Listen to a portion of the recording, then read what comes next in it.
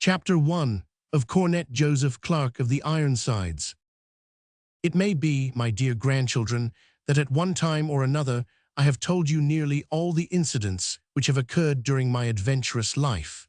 To your father and to your mother, at least, I know that none of them are unfamiliar. Yet when I consider that time wears on, and that a grey head is apt to contain a failing memory, I am prompted to use these long winter evenings in putting it all before you from the beginning, that you may have it as one clear story in your minds, and pass it on as such to those who come after you. For now that the House of Brunswick is firmly established upon the throne, and that peace prevails in the land, it will become less easy for you every year to understand how men felt when Englishmen were in arms against Englishmen, and when he who should have been the shield and the protector of his subjects had no thought but to force upon them what they most abhorred and detested. My story is one which you may well treasure up in your memories and tell again to others, for it is not likely that in this whole county of Hampshire, or even perhaps in all England, there is another left alive who is so well able to speak from his own knowledge of these events, or who has played a more forward part in them. All that I know I shall endeavor soberly and in due order to put before you. I shall try to make these dead men quicken into life for your behoof, and to call back out of the mists of the past those scenes which were brisk enough in the acting, though they read so dully and so heavily in the pages of the worthy men who have set themselves to record them. Perchance my words, too, might, in the ears of strangers, seem to be but an old man's gossip. To you, however, who know that these eyes which are looking at you looked also at the things which I describe, and that this hand has struck in for a good cause, it will, I know, be different. Bear in mind as you listen that it was your quarrel as well as our own in which we fought, and that if now you grow up to be free men in a free land, privileged to think or to pray as your consciences shall direct, you may thank God that you are reaping the harvest which your fathers sowed in blood and suffering when the Stuarts were on the throne. I was born then in the year 1664 at Havant, which is a flourishing village a few miles from Portsmouth off the main London road, and there it was that I spent the greater part of my youth. It is now as it was then, a pleasant, healthy spot, with 100 or more brick cottages scattered along in a single irregular street, each with its little garden in front, and maybe a fruit tree or two at the back. In the middle of the village stood the old church with the square tower, and the great sundial like a wrinkle upon its grey, weather-blotched face. On the outskirts the Presbyterians had their chapel, but when the Act of Uniformity was passed, their good minister, Master Breckenridge, whose discourses had often crowded his rude benches while the comfortable pews of the church were empty, was cast into jail, and his flock dispersed. As to the Independents, of whom my father was one, they also were under the ban of the law, but they attended conventicle at Emsworth, whither we would trudge, rain or shine, on every Sabbath morning. These meetings were broken up more than once, but the congregation was composed of such harmless folk, so well beloved and respected by their neighbors, that the peace officers came after a time to ignore them and to let them worship in their own fashion. There were papists, too, amongst us, who were compelled to go as far as Portsmouth for their mass. Thus, you see, small as was our village, we were a fair miniature of the whole country, for we had our sects and our factions, which were all the more bitter for being confined in so narrow a compass.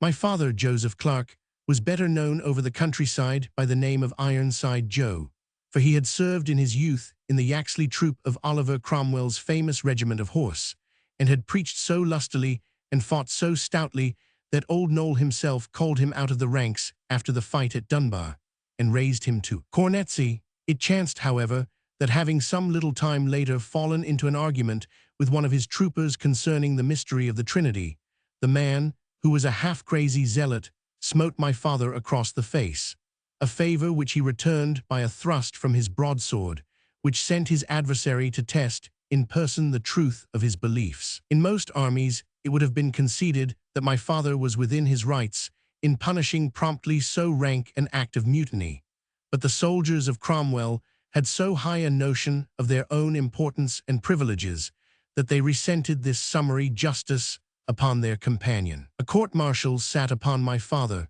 and it is likely that he would have been offered up as a sacrifice to appease the angry soldiery, had not the Lord Protector interfered, and limited the punishment to dismissal from the army. Cornet Clarke was accordingly stripped of his buff coat and steel cap and wandered down to Havant, where he settled into business as a leather merchant and tanner, thereby depriving Parliament of as trusty a soldier as ever drew blade in its service.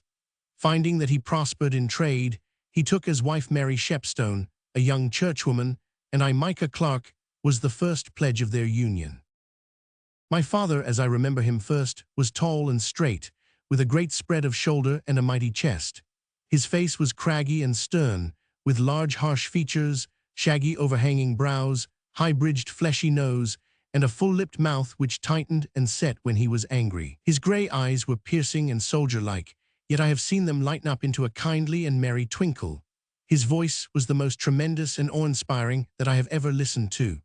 I can well believe what I have heard, that when he chanted the 100th psalm as he rode down among the blue bonnets at Dunbar, the sound of him rose above the blare of trumpets and the crash of guns, like the deep roll of a breaking wave. Yet though he possessed every quality which was needed to raise him to distinction as an officer, he had thrown off his military habits when he returned to civil life. As he prospered and grew rich, he might well have worn a sword, but instead, he would ever bear a small copy of the Scriptures bound to his girdle, where other men hung their weapons. He was sober and measured in his speech, and it was seldom, even in the bosom of his own family, that he would speak of the scenes which he had taken part in, or of the great men, Fleetwood and Harrison, Blake and Ireton, Disparrow and Lambert, some of whom had been simple troopers like himself when the troubles broke out. He was frugal in his eating, backward in drinking, and allowed himself no pleasures save 3 pipes a day of Orinoco tobacco, which he kept ever in a brown jar by the great wooden chair on the left-hand side of the mantel-shelf. Yet for all his self-restraint, the old leaven would at times begin to work in him and bring on fits of what his enemies would call fanaticism and his friends piety, though it must be confessed that this piety was prone to take a fierce and fiery shape. As I look back, 1 or 2 instances of that stand out so hard and clear in my recollection that they might be scenes which I had seen of late in the playhouse, instead of memories of my childhood more than 60 years ago, when the second Charles was on the throne. The first of these occurred when I was so young that I can remember neither what went before nor what immediately after it. It stuck in my infant mind when other things slipped through it. We were all in the house one sultry summer evening, when there came a rattle of kettle drums and a clatter of hoofs, which brought my mother and my father to the door, she with me in her arms that I might have the better view. It was a regiment of horse on their way from Chichester to Portsmouth, with colours flying and band playing, making the bravest show that ever my youthful eyes had rested upon. With what wonder and admiration did I gaze at the sleek prancing steeds, the steel morions, the plumed hats of the officers, the scarfs and bandoliers. Never, I thought, had such a gallant company assembled, and I clapped my hands and cried out in my delight. My father smiled gravely and took me from my mother's arms. "Nay, lad," he said, "thou art a soldier's son, and should have more judgment than to commend such a rabble as this. Canst thou not, child as thou art, see that their arms are ill-found, their stirrup-irons rusted, and their ranks without order or cohesion? Neither have they thrown out a troop in advance, as should even in times of peace be done, and their rear is straggling from here to Bedhampton. Yea," he continued, suddenly shaking his long arm at the troopers, and calling out to them, "Ye are corn ripe for the sickle and waiting only for the reapers." Several of them reined up at this sudden outflame. "Hit the crop-eared rascal over the pate, Jack," cried one to another, wheeling his horse round, but there was that in my father's face which caused him to fall back into the ranks again with his purpose unfulfilled. The regiment jingled on down the road, and my mother laid her thin hands upon my father's arm, and lulled with her pretty coaxing ways the sleeping devil which had stirred within him. On another occasion which I can remember, about my 7th or 8th year, his wrath burst out with more dangerous effect. I was playing about him as he worked in the tanning yard one spring afternoon, when in through the open doorway strutted 2 stately gentlemen, with gold facings to their coats and smart cockades at the side of their 3-cornered hats. They were, as I afterwards understood, officers of the fleet who were passing through Havant, and seeing us at work in the yard, designed to ask us some question as to their route. The younger of the pair accosted my father and began his speech by a great clatter of words, which were all High Dutch to me, though I now see that they were a string of such oaths as are common in the mouth of a sailor, though why the very men who are in most danger of appearing before the Almighty should go out of their way to insult him, hath ever been a mystery to me. My father, in a rough, stern voice, bade him speak with more reverence of sacred things, on which the pair of them gave tongue together, swearing tenfold worse than before, and calling my father a canting rogue and a smug-faced presbytery jack. What more they might have said I know not, for my father picked up the great roller wherewith he smoothed the leather, and dashing at them, he brought it down on the side of one of their heads with such a swashing blow, that had it not been for his stiff hat, the man would never have uttered oath again. As it was, he dropped like a log upon the stones of the yard, while his companion whipped out his rapier and made a vicious thrust.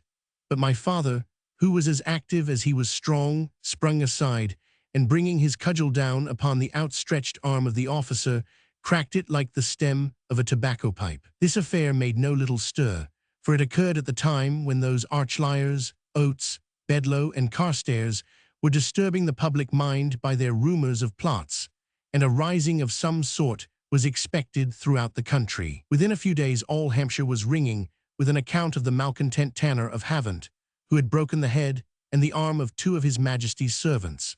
An inquiry showed, however, that there was no treasonable meaning in the matter, and the officers having confessed that the first words came from them, the justices contented themselves with imposing a fine upon my father and binding him over to keep the peace for a period of 6 months. I tell you these incidents that you may have an idea of the fierce and earnest religion which filled not only your own ancestor, but most of those men who were trained in the parliamentary armies. In many ways they were more like those fanatic Saracens who believe in conversion by the sword than the followers of a Christian creed. Yet they have this great merit, that their own lives were for the most part clean and commendable, for they rigidly adhered themselves to those laws which they would gladly have forced at the sword's point upon others. It is true that among so many there were some whose piety was a shell for their ambition, and others who practiced in secret what they denounced in public, but no cause, however good, is free from such hypocritical parasites. That the greater part of the saints, as they termed themselves, were men of sober and God-fearing lives may be shown by the fact that, after the disbanding of the army of the Commonwealth, the old soldiers flocked into trade throughout the country and made their mark wherever they went by their industry and worth. There is many a wealthy business house now in England which can trace its rise to the thrift and honesty of some simple pikeman of Ireton or Cromwell. But that I may help you to understand the character of your great-grandfather, I shall give an incident which shows how fervent and real were the emotions which prompted the violent moods which I have described. I was about 12 at the time. My brothers Hosea and Ephraim were respectively 9 and 7, while little Ruth could scarce have been more than 4. It chanced that a few days before a wandering preacher of the Independents had put up at our house, and his religious ministrations had left my father moody and excitable. One night I had gone to bed as usual, and was sound asleep with my 2 brothers beside me, when we were roused and ordered to come downstairs. Huddling on our clothes, we followed him into the kitchen, where my mother was sitting pale and scared with Ruth upon her knee. "Gather round me, my children," he said in a deep reverent voice, "that we may all appear before the throne together. The kingdom of the Lord is at hand, be ye ready to receive him. This very night, my loved ones, ye shall see him in his splendor, with the angels and the archangels in their might and their glory. At the 3rd hour shall he come, that very 3rd hour which is now drawing upon us." "Dear Joe," said my mother, in soothing tones, "thou art scaring thyself and the children to no avail. If the Son of Man be indeed coming, what matters it whether we be abed or afoot?" "Peace, woman," he answered sternly. "Has he not said that he will come like a thief in the night, and that it is for us to await him? Join with me, then, in prayerful outpourings that we may be found as those in bridal array. Let us offer up thanks that he has graciously vouchsafed to warn us through the words of his servant. O great Lord, look down upon this small flock, and lead it to the sheepfold. Mix not the little wheat with the great world of chaff. O merciful Father, look graciously upon my wife, and forgive her the sin of Erastianism, she being but a woman, and little fitted to cast off the bonds of Antichrist, wherein she was born. And these two, my little ones, Micah and Hosea, Ephraim and Ruth, all named after thy faithful servants of old, O let them stand upon thy right hand this night. Thus he prayed on in a wild rush of burning, pleading words, writhing prostrate upon the floor in the vehemence of his supplication, while we poor trembling mites huddled round our mother's skirts and gazed with terror at the contorted figure seen by the dim light of the simple oil lamp. On a sudden, the clang of the new church clock told that the hour had come. My father sprang from the floor, and rushing to the casement, stared up with wild, expectant eyes at the starry heavens. Whether he conjured up some vision in his excited brain, or whether the rush of feeling on finding that his expectations were in vain was too much for him, it is certain that he threw his long arms upwards, uttered a hoarse scream, and tumbled backwards with foaming lips and twitching limbs upon the ground. For an hour or more my poor mother and I did what we could to soothe him, while the children whimpered in a corner, until at last he staggered slowly to his feet, and in brief broken words ordered us to our rooms. From that time I have never heard him allude to the matter, nor did he ever give us any reason why he should so confidently have expected the second coming upon that particular night. I have learned since, however, that the preacher who visited us was what was called in those days a Fifth Monarchy man, and that this particular sect was very liable to these premonitions. I have no doubt that something which he had said had put the thought into my father's head, and that the fiery nature of the man had done the rest. So much for your great-grandfather, Ironside Joe. I have preferred to put these passages before you, for on the principle that actions speak louder than words, I find that in describing a man's character, it is better to give examples of his ways than to speak in broad and general terms. Had I said that he was fierce in his religion and subject to strange fits of piety, the words might have made little impression upon you. But when I tell you of his attack upon the officers in the tanning yard, and his summoning us down in the dead of the night to await the second coming, you can judge for yourselves the lengths to which his belief would carry him. For the rest, he was an excellent man of business, fair and even generous in his dealings, respected by all and loved by few, for his nature was too self-contained to admit of much affection. To us, he was a stern and rigid father, punishing us heavily for whatever he regarded as amiss in our conduct. He bade a store of such proverbs as, "Give a child its will and a whelp its fill, and neither will strive," or "Children are certain cares and uncertain comforts," wherewith he would temper my mother's more kindly impulses. He could not bear that we should play trick-track upon the green, or dance with the other children upon the Saturday night. As to my mother, dear soul, it was her calm, peaceful influence which kept my father within bounds and softened his austere rule.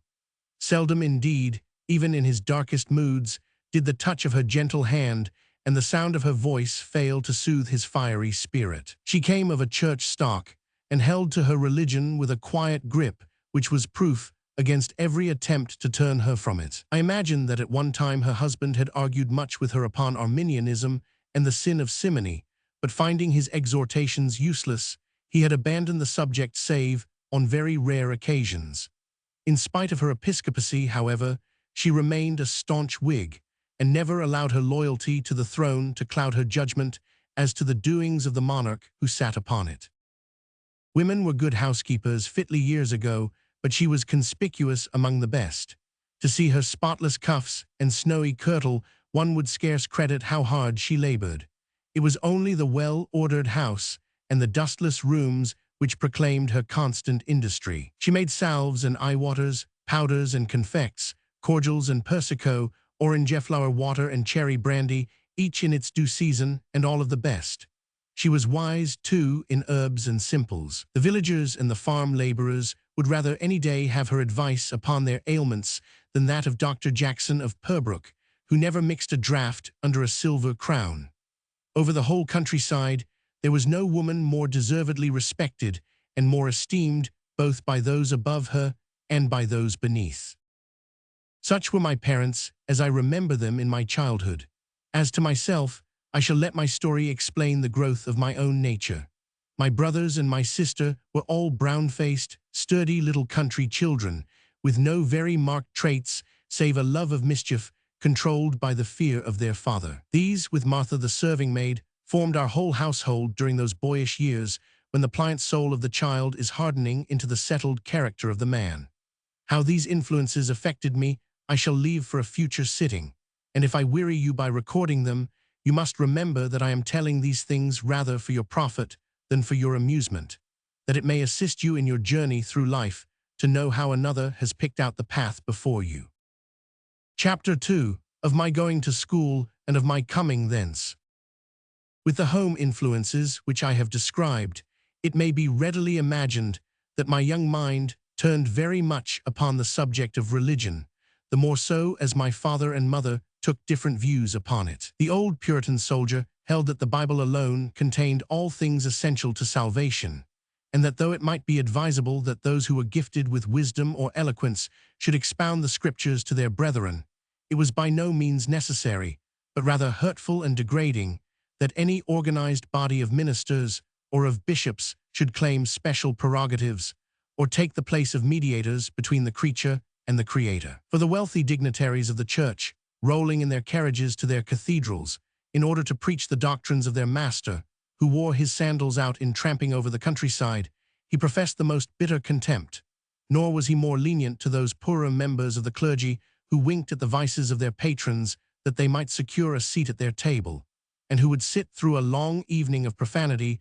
rather than bid goodbye to the cheesecakes and the wine flask. That such men represented religious truth was abhorrent to his mind, nor would he even give his adhesion to that form of church government dear to the Presbyterians, where a general council of the ministers directed the affairs of their church. Every man was, in his opinion, equal in the eyes of the Almighty, and none had a right to claim any precedence over his neighbor in matters of religion. The book was written for all, and all were equally able to read it, provided that their minds were enlightened by the Holy Spirit. My mother, on the other hand, held that the very essence of a church was that it should have a hierarchy and a graduated government within itself, with the king at the apex, the archbishops beneath him, the bishops under their control, and so down through the ministry to the common folk. Such was, in her opinion, the church as established in the beginning, and no religion without these characteristics could lay any claim to being the true one. Ritual was to her of as great importance as morality, and if every tradesman and farmer were allowed to invent prayers and change the service as the fancy seized him, it would be impossible to preserve the purity of the Christian creed. She agreed that religion was based upon the Bible, but the Bible was a book which contained much that was obscure, and unless that obscurity were cleared away by a duly elected and consecrated servant of God, a lineal descendant of the disciples, all human wisdom might not serve to interpret it aright. That was my mother's position, and neither argument nor entreaty could move her from it. The only question of belief, on which my two parents were equally ardent, was their mutual dislike and distrust of the Roman Catholic forms of worship, and in this the churchwoman was every whit as decided as the fanatical independent. It may seem strange to you in these days of tolerance that the adherents of this venerable creed should have met with such universal ill will from successive generations of Englishmen. We recognize now that there are no more useful or loyal citizens in the state than our Catholic brethren, and Mr. Alexander Pope, or any other leading papist, is no more looked down upon for his religion than was Mr. William Penn for his Quakerism in the reign of King James. We can scarce credit how noblemen like Lord Stafford, ecclesiastics like Archbishop Plunkett, and commoners like Langhorne and Pickering were dragged to death on the testimony of the vilest of the vile, without a voice being raised in their behalf, or how it could be considered patriotic act on the part of an English Protestant to carry a flail loaded with lead beneath his cloak as a menace against his harmless neighbors who differed from him on points of doctrine. It was a long madness which has now happily passed off, or at least shows itself in a milder and rarer form. Foolish as it appears to us, there were some solid reasons to account for it. You have read doubtless how, a century before I was born, the great kingdom of Spain waxed and prospered. Her ships covered every sea. Her troops were victorious wherever they appeared. In letters, in learning, in all the arts of war and peace, they were the foremost nation in Europe. You have heard also of the ill blood which existed between this great nation and ourselves, how our adventurers harried their possessions across the Atlantic, while they retorted by burning such of our seamen as they could catch by their devilish inquisition, and by threatening our coasts, both from Cadiz and from their provinces in the Netherlands. At last so hot became the quarrel that the other nations stood off, as I have seen the folk clear a space for the sword players at Hockley in the Hole, so that the Spanish giant and tough little England were left face to fight the matter out.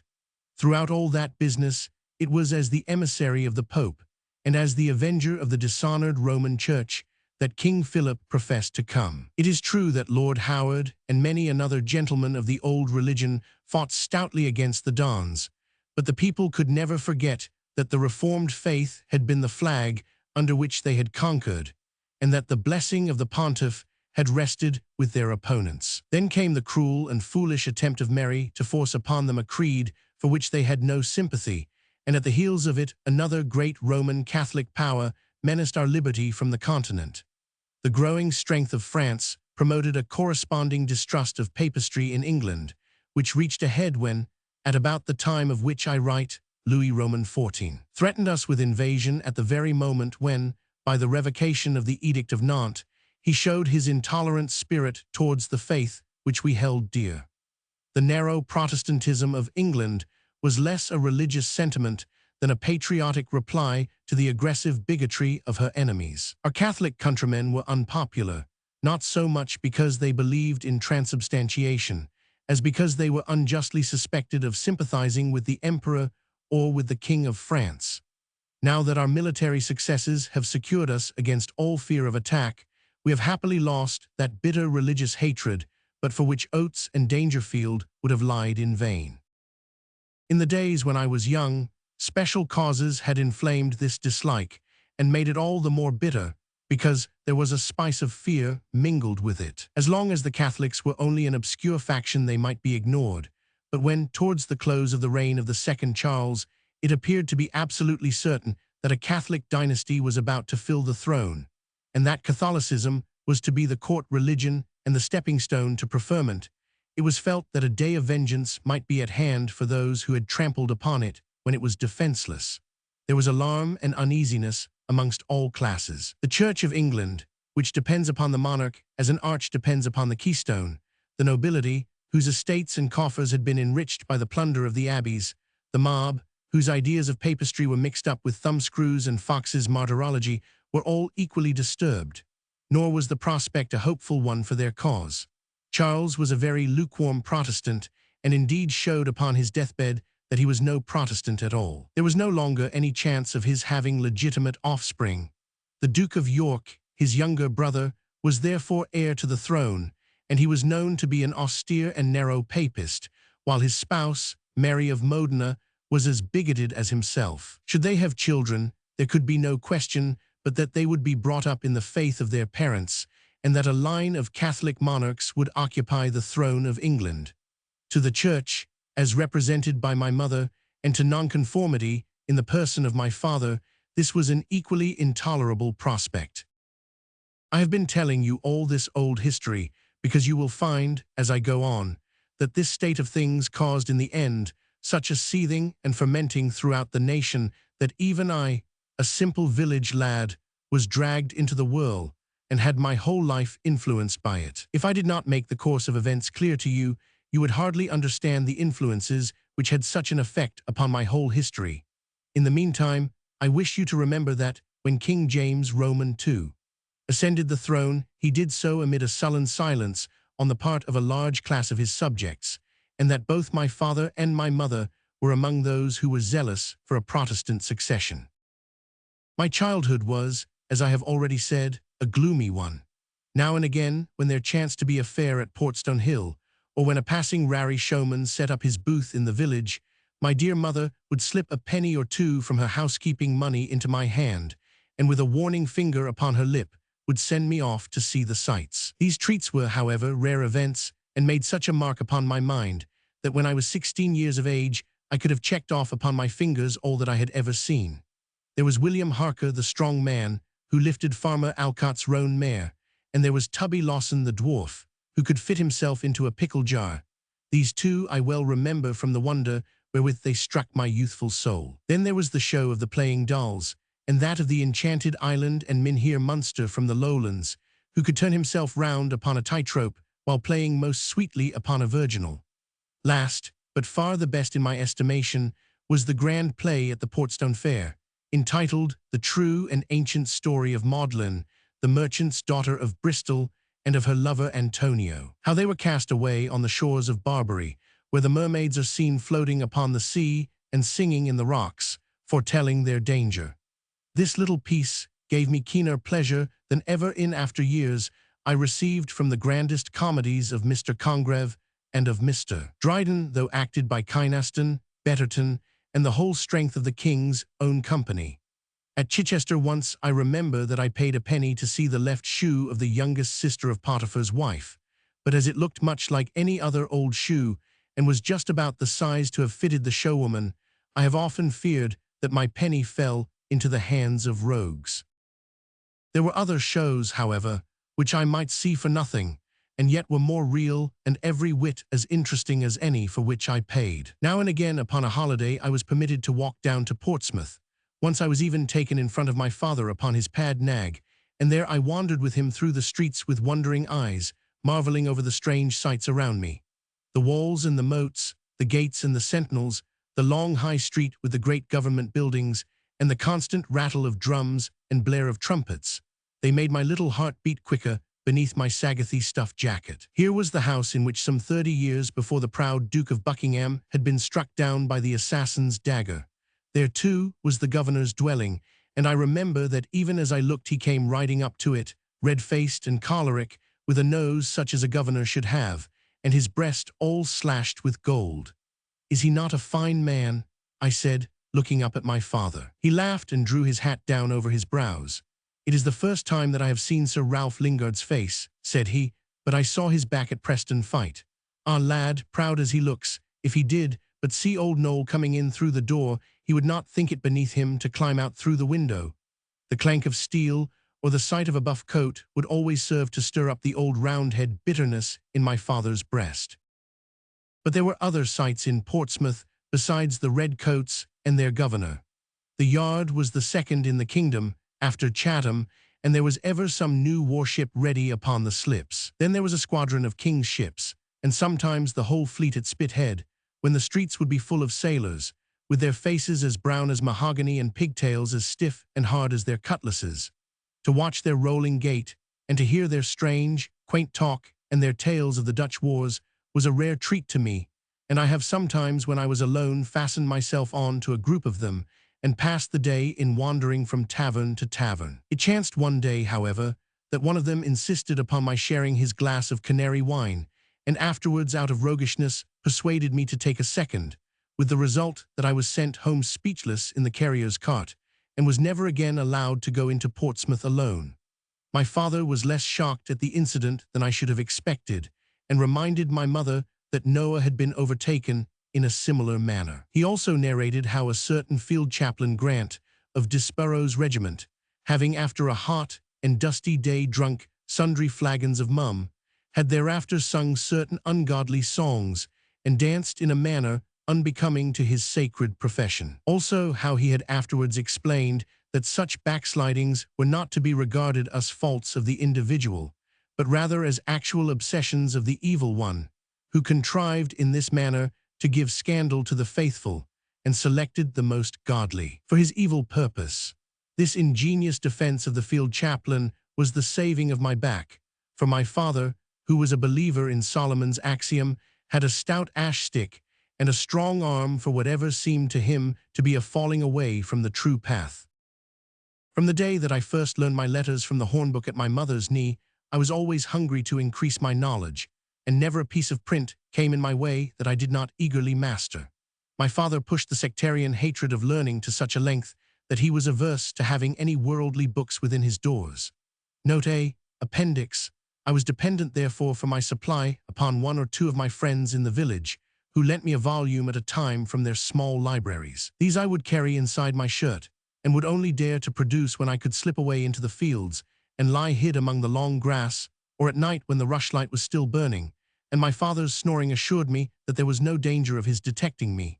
In this way I worked up from Don Bellioni's of Greece and the Seven Champions, through Tarleton's Jests and other such books, until I could take pleasure in the poetry of Waller and of Herrick, or in the plays of Massinger and Shakespeare. How sweet were the hours when I could lay aside all thought of free will and of predestination, to lie with my heels in the air among the scented clover, and listen to old Chaucer telling the sweet story of Grisel the patient, or to weep for the chaste Desdemona, and mourn over the untimely end of her gallant spouse. There were times as I rose up with my mind full of the noble poetry, and glanced over the fair slope of the countryside, with the gleaming sea beyond it, and the purple outline of the Isle of Wight upon the horizon, when it would be borne in upon me that the being who created all this, and who gave man the power of pouring out these beautiful thoughts, was not the possession of one sect or another, or of this nation or that, but was the kindly Father of every one of the little children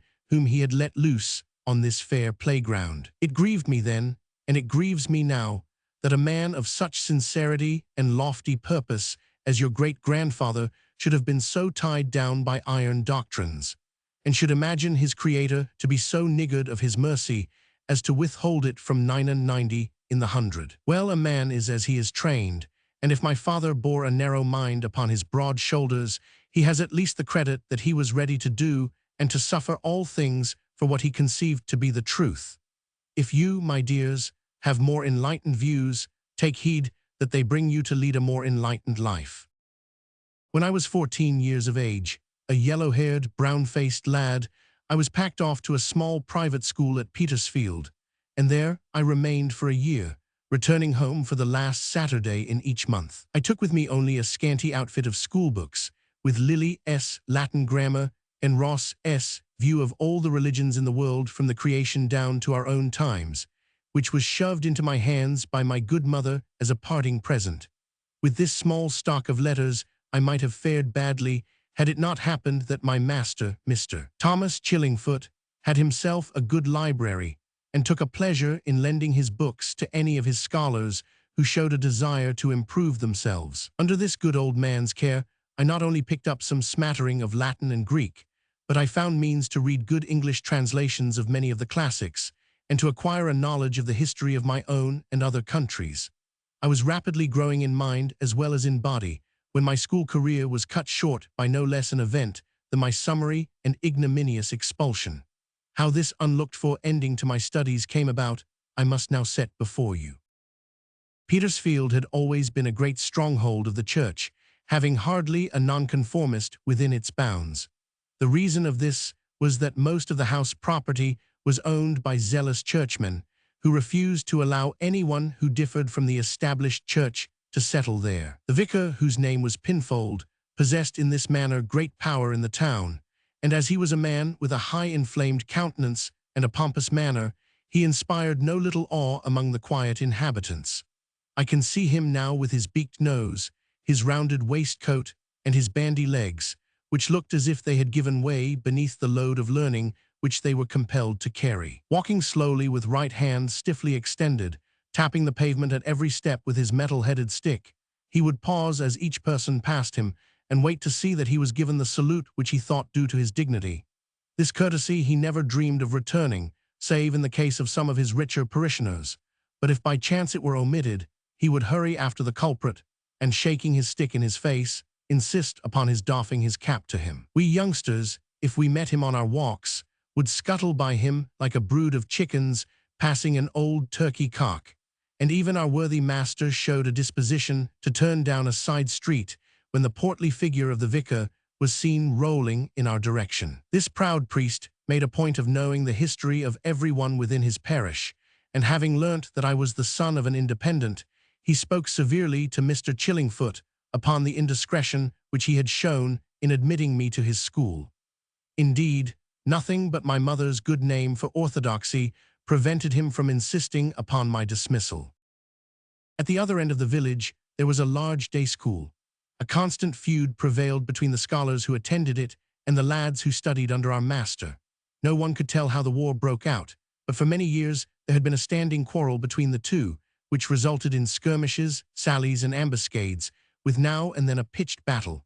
No great harm was done in these encounters, for the weapons were usually snowballs in winter and pine cones or clods of earth in the summer. Even when the contest got closer and we came to fisticuffs, a few bruises and a little blood was the worst that could come of it. Our opponents were more numerous than we, but we had the advantage of being always together and of having a secure asylum upon which to retreat, while they, living in scattered houses all over the parish, had no common rallying point.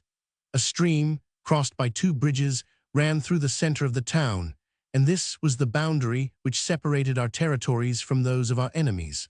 The boy who crossed the bridge found himself in hostile country.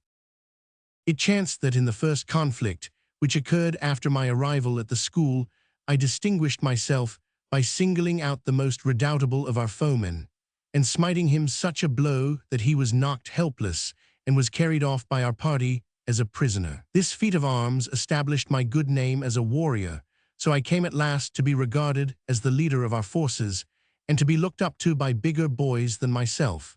This promotion tickled my fancy so much that I set to work to prove that I deserved it by devising fresh and ingenious schemes for the defeat of our enemies. One winter's evening news reached us that our rivals were about to make a raid upon us under cover of night, and that they proposed coming by the little-used plank bridge so as to escape our notice. This bridge lay almost out of the town and consisted of a single broad piece of wood without a rail, erected for the good of the town clerk, who lived just opposite to it. We proposed to hide ourselves amongst the bushes on our side of the stream and make an unexpected attack upon the invaders as they crossed. As we started, however, I bethought me of an ingenious stratagem which I had read of as being practiced in the German wars, and having expounded it to the great delight of my companions, we took Mr. Chillingfoot's saw and set off for the seat of action. On reaching the bridge all was quiet and still. It was quite dark and very cold, for Christmas was approaching. There were no signs of our opponents. We exchanged a few whispers as to who should do the daring deed, but as the others shrank from it, and as I was too proud to propose what I dare not execute, I gripped the saw, and sitting astraddle upon the plank set to work upon the very center of it. My purpose was to weaken it in such a way that, though it would bear the weight of one, it would collapse when the main body of our foemen were upon it, and so precipitate them into the ice-cold stream. The water was but a couple of feet deep at the place, so that there was nothing for them but a fright and a ducking. So cool a reception ought to deter them from ever invading us again and confirm my reputation as a daring leader. Reuben Lockarby, my lieutenant, son of old John Lockarby of the Wheatsheaf, marshaled our forces behind the hedgerow, whilst I sawed vigorously at the plank until I had nearly severed it across. I had no compunction about the destruction of the bridge, for I knew enough of carpentry to see that a skillful joiner could in an hour's work make it stronger than ever by putting a prop beneath the point where I had divided it. When at last I felt by the yielding of the plank that I had done enough, and that the least strain would snap it, I crawled quietly off, and taking up my position with my schoolfellows, awaited the coming of the enemy. I had scarce concealed myself when we heard the steps of someone approaching down the footpath which led to the bridge. We crouched behind the cover, convinced that the sound must come from some scout whom our foeman had sent on in front, a big boy evidently, for his step was heavy and slow, with a clinking noise mingling with it, of which we could make nothing. Nearer came the sound and nearer, until a shadowy figure loomed out of the darkness upon the other side, and after pausing and peering for a moment, came straight for the bridge. It was only as he was setting foot upon the plank and beginning gingerly to pick his way across it, that we discerned the outlines of the familiar form, and realized the dreadful truth that the stranger whom we had taken for the advance guard of our enemy was in truth none other than Vicar Pinfold, and that it was the rhythmic pat of his stick which we heard mingling with his footfalls.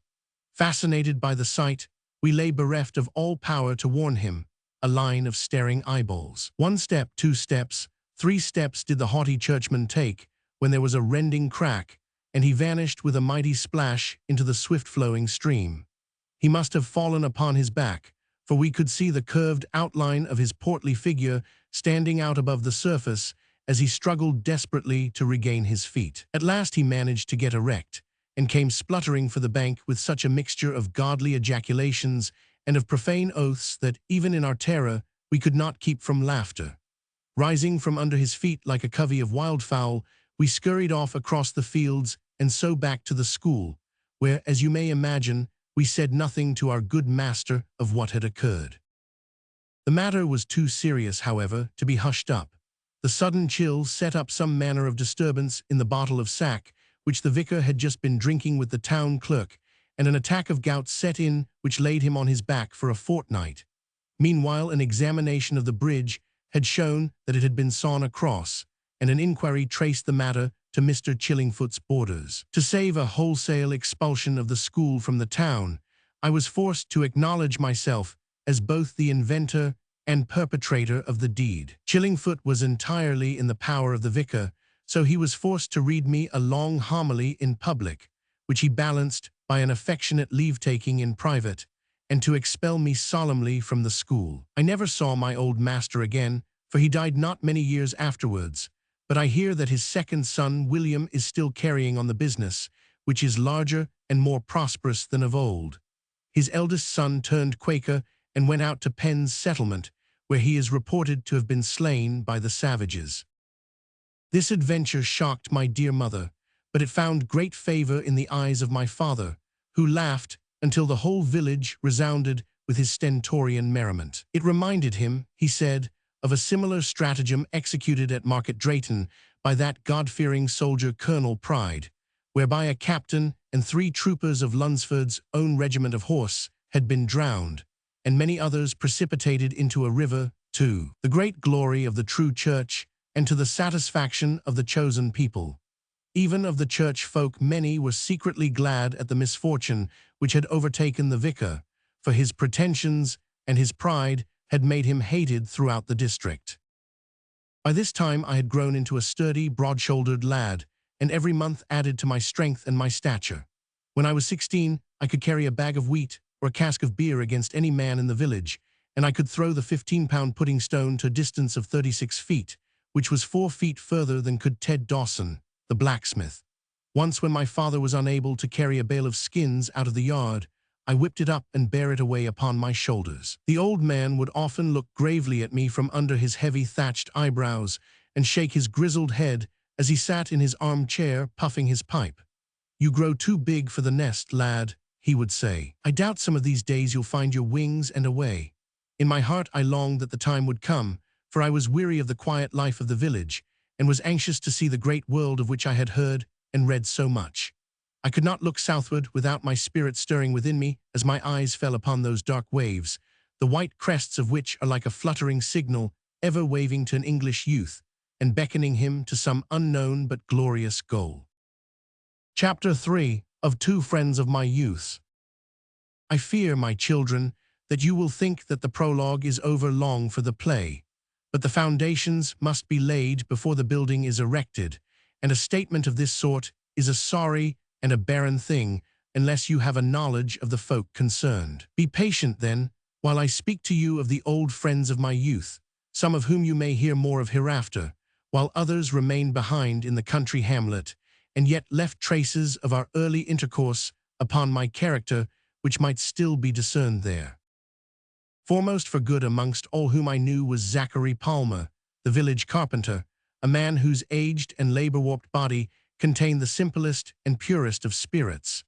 Yet his simplicity was by no means the result of ignorance, for from the teachings of Plato to those of Hobbes, there were few systems ever thought out by man which he had not studied and weighed. Books were far dearer in my boyhood than they are now, and carpenters were less well paid, but old Palmer had neither wife nor child, and spent little on food or raiment. Thus it came about that on the shelf over his bed he had a more choice collection of books, few as they were in number, than the squire or the parson, and these books he had read until he not only understood them himself, but could impart them to others. This white-bearded and venerable village philosopher would sit by his cabin door upon a summer evening, and was never so pleased as when some of the young fellows would slip away from their bowls and their quoit playing in order to lie in the grass at his feet, and ask him questions about the great men of old, their words and their deeds. But of all the youths I and Reuben Lockarby, the innkeeper's son, were his 2 favorites, for we would come the earliest and stop the latest to hear the old man talk. No father could have loved his children better than he did us, and he would spare no pains to get at our callow thoughts, and to throw light upon whatever perplexed or troubled us. Like all growing things, we had run our heads against the problem of the universe. We had peeped and pried with our boyish eyes into those profound depths in which the keenest-sighted of the human race had seen no bottom. Yet when we looked around us in our own village world and saw the bitterness and rancor which pervaded every sect, we could not but think that a tree which bore such fruit must have something amiss with it. This was one of the thoughts unspoken to our parents which we carried to good old Zachary, and on which he had much to say which cheered and comforted us. "These janglings and wranglings," said he, "are but on the surface, and spring from the infinite variety of the human mind, which will ever adapt a creed to suit its own turn of thought. It is the solid core that underlies every Christian creed which is of importance. Could you but live among the Romans or the Greeks, in the days before this new doctrine was preached, you would then know the change that it has wrought in the world. How this or that text should be construed is a matter of no moment, however warm men may get over it. What is of the very greatest moment is that every man should have a good and solid reason for living a simple, cleanly life. This the Christian creed has given us. I would not have you be virtuous out of fear," he said upon another occasion. "The experience of a long life has taught me, however, that sin is always punished in this world, whatever may come in the next. There is always some penalty in health, in comfort, or in peace of mind to be paid for every wrong. It is with nations as it is with individuals. A book of history is a book of sermons. See how the luxurious Babylonians were destroyed by the frugal Persians, and how these same Persians, when they learned the vices of prosperity, were put to the sword by the Greeks. Read on and mark how the sensual Greeks were trodden down by the more robust and hardier Romans, and finally how the Romans, having lost their manly virtues, were subdued by the nations of the north. Vice and destruction came ever hand in hand. Thus did Providence use each in turn as a scourge wherewith to chastise the follies of the other. These things do not come by chance. They are part of a great system which is at work in your own lives. The longer you live, the more you will see that sin and sadness are never far apart, and that no true prosperity can exist away from virtue." A very different teacher was the sea-dog Solomon Sprent, who lived in the second-last cottage on the left-hand side of the main street of the village. He was one of the old tarpaulin breed, who had fought under the Red Cross ensign against Frenchmen, Don, Dutchmen, and Moor, until a round shot carried off his foot and put an end to his battles forever. In person he was thin and hard and brown, as lithe and active as a cat, with a short body and very long arms, each ending in a great hand which was ever half closed as though shutting on a rope. From head to foot he was covered with the most marvelous tattooings, done in blue, red, and green, beginning with the creation upon his neck and winding up with the ascension upon his left ankle. Never have I seen such a walking work of art. He was wont to say that had he been owned, and his body cast up upon some savage land, the natives might have learned the whole of the blessed gospel from a contemplation of his carcass. Yet with sorrow, I must say that the seaman's religion appeared to have all worked into his skin, so that very little was left for inner use. It had broken out upon the surface, like the spotted fever, but his system was clear of it elsewhere. He could swear in 11 languages and 23 dialects, nor did he ever let his great powers rust for want of practice. He would swear when he was happy or when he was sad, when he was angry or when he was loving, but this swearing was so mere a trick of speech, without malice or bitterness, that even my father could hardly deal harshly with the sinner. As time passed, however, the old man grew more sober and more thoughtful, until in his latter days he went back to the simple beliefs of his childhood and learned to fight the devil with the same steady courage with which he had faced the enemies of his country. Old Solomon was a never-failing source of amusement and of interest to my friend Lockerbie and myself. On gala days he would have us in to dine with him, when he would regale us with lobscouse and salmagundy, or perhaps with an outland dish, a pillau or alla podrida, or fish broiled after the fashion of the Azores, for he had a famous trick of cooking, and could produce the delicacies of all nations. And all the time that we were with him he would tell us the most marvelous stories of Rupert, under whom he served, how he would shout from the poop to his squadron to wheel to the right, or to charge, or to halt, as the case might be, as if he were still with his regiment of horse. Of Blake, too, he had many stories to tell, but even the name of Blake was not so dear to our old sailor as was that of Sir Christopher Mings. Solomon had at one time been his coxswain, and could talk by the hour of those gallant deeds which had distinguished him from the day that he entered the navy as a cabin boy until he fell upon his own quarterdeck, a full admiral of the Red, and was borne by his weeping ship's company to his grave in Chatham churchyard. "If so be as there's a jasper sea up aloft," said the old seaman, "I'll wager that Sir Christopher will see that the English flag has proper respect paid to it upon it, and that we are not fooled by foreigners. I've served under him in this world, and I ask nothing better than to be his coxswain in the next, if so be as he should chance to have a vacancy for such." These remembrances would always end in the brewing of an extra bowl of punch and the drinking of a solemn bumper to the memory of the departed hero.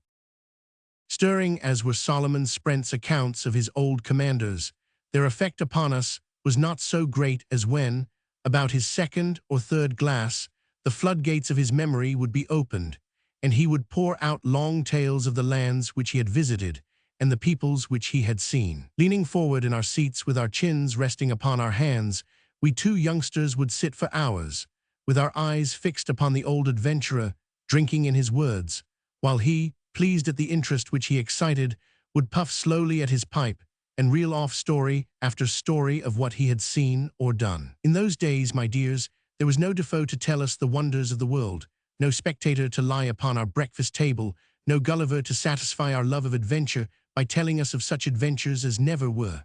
Not once in a month did a common newsletter fall into our hands. Personal hazards, therefore, were of more value then than they are now, and the talk of a man like old Solomon was a library in itself. To us it was all real. His husky tones and ill-chosen words were as the voice of an angel, and our eager minds filled in the details and supplied all that was wanting in his narratives. In one evening, we have engaged a Sally rover off the Pillars of Hercules. We have coasted down the shores of the African continent and seen the great breakers of the Spanish Main foaming upon the yellow sand. We have passed the black ivory merchants with their human cargoes. We have faced the terrible storms which blow ever around the Cape de Boa Esperanza. And finally, we have sailed away out over the great ocean beyond, amid the palm-clad coral islands, with the knowledge that the realms of Prester John lie somewhere behind the golden haze which shimmers upon the horizon. After such a flight as that we would feel as we came back to the Hampshire village and the dull realities of country life, like wild birds who had been snared by the fowler and clapped into narrow cages. Then it was that the words of my father, "You will find your wings some day and fly away," would come back to me and set up such a restlessness as all the wise words of Zachary Palmer could not allay. Chapter 4 of the Strange Fish That We Caught at Spithead. One evening in the month of May 1685, about the end of the first week of the month, my friend Reuben Lockarby and I borrowed Ned Marley's pleasure boat and went a-fishing out of Langston Bay. At that time, I was close on 21 years of age, while my companion was 1 year younger. A great intimacy had sprung up between us, founded on mutual esteem, for he being a little undergrown man was proud of my strength and stature, while my melancholy and somewhat heavy spirit took a pleasure in the energy and joviality which never deserted him, and in the wit which gleamed as bright and as innocent as summer lightning through all that he said. In person he was short and broad, round-faced, ruddy-cheeked, and in truth a little inclined to be fat, though he would never confess to more than a pleasing plumpness, which was held, he said, to be the acme of manly beauty amongst the ancients. The stern test of common danger and mutual hardship entitle me to say that no man could have desired a stauncher or more trusty comrade. As he was destined to be with me in the sequel, it was but fitting that he should have been at my side on that May evening, which was the starting point of our adventures. We pulled out beyond the Warner Sands to a place halfway between them and the Nab, where we usually found bass in plenty. There we cast the heavy stone which served us as an anchor overboard, and proceeded to set our lines. The sun, sinking slowly behind a fog bank, had slashed the whole western sky with scarlet streaks, against which the wooded slopes of the Isle of Wight stood out vaporous and purple. A fresh breeze was blowing from the southeast, flecking the long green waves with crests of foam and filling our eyes and lips with the smack of the salt spray. Over near St. Helens Point, a king's ship was making her way down the channel, while a single large brig was tacking about a quarter of a mile or less from where we lay.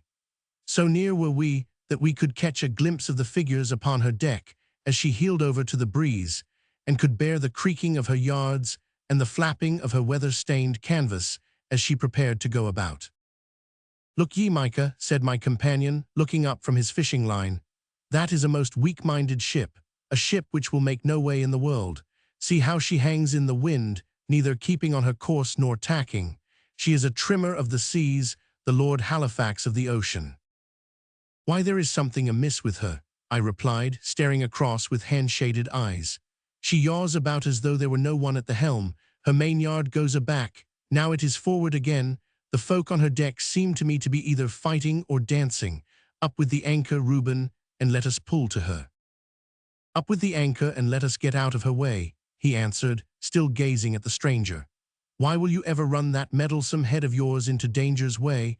She flies Dutch colours, but who can say whence she really comes? A pretty thing if we were snapped up by a buccaneer and sold in the plantations." "A buccaneer in the Solent," cried I derisively. "We shall be seeing the black flag in Emsworth Creek next. But hark, what is that?" The crack of a musket sounded from aboard the brig. Then came a moment's silence, and another musket shot rang out, followed by a chorus of shouts and cries. Simultaneously the yards swung round into position, the sails caught the breeze once more, and the vessel darted away on a course which would take her past Bembridge Point out to the English Channel. As she flew along, her helm was put hard down, a puff of smoke shot out from her quarter, and a cannon ball came hopping and splashing over the waves, passing within 100 yards of where we lay. With this farewell greeting, she came up into the wind again and continued her course to the southward. "Heart o' grace!" ejaculated Reuben in loose-lipped astonishment, "the murdering villains!" "I would to the Lord that King's ship would snap them up," cried I savagely, for the attack was so unprovoked that it stirred my bile. "What could the rogues have meant? They are surely drunk or mad." "Pull at the anchor, man, pull at the anchor," my companion shouted, springing up from the seat. "I understand it, pull at the anchor." "What then?" I asked, helping him to hold the great stone up, hand over hand, until it came dripping over the side. "They were not firing at us, lad. They were aiming at someone in the water between us and them. Pull, Micah, put your back into it. Some poor fellow may he drowning." "Why, I declare," said I, looking over my shoulder as I rowed, "there is his head upon the crest of a wave. Easy, or we shall be over him.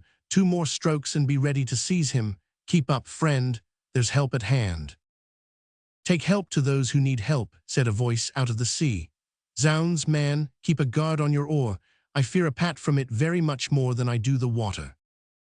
These words were delivered in so calm and self-possessed a tone that all concern for the swimmer was set at rest. Drawing in our oars, we faced round to have a look at him. The drift of the boat had brought us so close that he could have grasped the gunwale had he been so minded. "Sapperment," he cried in a peevish voice, "to think of my brother Nana's serving me such a trick. What would our blessed mother have said could she have seen it? My whole kit gone, to say nothing of my venture in the voyage. And now I have kicked off a pair of new jack boots that cost 16 Riksdollars at Vansittart S at Amsterdam. I can't swim in jack boots, nor can I walk without them." "Won't you come in out of the wet, sir?" asked Reuben, who could scarce keep serious at the stranger's appearance and address. A pair of long arms shot out of the water, and in a moment, with a lithe, snake-like motion, the man wound himself into the boat and coiled his great length upon the stern-sheets. Very lanky he was and very thin, with a craggy hard face, clean-shaven and sunburned, with 1,000 little wrinkles intersecting it in every direction. He had lost his hat, and his short, wiry hair, slightly flecked with grey, stood up in a bristle all over his head. It was hard to guess at his age, but he could scarce have been under his 50th year, though the ease with which he had boarded our boat proved that his strength and energy were unimpaired. Of all his characteristics, however, nothing attracted my attention so much as his eyes, which were almost covered by their drooping lids, and yet looked out through the thin slits, which remained with marvelous brightness and keenness. A passing glance might give the idea that he was languid and half asleep, but a closer one would reveal those glittering, shifting lines of light, and warn the prudent man not to trust too much to his first impressions. "I could swim to Portsmouth," he remarked, rummaging in the pockets of his sodden jacket. "I could swim well nigh anywhere. I once swam from Gran on the Danube to Buda, while 100,000 Janissaries danced with rage on the nether bank. I did, by the quays of St. Peter. Wessenberg's panders would tell you whether Decimus Saxon could swim. Take my advice, young men, and always carry your tobacco in a watertight metal box." As he spoke, he drew a flat box from his pocket and several wooden tubes, which he screwed together to form a long pipe. This he stuffed with tobacco, and having lit it by means of a flint and steel with a piece of touch paper from the inside of his box, he curled his legs under him in Eastern fashion and settled down to enjoy a smoke. There was something so peculiar about the whole incident, and so preposterous about the man's appearance and actions, that we both broke into a roar of laughter, which lasted until for very exhaustion we were compelled to stop. He neither joined in our merriment nor expressed offense at it, but continued to suck away at his long wooden tube with a perfectly stolid and impassive face, save that the half-covered eyes glinted rapidly backwards and forwards from one to the other of us. "You will excuse our laughter, sir," I said at last. "My friend and I are unused to such adventures and are merry at the happy ending of it. May we ask whom it is that we have picked up?" "Decimus Saxon is my name," the stranger answered. "I am the 10th child of a worthy father, as the Latin implies. There are but 9 betwixt me and an inheritance. Who knows? Smallpox might do it, or the plague." "We heard a shot aboard of the brig," said Reuben. "That was my brother Nana's shooting at me," the stranger observed, shaking his head sadly. "But there was a second shot." "Ah, that was me shooting at my brother Nana's." "Good lack," I cried. "I trust that thou hast done him no hurt." "But a flesh wound at the most," he answered. "I thought it best to come away, however, lest the affair grow into a quarrel. I am sure that it was he who trained the 9-pounder on me when I was in the water. It came near enough to part my hair. He was always a good shot with a falconet or a mortar piece. He could not have been hurt, however, to get down from the poop to the main deck in the time." There was a pause after this, while the stranger drew a long knife from his belt and cleaned out his pipe with it. Reuben and I took up our oars, and having pulled up our tangled fishing lines, which had been streaming behind the boat, we proceeded to pull in towards the land. "The question now is," said the stranger, "where we are to go to." "We are going down Langston Bay," I answered. "Oh, we are we?" he cried in a mocking voice. "You are sure of it, eh? You are certain we are not going to France? We have a mast and sail there, I see, and water in the beaker. All we want are a few fish, which I hear are plentiful in these waters, and we might make a push for Barfleur." "We are going down Langston Bay," I repeated coldly. "You see might is right upon the waters," he explained, with a smile which broke his whole face up into crinkles. "I am an old soldier, a tough fighting man, and you are 2 raw lads. I have a knife, and you are unarmed. 500, ye see the line of argument. The question now is, where are we to go?" I faced round upon him with the oar in my hand. "You boasted that you could swim to Portsmouth," said I, "and so you shall. Into the water with you, you sea viper, or I'll push you in as sure as my name is Micah Clarke."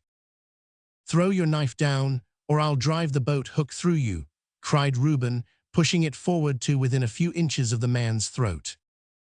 "Sink me, but this is most commendable," he said, sheathing his weapon and laughing softly to himself. "I love to draw spirit out of the young fellows. I am the steel, d'ye see, which knocks the valor out of your flint." A notable simile, and one in every way worthy of that most witty of mankind, Samuel Butler. "This," he continued, tapping a protuberance which I had remarked over his chest, "is not a natural deformity, but is a copy of that inestimable Hudibras, which combines the light touch of Horace with the broader mirth of Catullus. Heh, what think you of the criticism?" "Give up that knife," said I sternly. "Certainly," he replied, handing it over to me with a polite bow. "Is there any other reasonable matter in which I can oblige ye? I will give up anything to do ye pleasure save only my good name and soldierly repute, or this same copy of Hudibras, which, together with a Latin treatise upon the usages of war, written by a Fleming and printed in Liege in the Lowlands, I do ever bear in my bosom." I sat down beside him with the knife in my hand. You pull both oars, I said to Reuben. I'll keep guard over the fellow and see that he plays us no trick. I believe that you are right, and that he is nothing better than a pirate. He shall be given over to the justices when we get to Havant. I thought that our passenger's coolness deserted him for a moment, and that a look of annoyance passed over his face. Wait a bit, he said. Your name, I gather, is Clarke, and your home is Havant. Are you a kinsman of Joseph Clarke, the old Roundhead of that town? He is my father, I answered. Hark to that now, he cried with a throb of laughter. I have a trick of falling on my feet. Look at this, lad, look at this. He drew a packet of letters from his inside pocket, wrapped in a bit of tarred cloth, and opening it he picked one out and placed it upon my knee. Read, said he, pointing at it with his long, thin finger. It was inscribed in large plain characters, to Joseph Clarke, leather merchant of Havant, by the hand of Master Decimus Saxon, part owner of the ship Providence, from Amsterdam to Portsmouth. At each side it was sealed with a massive red seal and was additionally secured with a broad band of silk. I have 23 of them to deliver in the neighborhood, he remarked. That shows what folk think of Decimus Saxon. 23 lives and liberties are in my hands. Ah, lad, invoices and bills of lading are not done up in that fashion. It is not a cargo of Flemish skins that is coming for the old man. The skins have good English hearts in them, aye, and English swords in their fists to strike out for freedom and for conscience. I risk my life in carrying this letter to your father, and you, his son, threaten to hand me over to the justices. For shame, I blush for you. I don't know what you are hinting at, I answered. You must speak plainer if I am to understand you. Can we trust him? He asked, jerking his head in the direction of Reuben. As myself. How very charming, said he, with something between a smile and a sneer. David and Jonathan, or to be more classical and less scriptural, Damon and Pythias. These papers, then, are from the faithful abroad, the exiles in Holland, ye understand, who are thinking of making a move, and of coming over to see King James in his own country with their swords strapped on their thighs. The letters are to those from whom they expect sympathy and notify when and where they will make a landing. Now, my dear lad, you will perceive that instead of my being in your power, you are so completely in mine that it needs but a word from me to destroy your whole family. Decimus Saxon is staunch, though, and that word shall never be spoken. If all this be true, said I, and if your mission is indeed as you have said, why did you even now propose to make for France? Aptly asked, and yet the answer is clear enough, he replied. Sweet and ingenuous as are your faces, I could not read upon them that ye would prove to be Whigs and friends of the good old cause. Ye might have taken me to where excisemen or others would have wanted to pry and peep, and so endangered my commission. Better a voyage to France in an open boat than that. I will take you to my father, said I, after a few moments' thought. You can deliver your letter and make good your story to him. If you are indeed a true man, you will meet with a warm welcome, but should you prove, as I shrewdly suspect, to be a rogue, you need expect no mercy. Bless the youngster, he speaks like the Lord High Chancellor of England. What is it the old man says? He could not ope his mouth, but out there fell a trope. But it should be a threat, which is the ware in which you are fond of dealing. He could not let a minute pass without a threat. How's that, eh? Waller himself could not have capped the couplet neater. All this time, Reuben had been swinging away at his oars, and we had made our way into Langston Bay, down the sheltered waters of which we were rapidly shooting. Sitting in the sheets, I turned over in my mind all that this waif had said. I had glanced over his shoulder at the addresses of some of the letters: Stedman of Basingstoke, Wintle of Alresford, Fortescue of Bognor, all well-known leaders of the dissenters. If they were what he represented them to be, it was no exaggeration to say that he held the fortunes and fates of these men entirely in his hands. Government would be only too glad to have a valid reason for striking hard at the men whom they feared. On the whole, it was well to tread carefully in the matter, so I restored our prisoner's knife to him and treated him with increased consideration. It was well nigh dark when we beached the boat, and entirely so before we reached Havant, which was fortunate, as the bootless and hatless state of our dripping companion could not have failed to set tongues wagging, and perhaps to excite the inquiries of the authorities. As it was, we scarce met a soul before reaching my father's door. Chapter 5 of The Man with the Drooping Lids. My mother and my father were sitting in their high-backed chairs on either side of the empty fireplace when we arrived, he smoking his evening pipe of Orinoco, and she working at her embroidery. The moment that I opened the door, the man whom I had brought stepped briskly in, and bowing to the old people began to make glib excuses for the lateness of his visit, and to explain the manner in which we had picked him up. I could not help smiling at the utter amazement expressed upon my mother's face as she gazed at him, for the loss of his jack boots exposed a pair of interminable spindle shanks, which were in ludicrous contrast to the baggy low-country knee breeches which surmounted them. His tunic was made of coarse, sad-colored kersey stuff, with flat new gilded brass buttons, beneath which was a whitish calamanca vest edged with silver. Round the neck of his coat was a broad white collar after the Dutch fashion, out of which his long scraggy throat shot upwards with his round head and bristle of hair balanced upon the top of it, like the turnip on a stick at which we used to throw at the fairs. In this guise he stood blinking and winking in the glare of light, and pattering out his excuses with as many bows and scrapes as Sir Peter Whitling in the play. I was in the act of following him into the room, when Reuben plucked at my sleeve to detain me. "Nay, I won't come in with you, Micah," said he. "There's mischief likely to come of all this. My father may grumble over his beer jugs, but he's a churchman and a tantivy for all that. I'd best keep out of it." "You are right," I answered. "There is no need for you to meddle in the business. Be mum as to all that you have heard."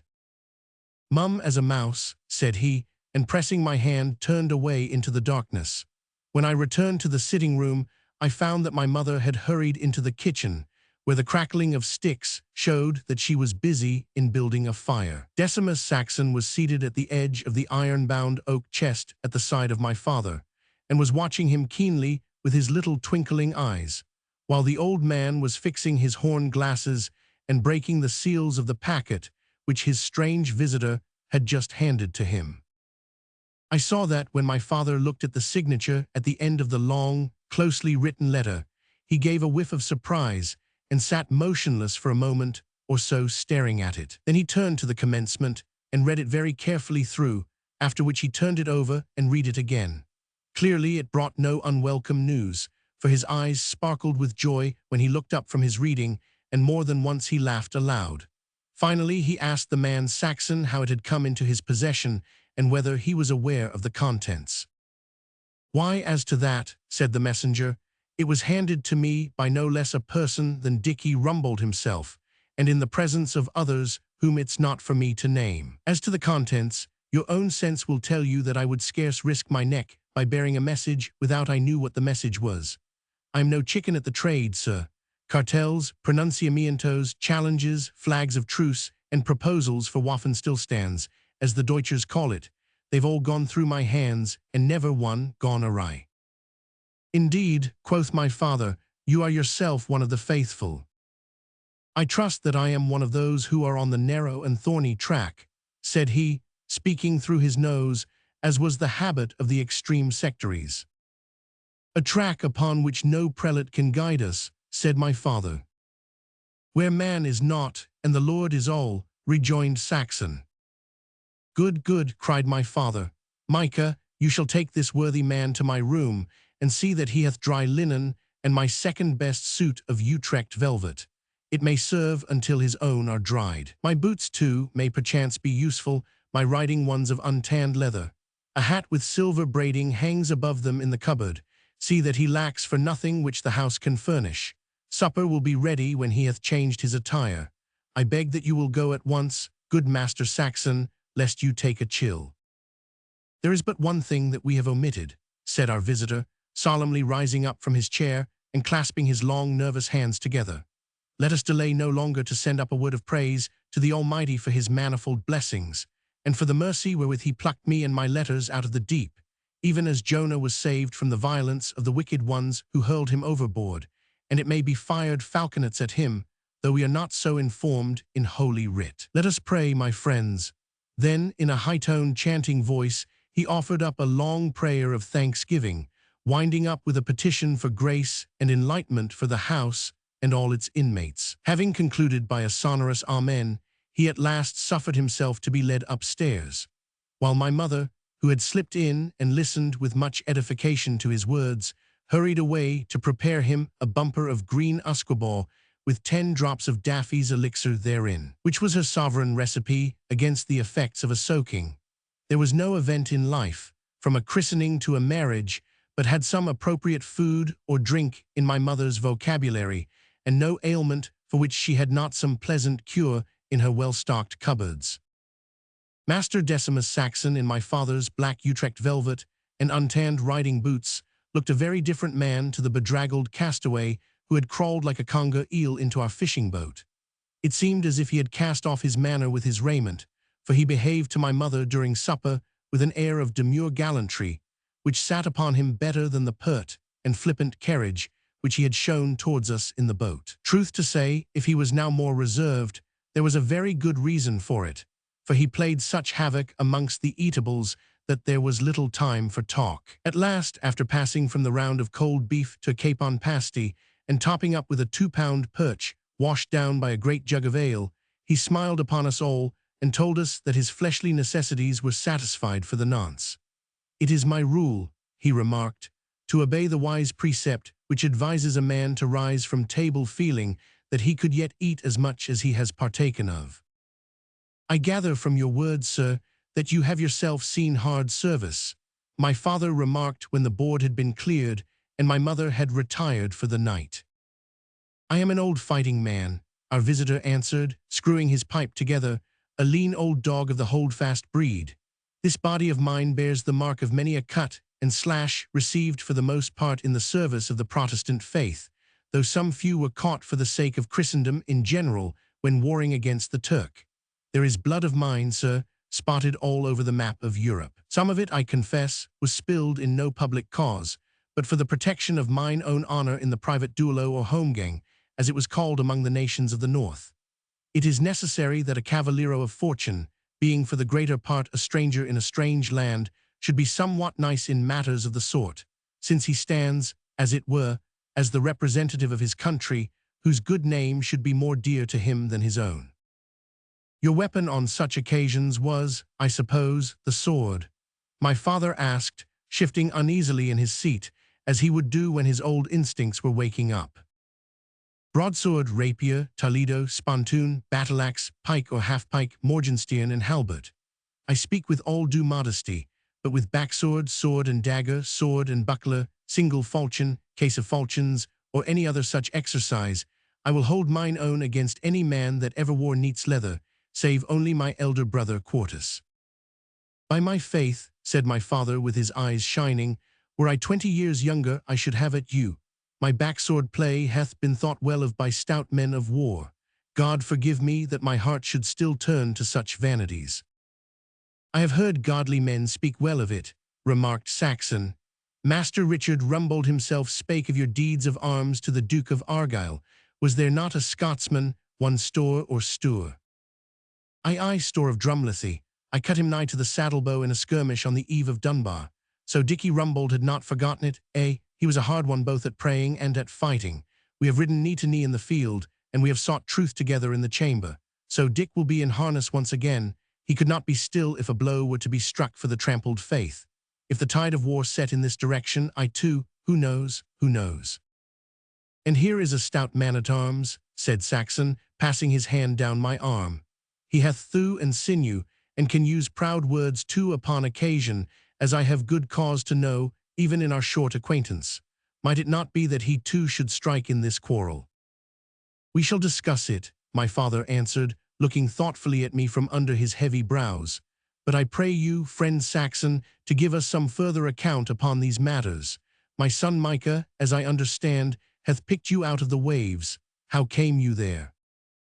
Decimus Saxon puffed at his pipe for a minute or more in silence, as one who is marshalling facts, each in its due order.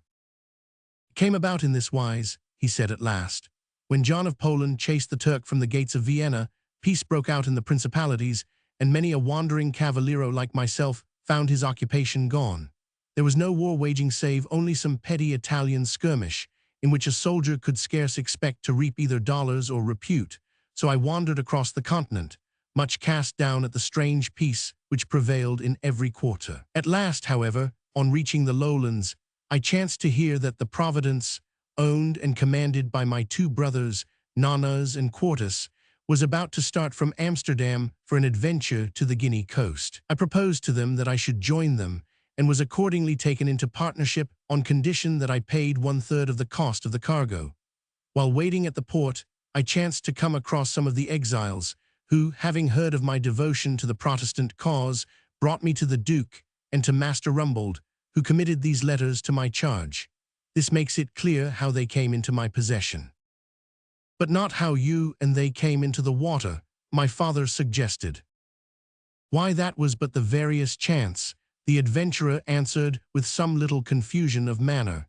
It was the fortuna belli, or more properly passus. I had asked my brothers to put into Portsmouth that I might get rid of these letters, on which they replied in a boorish and unmannerly fashion that they were still waiting for the 1,000 guineas which represented my share of the venture.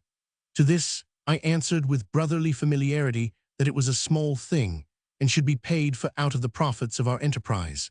Their reply was that I had promised to pay the money down, and that money down they must have. I then proceeded to prove, both by the Aristotelian and by the Platonic or deductive method, that having no guineas in my possession, it was impossible for me to produce 1,000 of them, at the same time pointing out that the association of an honest man in the business was in itself an ample return for the money, since their own reputations had been somewhat blown on. I further offered in the same frank and friendly spirit to meet either of them with sword or with pistol, a proposal which should have satisfied any honor-loving cavaliero. Their base mercantile souls prompted them, however, to catch up 2 muskets, one of which Nanas discharged at me, and it is likely that Quartus would have followed suit had I not plucked the gun from his hand and unloaded it to prevent further mischief. In unloading it, I fear that one of the slugs blew a hole in brother Nanas. Seeing that there was a chance of further disagreements aboard the vessel, I at once decided to leave her, in doing which I was forced to kick off my beautiful jack boots, which were said by Vansiddars himself to be the finest pair that ever went out of his shop, square-toed, double-soled, alas, alas. Strange that you should have been picked up by the son of the very man to whom you had a letter. The working of Providence, Saxon answered. I have 22 other letters which must all be delivered by hand. If you will permit me to use your house for a while, I shall make it my headquarters. Use it as though it were your own, said my father. Your most grateful servant, sir, he cried, jumping up and bowing with his hand over his heart. This is indeed a haven of rest after the ungodly and profane company of my brothers. Shall we then put up a hymn and retire from the business of the day? My father willingly agreed, and we sang O Happy Land, after which our visitor followed me to his room, bearing with him the unfinished bottle of usquebaugh which my mother had left on the table. He took it with him, he explained, as a precaution against Persian ague, contracted while battling against the Ottoman and liable to recur at strange moments. I left him in our best spare bedroom and returned to my father, who was still seated, heavy with thought, in his old corner. What think you of my fine dad? I asked. A man of parts and of piety, he answered, but in truth he has brought me news so much after my heart that he could not be unwelcome were he the Pope of Rome. What news, then? This, he cried joyously, plucking the letter out of his bosom. I will read it to you, lad. Nay, perhaps I had best sleep the night upon it, and read it tomorrow when our heads are clearer. May the Lord guide my path, and confound the tyrant. Pray for light, boy, for my life and yours may be equally at stake. Chapter 6 of the Letter that Came from the Lowlands. In the morning I was up betimes, and went forthwith, after the country fashion, to our quest's room to see if there was aught in which I could serve him. On pushing at his door, I found that it was fastened, which surprised me the more as I knew that there was neither key nor bolt upon the inside. On my pressing against it, however, it began to yield, and I could then see that a heavy chest, which was used to stand near the window, had been pulled round in order to shut out any intrusion. This precaution, taken under my father's roof, as though he were in a den of thieves, angered me, and I gave a butt with my shoulder which cleared the box out of the way and enabled me to enter the room. The man Saxon was sitting up in bed, staring about him as though he were not very certain for the moment where he was. He had tied a white kerchief round his head by way of night bonnet, and his hard-visaged, clean-shaven face, looking out through this, together with his bony figure, gave him some resemblance to a gigantic old woman. The bottle of usquebaugh stood empty by his bedside. Clearly his fears had been realized, and he had had an attack of the Persian ague. "Ah, my young friend," he said at last, "is it, then, the custom of this part of the country to carry your visitors' rooms by storm or escalado in the early hours of the morning?" "Is it the custom," I answered sternly, "to barricade up your door when you are sleeping under the roof-tree of an honest man? What did you fear, that you should take such a precaution?" "Nay, you are indeed a spitfire," he replied, sinking back upon the pillow and drawing the clothes round him, "a Feuerkopf as the Germans call it, or sometimes Tollkopf, which in its literal significance meaneth a fool's head. Your father was, as I have heard, a strong and a fierce man when the blood of youth ran in his veins, but you, I should judge, are in no way behind him. Know then that the bearer of papers of import, documenta preciosa sed periculosa, is bound to leave naught to chance, but to guard in every way the charge which hath been committed to him. True it is that I am in the house of an honest man, but I know not who may come or who may go during the hours of the night. Indeed, for the matter of that, but enough is said. I shall be with you anon." "Your clothes are dry and are ready for you," I remarked. "Enough, enough," he answered. "I have no quarrel with the suit which your father has lent me. It may be that I have been used to better, but they will serve my turn. The camp is not the court." It was evident to me that my father's suit was infinitely better, both in texture and material, than that which our visitor had brought with him. As he had withdrawn his head, however, entirely beneath the bedclothes, there was nothing more to be said, so I descended to the lower room, where I found toy father busily engaged fastening a new buckle to his sword belt, while my mother and the maid were preparing the morning meal. "Come into the yard with me, Micah," quoth my father. "I would have a word with you." The workmen had not yet come to their work, so we strolled out into the sweet morning air and seated ourselves on the low stone bankment on which the skins are dressed. "I have been out here this morning trying my hand at the broadsword exercise," said he. "I find that I am as quick as ever on a thrust, but my cuts are sadly stiff. I might be of use at a pinch, but alas, I am not the same swordsman who led the left troop of the finest horse regiment that ever followed a kettle drum. The Lord hath given, and the Lord hath taken away. Yet, if I am old and worn, there is the fruit of my loins to stand in my place, and to wield the same sword in the same cause. You shall go in my place, Micah." "Go whither?" "Hush, lad, and listen. Let not your mother know too much, for the hearts of women are soft. When Abraham offered up his eldest born, I trow that he said little to Sarah on the matter. Here is the letter. Know you who this Dicky Rumbold is? Surely I have heard you speak of him as an old companion of yours." "The same, a staunch man and true. So faithful was he, faithful even to slaying, that when the army of the righteous dispersed, he did not lay aside his zeal with his buff coat. He took to business as a maltster at Hoddesdon, and in his house was planned the famous Rye House plot, in which so many good men were involved." "Was it not a foul assassination plot?" I asked. Nay, be not led away by terms. It is a vile invention of the malignants that these men planned assassination. What they would do they purposed doing in broad daylight, 30 of them against 50 of the Royal Guard, when Charles and James passed on their way to Newmarket.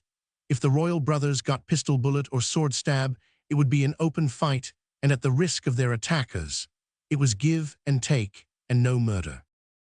He paused and looked inquiringly at me, but I could not truthfully say that I was satisfied, for an attack upon the lives of unarmed and unsuspecting men, even though surrounded by a bodyguard, could not, to my mind, be justified. When the plot failed, my father continued, Rumbold had to fly for his life, but he succeeded in giving his pursuers the slip and in making his way to the lowlands. There he found that many enemies of the government had gathered together. Repeated messages from England, especially from the western counties and from London, assured them that if they would but attempt an invasion, they might rely upon help both in men and in money. They were, however, at fault for some time for want of a leader of sufficient weight to carry through so large a project. But now at last they have one who is the best that could have been singled out, none other than the well-beloved Protestant chieftain James, Duke of Monmouth, son of Charles Roman II. Illegitimate son, I remarked. That may or may not be. There are those who say that Lucy Walters was a lawful wife. Bastard or no, he holds the sound principles of the true church, and he is beloved by the people. Let him appear in the West, and soldiers will rise up like the flowers in the springtime. He paused and led me away to the farther end of the yard, for the workmen had begun to arrive and to cluster round the dipping trough. Monmouth is coming over, he continued, and he expects every brave Protestant man to rally to his standard. The Duke of Argyll is to command a separate expedition, which will set the Highlands of Scotland in a blaze. Between them, they hope to bring the persecutor of the faithful on his knees. But I hear the voice of the man Saxon, and I must not let him say that I have treated him in a churlish fashion. Here is the letter, lad. Read it with care, and remember that when brave men are striving for their rights, it is fitting that one of the old rebel house of Clarke should be among them. I took the letter, and wandering off into the fields, I settled myself under a convenient tree and set myself to read it. This yellow sheet which I now hold in my hand is the very one which was brought by Decimus Saxon and read by me that bright May morning under the hawthorn shade. I give it to you as it stands. To my friend and companion in the cause of the Lord, Joseph Clarke. Know, friend, that aid and delivery is coming upon Israel, and that the wicked king and those who uphold him shall be smitten and entirely cast down, until their place in the land shall know them no more. Hasten, then, to testify to thy own faith, that in the day of trouble ye be not found wanting. It has chanced from time to time that many of the suffering church, both from our own land and from among the Scots, have assembled in this good Lutheran town of Amsterdam, until enough are gathered together to take a good work in hand. For amongst our own folk there are my Lord Grey of Wark, Wade, Dare of Taunton, Ayloffe, Holmes, Harleys, Goodenough, and others whom thou shalt know. Of the Scots there are the Duke of Argyll, who has suffered sorely for the Covenant, Sir Patrick Hume, Fletcher of Saltown, Sir John Cochrane, Dr. Ferguson, Major Elphinstone, and others. To these we would fain have added Locke and old Hal Ludlow, but they are, as those of the Laodicean Church, neither cold nor warm. It has now come to pass, however, that Monmouth, who has long lived in dalliance with the Midianitish woman known by the name of Wentworth, has at last turned him to higher things, and has consented to make a bid for the crown. It was found that the Scots preferred to follow a chieftain of their own, and it has therefore been determined that Argyll, 1,000 callum more, as the breechless savages of Inverary call him, shall command a separate expedition landing upon the western coast of Scotland. There he hopes to raise 5,000 Campbells, and to be joined by all the Covenanters and Western Whigs, men who would make troops of the old breed, had they but God-fearing officers with an experience of the chance of fields and the usages of war. With such a following, he should be able to hold Glasgow and to draw away the king's force to the north. Ayloffe and I go with Argyll. It is likely that our feet may be upon Scottish ground before thy eyes read these words. The stronger expedition starts with Monmouth and lands at a fitting place in the west, where we are assured that we have many friends. I cannot name the spot lest this letter miscarry, but thou shalt hear anon. I have written to all good men along the coast, bidding them to be prepared to support the rising. The king is weak, and hated by the greater part of his subjects. It doth but need one good stroke to bring his crown in the dust. Monmouth will start in a few weeks, when his equipment is finished and the weather favorable. If thou canst come, mine old comrade, I know well that thou wilt need no bidding of mine to bring thee to our banner. Should perchance a peaceful life and waning strength forbid thy attendance, I trust that thou wilt wrestle for us in prayer, even as the holy prophet of old. And perchance, since I hear that thou hast prospered according to the things of this world, thou mayst be able to fit out a pikeman or two, or to send a gift towards the military chest, which will be none too plentifully lined. We trust not to gold, but to steel and to our own good cause, yet gold will be welcome none the less. Should we fall like men and Christians. Should we succeed, we shall see how the perjured James, the persecutor of the saints with the heart like a nether millstone, the man who smiled when the thumbs of the faithful were wrenched out of their sockets at Edinburgh, we shall see how manfully he can bear adversity when it falls to his lot. May the hand of the Almighty be over us. I know little of the bearer of this, save that he professes to be of the elect. Shouldst thou go to Monmouth's camp, see that thou take him with thee, for I hear that he hath had good experience in the German, Swedish, and Ottoman wars. Yours in the faith of Christ, Richard Rumbold. Present my services to thy spouse. Let her read Timothy chapter 2, 9th to 15th verses. This long letter I read very carefully, and then putting it in my pocket, returned indoors to my breakfast. My father looked at me, as I entered, with questioning eyes, but I had no answer to return him, for my own mind was clouded and uncertain. That day Decimus Saxon left us, intending to make a round of the country and to deliver his letters, but promising to be back again ere long. We had a small mishap ere he went, for as we were talking of his journey, my brother Hosea must needs start playing with my father's powder flask, which in some way went off with a sudden fluff, spattering the walls with fragments of metal. So unexpected and loud was the explosion that both my father and I sprang to our feet, but Saxon, whose back was turned to my brother, sat foursquare in his chair without a glance behind him or a shade of change in his rugged face. As luck would have it, no one was injured, not even Hosea, but the incident made me think more highly of our new acquaintance. As he started off down the village street, his long, stringy figure and strange, gnarled visage, with my father's silver-braided hat cocked over his eye, attracted rather more attention than I cared to see, considering the importance of the missives which he bore, and the certainty of their discovery should he be arrested as a masterless man. Fortunately, however, the curiosity of the country folk did but lead them to cluster round their doors and windows, staring open-eyed, while he, pleased at the attention which he excited, strode along with his head in the air and a cudgel of mine twirling in his hand.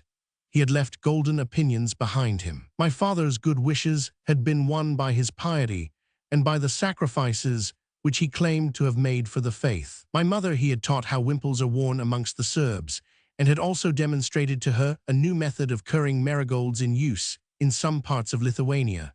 For myself, I confess that I retained a vague distrust of the man, and was determined to avoid putting faith in him more than was needful. At present, however, we had no choice but to treat him as an ambassador from friends. And what was I to do? Should I follow my father's wishes and draw my maiden sword on behalf of the insurgents, or should I stand aside and see how events shaped themselves? It was more fitting that I should go than he. But on the other hand, I was no keen religious zealot. Papistry, church, dissent, I believed that there was good in all of them, but that not one was worth the spilling of human blood. James might be a perjurer and a villain, but he was, as far as I could see, the rightful king of England, and no tales of secret marriages or black boxes could alter the fact that his rival was apparently an illegitimate son, and as such ineligible to the throne. Who could say what evil act upon the part of a monarch justified his people in setting him aside? Who was the judge in such a case?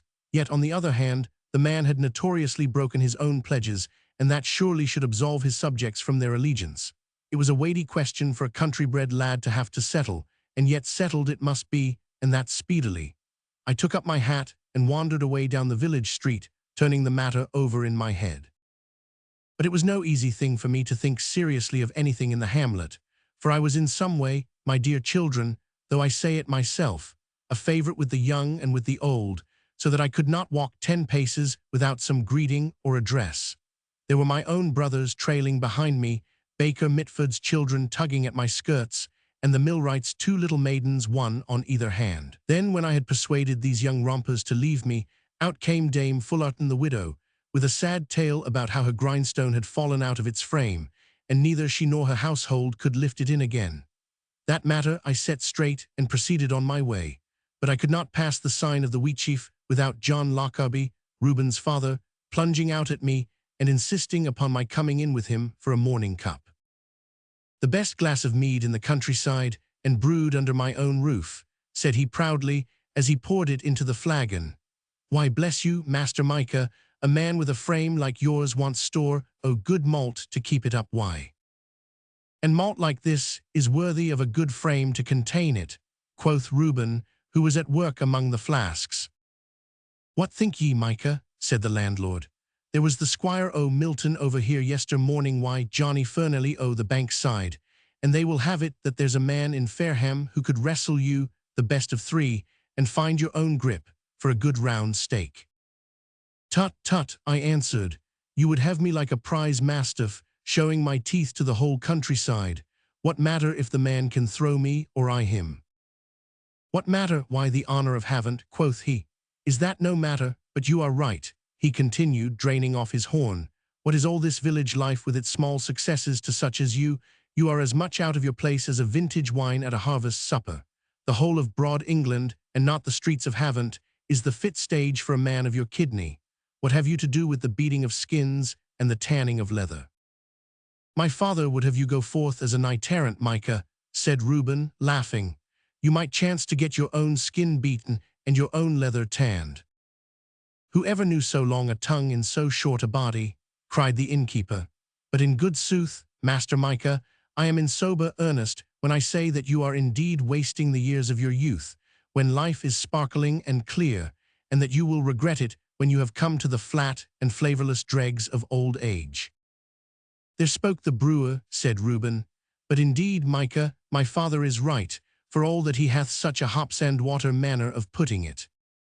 "I will think over it," I answered, and with a nod to the kindly couple proceeded on my way. Zachariah Palmer was planing a plank as I passed. Looking up, he bade me good morrow. "I have a book for you, lad," he said. "I have but now finished the Camus," I answered, for he had lent me John Milton's poem. "But what is this new book, Daddy?" "It is by the learned Locke, and treateth of states and statecraft. It is but a small thing, but if wisdom could show in the scales, it would weigh down many a library. You shall have it when I have finished it, tomorrow mayhap, or the day after. A good man is Master Locke. Is he not at this moment a wanderer in the lowlands, rather than bow his knee to what his conscience approved not of?" "There are many good men among the exiles, are there not?" said I. "The pick of the country," he answered. "Ill fares the land that drives the highest and bravest of its citizens away from it. The day is coming, I fear, when every man will have to choose betwixt his beliefs and his freedom. I am an old man, Micah boy, but I may live long enough to see strange things in this once Protestant kingdom." "But if these exiles had their way," I objected, "they would place Monmouth upon the throne, and so unjustly alter the succession." "Nay, nay," old Zachary answered, laying down his plane. "If they use Monmouth's name, it is but to strengthen their cause, and to show that they have a leader of repute. Were James driven from the throne, the Commons of England in Parliament assembled would be called upon to name his successor. There are men at Monmouth's back who would not stir unless this were so." "Then, Daddy," said I, "since I can trust you, and since you will tell me what you do really think, would it be well, if Monmouth's standard be raised, that I should join it?" The carpenter stroked his white beard and pondered for a while. "It is a pregnant question," he said at last, "and yet methinks that there is but one answer to it, especially for your father's son. Should an end be put to James's rule, it is not too late to preserve the nation in its old faith, but if the disease is allowed to spread, it may be that even the tyrant's removal would not prevent his evil seed from sprouting. I hold, therefore, that should the exiles make such an attempt, it is the duty of every man who values liberty of conscience to rally round them. And you, my son, the pride of the village, what better use could you make of your strength than to devote it to helping to relieve your country of this insupportable yoke? It is treasonable and dangerous counsel which might lead to a short shrift and a bloody death. But as the Lord liveth, if you were child of mine, I should say the same." So spoke the old carpenter, with a voice which trembled with earnestness, and went to work upon his plank once more, while I, with a few words of gratitude, went on my way pondering over what he had said to me. I had not gone far, however, before the hoarse voice of Solomon Sprent broke in upon my meditations. "Hoy there, ahoy," he bellowed, though his mouth was but a few yards from my ear. "Would ye come across my hawse without slacking way? Clew up, d'ye see, clew up." "Why, Captain," I said, "I did not see you. I was lost in thought." "All adrift and without lookouts," quoth he, pushing his way through the break in the garden hedge. "Odds niggers, man, friends are not so plentiful, d'ye see, that ye need pass by without a dip o' the ensign. So help me, if I had had a barker, I'd have fired a shot across your bows." "No offence, Captain," said I, for the veteran appeared to be nettled. "I have much to think of this morning." "And so have I, mate," he answered in a softer voice. "What think ye of my rig, eh?" He turned himself slowly round in the sunlight as he spoke, and I perceived that he was dressed with unusual care. He had a blue suit of broadcloth trimmed with 8 rows of buttons, and breeches of the same material with great bunches of ribbon at the knee. His vest was of lighter blue picked out with anchors in silver and edged with a finger's breadth of lace. His boot was so wide that he might have had his foot in a bucket, and he wore a cutlass at his side suspended from a buff belt, which passed over his right shoulder. "I've had a new coat o' paint all over," said he with a wink. "Caramba, the old ship is watertight yet. What would ye say, now, were I about to sling my hawser over a little scow and take her in tow?" "A cow," I cried. "A cow, what d'ye take me for? A wench, man, and as tight a little craft as ever sailed into the port of wedlock." "I have heard no better news for many a long day," said I. "I did not even know that you were betrothed. When thou is the wedding to be?" "Go slow, friend, go slow, and heave your lead line. You have got out of your channel, and are in shoal water. I never said as how I was betrothed." "What then?" I asked. "I am getting up anchor now, to run down to her and summon her. Look ye, lad," he continued, plucking off his cap and scratching his ragged locks, "I've had to do wenches eno from the Levant to the Antilles, wenches such as a sailorman meets, who are all paint and pocket. It's but the heaving of a hand grenade, and they strike their colors. This is a craft of another guess build, and unless I steer care she may put one in between wind and water before I so much as know that I am engaged. What think ye, hef? Should I lay myself boldly alongside, d'ye see, and ply her with small arms, or should I work myself clear and try a long-range action? I am none of your slippery, grease-tongued, longshore lawyers, but if so be as she's willing for a mate, I'll stand by her in wind and weather while my planks hold out." "I can scarce give advice in such a case," said I, "for my experience is less than yours. I should say, though, that you had best speak to her from your heart, in plain sailor language." Aye, she can take it or leave it. Phoebe Dawson it is, the sister of the blacksmith. Let us work back and have a drop of the right Nance before we go. I have an anchor newly come, which never paid the king a groat." "Nay, you had best leave it alone," I answered. "Say you so? Well, mayhap you are right. Throw off your moorings then, and clap on sail, for we must go." "But I am not concerned," said I. "Not concerned, not." He was too much overcome to go on, and could but look at me with a face full of reproach. "I thought better of you, Micah. Would you let this crazy old hulk go into action and not stand by to fire a broadside?" "What would you have me do then?" "Why, I would have you help me as the occasion may arise. If I start to board her, I would have you work across the bows so as to rake her. Should I range up on the larboard quarter, do you lie on the starboard. If I get crippled, do you draw her fire until I refit. What, man, you would not desert me."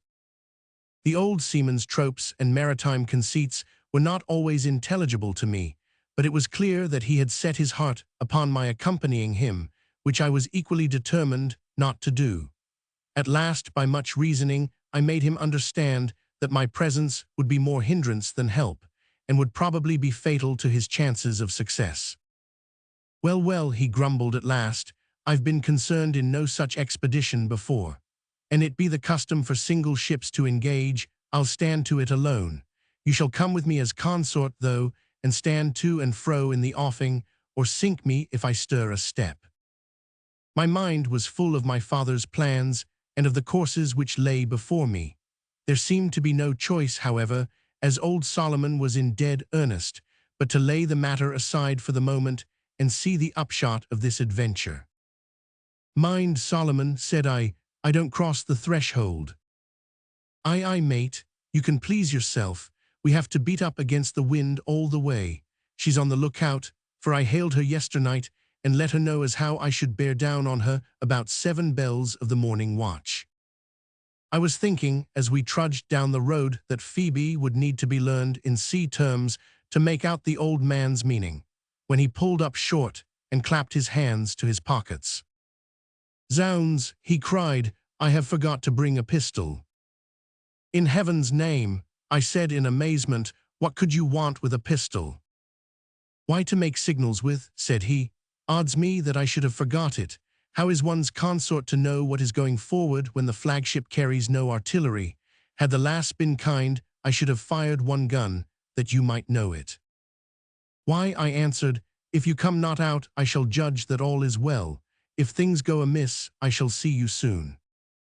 Aye, or stay, I'll hoist a white jack at the porthole. A white jack means that she hath hauled down her colours. Nombre de Dios, when I was a powder boy in the old ship Lion, the day that we engaged the spiritus sanctus of 2 tiro guns, the first time that ever I heard the screech of ball, my heart never thumped as it does now. What say ye if we run back with a fair wind and broach that anchor of Nance? Nay, stand to it, man, said I, for by this time we had come to the ivy-clad cottage behind which was the village smithy. What, Solomon, an English seaman never feared a foe, either with petticoats or without them. No, curse me if he did, quoth Solomon, squaring his shoulders, never a one, Don, devil, or Dutchman, so here goes for her. So saying, he made his way into the cottage, leaving me standing by the garden wicket, half amused and half annoyed at this interruption to my musings. As it proved, the sailor had no very great difficulty with his suit, and soon managed to capture his prize, to use his own language. I heard from the garden the growling of his gruff voice, and a good deal of shrill laughter ending in a small squeak, which meant, I suppose, that he was coming to close quarters. Then there was silence for a little while, and at last I saw a white kerchief waving from the window, and perceived, moreover, that it was Phoebe herself who was fluttering it. Well, she was a smart, kindly-hearted lass, and I was glad in my heart that the old seaman should have such a one to look after him. Here then was one good friend settled down finally for life. Another warned me that I was wasting my best years in the hamlet. A third, the most respected of all, advised me openly to throw in my lot with the insurgents should the occasion arise. If I refused, I should have the shame of seeing my aged father setting off for the wars, whilst I lingered at home. And why should I refuse? Had it not long been the secret wish of my heart to see something of the great world, and what fairer chance could present itself?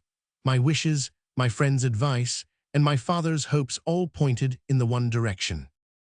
Father, said I, when I returned home, I am ready to go where you will. May the Lord be glorified, he cried solemnly. May he watch over your young life and keep your heart steadfast to the cause which is assuredly his. And so, my dear grandsons, the great resolution was taken, and I found myself committed to one side in the national quarrel. Chapter 7 of the Horseman Who Rode from the West. My father set to work forthwith preparing for our equipment, furnishing Saxon out as well as myself on the most liberal scale, for he was determined that the wealth of his age should be as devoted to the cause as was the strength of his youth. These arrangements had to be carried out with the most extreme caution, for there were many prelatists in the village, and in the present disturbed state of the public mind, any activity on the part of so well-known a man would have at once attracted attention. So carefully did the wary old soldier manage matters, however, that we soon found ourselves in a position to start at an hour's notice, without any of our neighbors being a whit the wiser. His first move was to purchase through an agent 2 suitable horses at Chichester Fair, which were conveyed to the stables of a trusty Whig farmer living near Portchester, who was ordered to keep them until they were called for. Of these animals, one was a mottled grey, of great mettle and power, standing 17½ hands high, and well up to my weight, for in those days, my dears, I had not laid on flesh, and weighed a little under 16 stone for all my height and strength. A critic might have said that Covenant, for so I named my steed, was a trifle heavy about the head and neck, but I found him a trusty, willing brute, with great power and endurance. Saxon, who when fully accoutred could scarce have weighed more than 12 stone, had a light bay Spanish jennet, of great speed and spirit. This mare he named Chloe, after a godly maiden of his acquaintance, though, as my father remarked, there was a somewhat ungodly and heathenish smack about the appellation. These horses and their harness were bought and held ready without my father appearing in the matter in any way. This important point having been settled, there was the further question of arms to be discussed, which gave rise to much weighty controversy between Decimus Saxon and my father, each citing many instances from their own experiences where the presence or absence of some taslet or arm-guard had been of the deepest import to the wearer. Your great-grandfather had set his heart upon my wearing the breastplate which still bore the dints of the Scottish spears at Dunbar, but on trying it on we found it was too small for me.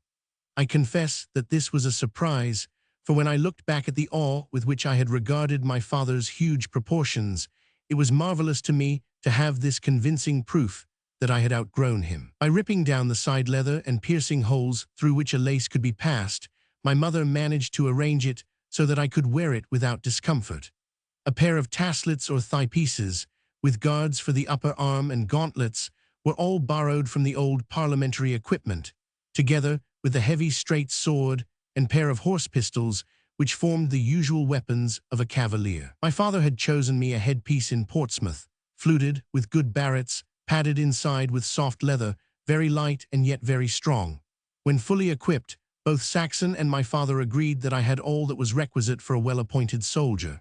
Saxon had purchased a buff coat, a steel cap, and a pair of jack boots, so that with the rapier and pistols which my father had presented him with, he was ready to take the field at any time. There would, we hoped, be no great difficulty in our reaching Monmouth's forces when the hour came. In those troublous times, the main roads were so infested by highwaymen and footpads that it was usual for travelers to carry weapons and even armor for their protection. There was no reason, therefore, why our appearance should excite suspicion. Should questions be asked, Saxon had a long story prepared, to the effect that we were traveling to join Henry Somerset, Duke of Beaufort, to whose household we belonged. This invention he explained to me, with many points of corroboration which I was to furnish, but when I said positively that I should rather be hanged as a rebel than speak a falsehood, he looked at me open-eyed and shook his head as one much shocked. A few weeks of campaigning, he said, would soon cure me of my squeamishness. For himself, no more truthful child had ever carried a hornbook, but he had learned to lie upon the Danube and looked upon it as a necessary part of the soldier's upbringing. For what are all stratagems, ambuscades, and outfalls but lying upon a large scale? He argued. What is an adroit commander but one who hath a facility for disguising the truth? When at the Battle of Senlac, William the Norman ordered his men to feign flight in order that they might break his enemy's array, a wile much practiced both by the Scythians of old and by the Croats of our own day. Pray, what is it but the acting of a lie? Or when Hannibal, having tied torches to the horns of great droves of oxen, caused the Roman consuls to imagine that his army was in retreat, was it not a deception or infraction of the truth? A point well brought out by a soldier of repute in the treatise, and in bello dolo iudi licet, and apud hosts falsiliquio iudi licet. And so if, after these great models, I in order to gain mine ends do announce that we are bound to Beaufort when we are in truth making for Monmouth, is it not in accord with the usages of war and the customs of great commanders? All which specious argument I made no attempt to answer, beyond repeating that he might avail himself of the usage, but that he must not look to me for corroboration. On the other hand, I promised to hold my speech and to say nothing which might hamper him, with which pledge he was forced to be contented. And now at last, my patient listeners, I shall be able to carry you out of the humble life of the village, and to cease my gossip of the men who were old when I was young, and who are now lying this many a year in the Bedhampton churchyard. You shall come with me now, and you shall see England as it was in those days, and you shall hear of how we set forth to the wars, and of all the adventures which overtook us. And if what I tell you should ever chance to differ from what you have read in the book of Mr. Coke, or of Mr. Oldmixon, or of anyone else who has set these matters down in print, do ye bear in mind that I am telling of what I saw with these very eyes, and that I have helped to make history, which is a higher thing than to write it. It was then, towards nightfall, upon the 12th day of June, 1685, that the news reached our part of the country that Monmouth had landed the day before at Lyme, a small seaport on the boundary between Dorsetshire and Devonshire. A great beacon blaze upon Portstone Hill was the first news that we had of it, and then came a rattling and a drumming from Portsmouth, where the troops were assembled under arms. Mounted messengers clattered through the village street with their heads low on their horses' necks, for the great tidings must be carried to London, that the governor of Portsmouth might know how to act. Note B. Appendix. We were standing at our doorway in the gloaming, watching the coming and the going, and the line of beacon fires which were lengthening away to the eastward, when a little man galloped up to the door and pulled his panting horse up. "Is Joseph Clarke here?" he asked. "I am he," said my father. "Are these men true?" he whispered, pointing with his whip at Saxon and myself. "Then the trysting place is Taunton. Pass it on to all whom ye know. Give my horse a bait and a drink, I beg of ye, for I must get on my way." My young brother Hosea looked to the tired creature, while we brought the rider inside and drew him a stoup of beer. A wiry, sharp-faced man he was, with a birthmark upon his temple. His face and clothes were caked with dust, and his limbs were so stiff from the saddle that he could scarce put one foot before another. "One horse hath died under me," he said, "and this can scarce last another 20 miles. I must be in London by morning, for we hope that Danvers and Wildman may be able to raise the city. Yester evening I left Monmouth's camp. His blue flag floats over Lyme."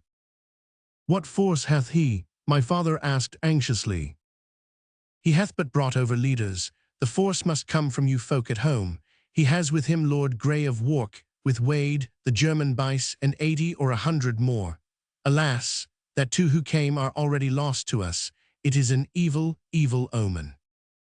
"What is amiss, then?" "Dare, the goldsmith of Taunton, hath been slain by Fletcher of Saltoun in some child's quarrel about a horse. The peasants cried out for the blood of the Scot, and he was forced to fly aboard the ships. A sad mishap it is, for he was a skilful leader and a veteran soldier." "Aye, aye," cried Saxon impatiently. "There will be some more skilful leaders and veteran soldiers in the West presently to take his place. But if he knew the usages of war, how came it that he should fight upon a private quarrel at such a time?" He drew a flat brown book from his bosom and ran his long thin finger down the table of contents.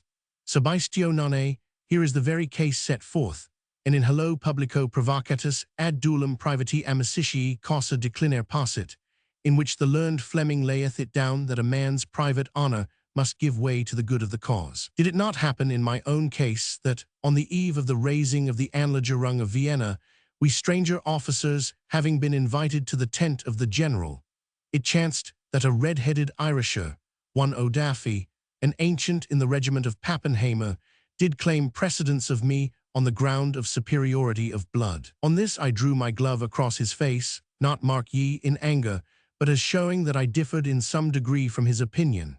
At which dissent he did at once offer to sustain his contention, but I, having read this subsection to him, did make it clear to him that we could not in honor settle the point until the Turk was chased from the city, so after the onfall. "Nay, sir, I may hear the narrative some future day," said the messenger, staggering to his feet. "I hope to find a relay at Chichester, and time presses. Work for the cause now, or be slaves for ever. Farewell." He clambered into his saddle, and we heard the clatter of his hoofs dying away down the London road. "The time hath come for you to go, Micah," said my father solemnly. "Nay, wife, do not weep, but rather hearten the lad on his way by a blithe word and a merry face. I need not tell you to fight manfully and fearlessly in this quarrel. Should the tide of war set in this direction, you may find your old father riding by your side. Let us now bow down and implore the favor of the Almighty upon this expedition." We all knelt down in the low-roofed, heavy-raftered room, while the old man offered up an earnest, strenuous prayer for our success. Even now, as I speak to ye, that group rises up before mine eyes. I see once again your ancestor's stern, rugged face, with his brows knitted and his corded hands writhed together in the fervor of his supplication. My mother kneels beside him with the tears trickling down her sweet, placid face, stifling her sobs lest the sound of them make my leave-taking more bitter. The children are in the sleeping room upstairs, and we hear the patter of their bare feet upon the floor. The man Saxon sprawls across one of the oaken chairs, half kneeling, half reclining, with his long legs trailing out behind and his face buried in his hands. All round in the flickering light of the hanging lamp, I see the objects which have been so familiar to me from childhood: the settle by the fireplace, the high-back stiff-elbowed chairs, the stuffed fox above the door, the picture of Christian viewing the promised land from the summit of the delectable mountains, all small trifles in themselves, but making up among them the marvelous thing we call home, the all-powerful lodestone which draws the wanderer's heart from the farther end of the earth. Should I ever see it again save in my dreams, I who was leaving this sheltered cove to plunge into the heart of the storm? The prayer finished, we all rose with the exception of Saxon, who remained with his face buried in his hands for a minute or so before starting to his feet. I shrewdly suspect that he had been fast asleep, though he explained that he had paused to offer up an additional supplication. My father placed his hands upon my head and invoked the blessing of heaven upon me. He then drew my companion aside, and I heard the jingling of coin, from which I judge that he was giving him something wherewith to start upon his travels. My mother clasped me to her heart and slipped a small square of paper into my hand, saying that I was to look at it at my leisure, and that I should make her happy if I would but conform to the instructions contained in it.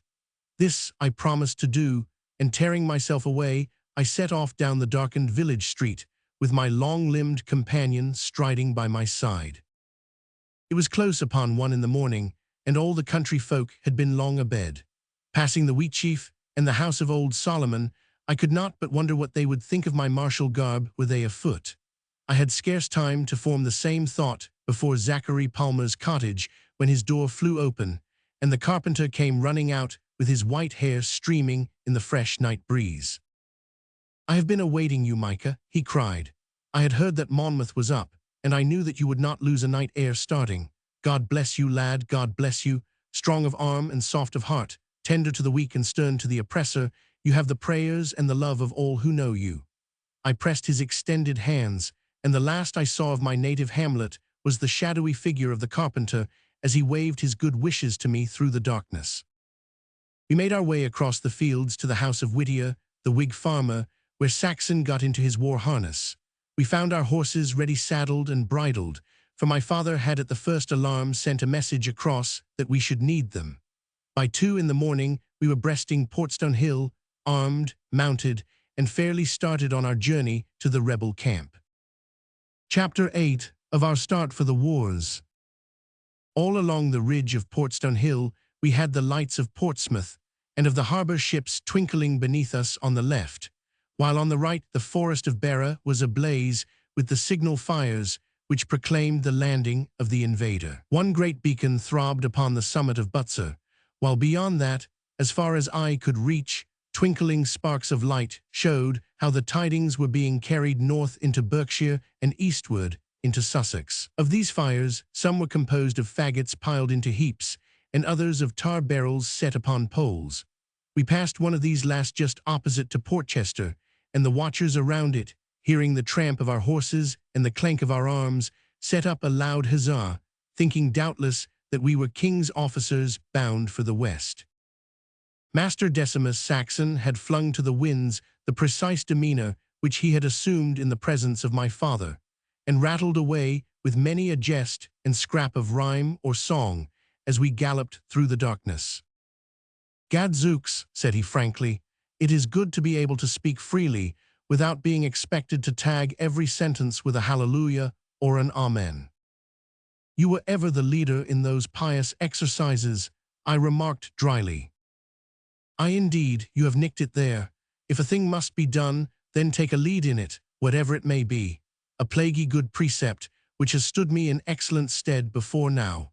I cannot bear in mind whether I told you how I was at one time taken prisoner by the Turks and conveyed to Stamboul. There were 100 of us or more, but the others either perished under the bastinado or are to this day chained to an oar in the Imperial Ottoman galleys, where they are like to remain until they die under the lash, or until some Venetian or Genoese bullet finds its way into their wretched carcasses.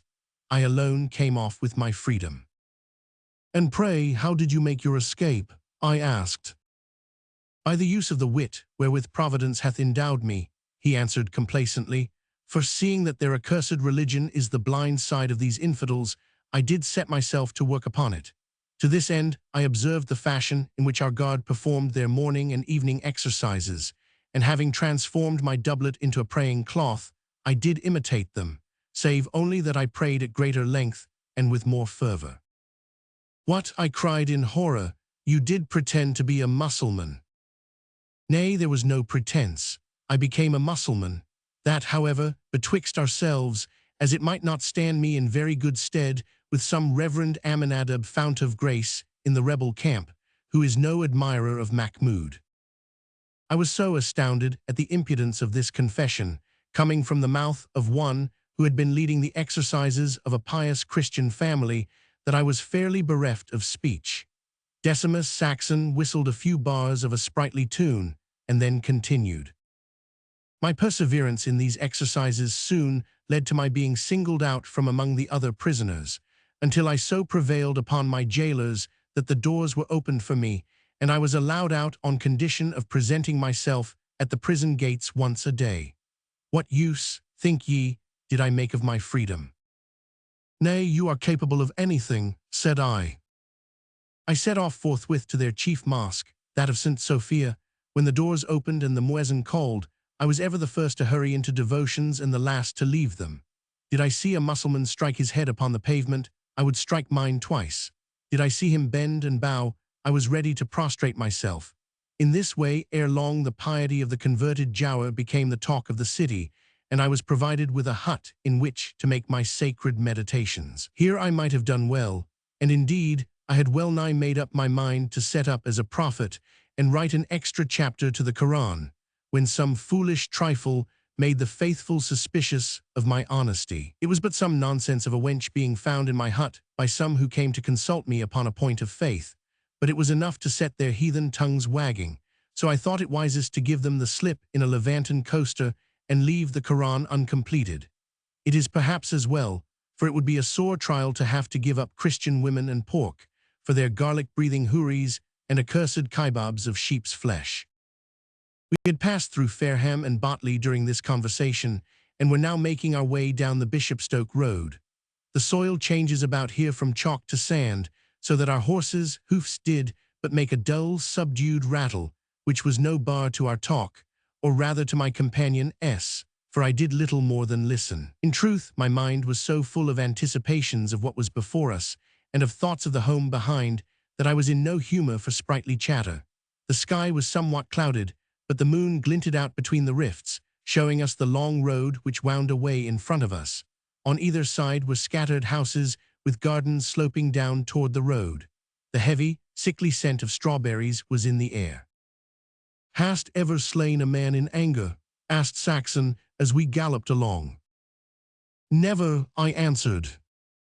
"Ha, you will find that when you hear the clink of steel against steel and see your foeman's eyes, you will straightway forget all rules, maxims, and precepts of the fence, which your father or others may have taught you." "I have learned little of the sort," said I. "My father did but teach me to strike an honest, downright blow. This sword can shear through a square inch of iron bar." "Skanderbeg's sword must have Skanderbeg's arm," he remarked. "I have observed that it is a fine piece of steel, one of the real old text compellers and psalm expounders which the faithful drew in the days of yore, when they would prove their religion orthodox by apostolic blows and knocks." "You have not fenced much, then?" "Scarce at all," said I. "It is as well. With an old and tried swordsman like myself, knowledge of the use of his weapon is everything, but with a young hotspur of your temper, strength, and energy go for much. I have oft remarked that those who are most skilled at the shooting of the popinjay, the cleaving of the Turk's head, and other such sports, are ever laggards in the field.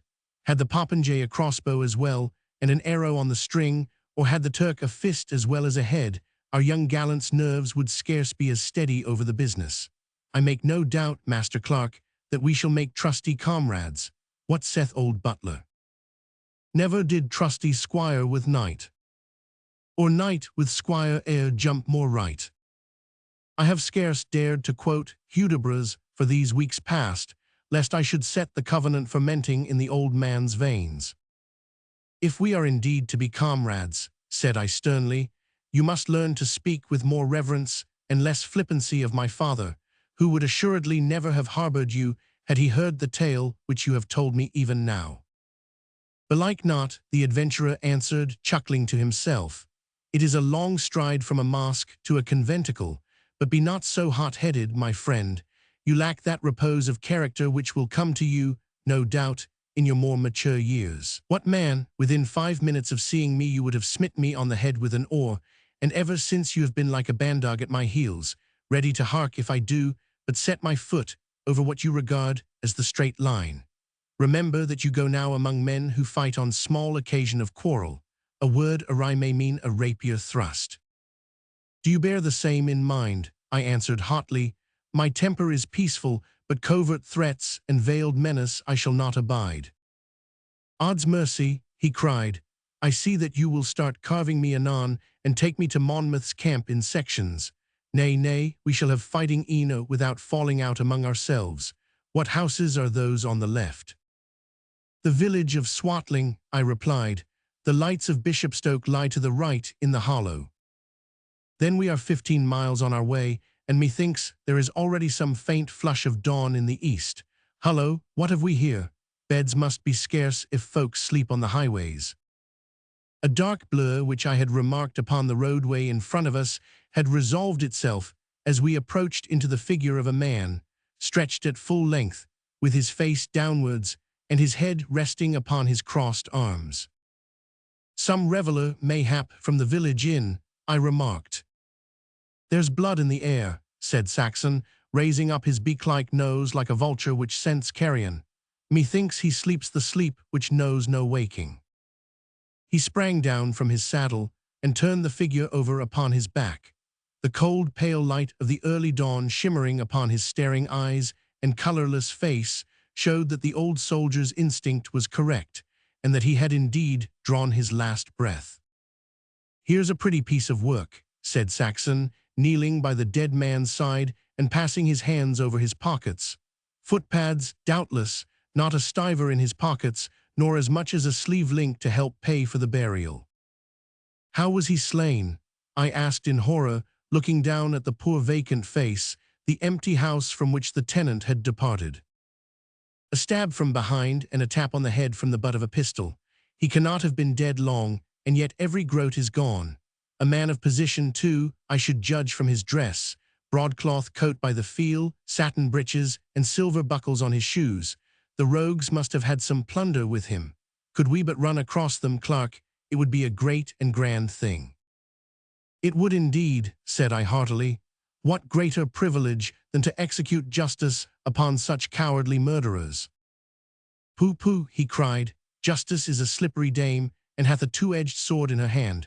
We may have enough of justice in our character as rebels to give us a surfeit of it. I would fain overtake these robbers, that we may relieve them of their spolia opima, together with any other wealth which they may have unlawfully amassed. My learned friend the Fleming layeth it down that it is no robbery to rob a robber. But where shall we conceal this body? Wherefore should we conceal it? I asked.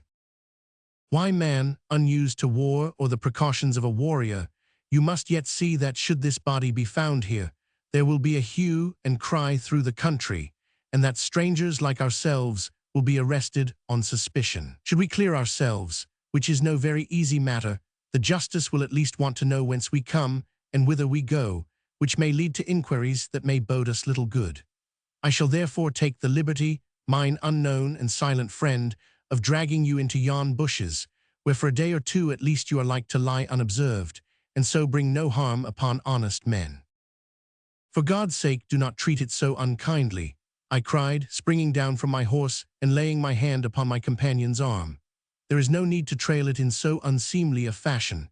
If it must be moved hence, I shall carry it with all due reverence. So saying, I picked the body up in my arms, and bearing it to a wayside clump of yellow gorse bushes, I laid it solemnly down and drew the branches over it to conceal it. You have the thews of an ox and the heart of a woman, muttered my companion. By the mass, that old white-headed psalm singer was right, for if my memory serves me, he said words to that effect. A few handfuls of dust will hide the stains. Now we may jog upon our way without any fear of being called upon to answer for another man's sins. Let me but get my girth tightened, and we may soon be out of danger's way. I have had to do, said Saxon, as we rode onwards, with many gentry of this sort, with Albanian brigands, the banditti of Piedmont, the landsknecht and ferreter of the Rhine, Algerine picaroons, and other such folk. Yet I cannot call to mind one who hath ever been able to retire in his old age on a sufficient competence. It is but a precarious trade, and must end sooner or later in a dance on nothing in a tight cravat, with some kind friend tugging at your legs to ease you of any breath that you might have left. Nor does that end all, I remarked. No, there is Tophet behind and the flames of hell, so our good friends the parsons tell us. Well, if a man is to make no money in this world, be hanged at the end of it, and finally burn forever, he hath assuredly wandered on to a thorny track. If, on the other hand, one could always lay one's hands on a well-lined purse, as those rogues have done tonight, one might be content to risk something in the world to come. But what can the well-filled purse do for them? Said I, what will the few score pieces, which these bloodthirsty wretches have filched from this poor creature, avail them when their own hour of death comes round? True, said Saxon dryly, they may, however, prove useful in the meantime. This, you say, is Bishopstoke. What are the lights over yonder? They come, I think, from Bishop's Waltham, I answered. We must press on, for I would fain be in Salisbury before it is broad day. There we shall put our horses up until evening and have some rest, for there is nothing gained by man or beast coming jaded to the wars. All this day the western roads will be crowded with couriers, and mayhap patrolled by cavalry as well, so that we cannot show our faces upon it without a risk of being stopped and examined. Now if we lie by all day and push on at dusk, keeping off the main road and making our way across Salisbury Plain and the Somersetshire Downs, we shall be less likely to come to harm. But what if Monmouth be engaged before we come up to him? I asked. Then we shall have missed a chance of getting our throats cut. Why, man, supposing that he has been routed and entirely dispersed, would it not be a merry conceit for us to appear upon the scene as two loyal yeomen, who had ridden all the way from Hampshire to strike in against the king's enemies? We might chance to get some reward in money or in land for our zeal. Nay, frown not, for I was but jesting. Breathe our horses by walking them up this hill. My jennet is as fresh as when we started, but those great limbs of thine are telling upon the grey. The patch of light in the east had increased and broadened, and the sky was mottled with little pink feathers of cloud. As we passed over the low hills by Chandler's Ford and Romsey, we could see the smoke of Southampton to the southeast, and the broad, dark expanse of the New Forest, with the haze of morning hanging over it. A few horsemen passed us, pricking along, too much engrossed in their own errand to inquire ours. A couple of carts and a long string of pack horses, laden principally with bales of wool, came straggling along a by-road, and the drivers waved their broad hats to us and wished us Godspeed. At Dunbridge the folk were just stirring, and paused in taking down the cottage shutters to come to the garden railings and watch us pass. As we entered Dean, the great red sun pushed its rosy rim over the edge of the horizon, and the air was filled with the buzz of insects and the sweet scent of the morning. We dismounted at this latter village, and had a cup of ale while resting and watering the horses. The landlord could tell us nothing about the insurgents, and indeed seemed to care very little about the matter one way or the other. As long as brandy pays a duty of 6 shillings and 8pence a gallon, and freight and leakage comes to half a crown, while I am expected to sell it at 12 shillings, it matters little to me who is King of England. Give me a king that will prevent the hop blight, and I am his man. Those were the landlord's politics, and I dare say a good many more were of his way of thinking. From Dean to Salisbury is all straight road with moor, morass, and fenland on either side, broken only by the single hamlet of Aldersbury, just over the Wiltshire border. Our horses, refreshed by the short rest, stepped out gallantly, and the brisk motion, with the sunlight and the beauty of the morning, combined to raise our spirits and cheer us after the depression of the long ride through the darkness, and the incident of the murdered traveller. Wild duck, widgeon and snipe flapped up from either side of the road at the sound of the horses' hoofs, and once a herd of red deer sprang to their feet from among the ferns and scampered away in the direction of the forest. Once, too, when passing a dense clump of trees, we saw a shadowy white creature half hidden by the trunks, which must, I fancy, have been one of those wild cattle of which I have heard the peasants speak, who dwell in the recesses of the southern woods, and are so fierce and intractable that none dare approach them. The breadth of the view, the keenness of the air, and the novelty of the sense of having great work to do, all combined to send a flush of life through my veins, such as the quiet village existence had never been able to give. My more experienced companion felt the influence too, for he lifted up a cracked voice and broke into a droning chant, which he assured me was an Eastern ode which had been taught him by the second sister of the Hospodar of Wallachia. Anent Monmouth, he remarked, coming back suddenly to the realities of our position, it is unlikely that he can take the field for some days, though much depends upon his striking a blow soon, and so raising the courage of his followers before the king's troops can come down upon him. He has, mark ye, not only his troops to find, but their weapons, which is like to prove a more difficult matter. Suppose he can raise 5,000 men, and he cannot stir with less. He will not have one musket in 5, so the rest must do as they can with pikes and bills, or such other rude arms as they can find. All this takes time, and though there may be skirmishes, there can scarce be any engagement of import before we arrive. He will have been landed 3 or 4 days ere we reach him, said I.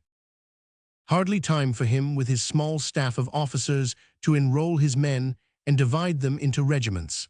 I scarce expect to find him at Taunton, though we were so directed. Hast ever heard whether there are any rich papists in those parts? I know not, I replied. If so, there might be plate chests and silver chargers, to say nothing of my lady's jewels and other such trifles to reward a faithful soldier. What would war be without plunder? A bottle without the wine, a shell without the oyster. See the house yonder that peeps through the trees. I warrant there is a store of all good things under that roof, which you and I might have for the asking, did we but ask with our swords in our grip. You are my witness that your father did give and not lend me this horse. Why say you that then? Lest he claim a half of whatever booty I may chance to gain. What saith my learned Fleming under the heading, and qui militi equum prebuit, predi ob eo capti particeps esse debit, which signifieth, whether he who lendeth a horse hath a claim on the plunder of him who borroweth it. In this discourse he cites a case wherein a Spanish commander having lent a steed to one of his captains, and the said captain having captured the general of the enemy, the commander did sue him for a half share of the 20,000 crowns which formed the ransom of the prisoner. A like case is noted by the famous Petrinus Bellus in his book, De Re Militari, much read by leaders of repute. Note C Appendix. I can promise you, I answered, that no such claim shall ever be made by my father upon you. See yonder, over the brow of the hill, how the sun shines upon the high cathedral tower, which points upwards with its great stone finger to the road that every man must travel. There is good store of silver and plate in these same churches, quoth my companion. I remember that at Leipzig, when I was serving my first campaign, I got a candlestick, which I was forced to sell to a Jew broker for 1/4 of its value, yet even at his price it sufficed to fill my haversack with broad pieces. It chanced that Saxon's mare had gained a stride or two upon mine whilst he spoke, so that I was able to get a good view of him without turning my head. I had scarce had light during our ride to see how his harness sat upon him, but now I was amazed on looking at him to mark the change which it had wrought in the man. In his civil dress, his lankiness and length of limb gave him an awkward appearance, but on horseback, with his lean, gaunt face looking out from his steel cap, his breastplate and buff jacket filling out his figure, and his high boots of untanned leather reaching to the center of his thighs, he looked the veteran man-at-arms which he purported to be. The ease with which he sat his horse, the high, bold expression upon his face, and the great length of his arms all marked him as one who could give a good account of himself in a fray.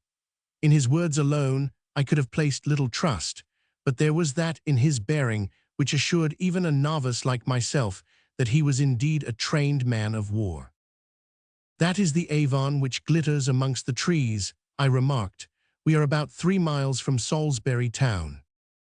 "It is a noble spire," said he, glancing at the great stone spire in front of us. "The men of old would seem to have spent all their days in piling stones upon stones, and yet we read of tough battles and shrewd blows struck, showing that they had some time for soldierly relaxation and were not always at this mason work."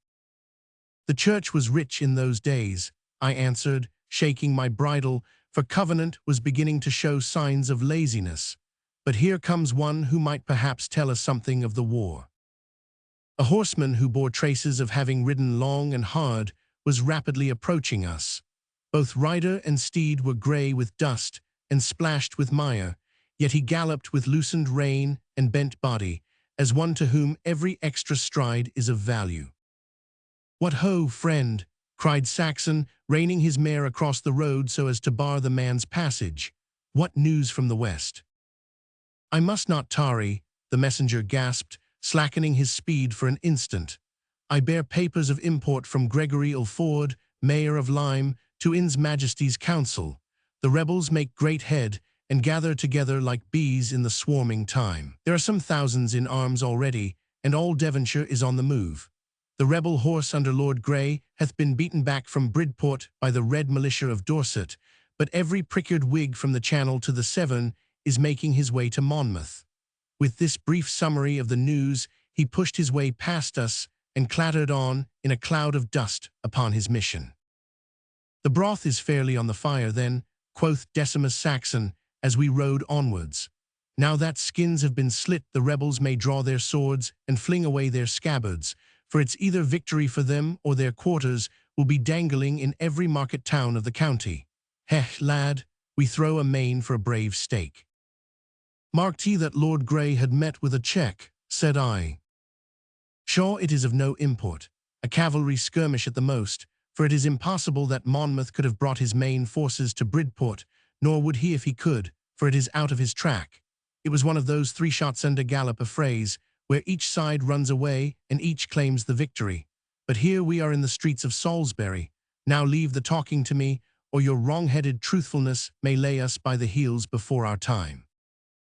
Passing down the broad High Street, we dismounted in front of the Blue Boar Inn and handed our tired horses over to the ostler, to whom Saxon, in a loud voice, and with many rough military oaths, gave strict injunctions as to their treatment.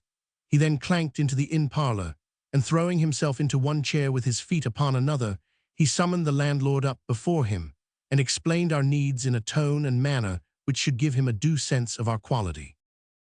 "Of your best, and at once," quoth he. "Have your largest double-couche chamber ready with your softest lavender-scented sheets, for we have had a weary ride and must rest. And hark ye, landlord, no palming off your stale, musty goods as fresh, or of your washy French wines for the true Hainault vintage.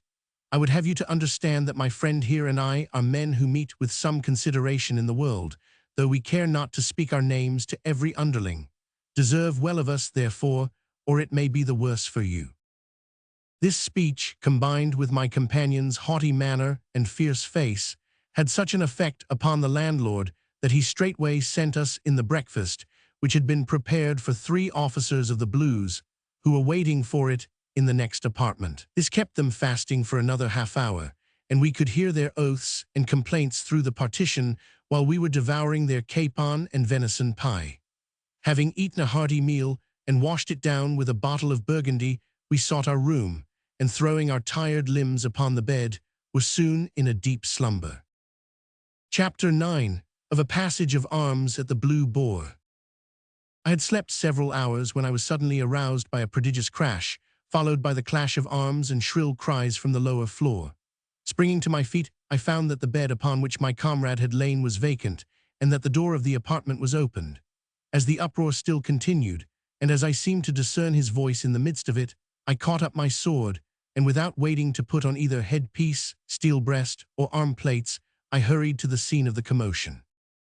Hall and passage were filled with silly maids and staring drawers, attracted like myself by the uproar. Through these I pushed my way into the apartment where we had breakfasted in the morning, which was a scene of the wildest disorder. The round table in the center had been tilted over upon its side, and 3 broken bottles of wine, with apples, pears, nuts, and the fragments of the dishes containing them, were littered over the floor. A couple of packs of cards and a dice box lay amongst the scattered feast. Close by the door stood Decimus Saxon, with his drawn rapier in his hand and a second one beneath his feet, while facing him there was a young officer in a blue uniform, whose face was reddened with shame and anger, and who looked wildly about the room as though in search of some weapon to replace that of which he had been deprived. He might have served Cibber or Gibbons as a model for a statue of impotent rage. Two other officers dressed in the same blue uniform stood by their comrade, and as I observed that they had laid their hands upon the hilts of their swords, I took my place by Saxon's side and stood ready to strike in should the occasion arise. "What would the maître d'armes say, the maître d'escrime?" cried my companion. "Methinks he should lose his place for not teaching you to make a better show. Out on him! Is this the way that he teaches the officers of His Majesty's Guard to use their weapons?" "This raillery, sir," said the elder of the three, a squat, brown, heavy-faced man, "is not undeserved, and yet might perchance be dispensed with. I am free to say that our friend attacked you somewhat hastily, and that a little more deference should have been shown by so young a soldier to a cavalier of your experience." The other officer, who was a fine-looking, noble-featured man, expressed himself in much the same manner. "If this apology will serve," said he, "I am prepared to join in it. If, however, more is required, I shall be happy to take the quarrel upon myself." "Nay, nay, take your bradawl," Saxon answered good-humoredly, kicking the sword towards his youthful opponent. "But mark you, when you would lunge, direct your point upwards rather than down, for otherwise you must throw your wrist open to your antagonist, who can scarce fail to disarm you. In quarte, tierce, or saccoon, the same holds good." The youth sheathed his sword, but was so overcome by his own easy defeat and the contemptuous way in which his opponent had dismissed him, that he turned and hurried out of the room. Meanwhile Decimus Saxon and the two officers set to work getting the table upon its legs and restoring the room to some sort of order, in which I did what I could to assist them. "I held 3 queens for the first time today," grumbled the soldier of fortune. "I was about to declare them when this young bantam flew at my throat. He hath likewise been the cause of our losing 3 flasks of most excellent muscadine. When he hath drunk as much bad wine as I have been forced to do, he will not be so hasty in wasting the good." "He is a hot-headed youngster," the older officer replied, "and a little solitary reflection added to the lesson which you have taught him may bring him profit. As for the muscadine, that loss will soon be repaired, the more gladly as your friend here will help us to drink it." "I was roused by the crash of weapons," said I, "and I scarce know now what has occurred." "Why, a mere tavern brawl, which your friend's skill and judgment prevented from becoming serious. I prithee take the rush-bottomed chair, and do you, Jack, order the wine. If our comrade hath spilled the last, it is for us to furnish this, and the best the cellars contain. We have been having a hand at basset, which Mr. Saxon here playeth as skilfully as he wields the small sword. It chanced that the luck ran against young Horsford, which doubtless made him prone to be quick in taking offence. Your friend in conversation, when discoursing of his experiences in foreign countries, remarked that the French household troops were to his mind brought to a higher state of discipline than any of our own regiments, on which Horsford fired up, and after a hot word or two they found themselves, as you have seen, at drawn bilbo. The boy hath seen no service, and is therefore overeager to give proof of his valor." "Wherein," said the tall officer, "he showed a want of thought towards me, for had the words been offensive it was for me, who am a senior captain and brevet major, to take it up, and not for a slip of a cornet, who scarce knows enough to put his troop through the exercise." "You say right, Ogilvy," said the other, resuming his seat by the table and wiping the cards which had been splashed by the wine. "Had the comparison been made by an officer of Louis's guard for the purpose of contumely and braggadocio, it would then indeed have become us to venture a passado. But when spoken by an Englishman of ripe experience, it becomes a matter of instructive criticism, which should profit rather than annoy." "True, Ambrose," the other answered. "Without such criticism, a force would become stagnant, and could never hope to keep level with those continental armies, which are ever striving amongst themselves for increased efficacy." So pleased was I at these sensible remarks on the part of the strangers, that I was right glad to have the opportunity of making their closer acquaintance over a flask of excellent wine. My father's prejudices had led me to believe that a king's officer was ever a compound of the coxcomb and the bully, but I found on testing it that this idea, like most others which a man takes upon trust, had very little foundation upon truth. As a matter of fact, had they been dressed in less warlike garb and deprived of their swords and jack-boots, they would have passed as particularly mild-mannered men, for their conversation ran in the learned channels, and they discussed Boyle's researches in chemistry and the ponderation of air with much gravity and show of knowledge. At the same time, their brisk bearing and manly carriage showed that in cultivating the scholar they hail not sacrificed the soldier. "May I ask, sir," said one of them, addressing Saxon, "whether in your wide experiences you have ever met with any of those sages and philosophers who have conferred such honor and fame upon France and Germany?" My companion looked ill at ease, as one who feels that he has been taken off his ground. "There was indeed one such at Nuremberg," he answered, "one Gervinus or Gervanus, who, the folk said, could turn an ingot of iron into an ingot of gold as easily as I turn this tobacco into ashes. Old Pappenheimer shut him up with a ton of metal and threatened to put the thumbikins upon him unless he changed it into gold pieces. I can vouch for it that there was not a yellow boy there, for I was captain of the guard and searched the whole dungeon through. To my sorrow I say it, for I had myself added a small iron brazier to the heap, thinking that if there should be any such change, it would be as well that I should have some small share in the experiment. Alchemy, transmutation of metals, and the like have been set aside by true science," remarked the taller officer. "Even old Sir Thomas Browne of Norwich, who is ever ready to plead the cause of the ancients, can find nothing to say in favor of it. From Trismegistus downwards, through Albertus Magnus, Aquinas, Raymond Lullius, Basil Valentine, Paracelsus, and the rest, there is not one who has left more than a cloud of words behind him." "Nor did the rogue I mention," said Saxon. "There was another, Van Helstedt, who was a man of learning, and cast horoscopes in consideration of some small fee or honorarium. I have never met so wise a man, for he would talk of the planets and constellations as though he kept them all in his own backyard. He made no more of a comet than if it were a mouldy China orange, and he explained their nature to us, saying that they were but common stars which had had a hole knocked in them, so that their insides or viscera protruded. He was indeed a philosopher." "And did you ever put his skill to the test?" asked one of the officers with a smile. "Not I, forsooth, for I have ever kept myself clear of black magic or diablerie of the sort. My comrade Pierce Scotten, who was an oberst in the Imperial Cavalry Brigade, did pay him a rose noble to have his future expounded. If I remember aright, the stars said that he was over-fond of wine and women, he had a wicked eye and a nose like a carbuncle. They foretold also that he would attain a marshal's baton and die at a ripe age, which might well have come true had he not been unhorsed a month later at Obergrostock, and slain by the hoofs of his own troop. Neither the planets nor even the experienced farrier of the regiment could have told that the brute would have foundered so completely."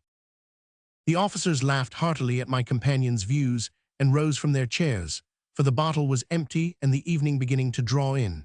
"We have work to do here," said the one addressed as Ogilvy. "Besides, we must find this foolish boy of ours and tell him that it is no disgrace to be disarmed by so expert a swordsman. We have to prepare the quarters for the regiment, who will be up to join Churchill's forces not later than tonight. Ye are yourselves bound for the West, I understand." "We belong to the Duke of Beaufort's household," said Saxon. "Indeed, I thought ye might belong to Portman's yellow regiment of militia. I trust that the Duke will muster every man he can and make play until the royal forces come up." "How many will Churchill bring?" asked my companion carelessly. 800 horse at the most, but my Lord Feversham will follow after with close on 4,000 foot." "We may meet on the field of battle, if not before," said I, and we bade our friendly enemies a very cordial adieu.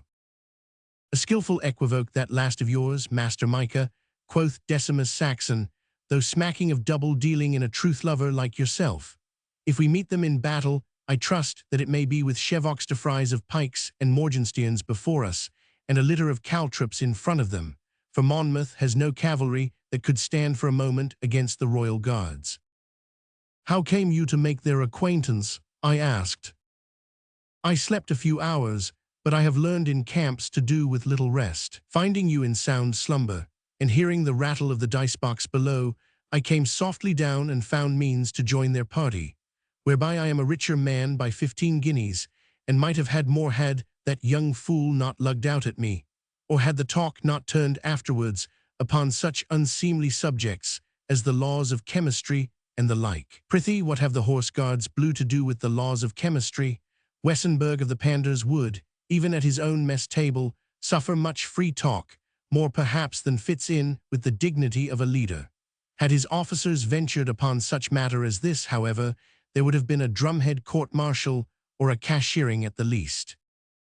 Without stopping to dispute either Master Saxon's judgment or that of Wessenberg of the Panders, I proposed that we should order an evening meal, and should employ the remaining hour or two of daylight in looking over the city. The principal sight is of course the noble cathedral, which is built in such exact proportion that one would fail to understand its great size did one not actually enter it and pace round the long dim aisles. So solemn were its sweeping arches and the long shafts of colored light which shone through the stained glass windows, throwing strange shadows amongst the pillars, that even my companion, albeit not readily impressed, was silent and subdued. It was a great prayer in stone. On our way back to the inn, we passed the town lockup, with a railed space in front of it, in which 3 great black-muzzled bloodhounds were stalking about, with fierce crimsoned eyes and red tongues lolling out of their mouths. They were used, a bystander told us, for the hunting down of criminals upon Salisbury Plain, which had been a refuge for rogues and thieves, until this means had been adopted for following them to their hiding places. It was well nigh dark before we returned to the hostel, and entirely so by the time that we had eaten our suppers, paid our reckoning, and got ready for the road. Before we set off, I bethought me of the paper which my mother had slipped into my hand on parting, and drawing it from my pouch, I read it by the rushlight in our chamber. It still bore the splotches of the tears which she had dropped on it, poor soul, and ran in this wise. Instructions from Mistress Mary Clarke to her son Micah, on the 12th day of June, in the year of our Lord 1685. On occasion of his going forth, like David of old, to do battle with the Goliath of papistry, which hath overshadowed and thrown into disrepute that true and reverent regard for ritual which should exist in the real Church of England, as ordained by law. Let these points be observed by him, namely, to wit. 1. Change your hosen when the occasion serves. You have 2 pairs in your saddle-bag, and can buy more, for the wool work is good in the West. 2. A hare's foot, suspended round the neck driveth away colic. 3. Say the Lord's Prayer night and morning. Also read the Scriptures, especially Job, the Psalms, and the Gospel according to St. Matthew. 4. Daffy's elixir possesses extraordinary powers in purifying the blood and working off all phlegms, humours, vapours, or rheums. The dose is 5 drops. A small phial of it will be found in the barrel of your left pistol, with wadding around it, lest it come to harm. 5. 10 golden pieces are sewn into the hem of your under doublet. Touch them not, save as a last resource. 6. Fight stoutly for the Lord, and yet I pray you, Micah, be not too forward in battle, but let others do their turn also. Press not into the heart of the fray, and yet flinch not from the standard of the Protestant faith. And oh, Micah, my own bright boy, come back safe to your mother, or my very heart will break. And the deponent will ever pray. The sudden gush of tenderness in the last few lines made the tears spring to my eyes, and yet I could scarce forbear from smiling at the whole composition, for my dear mother had little time to cultivate the graces of style, and it was evidently her thought that in order to make her instructions binding, it was needful to express them in some sort of legal form. I had little time to think over her advice, however, for I had scarce finished reading it before the voice of Decimus Saxon and the clink of the horses' hoofs upon the cobblestones of the yard informed me that all was ready for our departure. Chapter 10 of our perilous adventure on the plain. We were not half a mile from the town before the roll of kettle drums and the blare of bugles swelling up musically through the darkness announced the arrival of the regiment of horse which our friends at the inn had been expecting. "It is as well, perhaps," said Saxon, "that we gave them the slip, for that young Springald might have smelled a rat and played us some ill turn. Have you chanced to see my silken kerchief?" "Not I," I answered. "Nay, then, it must have fallen from my bosom during our ruffle. I can ill afford to leave it, for I travel light in such matters. 800 men, quoth the major, and 3,000 to follow. Should I meet this same Oglethorpe or Ogilvy when the little business is over, I shall read him a lesson on thinking less of chemistry and more of the need of preserving military precautions. It is well always to be courteous to strangers and to give them information, but it is well also that the information should be false." "As his may have been," I suggested. "Nay, nay," the words came too glibly from his tongue. "So ho, Chloe, so ho, she is full of oats and would fain gallop, but it is so plaguy dark that we can scarce see where we are going." We had been trotting down the broad high road shimmering vaguely white in the gloom, with the shadowy trees dancing past us on either side, scarce outlined against the dark background of cloud. We were now coming upon the eastern edge of the great plain, which extends 40 miles one way and 20 the other, over the greater part of Wiltshire and past the boundaries of Somersetshire. The main road to the west skirts this wilderness, but we had agreed to follow a less important track, which would lead us to our goal, though in a more tedious manner. Its insignificance would, we hoped, prevent it from being guarded by the king's horse. We had come to the point where this byroad branches off from the main highway when we heard the clatter of horses' hoofs behind us. "Here comes someone who is not afraid to gallop," I remarked. "Halt here in the shadow," cried Saxon in a short, quick whisper. "Have your blade loose in the scabbard. He must have a set errand who rides so fast o' nights." Looking down the road, we could make out through the darkness a shadowy blur which soon resolved itself into man and horse. The rider was well nigh abreast of us before he was aware of our presence, when he pulled up his steed in a strange, awkward fashion and faced round in our direction. "Is Micah Clarke there?" he said, in a voice which was strangely familiar to my ears. "I am Micah Clarke," said I. "And I am Reuben Lockarby," cried our pursuer in a mock heroic voice. "Ah, Micah lad, I'd embrace you were it not that I should assuredly fall out of the saddle if I attempted it, and perchance drag you along. That sudden pull-up well nigh landed me on the roadway. I have been sliding off and clambering on ever since I bade good-bye to Havant. Sure, such a horse for slipping from under one was never bestridden by man." "Good heavens, Reuben," I cried in amazement, "what brings you all this way from home?" "The very same cause which brings you, Micah, and also Don Decimo Saxon, late of the Solent, whom methinks I see in the shadow behind you. How fares it, O illustrious one?" "It is you, then, young cock of the woods," growled Saxon in no very overjoyed voice. "No less a person," said Reuben. "And now, my gay cavalieros, round with your horses and trot on your way, for there is no time to be lost. We ought all to be at Taunton tomorrow." "But my dear Reuben," said I, "it cannot be that you are coming with us to join Monmouth. What would your father say? This is no holiday jaunt, but one that may have a sad and stern ending. At the best, victory can only come through much bloodshed and danger. At the worst, we are as like to wind up upon a scaffold as not." "Forwards, lads, forwards," cried he, spurring on his horse. "It is all arranged and settled. I am about to offer my august person, together with a sword which I borrowed and a horse which I stole, to His Most Protestant Highness James, Duke of Monmouth." "But how comes it all?" I asked, as we rode on together. "It warms my very heart to see you, but you were never concerned either in religion or in politics. Whence, then, this sudden resolution?" "Well, truth to tell," he replied, "I am neither a king's man nor a duke's man, nor would I give a button which sat upon the throne. I do not suppose that either one or the other would increase the custom of the Wheatsheaf, or want Reuben Lockarby for a counsellor. I am a Micah Clarke man, though, from the crown of my head to the soles of my feet, and if he rides to the wars, may the plague strike me if I don't stick to his elbow." He raised his hand excitedly as he spoke, and instantly losing his balance, he shot into a dense clump of bushes by the roadside, whence his legs flapped helplessly in the darkness. "That makes the 10th, said he, scrambling out and clambering into his saddle once more. "My father used to tell me not to sit a horse too closely. A gentle rise and fall," said the old man. "Egad, there is more fall than rise, and it is anything but gentle." "Odds truth," exclaimed Saxon.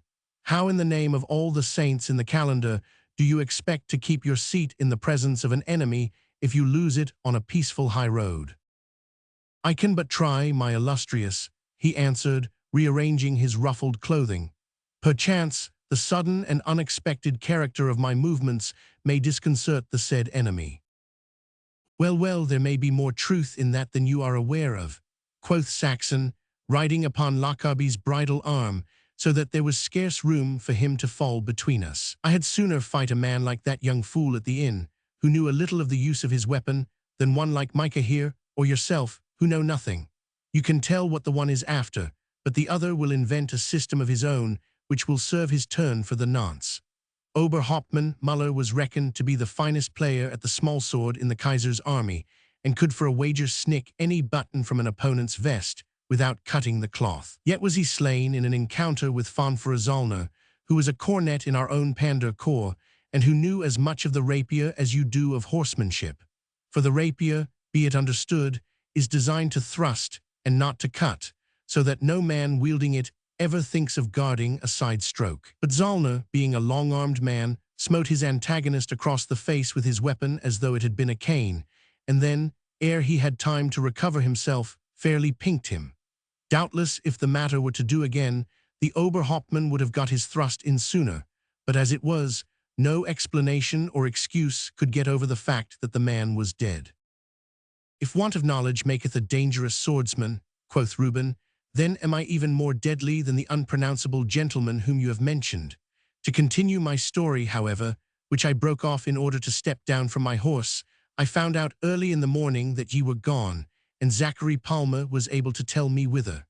I made up my mind, therefore, that I would out into the world also. To this end I borrowed a sword from Solomon Sprent, and my father having gone to Gosport, I helped myself to the best nag in his stables, for I have too much respect for the old man to allow one of his flesh and blood to go ill-provided to the wars.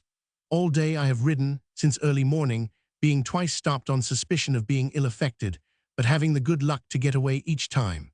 I knew that I was close at your heels, for I found them searching for you at the Salisbury Inn." Decimus whistled. "Searching for us," said he. "Yes, it seems that they had some notion that ye were not what ye professed to be, so the inn was surrounded as I passed, but none knew which road ye had taken." "Said I not so?" cried Saxon. "That young viper hath stirred up the regiment against us. We must push on, for they may send a party on our track." "We are off the main road now," I remarked. "Even should they pursue us, they would be unlikely to follow this side track." "Yet it would be wise to show them a clean pair of heels," said Saxon, spurring his mare into a gallop. Lockarby and I followed his example, and we all three rode swiftly along the rough moorland track. We passed through scattered belts of pinewood, where the wild cat howled and the owl screeched, and across broad stretches of fenland and moor, where the silence was only broken by the booming cry of the bittern or the fluttering of wild duck far above our heads. The road was in parts overgrown with brambles, and was so deeply rutted and so studded with sharp and dangerous hollows that our horses came more than once upon their knees. In one place, the wooden bridge which led over a stream had broken down, and no attempt had been made to repair it, so that we were compelled to ride our horses' girth deep through the torrent. At first some scattered lights had shown that we were in the neighborhood of human habitations, but these became fewer as we advanced, until the last died away, and we found ourselves upon the desolate moor which stretched away in unbroken solitude to the shadowy horizon. The moon had broken through the clouds and now shone hazily through wreaths of mist, throwing a dim light over the wild scene and enabling us to keep to the track, which was not fenced in any way and could scarce be distinguished from the plain around it.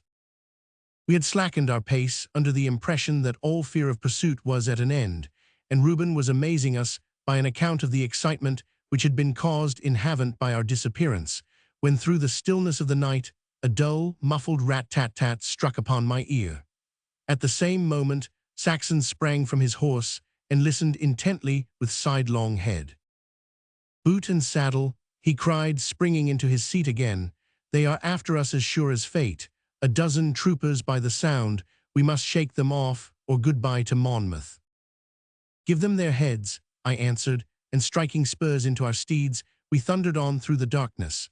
Covenant and Chloe were as fresh as could be wished, and soon settled down into a long springy gallop. Our friend's horse, however, had been traveling all day, and its long-drawn, labored breathing showed that it could not hold out for long. Through the clatter of our horses' hoofs, I could still from time to time hear the ominous murmur from behind us. "This will never do, Reuben," said I anxiously, as the weary creature stumbled, and the rider came perilously near to shooting over its head. "The old horse is nearly foundered," he answered ruefully. "We are off the road now, and the rough ground is too much for her." "Yes, we are off the track," cried Saxon over his shoulder, for he led us by a few paces. "Bear in mind that the bluecoats have been on the march all day, so that their horses may also be blown. How in Himmel came they to know which road we took?" As if in answer to his ejaculation, there rose out of the still night behind us a single, clear, bell-like note, swelling and increasing in volume until it seemed to fill the whole air with its harmony. "A bloodhound," cried Saxon. A second sharper, keener note, ending in an unmistakable howl, answered the first. "Another of them," said he. "They have loosed the brutes that we saw near the cathedral. Gad, we little thought when we peered over the rails at them a few hours ago that they would so soon be on our own track. Keep a firm knee and a steady seat, for a slip now would be your last." "Holy Mother," cried Reuben, "I had steeled myself to die in battle, but to be dog's meat, it is something outside the contract." "They hold them in leash," said Saxon, between his teeth, "else they would outstrip the horses and be lost in the darkness. Could we but come on running water, we might put them off our track." "My horse cannot hold on at this pace for more than a very few minutes," Reuben cried. "If I break down, do ye go on, for ye must remember that they are upon your track and not mine. They have found cause for suspicion of the two strangers of the inn, but none of me." "Nay, Reuben, we shall stand or fall together," said I sadly, for at every step his horse grew more and more feeble. "In this darkness they will make little distinction between persons." "Keep a good heart," shouted the old soldier, who was now leading us by 20 yards or more. "We can hear them because the wind blows from that way, but it's odds whether they have heard us. Methinks they slacken in their pursuit." "The sound of their horses has indeed grown fainter," said I joyfully. "So faint that I can hear it no longer," my companion cried. We reined up our panting steeds and strained our ears, but not a sound could we hear save the gentle murmur of the breeze amongst the wind bushes and the melancholy cry of the night-jar. Behind us, the broad rolling plain, half light and half shadow, stretched away to the dim horizon without sign of life or movement. "We have either outstripped them completely, or else they have given up the chase," said I. "What ails the horses that they should tremble and snort?" "My poor beast is nearly done for," Reuben remarked, leaning forward and passing his hand down the creature's reeking neck. "For all that we cannot rest," said Saxon. "We may not be out of danger yet. Another mile or two may shake us clear, but I like it not." "Like not what?" "These horses and their terrors. The beasts can at times both see and hear more than we, as I could show by divers examples drawn from mine own experience on the Danube and in the Palatinate, were the time and place more fitting. Let us on, then, before we rest." The weary horses responded bravely to the call and struggled onwards over the broken ground for a considerable time. At last, we were thinking of pulling up in good earnest and of congratulating ourselves upon having tired out our pursuers, when of a sudden the bell-like baying broke upon our ears far louder than it had been before, so loud, indeed, that it was evident that the dogs were close upon our heels. "The accursed hounds," cried Saxon, putting spurs to his horse and shooting ahead of us. I feared as much. They have freed them from the leash. There is no escape from the devils, but we can choose the spot where we shall make our stand. Come on, Reuben, I shouted. We have only to reckon with the dogs now. Their masters have let them loose and turned back for Salisbury. Pray heaven they break their necks before they get there, he cried. They set dogs on us as though we were rats in a cockpit, yet they call England a Christian country. It's no use, Micah. Poor Dido can't stir another step. As he spoke, the sharp, fierce bay of the hounds rose again, clear and stern on the night air, swelling up from a low hoarse growl to a high angry yelp. There seemed to be a ring of exultation in their wild cry, as though they knew that their quarry was almost run to earth. Not another step, said Reuben Lockarby, pulling up and drawing his sword. If I must fight, I shall fight here. There could be no better place, I replied. Two great jagged rocks rose before us, jutting abruptly out of the ground and leaving a space of 12 or 15 feet between them. Through this gap we rode, and I shouted loudly for Saxon to join us. His horse, however, had been steadily gaining upon ours, and at the renewed alarm had darted off again, so that he was already some 100 yards from us. It was useless to summon him, even could he hear our voices, for the hounds would be upon us before he could return. Never heed him, I said hurriedly. Do you rein your steed behind that rock, and I behind this. They will serve to break the force of the attack. Dismount not, but strike down and strike hard. On either side in the shadow of the rock we waited in silence for our terrible pursuers. Looking back at it, my dear children, I cannot but think that it was a great trial on such young soldiers as Reuben and myself to be put, on the first occasion of drawing our swords, into such a position. For I have found, and others have confirmed my opinion, that of all dangers that a man is called upon to face, that arising from savage and determined animals is the most unnerving. For with men there is ever the chance that some trait of weakness or of want of courage may give you an advantage over them, but with fierce beasts there is no such hope. We knew that the creatures to whom we were opposed could never be turned from our throats while there was breath in their bodies. One feels in one's heart, too, that the combat is an unequal one, for your life is precious at least to your friends, while their lives, what are they? All this and a great deal more passed swiftly through our minds as we sat with drawn swords, soothing our trembling horses as best we might, and waiting for the coming of the hounds. Nor had we long to wait. Another long, deep, thunderous bay sounded in our ears, followed by a profound silence, broken only by the quick shivering breathing of the horses. Then suddenly, and noiselessly, a great tawny brute, with its black muzzle to the earth, and its overhung cheeks napping on either side, sprang into the band of moonlight between the rocks, and on into the shadow beyond. It never paused or swerved for an instant, but pursued its course straight onwards without a glance to right or to left. Close behind it came a second, and behind that a third, all of enormous size, and looking even larger and more terrible than they were in the dim shifting light. Like the first, they took no notice of our presence, but bounded on along the trail left by Decimus Saxon. The first and second I let pass, for I hardly realized that they so completely overlooked us.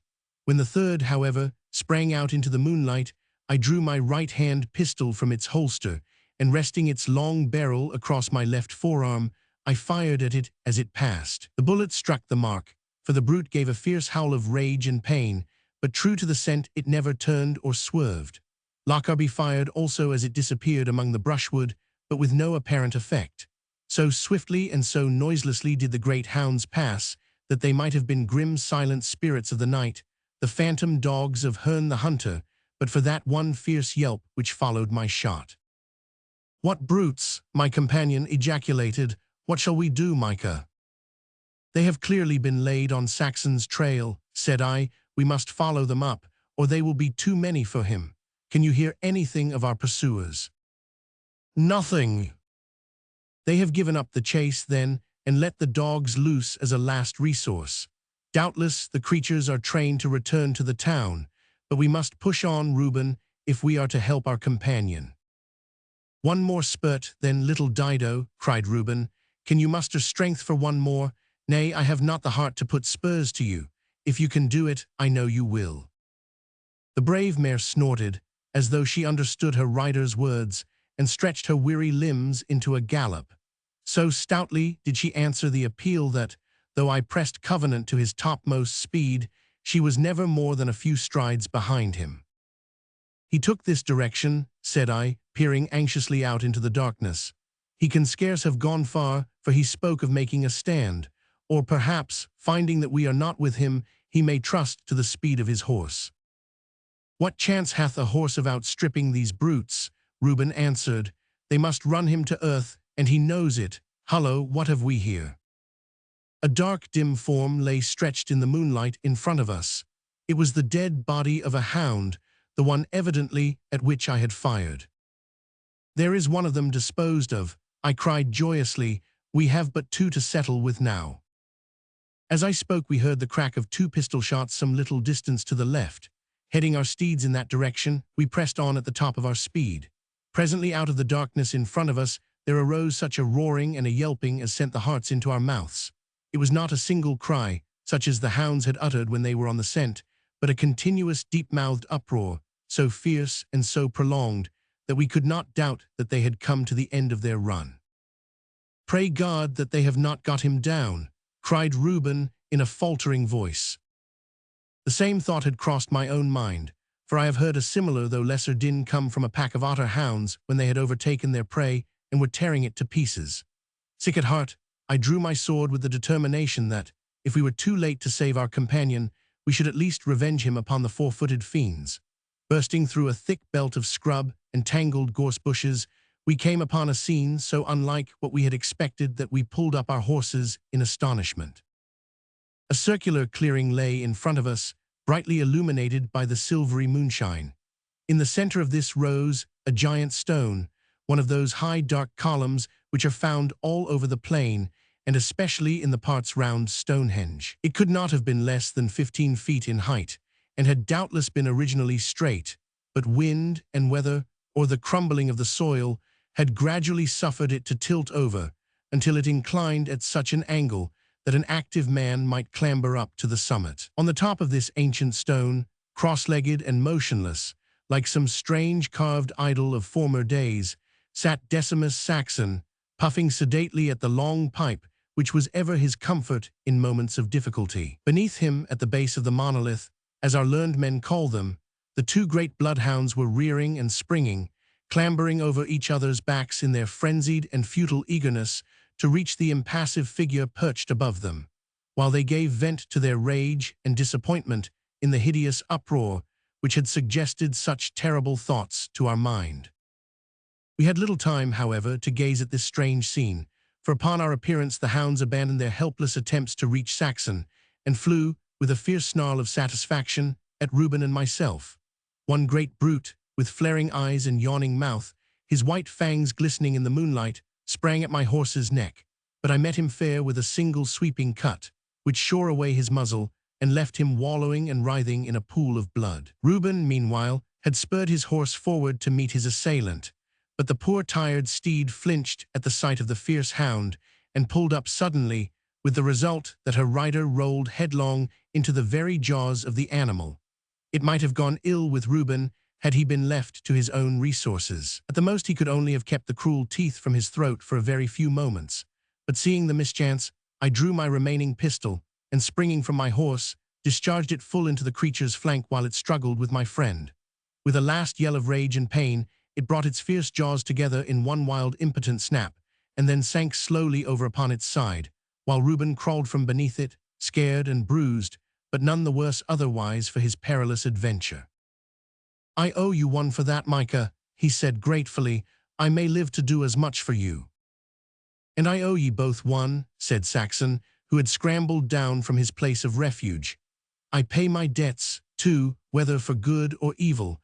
I might have stayed up there until I had eaten my jackboots, for all the chance I had of ever getting down again. Sancta Maria, but that was a shrewd blow of yours, Clarke. The brute's head flew in halves like a rotten pumpkin. No wonder that they stuck to my track, for I have left both my spare girth and my kerchief behind me, which would serve to put them on Chloe's scent as well as mine own." "And where is Chloe?" I asked, wiping my sword. Chloe had to look out for herself. I found the brutes gaining on me, you see, and I let drive at them with my barkers. But with a horse flying at 20 miles an hour, what chance is there for a single slug finding its way home?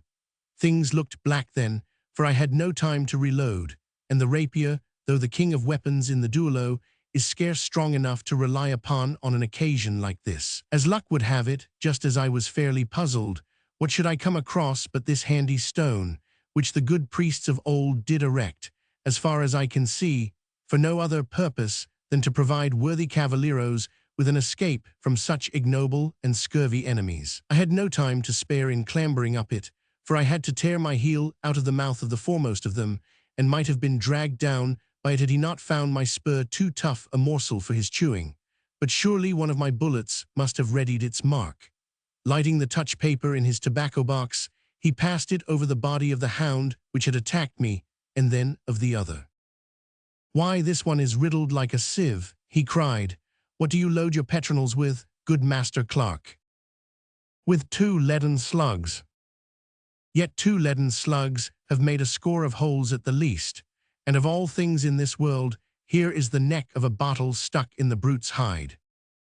"Good heavens," I exclaimed, "I remember, my dear mother packed a bottle of Daffy's elixir in the barrel of my pistol." "And you have shot it into the bloodhound," roared Reuben. "Ho, ho, when they hear that tale at the tap of the Wheatsheaf, there will be some throats dry with laughter.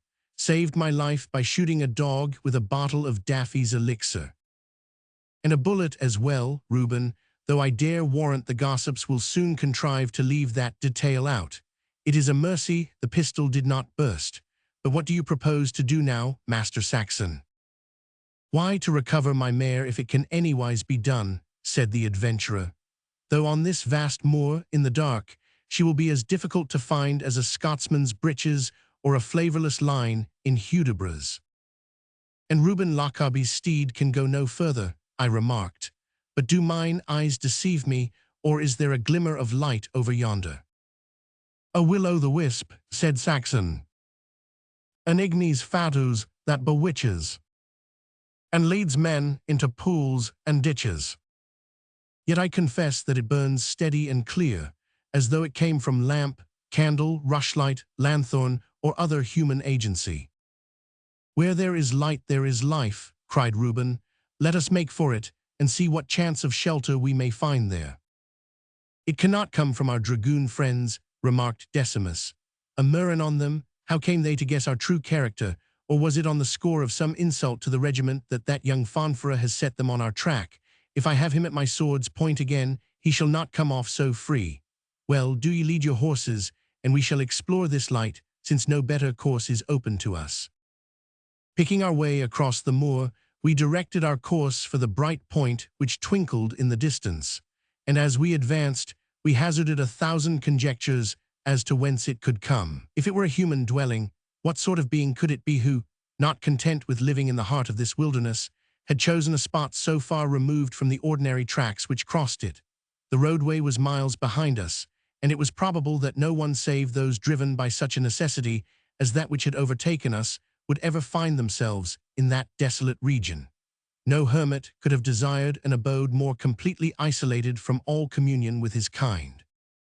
As we approached, we saw that the light did indeed come from a small cottage, which was built in a hollow, so as to be invisible from any quarter save that from which we approached it. In front of this humble dwelling a small patch of ground had been cleared of shrub, and in the center of this little piece of sward our missing steed stood grazing at her leisure upon the scanty herbage.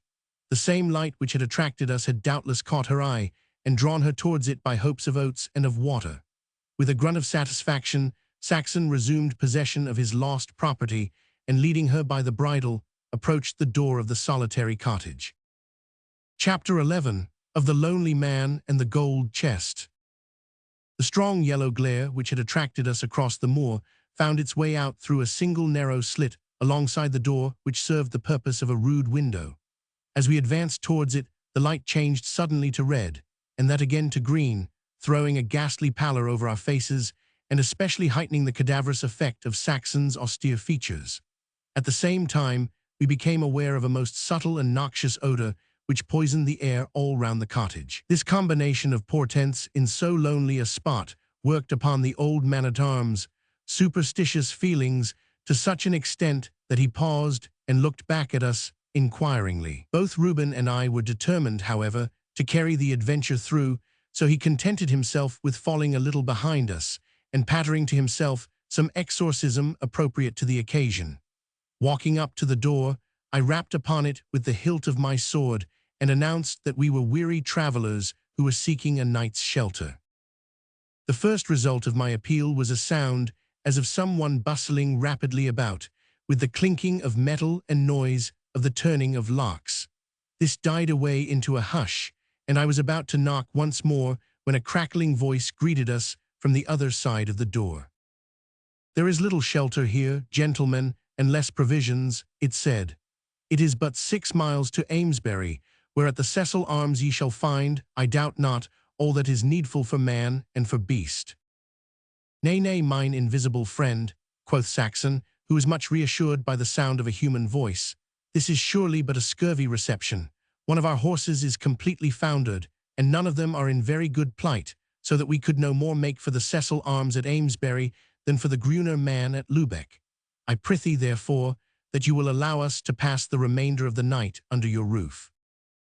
At this appeal, there was much creaking of locks and rasping of bolts, which ended in the door swinging slowly open and disclosing the person who had addressed us. By the strong light which shone out from behind him, we could see that he was a man of venerable aspect, with snow-white hair and a countenance which bespoke a thoughtful and yet fiery nature. The high pensive brow and flowing beard smacked of the philosopher, but the keen sparkling eye, the curved aquiline nose, and the lithe upright figure which the weight of years had been unable to bend were all suggestive of the soldier. His lofty bearing and his rich though severe costume of black velvet were at strange variance with the humble nature of the abode which he had chosen for his dwelling-place. "Ho," said he, looking keenly at us, "two of ye unused to war, and the other an old soldier. Ye have been pursued, I see." "How did you know that, then?" asked Decimus Saxon. "Ah, my friend, I too have served in my time. My eyes are not so old, but that they can tell when horses have been spurred to the utmost, nor is it difficult to see that this young giant's sword hath been employed in something less innocent than toasting bacon. Your story, however, can keep. Every true soldier thinks first of his horse, so I pray that you will tether yours without, since I have neither ostler nor serving man to whom I may entrust them." The strange dwelling into which we presently entered had been prolonged into the side of the little hill against which it had been built, so as to form a very long, narrow hall. The ends of this great room, as we entered, were wrapped in shadow, but in the center was a bright glare from a brazier full of coals, over which a brass pipkin was suspended. Beside the fire, a long wooden table was plentifully covered with curved glass flasks, basins, tubings, and other instruments of which I knew neither the name nor the purpose. A long row of bottles containing various colored liquids and powders were arranged along a shelf, whilst above it another shelf bore a goodly array of brown volumes. For the rest, there was a second rough-hewn table, a pair of cupboards, 3 or 4 wooden settles, and several large screens pinned to the walls and covered all over with figures and symbols, of which I could make nothing.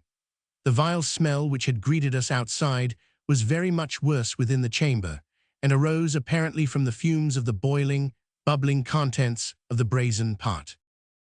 "Ye behold in me," said our host, bowing courteously to us, "the last of an ancient family. I am Sir Jacob Clancing of Snelleby Hall." "Smelleby it should be, methinks," whispered Reuben, in a voice which fortunately did not reach the ears of the old knight. "I pray that ye be seated," he continued, "and that ye lay aside your plates and headpieces and remove your boots. Consider this to be your inn, and behave as freely. You will hold me excused if for a moment I turn my attention from you to this operation on which I am engaged, which will not brook delay." Saxon began forthwith to undo his buckles and to pull off his harness, while Reuben, throwing himself into a chair, appeared to be too weary to do more than unfasten his sword belt.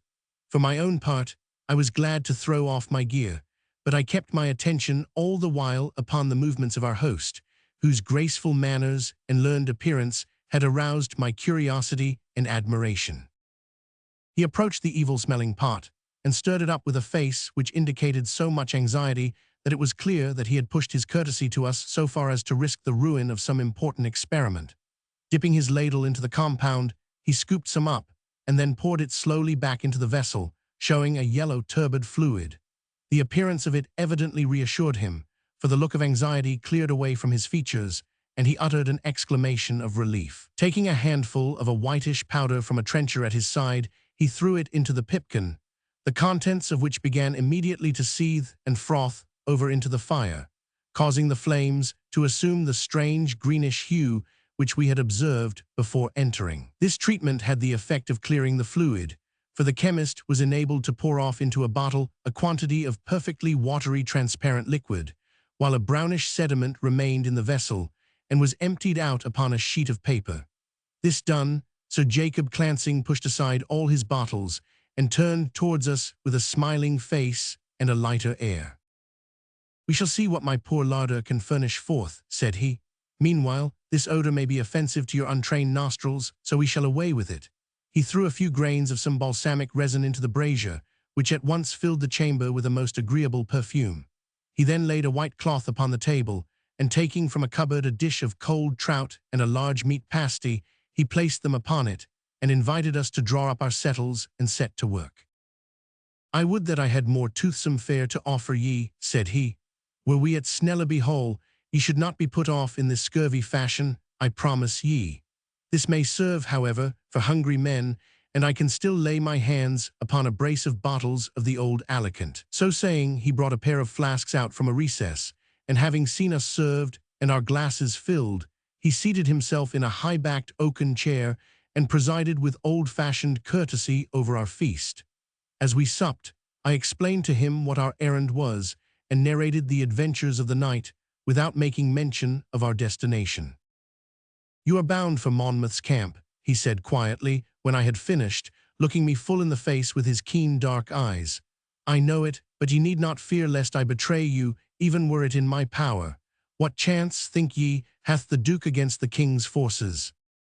"As much chance as a farmyard fowl against a spurred gamecock. Did he rely only on those whom he hath with him?" Saxon answered. "He hath reason to think, however, that all England is like a powder magazine, and he hopes to be the spark to set it alight." The old man shook his head sadly. "The king hath great resources," he remarked. "Where is Monmouth to get his trained soldiers?" "There is the militia," I suggested. "And there are many of the old parliamentary breed who are not too far gone to strike a blow for their belief," said Saxon. "Do you but get half a dozen broad-brimmed, snuffle-nosed preachers into a camp, and the whole presbytery tribe will swarm round them like flies on a honey-pot. No recruiting sergeants will ever raise such an army as did Knowles' preachers in the eastern counties, where the promise of a seat by the throne was thought of more value than a 10-pound bounty. I would I could pay mine own debts with these same promises." "I should judge from your speech, sir," our host observed, "that you are not one of the sectaries. How comes it, then, that you are throwing the weight of your sword and your experience into the weaker scale?" "For the very reason that it is the weaker scale," said the soldier of fortune. "I should gladly have gone with my brother to the Guinea coast and had no say in the matter one way or the other, beyond delivering letters and such trifles. Since I must be doing something, I choose to fight for Protestantism and Monmouth. It is nothing to me whether James Stuart or James Walters sits upon the throne, but the court and army of the king are already made up. Now, since Monmouth hath both courtiers and soldiers to find, it may well happen that he may be glad of my services and reward them with honorable preferment." "Your logic is sound," said our host, "save only that you have omitted the very great chance which you will incur of losing your head if the Duke's party are borne down by the odds against them." "A man cannot throw a main without putting a stake on the board," said Saxon. "And you, young sir," the old man asked, "what has caused you to take a hand in so dangerous a game?" "I come of a Roundhead stock," I answered, "and my folk have always fought for the liberty of the people and the humbling of tyranny. I come in the place of my father." "And you, sir," Our questioner continued, looking at Reuben. I have come to see something of the world, and to be with my friend and companion here, he replied. And I have stronger reasons than any of ye, Sir Jacob cried, for appearing in arms against any man who bears the name of Stuart.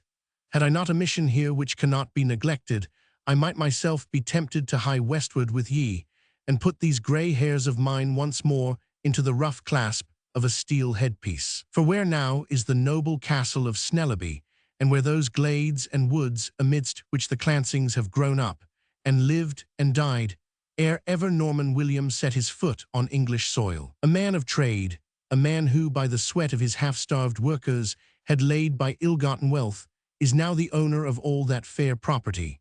Should I, the last of the Clancings, show my face upon it, I might be handed over to the village beadle as a trespasser, or scourged off it perhaps by the bowstrings of insolent huntsmen.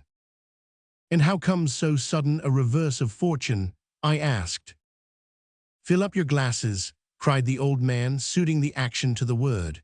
Here's a toast for you, perdition to all faithless princes. How came it about, ye ask? Why, when the troubles came upon the first Charles, I stood by him as though he had been mine own brother. At Edgehill, at Naseby, in 20 skirmishes and battles, I fought stoutly in his cause, maintaining a troop of horse at my own expense, formed from among my own gardeners, grooms, and attendants. Then the military chest ran low, and money must be had to carry on the contest. My silver chargers and candlesticks were thrown into the melting pot, as were those of many another cavalier. They went in metal, and they came out as troopers and pikemen. So we tided over a few months, until again the purse was empty, and again we filled it amongst us.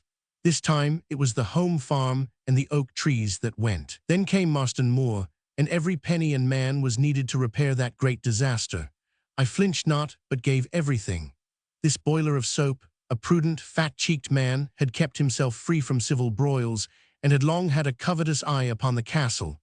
It was his ambition, poor worm, to be a gentleman, as though a gabled roof and a crumbling house could ever make him that. I let him have his way, however, and threw the sum received, every guinea of it, into the king's coffers. And so I held out until the final ruin of Worcester, when I covered the retreat of the young prince, and may indeed say that save in the Isle of Man, I was the last royalist who upheld the authority of the crown. The Commonwealth had set a price upon my head as a dangerous malignant, so I was forced to take my passage in a Harwich ketch, and arrived in the lowlands with nothing save my sword and a few broad pieces in my pocket. A cavalier might do well even then, remarked Saxon. There are ever wars in Germany where a man is worth his hire. When the North Germans are not in arms against the Swedes or French, the South Germans are sure to be having a turn with the Janissaries. I did indeed take arms for a time in the employ of the United Provinces, by which means I came face to face once more with mine old foes, the Roundheads. Oliver had lent Reynolds's brigade to the French, and right glad was Louis to have the service of such seasoned troops. 'Fore God, I stood on the counterscarp at Dunkirk, and I found myself, when I should have been helping the defense, actually cheering on the attack. My very heart rose when I saw the bulldog fellows clambering up the breach with their pikes at the trail, and never quavering in their psalm tune, though the bullets sung around them as thick as bees in the hiving time. And when they did come to close hugs with the Flemings, I tell you they set up such a rough cry of soldierly joy that my pride in them as Englishmen overtopped my hatred of them as foes. However, my soldiering was of no great duration, for peace was soon declared, and I then pursued the study of chemistry, for which I had a strong turn, first with Vorhager of Leyden, and later with De Haye of Strasbourg, though I fear that these weighty names are but sounds to your ears. Truly, said Saxon, there seemeth to be some fatal attraction in this same chemistry, for we met 2 officers of the Blue Guards in Salisbury, who, though they were stout soldierly men in other respects, had also a weakness in that direction. Ha, cried Sir Jacob with interest, to what school did they belong? Nay, I know nothing of the matter, Saxon answered, save that they denied that Gervinus of Nuremberg, whom I guarded in prison, or any other man, could transmute metals. For Gervinus I cannot answer, said our host, but for the possibility of it I can pledge my knightly word. However, of that anon. The time came at last when the second Charles was invited back to his throne, and all of us, from Geoffrey Hudson, the court dwarf, up to my Lord Clarendon, were in high feather at the hope of regaining our own once more. For my own claim, I let it stand for some time, thinking that it would be a more graceful act for the king to help a poor cavalier who had ruined himself for the sake of his family without solicitation on his part. I waited and waited, but no word came, so at last I betook myself to the levee and was duly presented to him. "Ah," said he, greeting me with the cordiality which he could assume so well, "you are, if I mistake not, Sir Jasper Killigrew?" "Nay, your majesty," I answered, "I am Sir Jacob Clancing, formerly of Snellerby Hall in Staffordshire." And with that I reminded him of Worcester fight and of many passages which had occurred to us in common. "Odds fish," he cried, "how could I be so forgetful, and how are all at Snellerby?" I then explained to him that the hall had passed out of my hands, and told him in a few words the state to which I had been reduced. His face clouded over, and his manner chilled to me at once. "They are all on to me for money and for places," he said, "and truly the commons are so niggardly to me that I can scarce be generous to others. However, Sir Jacob, we shall see what can be done for thee." And with that he dismissed me. That same night the secretary of my Lord Clarendon came to me, and announced with much form and show that, in consideration of my long devotion and the losses which I had sustained, the king was graciously pleased to make me a lottery cavalier. "And pray, sir, what is a lottery cavalier?" I asked. "It is nothing else than a licensed keeper of a gambling house. This was his reward to me. I was to be allowed to have a den in the piazza of Covent Garden, and there to decoy the young sparks of the town and fleece them at Omber. To restore my own fortunes, I was to ruin others. My honor, my family, my reputation, they were all to weigh for nothing so long as I had the means of bubbling a few fools out of their guineas." "I have heard that some of the lottery cavaliers did well," remarked Saxon reflectively. "Well or ill, it way no employment for me. I waited upon the king and implored that his bounty would take another form. His only reply was that for one so poor I was strangely fastidious. For weeks I hung about the court, I and other poor cavaliers like myself, watching the royal brothers squandering upon their gaming and their harlot sums which would have restored us to our patrimonies. I have seen Charles put upon one turn of a card as much as would have satisfied the most exacting of us. In the parks of St. James, or in the gallery at Whitehall, I still endeavored to keep myself before his eyes, in the hope that some provision would be made for me. At last I received a second message from him. It was that unless I could dress more in the mode, he could dispense with my attendance. That was his message to the old broken soldier who had sacrificed health, wealth, position, everything in the service of his father and himself. "Shameful," we cried all three. "Can you wonder, then, that I cursed the whole Stuart race, false-hearted, lecherous, and cruel? For the whole, I could buy it back tomorrow if I chose, but why should I do so when I have no heir?" "Oh, you have prospered, then," said Decimus Saxon, with one of his shrewd sidelong looks. "Perhaps you have yourself found out how to convert pots and pans into gold in the way you have spoken of. But that cannot be, for I see iron and brass in this room which would hardly remain there could you convert it to gold." "Gold has its uses, and iron has its uses," said Sir Jacob oracularly. "The one can never supplant the other." "Yet these officers," I remarked, "did declare to us that it was but a superstition of the vulgar." "Then these officers did show that their knowledge was less than their prejudice. Alexander Setonius, a Scot, was first of the moderns to achieve it. In the month of March 1602, he did change a bar of lead into gold in the house of a certain Hansen at Rotterdam, who hath testified to it. He then not only repeated the same process before 3 learned men sent by the Kaiser Rudolph, but he taught Johann Wolfgang Dienheim of Freiburg and Gustenhofer of Strasbourg, which latter taught it to my own illustrious master." "Who in turn taught it to you?" cried Saxon triumphantly. "I have no great store of metal with me, good sir, but there are my head-piece, back and breastplate, taslets and thigh-pieces, together with my sword, spurs, and the buckles of my harness. I pray you to use your most excellent and praiseworthy art upon these, and I will promise within a few days to bring round a mass of metal which shall be more worthy of your skill." Nay, nay, said the alchemist, smiling and shaking his head. It can indeed be done, but only slowly and in order, small pieces at a time, and with much expenditure of work and patience.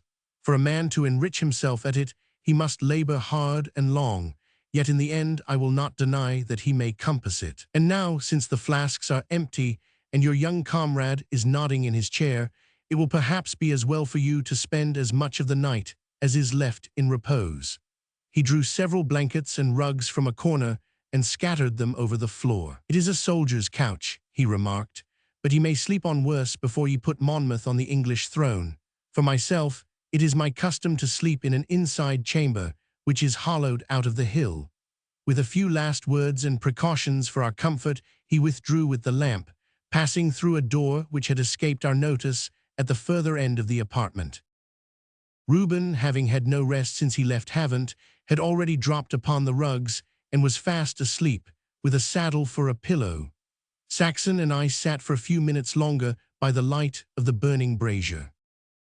One might do worse than take to this same chemical business, my companion remarked, knocking the ashes out of his pipe. See you yon iron-bound chest in the corner. What of it? It is 2/3 full of gold, which this worthy gentleman hath manufactured. How know you that? I asked incredulously. When you did strike the door panel with the hilt of your sword, as though you would drive it in, you may have heard some scuttling about, and the turning of a lock. Well, thanks to my inches, I was able to look through yon slit in the wall, and I saw our friend throw something into the chest with a chink, and then lock it. It was but a glance at the contents, yet I could swear that that dull yellow light could come from no metal but gold. Let us see if it be indeed locked. Rising from his seat, he walked over to the box and pulled vigorously at the lid. Forbear, Saxon, forbear, I cried angrily. What would our host say should he come upon you? Nay, then, he should not keep such things beneath his roof. With a chisel or a dagger now, this might be prized open. By heaven, I whispered, if you should attempt it, I shall lay you on your back. Well, well, young Anak, it was but a passing fancy to see the treasure again. Now, if he were but well favoured to the king, this would be fair prize of war. Marked ye not that he claimed to have been the last royalist who drew sword in England, and he confessed that he had been proscribed as a malignant. Your father, godly as he is, would have little compunction in despoiling such an Amalekite. Besides, bethink you, he can make more as easily as your good mother maketh cranberry dumplings. Enough said, I answered sternly.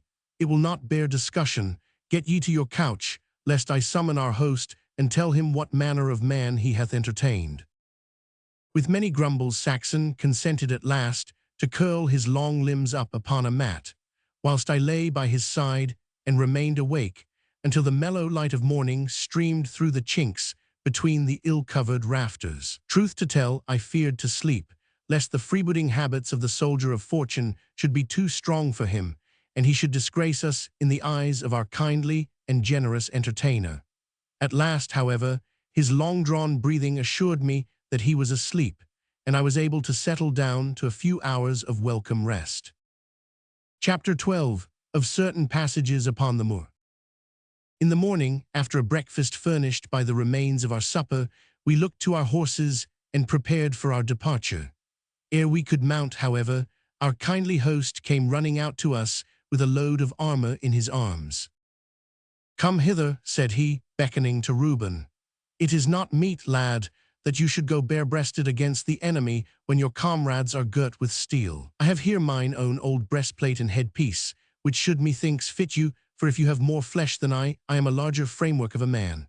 Ah, said I not so, were it measured for you by Silas Thompson, the court armourer, it could not grip better. Now on with the headpiece. A close fit again. You are now a cavalier whom Monmouth or any other leader might be proud to see ride beneath his banner. Both helmet and body plates were of the finest Milan steel, richly inlaid with silver and with gold, and carved all over in rare and curious devices. So stern and soldierly was the effect, that the ruddy, kindly visage of our friend, staring out of such a panoply, had an ill-matched and somewhat ludicrous appearance. Nay, nay, cried the old cavalier, seeing a smile upon our features. It is but right that so precious a jewel as a faithful heart should have a fitting casket to protect it. I am truly beholden to you, sir, said Reuben. I can scarce find words to express my thanks. Holy Mother, I have a mind to ride straight back to Havant, to show them how stout a man-at-arms hath been reared amongst them. It is steel of proof, Sir Jacob remarked. A pistol bullet might glance from it. And you, he continued, turning to me, here is a small gift by which you shall remember this meeting. I did observe that you did cast a wistful eye upon my bookshelf.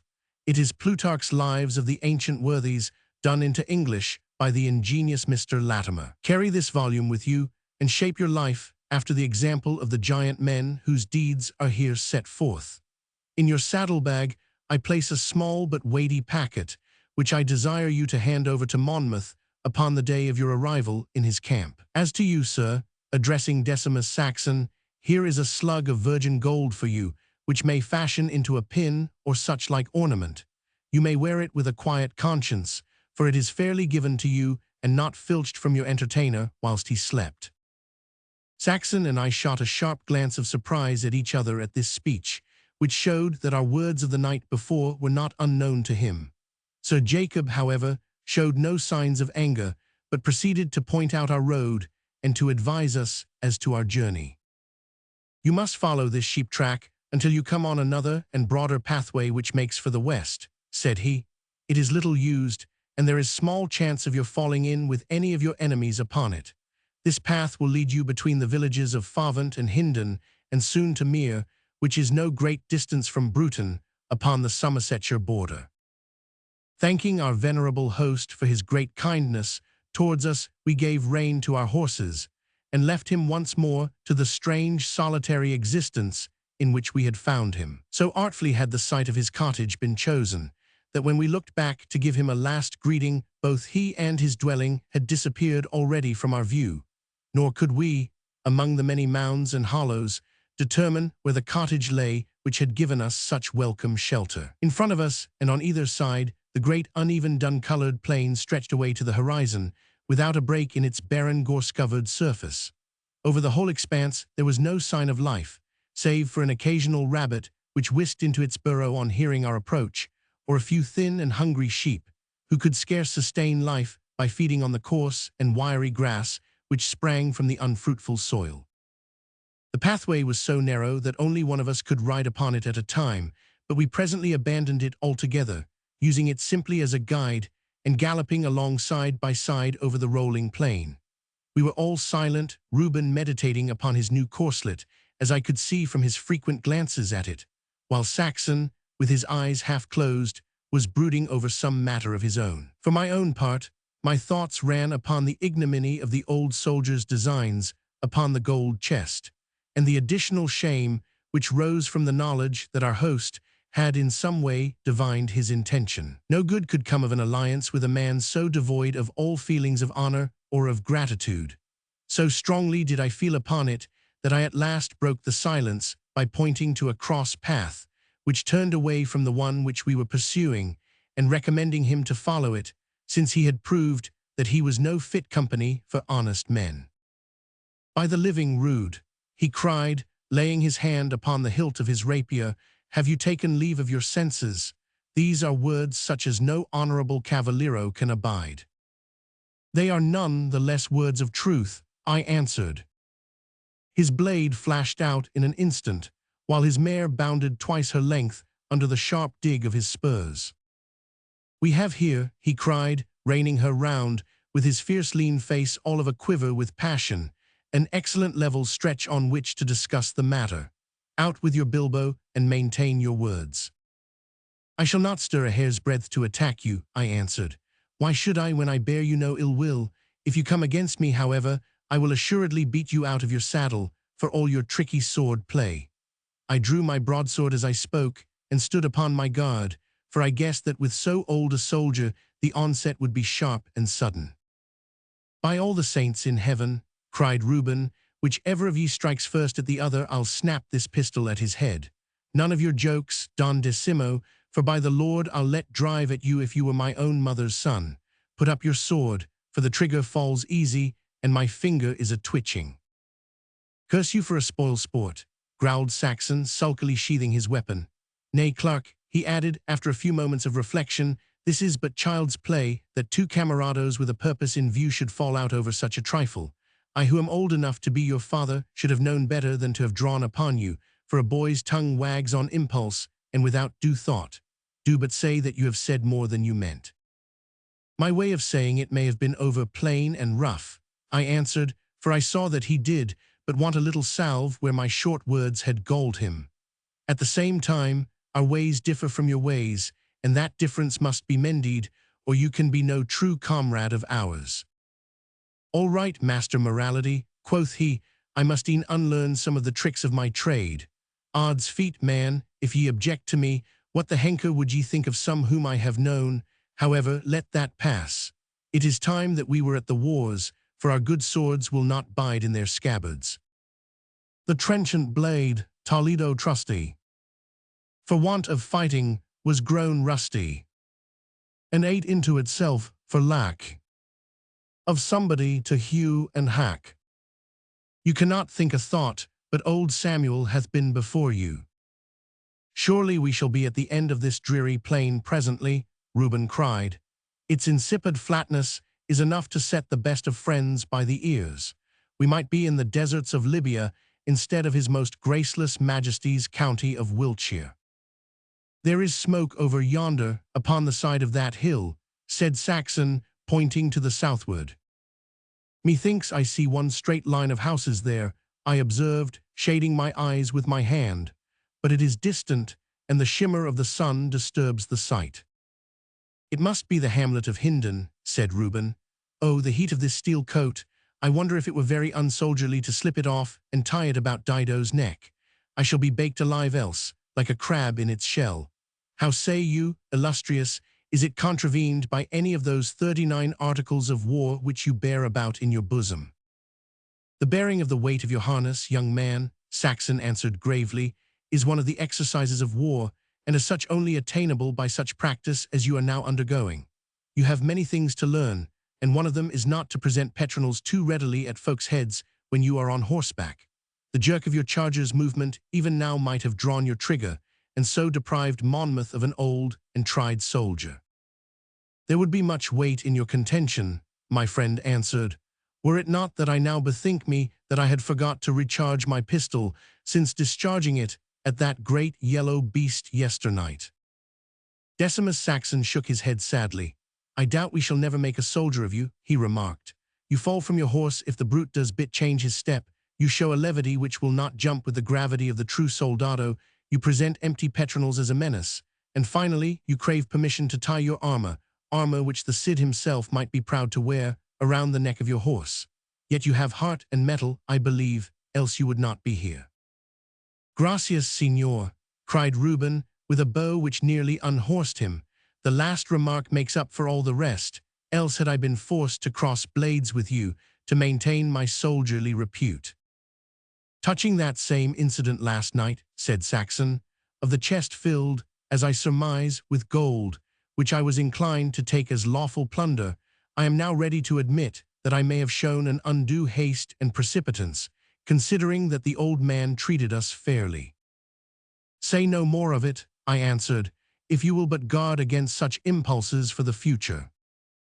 They do not properly come from me, he replied, but from Will Spotterbridge, who was a man of no character at all. And how comes he to be mixed up in the matter? I asked curiously.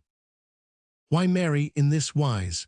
My father married the daughter of this same Will Spotterbridge, and so weakened a good old stock by an unhealthy strain. Will was a rakehell of Fleet Street in the days of James, a chosen light of Alsatia, the home of bullies and of brawlers. His blood hath through his daughter been transmitted to the 10 of us, though I rejoice to say that I, being the 10th, it had by that time lost much of its virulence, and indeed amounts to little more than a proper pride and a laudable desire to prosper. How then has it affected the race? I asked. Why, he answered, the Saxons of old were a round-faced, contented generation, with their ledgers in their hands for 6 days and their Bibles on the 7th. If my father did but drink a cup of small beer more than his wont, or did break out upon provocation into any fond oath, as odds niggers, or heart alive, he would mourn over it as though it were the 7 deadly sins. Was this a man, think ye, in the ordinary course of nature, to beget 10 long lanky children, 9 of whom might have been first cousins of Lucifer and foster brothers of Beelzebub? It was hard upon him, remarked Reuben. On him, nay, the hardship was all with us. If he with his eyes open chose to marry the daughter of an incarnate devil like Will Spotterbridge, because she chanced to be powdered and patched to his liking, what reason hath he for complaint? It is we, who have the blood of this Hector of the taverns grafted upon our own good honest stream, who have most reason to lift up our voices. Faith, by the same chain of reasoning, said Reuben, one of my ancestors must have married a woman with a plaguey dry throat, for both my father and I are much troubled with the complaint. You have assuredly inherited a plaguey pert tongue, growled Saxon. From what I have told you, you will see that our whole life is a conflict between our natural Saxon virtue and the ungodly impulses of the Spotterbridge taint. That of which you have had cause to complain yesternight is but an example of the evil to which I am subjected. And your brothers and sisters, I asked, how hath this circumstance affected them? The road was bleak and long, so that the old soldier's gossip was a welcome break to the tedium of the journey. They have all succumbed, said Saxon with a groan. Alas, alas, they were a goodly company could they have turned their talents to better uses. Prima was our eldest born. She did well until she attained womanhood. Secundus was a stout seaman and owned his own vessel when he was yet a young man. It was remarked, however, that he started on a voyage in a schooner and came back in a brig, which gave rise to some inquiry. It may be, as he said, that he found it drifting about in the North Sea and abandoned his own vessel in favor of it, but they hung him before he could prove it. Tertia ran away with a north country drover and hath been on the run ever since.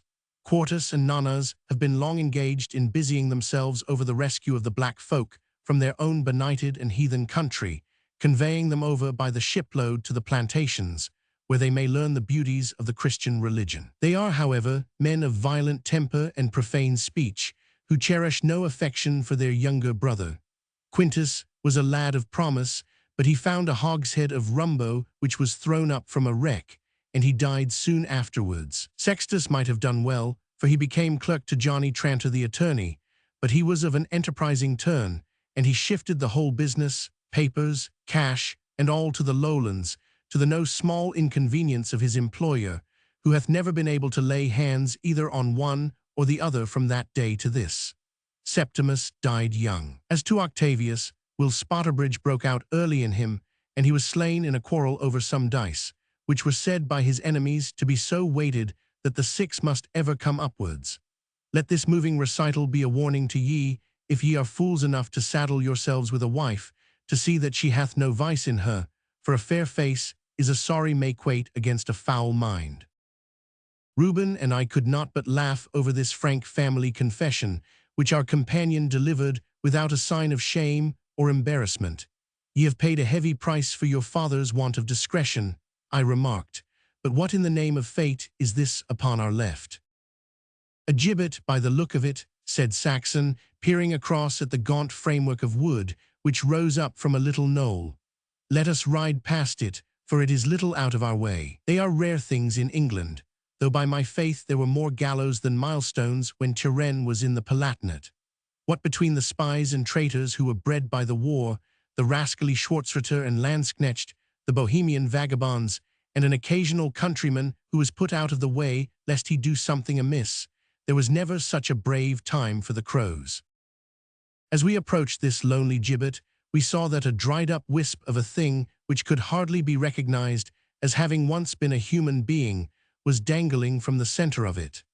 This wretched relic of mortality was secured to the crossbar by an iron chain and flapped drearily backwards and forwards in the summer breeze. We had pulled up our horses and were gazing in silence at this signpost of death, when what had seemed to us to be a bundle of rags thrown down at the foot of the gallows began suddenly to move, and turned towards us the wizened face of an aged woman, so marked with evil passions and so malignant in its expression that it inspired us with even more horror than the unclean thing which dangled above her head.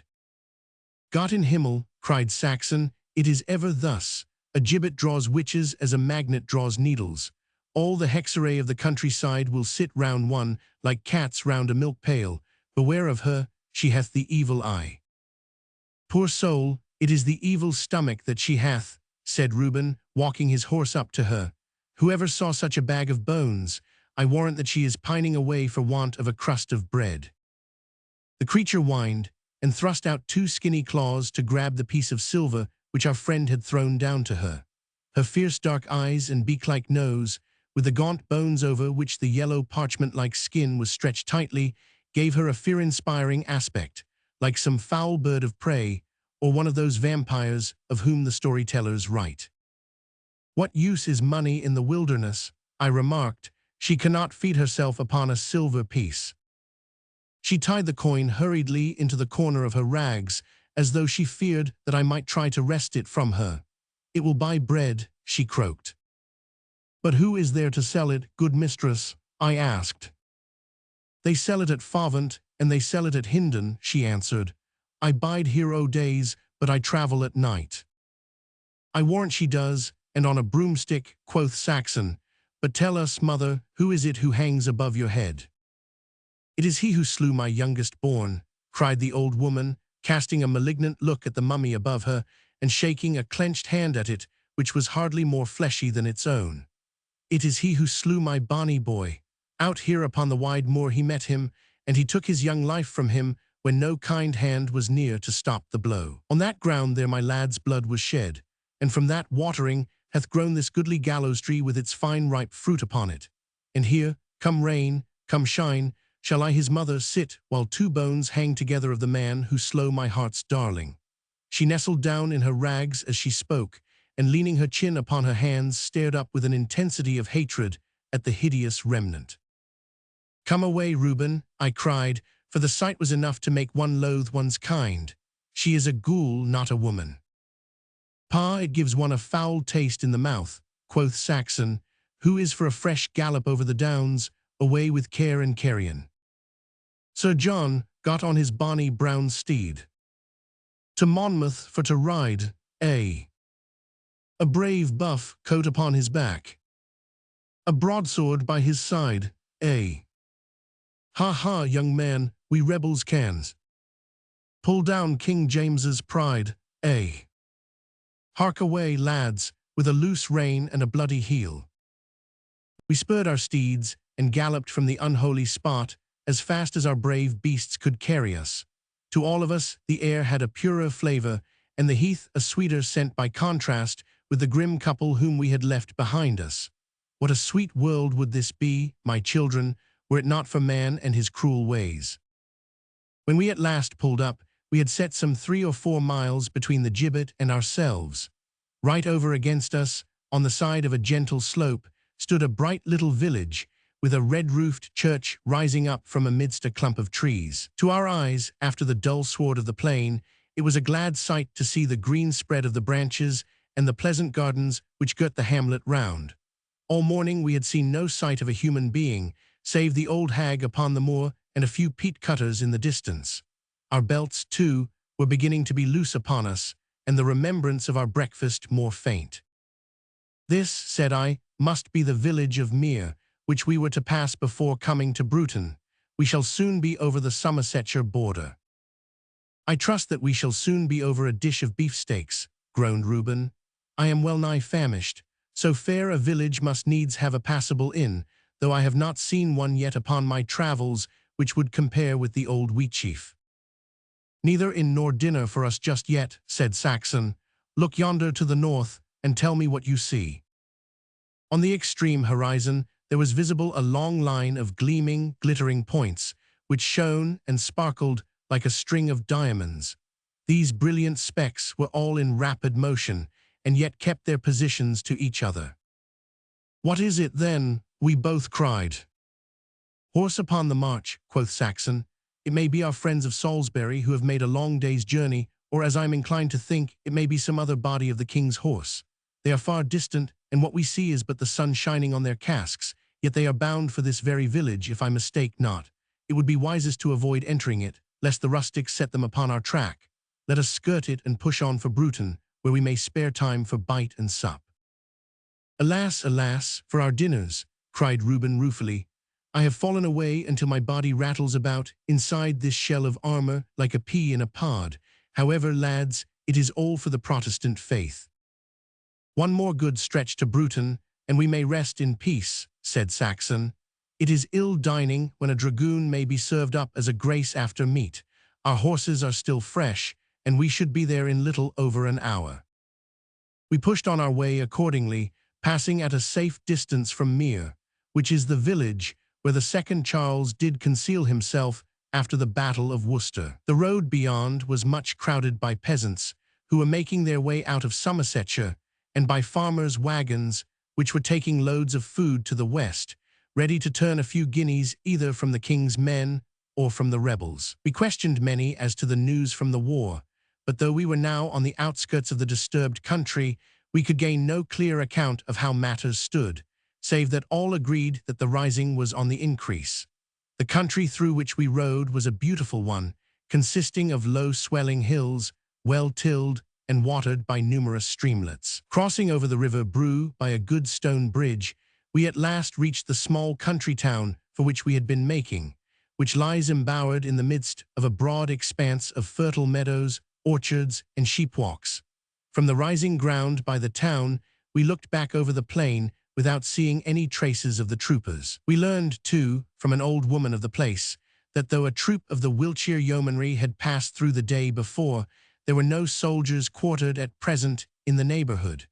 Thus assured, we rode boldly into the town, and soon found our way to the principal inn. I have some dim remembrance of an ancient church upon an eminence, and of a quaint stone cross within the marketplace, but assuredly, of all the recollections which I retain of Bruton, there is none so pleasing as that of the buxom landlady's face, and of the steaming dishes which she lost no time in setting before us. Chapter 13. Of Sir Gervas Jerome, Knight Banneret of the County of Surrey. The inn was very full of company, being occupied not only by many government agents and couriers on their way to and from the seat of the rising, but also by all the local gossips, who gathered there to exchange news and consume Dame Hobson the landlady's home-brewed. In spite, however, of this stress of custom and the consequent uproar, the hostess conducted us into her own private room, where we could consume her excellent cheer in peace and quietness. This favor was due, I think, to a little sly maneuvering and a few whispered words from Saxon, who, amongst other accomplishments which he had picked up during his checkered career, had a pleasing knack of establishing friendly relations with the fair sex, irrespective of age, size, or character. Gentle and simple, church and dissent, Whig and Tory, if they did but wear a petticoat, our comrade never failed, in spite of his 50 years, to make his way into their good graces by the help of his voluble tongue mid-assured manner.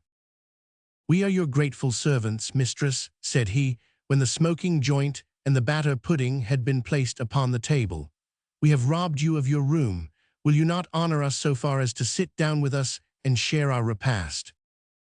"Nay, kind sir," said the portly dame, much flattered by the proposal, "it is not for me to sit with gentles like yourselves. Beauty has a claim which persons of quality, and above all cavalieros of the sword, are the first to acknowledge," cried Saxon, with his little twinkling eyes fixed in admiration upon her buxom countenance. "Nay, by my troth, you shall not leave us. I shall lock the door first. If you will not eat, you shall at least drink a cup of alicant with me." "Nay, sir, it is too much honor," cried Dame Hobson, with a simper. "I shall go down into the cellars and bring a flask of the best." "Nay, by my manhood, you shall not," said Saxon, springing up from his seat. "What are all these infernal lazy drawers here for if you are to descend to menial offices?" Handing the widow to a chair, he clanked away into the tap-room, where we heard him swearing at the men-servants, and cursing them for a droning set of rascals who had taken advantage of the angelic goodness of their mistress and her incomparable sweetness of temper. "Here is the wine, fair mistress," said he, returning presently with a bottle in either hand. "Let me fill your glass. Ha! It flows clear and yellow like a prime vintage. These rogues can stir their limbs when they find that there is a man to command them." "Would that there were ever such," said the widow meaningly, with a languishing look at our companion. "Here is to you, sir, and to ye too, young sirs," she added, sipping at her wine. May there be a speedy end to the insurrection, for I judge from your gallant equipment that ye be serving the king. His business takes us to the west, said Reuben, and we have every reason to hope that there will be a speedy end to the insurrection. Aye, though blood will be shed first, she said, shaking her head. They tell me that the rebels are as many as 7,000, and that they swear to give and take no quarter, the murderous villains. Alas, how any gentleman can fall to such bloody work when he might have a clean, honourable occupation, such as innkeeping or the like, is more than my poor mind can understand. There is a sad difference betwixt the man who lieth on the cold ground, not knowing how long it may be before he is 3 feet deep in it, and he who passeth his nights upon a warm feather bed, with mayhap a cellar beneath it, stocked with even such wines as we are now drinking. She again looked hard at Saxon as she spoke, while Reuben and I nudged each other beneath the table. This business hath doubtless increased your trade, fair mistress, quoth Saxon. Aye, and in the way that payeth best, said she. The few kilderkins of beer which are drunk by the common folk make little difference one way or the other. But now, when we have lieutenants of counties, officers, mayors, and gentry spurring it for very life down the highways, I have sold more of my rare old wines in 3 days than ever I did before in a calendar month. It is not ale or strong waters, I promise you, that those gentles drink, but Priniac, Languedoc, Tent, Muscadine, Chiant, and Tokay, never a flask under the half-guinea. So indeed, quoth Saxon thoughtfully, a snug home and a steady income. Would that my poor Peter had lived to share it with me, said Dame Hobson, laying down her glass and rubbing her eyes with a corner of her kerchief. He was a good man, poor soul, though in very truth and between friends he did at last become as broad and as thick as one of his own puncheons. All well, the heart is the thing. Marry, come up. If a woman were ever to wait until her own fancy came her way, there would be more maids than mothers in the land. Prithee, good dame, how runs your own fancy? Asked Reuben mischievously. Not in the direction of fat, young man, she answered smartly, with a merry glance at our plump companion. She has hit you there, Reuben, said I. I would have no pert young springald, she continued, but one who hath knowledge of the world and ripe experience. Tall he should be, and of sinewy build, free of speech that he might lighten the weary hours, and help entertain the gentles when they crack a flagon of wine. Of business habits he must be too, forsooth, for is there not a busy hostel and 200 good pounds a year to pass through his fingers? If Jane Hobson is to be led to the altar again, it must be by such a man as this. Saxon had listened with much attention to the widow's words, and had just opened his mouth to make some reply to her, when a clattering and bustle outside announced the arrival of some traveller. Our hostess drank off her wine and pricked up her ears, but when a loud authoritative voice was heard in the passage, demanding a private room and a draught of sack, her call to duty overcame her private concerns, and she bustled off with a few words of apology to take the measure of the newcomer. Body o' me, lads, quoth Decimus Saxon the moment that she disappeared, ye can see how the land lies. I have half a mind to let Monmouth carve his own road, and to pitch my tent in this quiet English township. Your tent, indeed, cried Reuben. It is a brave tent that is furnished with cellars of such wine as we are drinking. And as to the quiet, my illustrious, if you take up your residence here, I'll warrant that the quiet soon comes to an end. I've seen the woman, said Saxon, with his brow all in a wrinkle with thought. She hath much to commend her. A man must look to himself. 200 pounds a year are not to be picked off the roadside every June morning. It is not princely, but it is something for an old soldier of fortune who hath been in the wars for 35 years, and foresees the time when his limbs will grow stiff in his harness. What saith our learned Fleming and Mulia, but what in the name of the devil have we here? Our companion's ejaculation was called forth by a noise as of a slight scuffle outside the door, with a smothered, "Oh, sir," and "What will the maids think?" The contest was terminated by the door being opened, and Dame Hobson re-entering the room with her face in a glow, and a slim young man dressed in the height of fashion at her heels. "I am sure, good gentlemen," said she, "that ye will not object to this young nobleman drinking his wine in the same room with ye, since all the others are filled with the townsfolk and commonalty." "Faith, I must needs be mine own usher," said the stranger, sticking his gold-laced cap under his left arm and laying his hand upon his heart, while he bowed until his forehead nearly struck the edge of the table. "Your very humble servant, gentleman, Sir Gervas Jerome, Knight Banneret of His Majesty's County of Surrey, and at one time Custos Rochalorum of the district of Beecham Ford." "Welcome, sir," quoth Reuben, with a merry twinkle in his eye. "You have before you Don Decimo Saxon of the Spanish nobility, together with Sir Micah Clarke and Sir Reuben Lockarby, both of His Majesty's County of Hampshire."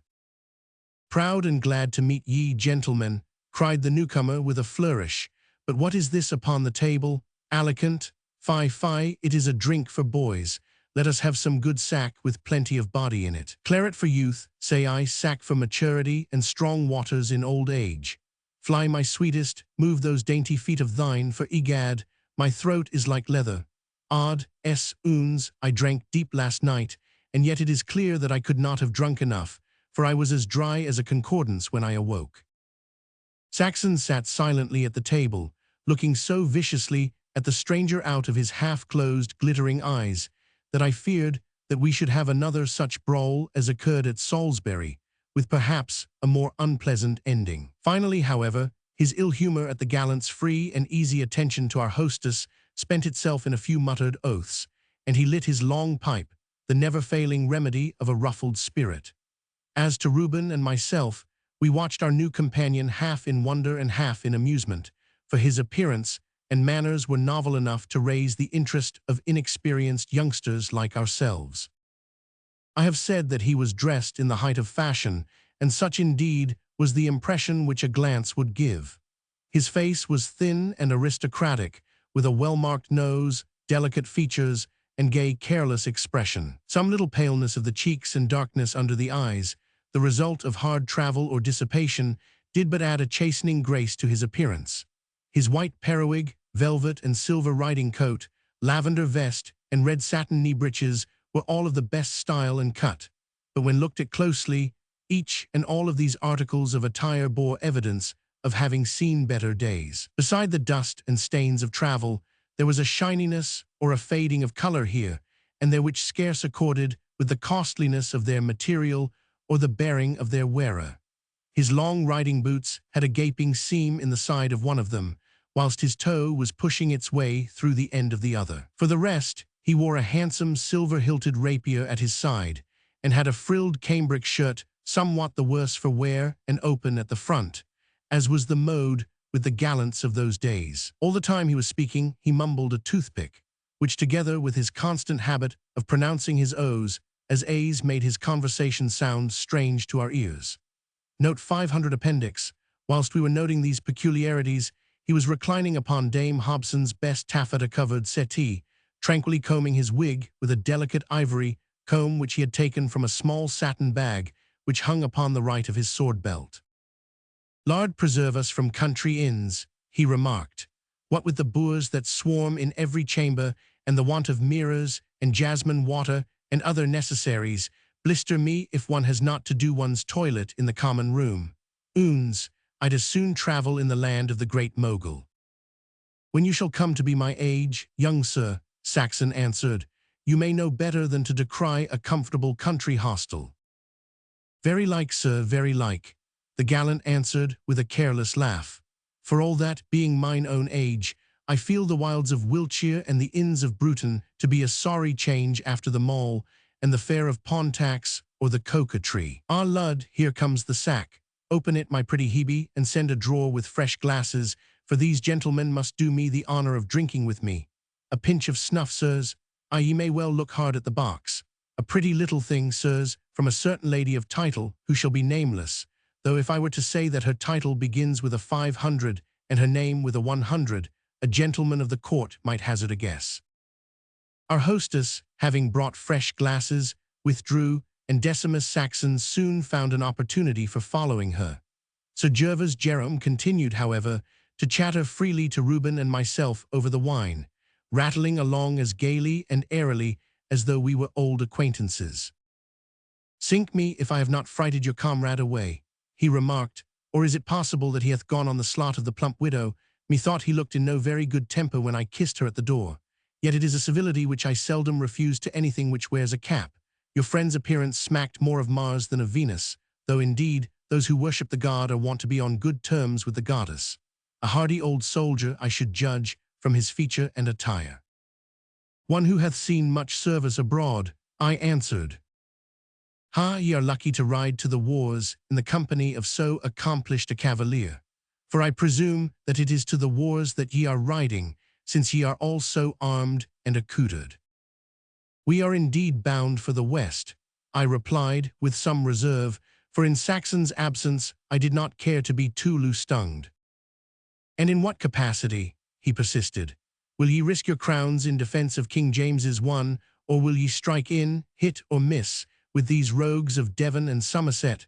Stop my vital breath, if I would not as soon side with the clown as with the crown, with all due respect to your own principles. You are a daring man, said I, if you air your opinions thus in every inn parlour. Dost not know that a word of what you have said, whispered to the nearest justice of the peace, might mean your liberty, if not your life? I don't care the rind of a rotten orange for life or liberty either, cried our acquaintance, snapping his finger and thumb. Burn me if it wouldn't be a new sensation to bandy words with some heavy-chopped country justice, with the popish plot still stuck in his gizzard, and be thereafter consigned to a dungeon, like the hero in John Dryden's latest. I have been roundhoused many a time by the watch in the old Hawkubite days, but this would be a more dramatic matter, with high treason, block, and axe all looming in the background. And rack and pincers for a prologue, said Reuben. This ambition is the strangest that I have ever heard tell of. Anything for a change, cried Sir Gervas, filling up a bumper. Here's to the maid that's next our heart, and here's to the heart that loves the maids. War, wine, and women, 'twould be a dull world without them, but you have not answered my question.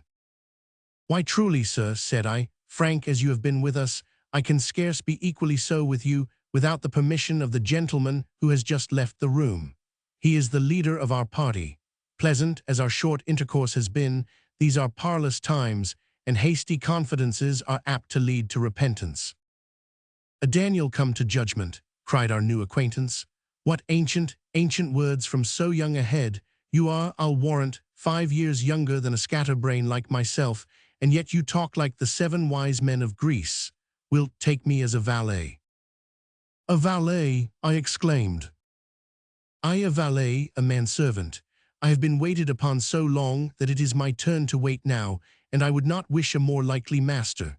By the Lord, I must, in applying for a place, give an account of my character and a list of my accomplishments. So my rascals ever did with me, though in good truth I seldom listened to their recital. Honesty, there I score a trick. Sober Ananias himself could scarce say that I am that. Trustworthy, indifferently so, steady, about as much so as Garraway's weathercock. Hang it, man, I am choke full of good resolutions, but a sparkling glass or a roguish eye will deflect me, as the mariners say of the compass. So much for my weaknesses. Now let me see what qualifications I can produce. A steady nerve, save only when I have my morning qualms, and a cheerful heart. I score 2 on that. I can dance saraband, minuet, or coranto, fence, ride, and sing French chansons. Good Lord, who ever heard a valet urge such accomplishments? I can play the best game of piquet in London. So said Sir George Etheredge when I won a cool 1,000 off him at the Groom Parter. But that won't advance me much, either. What is there, then, to commend me? Why, Mary, I can brew a bowl of punch, and I can broil a devilled fowl. It is not much, but I can do it well. Truly, good sir, I said, with a smile, neither of these accomplishments is like to prove of much use to us on our present errand. You do, however, but jest, no doubt, when you talk of descending to such a position. Not a whit, not a whit, he replied earnestly. To such base uses do we come, as Will Shakespeare has it. If you would be able to say that you have in your service Sir Gervas Jerome, knight banneret and sole owner of Beecham Ford Park, with a rentroll of 4,000 good pounds a year, he is now up for sale, and will be knocked down to the bidder who pleases him best. Say but the word, and we'll have another flagon of sack to clinch the bargain. But, said I, if you are indeed owner of this fair property, why should you descend to so menial an occupation? The Jews, O most astute, and yet most slow-witted master, the 10 tribes have been upon me, and I have been harried and wasted, bound, ravished, and despoiled. Never was Agag, king of Amalek, more completely in the hands of the chosen, and the sole difference is that they have hewed into pieces mine estate instead of myself." "Have you lost all then?" Reuben asked, open-eyed. "Why no, not all, by no means all," he answered with a merry laugh. "I have a gold Jacobus and a guinea or two in my purse. 'Twill serve for a flask or so yet. There is my silver-hilted rapier, my rings, my gold snuff-box, and my watch by Tompion at the sign of the 3 Crowns. It was never bought under 100, I'll warrant. Then there are such relics of grandeur as you see upon my person, though they begin to look as frail and worn as a waiting woman's virtue. In this bag, too, I retain the means for preserving that niceness and elegance of person which made me, though I say it, as well-groomed a man as ever set foot in St. James's Park. Here are French scissors, eyebrow brush, toothpick case, patchbox, powder bag, comb, puff, and my pair of red-heeled shoes. What could a man wish for more? These, with a dry throat, a cheerful heart, and a ready hand, are my whole stock in trade." Reuben and I could not forbear from laughing at the curious inventory of articles which Sir Gervas had saved from the wreck of his fortunes. He, upon seeing our mirth, was so tickled at his own misfortunes that he laughed in a high treble key until the whole house resounded with his merriment. "By the mass," he cried at last, "I have never had so much honest amusement out of my prosperity as hath been caused in me by my downfall. Fill up your glasses. We have still some distance to travel this evening, and must not drink more," I observed, for prudence told me that it was dangerous work for 2 sober country lads to keep pace with an experienced toper. "So," said he in surprise, "I should have thought that would be a raison de plus, as the French say, but I wish your long-legged friend would come back, even if he were intent upon slitting my weasand for my attention to the widow. He is not a man to flinch from his liquor, I'll warrant. Curse this Wiltshire dust that clings to my periwig." "Until my comrade returns, Sir Gervas," said I, "you might, since the subject does not appear to be a painful one to you, let us know how these evil times, which you bear with such philosophy, came upon you." "The old story," he answered, flicking away a few grains of snuff with his deeply laced cambric handkerchief. "The old story. My father, a good, easy country baronet, finding the family purse somewhat full, must needs carry me up to town to make a man of me. There as a young lad I was presented at court, and being a slim, active youngster with a pert tongue and assured manner, I caught the notice of the Queen, who made me one of her pages of honor. This post I held until I grew out of it, when I withdrew from town, but egad, I found I must get back to it again, for Beecham Ford Park was as dull as a monastery after the life which I had been living. In town I stayed then with such boon companions as Tommy Lawson, my Lord Halifax, Sir Jasper Lemark, little Geordie Chichester, I, and old Sidney Godolphin of the Treasury, for with all his staid ways and long-winded budgets he could drain a cup with the best of us, and was as keen on a main of cocks as on a committee of ways and means. Well, it was rare sport while it lasted, and sink me if I wouldn't do the same again if I had my time once more. It is like sliding down a greased plank though, for at first a man goes slow enough and thinks he can pull himself up, but presently he goes faster and faster until he comes with a crash on to the rocks of ruin at the bottom. "And did you run through £4,000 a year?" I exclaimed. "Odds bodikins, man, you speak as if this paltry sum were all the wealth of the Indies. Why, from Ormond or Buckingham, with their 20,000, down to ranting Dicky Talbot, there was not one of my set who could not have bought me out. Yet I must have my coach and 4, my town house, my liveried servants, and my stable full of horses. To be in the mode I must have my poet, and throw him a handful of guineas for his dedication. Well, poor devil, he is one who will miss me. I warrant his heart was as heavy as his verses when he found me gone, though perchance he has turned a few guineas by this time by writing a satire upon me. It would have a ready sale among my friends. Gad's life, I wonder how my levies get on, and whom all my suitors have fastened on to now. There they were morning after morning, the French pimp, the English bully, the needy man o' letters, the neglected inventor.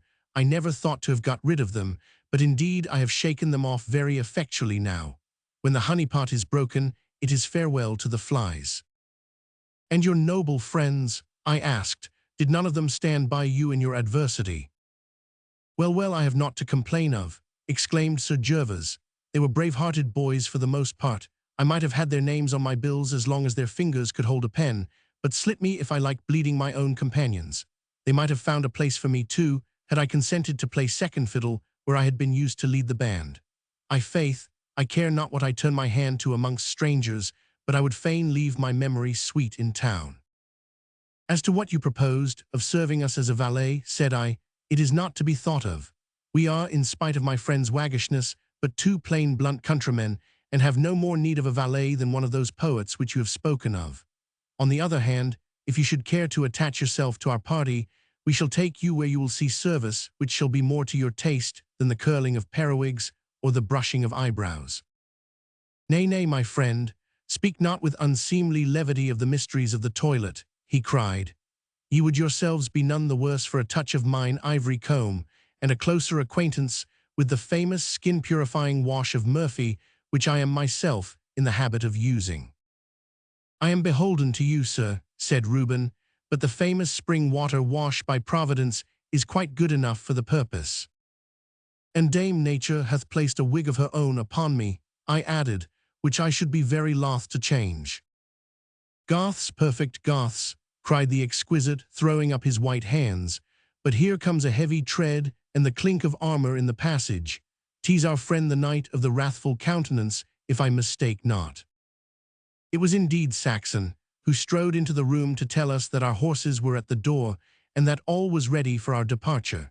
Taking him aside, I explained to him in a whisper what had passed between the stranger and ourselves, with the circumstances which had led me to suggest that he should join our party. The old soldier frowned at the news. What have we to do with such a coxcomb? He said. We have hard fare and harder blows before us. He is not fit for the work. You said yourself that Monmouth will be weak in horse, I answered. Here is a well-appointed cavalier who is to all appearance a desperate man and ready for anything. Why should we not enroll him? I fear, said Saxon, that his body may prove to be like the bran of a fine cushion, of value only for what it has around it. However, it is perhaps for the best. The handle to his name may make him welcome in the camp, for from what I hear, there is some dissatisfaction at the way in which the gentry stand aloof from the enterprise. I had feared, I remarked, still speaking in a whisper, that we were about to lose one of our party instead of gaining one in this Bruton inn. I have thought better of it, he answered with a smile. Nay, I'll tell you of it anon. Well, Sir Gervas Jerome, he added aloud, turning to our new associate, I hear that you are coming with us. For a day you must be content to follow without question or remark. Is that agreed? With all my heart, cried Sir Gervas. Then here's a bumper to our better acquaintance, cried Saxon, raising his glass. I pledge ye all, quoth the gallant, here's to a fair fight, and may the best men win. Donnerblitz, man, said Saxon, I believe there's metal in you for all your gay plumes. I do conceive a liking for you. Give me your hand. The soldier of fortune's great brown grip enclosed the delicate hand of our new friend in a pledge of comradeship. Then, having paid our reckoning and bade a cordial adieu to Dame Hobson, who glanced methought somewhat reproachfully or expectantly at Saxon, we sprang on our steeds and continued our journey amidst a crowd of staring villagers, who huzzaed lustily as we rode out from amongst them. Chapter 14. Of the stiff-legged parson and his flock. Our road lay through Castlecarry and Somerton, which are small towns lying in the midst of a most beautiful pastoral country, well wooded and watered by many streams. The valleys along the center of which the road lies are rich and luxuriant, sheltered from the winds by long rolling hills, which are themselves highly cultivated. Here and there we passed the ivy-clad turret of an old castle or the peaked gables of a rambling country house, protruding from amongst the trees and marking the country seat of some family of repute. More than once, when these mansions were not far from the road, we were able to perceive the unrepaired dints and fractures on the walls received during the stormy period of the civil troubles. Fairfax, it seems, had been down that way and had left abundant traces of his visit. I have no doubt that my father would have had much to say of these signs of Puritan wrath had he been riding at our side. The road was crowded with peasants who were traveling in two strong currents, the one setting from east to west and the other from west to east. The latter consisted principally of aged people and of children, who were being sent out of harm's way to reside in the less disturbed counties until the troubles should be over. Many of these poor folk were pushing barrows in front of them, in which a few bedclothes and some cracked utensils represented the whole of their worldly goods. Others, more prosperous, had small carts, drawn by the wild shaggy colts which are bred on the Somerset moors. What with the spirit of the half-tamed beasts and the feebleness of the drivers, accidents were not uncommon, and we passed several unhappy groups who had been tumbled with their property into a ditch, or who were standing in anxious debate round a cracked shaft or a broken axle. The countrymen who were making for the west were upon the other hand men in the prime of life, with little or no baggage. Their brown faces, heavy boots, and smock frocks proclaimed most of them to be mere hinds, though here and there we overtook men who, by their top boots and corduroys, may have been small farmers or yeomen. These fellows walked in gangs, and were armed for the most part with stout oak cudgels, which were carried as an aid to their journey, but which in the hands of powerful men might become formidable weapons. From time to time, one of these travelers would strike up a psalm tune, when all the others within earshot would join in, until the melody rippled away down the road. As we passed, some scowled angrily at us, while others whispered together and shook their heads, in evident doubt as to our character and aims. Now and again, among the people, we marked the tall, broad-brimmed hat and Geneva mantle, which were the badges of the Puritan clergy. "We are in Monmouth's country at last," said Saxon to me, for Reuben Lockarby and Sir Gervas Jerome had ridden on ahead. "This is the raw material which we shall have to lick into soldiership." "And no bad material either," I replied, taking note of the sturdy figures and bold, hearty faces of the men. "Think ye that they are bound for Monmouth's camp, then?" "Aye are they. See you yon long-limbed parson on the left, him with the penthouse hat? Markest thou not the stiffness wherewith he moves his left leg?" "Why, yes, he is travel-worn doubtless." "Ho, ho," laughed my companion. "I have seen such a stiffness before now. The man hath a straight sword within he leg of his breeches, a regular parliamentary tuck, I'll warrant. When he is on safe ground he will produce it, aye, and use it too, but until he is out of all danger of falling in with the king's horse, he is shy of strapping it to his belt. He is one of the old breed by his cut, who call fire and sword and desolation a godly thorough reformation. Old Samuel hath them to a penstroke. There is another ahead of him there, with the head of a scythe inside his smock.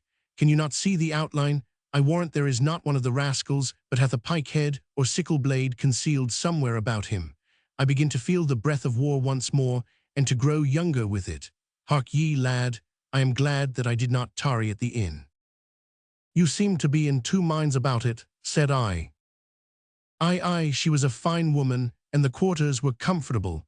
I do not gainsay it. But marriage, d'ye see, is a citadel that it is plaguey easy to find one's way into.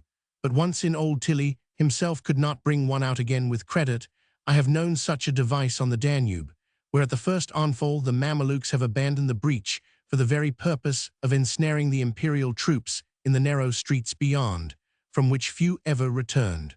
Old birds are not caught with such wiles. I did succeed in gaining the ear of one of the gossips, and asking him what he could tell me of the good dame and her inn.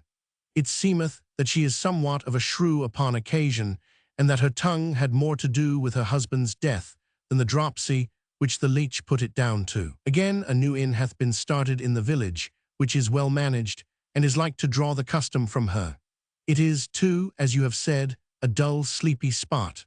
All these reasons weighed with me, and I decided that it would be best to raise my siege of the widow, and to retreat whilst I could yet do so with the credit and honours of war.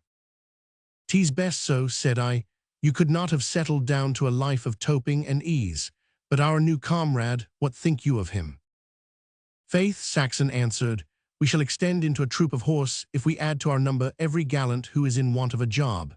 As to this Sir Gervas, however, I think, as I said at the inn, that he hath more mettle in him than one would judge at first sight. These young sprigs of the gentry will always fight, but I doubt if he is hardened enough or hath constancy enough for such a campaign as this is like to be. His appearance, too, will be against him in the eyes of the saints, and though Monmouth is a man of easy virtue, The saints are like to have the chief voice in his councils. Now do but look at him as he reins up that showy grey stallion and gazes back at us. Mark his riding hat tilted over his eye, his open bosom, his whip dangling from his buttonhole, his hand on his hip, and as many oaths in his mouth as there are ribbons to his doublet. Above all, mark the air with which he looks down upon the peasants beside him. He will have to change his style if he is to fight by the side of the fanatics. But hark, I am much mistaken if they have not already got themselves into trouble. Our friends had pulled up their horses to await our coming. They had scarce halted, however, before the stream of peasants who had been moving along abreast of them slackened their pace and gathered round them with a deep ominous murmur and threatening gestures. Other rustics, seeing that there was something afoot, hurried up to help their companions. Saxon and I put spurs to our horses, and pushing through the throng, which was becoming every instant larger and more menacing, made our way to the aid of our friends, who were hemmed in on every side by the rabble. Reuben had laid his hand upon the hilt of his sword, while Sir Gervas was placidly chewing his toothpick and looking down at the angry mob with an air of amused contempt. "A flask or two of scent amongst them would not be amiss," he remarked. "I would I had a casting bottle." "Stand on your guard, but do not draw," cried Saxon. "What the henker hath come over the chawbacons? They mean mischief. How now, friends, why this uproar?" This question, instead of allaying the tumult, appeared to make it tenfold worse. All round us 20 deep were savage faces and angry eyes, with a glint here and there of a weapon half drawn from its place of concealment. The uproar, which had been a mere hoarse growl, began to take shape and form. "Down with the papists," was the cry. "Down with the prelatists. Smite the Erastian butchers. Smite the Philistine horsemen. Down with them." A stone or two had already whistled past our ears, and we had been forced in self-defense to draw our swords, when the tall minister, whom we had already observed, shoved his way through the crowd, and by dint of his lofty stature and commanding voice, prevailed upon them to be silent.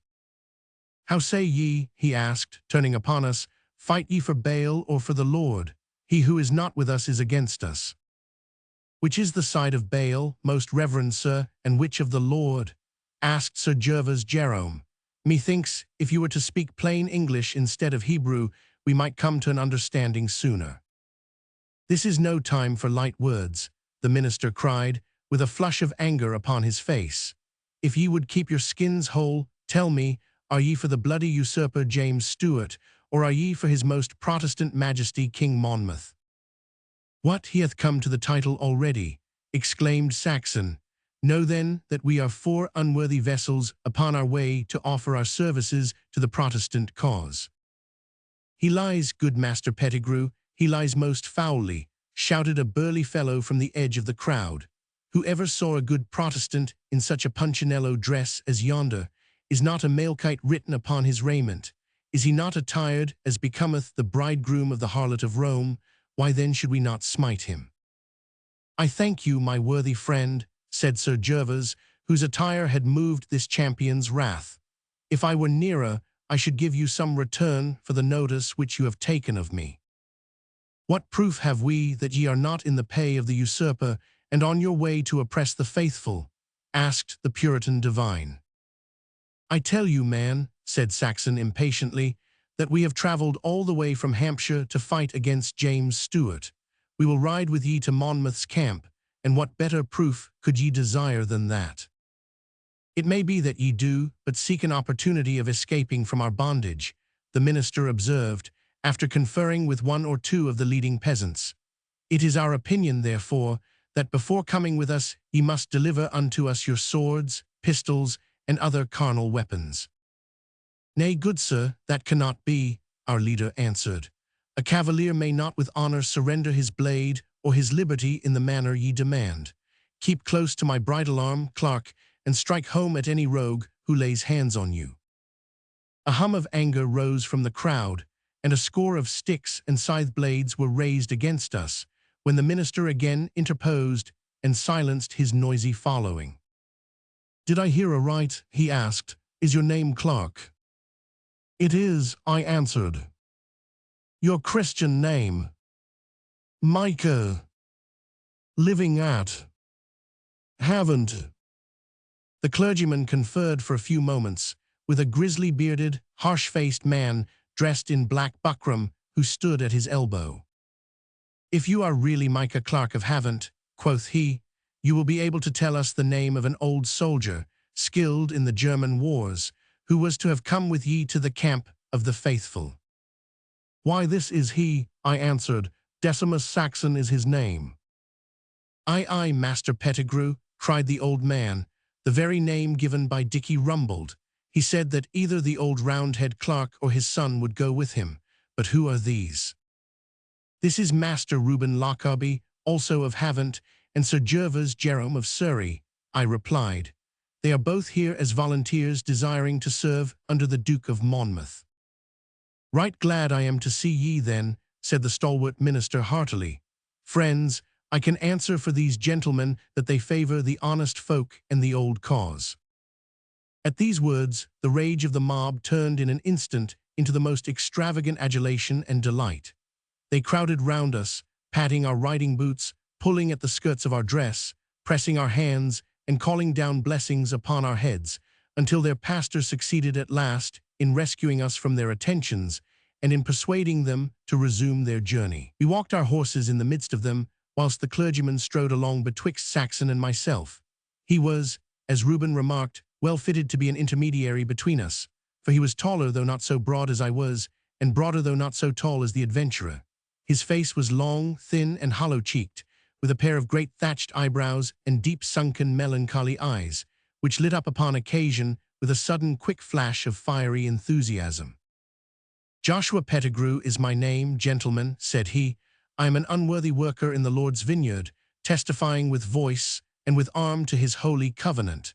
These are my faithful flock, whom I am bringing westward, that they may be ready for the reaping when it pleases the Almighty to gather them in." "And why have you not brought them into some show of order or formation?" asked Saxon. "They are straggling along the road like a line of geese upon a common when Michaelmas is nigh. Have you no fears? Is it not written that your calamity cometh suddenly, suddenly shall you be broken down without remedy? Ay, friend, but is it not also written, Trust in the Lord with all thine heart, and lean not unto thine own understanding? Mark ye, if I were to draw up my men in military fashion, it would invite attention and attack from any of James Stuart's horse who may come our way. It is my desire to bring my flock to the camp and obtain pieces for them before exposing them to so unequal a contest." "Truly, sir, it is a wise resolution," said Saxon grimly, "for if a troop of horse came down upon these good people, the pastor would find himself without his flock." "Nay, that could never be," cried Master Pettigrew with fervor. "Say rather that pastor, flock, and all would find their way along the thorny track of martyrdom to the New Jerusalem. Know, friend, that I have come from Monmouth in order to conduct these men to his standard. I received from him, or rather from Master Ferguson, instructions to be on the lookout for ye, and for several others of the faithful we expect to join us from the east. By what route came ye?" "Over Salisbury Plain, and so through Bruton." "And saw ye, or met ye, any of our people upon the way?" "None," Saxon answered. "We left the Blue Guards at Salisbury, however, and we saw either them or some other horse regiment near this side of the plain at the village of Mere." "Ah, there is a gathering of the Eagles," cried Master Joshua Pettigrew, shaking his head. "They are men of fine raiment, with war horses and chariots and trappings, like the Assyrians of old, yet shall the angel of the Lord breathe upon them in the night. Yea, he shall cut them off utterly in his wrath, and they shall be destroyed." "Amen, amen," cried as many of the peasants as were within earshot. "They have elevated their horn, Master Pettigrew," said the grizzly-haired Puritan. "They have set up their candlestick on high, the candlestick of a perverse ritual and of an idolatrous service. Shall it not be dashed down by the hands of the righteous? Lo, this same candle waxed big and burned sooty, even as an offense to the nostrils, in the days of our fathers," cried a burly red-faced man, whose dress proclaimed him to be one of the yeoman class. "So was it when old Noel did get his snuffing shears to work upon it. It is a wick which can only be trimmed by the sword of the faithful." A grim laugh from the whole party proclaimed their appreciation of the pious waggery of their companion. "Ah, brother Sancroft," cried the pastor, there is much sweetness and manna hidden in thy conversation, but the way is long and dreary. Shall we not lighten it by a song of praise? Where is brother Thistlethwaite, whose voice is as the cymbal, the tabor, and the dulcimer? Lo, most pious Master Pettigrew, said Saxon, I have myself at times ventured to lift up my voice before the Lord. Without any further apology, he broke out in stentorian tones into the following hymn, the refrain of which was caught up by pastor and congregation. The Lord he is a morion that guards me from all wound. The Lord he is a coat of mail that circles me all round. Who then fears to draw the sword and fight the battle of the Lord? The Lord he is the buckler true that swings on my left arm. The Lord he is the plate of proof that shieldeth me from harm. Who then fears to draw the sword and fight the battle of the Lord? Who then dreads the violent or fears the man of pride? Or shall I flee from 2 or 3? If he be by my side, who then fears to draw the sword and fight the battle of the Lord? My faith is like a citadel, girt round with moat and wall. No mine or sap or breach or gap can e'er prevail at all. Who then fears to draw the sword and fight the battle of the Lord? Saxon ceased, but the Reverend Joshua Pettigrew waved his long arms and repeated the refrain, which was taken up again and again by the long column of marching peasants. It is a godly hymn, said our companion, who had, to my disgust, and to the evident astonishment of Reuben and Sir Gervas, resumed the snuffling, whining voice which he had used in the presence of my father. It hath availed much on the field of battle. Truly, returned the clergyman, if your comrades are of as sweet a savour as yourself, you will be worth a brigade of pikes to the faithful, a sentiment which raised a murmur of assent from the Puritans around. Since, sir, he continued, you have had much experience in the wiles of war, I shall be glad to hand over to you the command of this small body of the faithful until such time as we reach the army.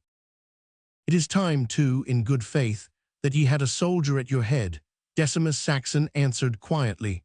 My eyes deceive me strangely if I do not see the gleam of sword and cuirass upon the brow of yonder declivity. Methinks our pious exercises have brought the enemy upon us. Chapter 15. Of our brush with the King's dragoons.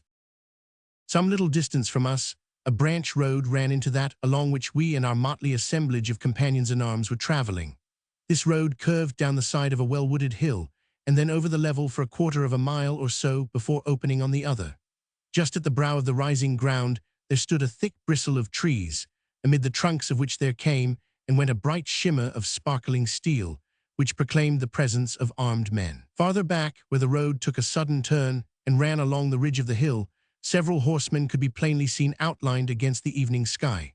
So peaceful, however, was the long sweep of countryside, mellowed by the golden light of the setting sun, with a score of village steeples and manor houses peeping out from amongst the woods, that it was hard to think that the thundercloud of war was really lowering over that fair valley, and that at any instant the lightning might break from it. The country folk, however, appeared to have no difficulty at all in understanding the danger to which they were exposed. The fugitives from the west gave a yell of consternation and ran wildly down the road or whipped up their beasts of burden in the endeavour to place as safe a distance as possible between themselves and the threatened attack. The chorus of shrill cries and shouts, with the cracking of whips, creaking of wheels, and the occasional crash when some cartload of goods came to grief, made up a most deafening uproar, above which our leader's voice resounded in sharp, eager exhortation and command. When, however, the loud brazen shriek from a bugle broke from the wood, and the head of a troop of horse began to descend the slope, the panic became greater still, and it was difficult for us to preserve any order at all amidst the wild rush of the terrified fugitives. "Stop that cart, Clarke," cried Saxon vehemently, pointing with his sword to an old wagon piled high with furniture and bedding, which was lumbering along drawn by two raw-boned colts. At the same moment, I saw him drive his horse into the crowd and catch at the reins of another similar one. Giving Covenant's bridle a shake, I was soon abreast of the cart which he had indicated, and managed to bring the furious young horses to a standstill. "Bring it up," cried our leader, working with the coolness which only a long apprenticeship to war can give. "Now, friends, cut the traces." A dozen knives were at work in a moment, and the kicking, struggling animals scampered off, leaving their burdens behind them. Saxon sprang off his horse and set the example in dragging the wagon across the roadway, while some of the peasants, under the direction of Reuben Lockarby and of Master Joshua Pettigrew, arranged a couple of other carts to block the way 50 yards further down. The latter precaution was to guard against the chance of the royal horse riding through the fields and attacking us from behind. So speedily was the scheme conceived and carried out, that within a very few minutes of the first alarm, we found ourselves protected front and rear by a lofty barricade, while within this improvised fortress was a garrison of 150 men. "What firearms have we amongst us?" asked Saxon hurriedly. "A dozen pistols at the most," replied the elderly Puritan, who was addressed by his companions as Hope above Williams. "John Rodway, the coachman, hath his blunderbuss. There are also 2 godly men from Hungerford, who are keepers of game, and who have brought their pieces with them." "They are here, sir," cried another, pointing to 2 stout, bearded fellows who were ramming charges into their long-barreled muskets. "Their names are Watt and Nat Millman. 2 who can hit their mark are worth a battalion who shoot wide," our leader remarked. "Get under the wagon, my friends, and rest your pieces upon the spokes.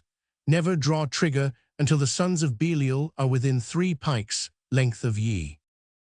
"My brother and I," quoth one of them, "can hit a running doe at 200 paces. Our lives are in the hands of the Lord, but 2, at least, of these hired butchers we shall send before us." "As gladly as ever we slew stoat or wildcat," cried the other, slipping under the wagon. "We are keeping the Lord's preserves now, brother Watt, and truly these are some of the vermin that infest them." "Let all who have pistols line the wagon," said Saxon, tying his mare to the hedge, an example which we all followed. "Clarke, do you take charge upon the right with Sir Gervas, while Lockarby assists Master Pettigrew upon the left.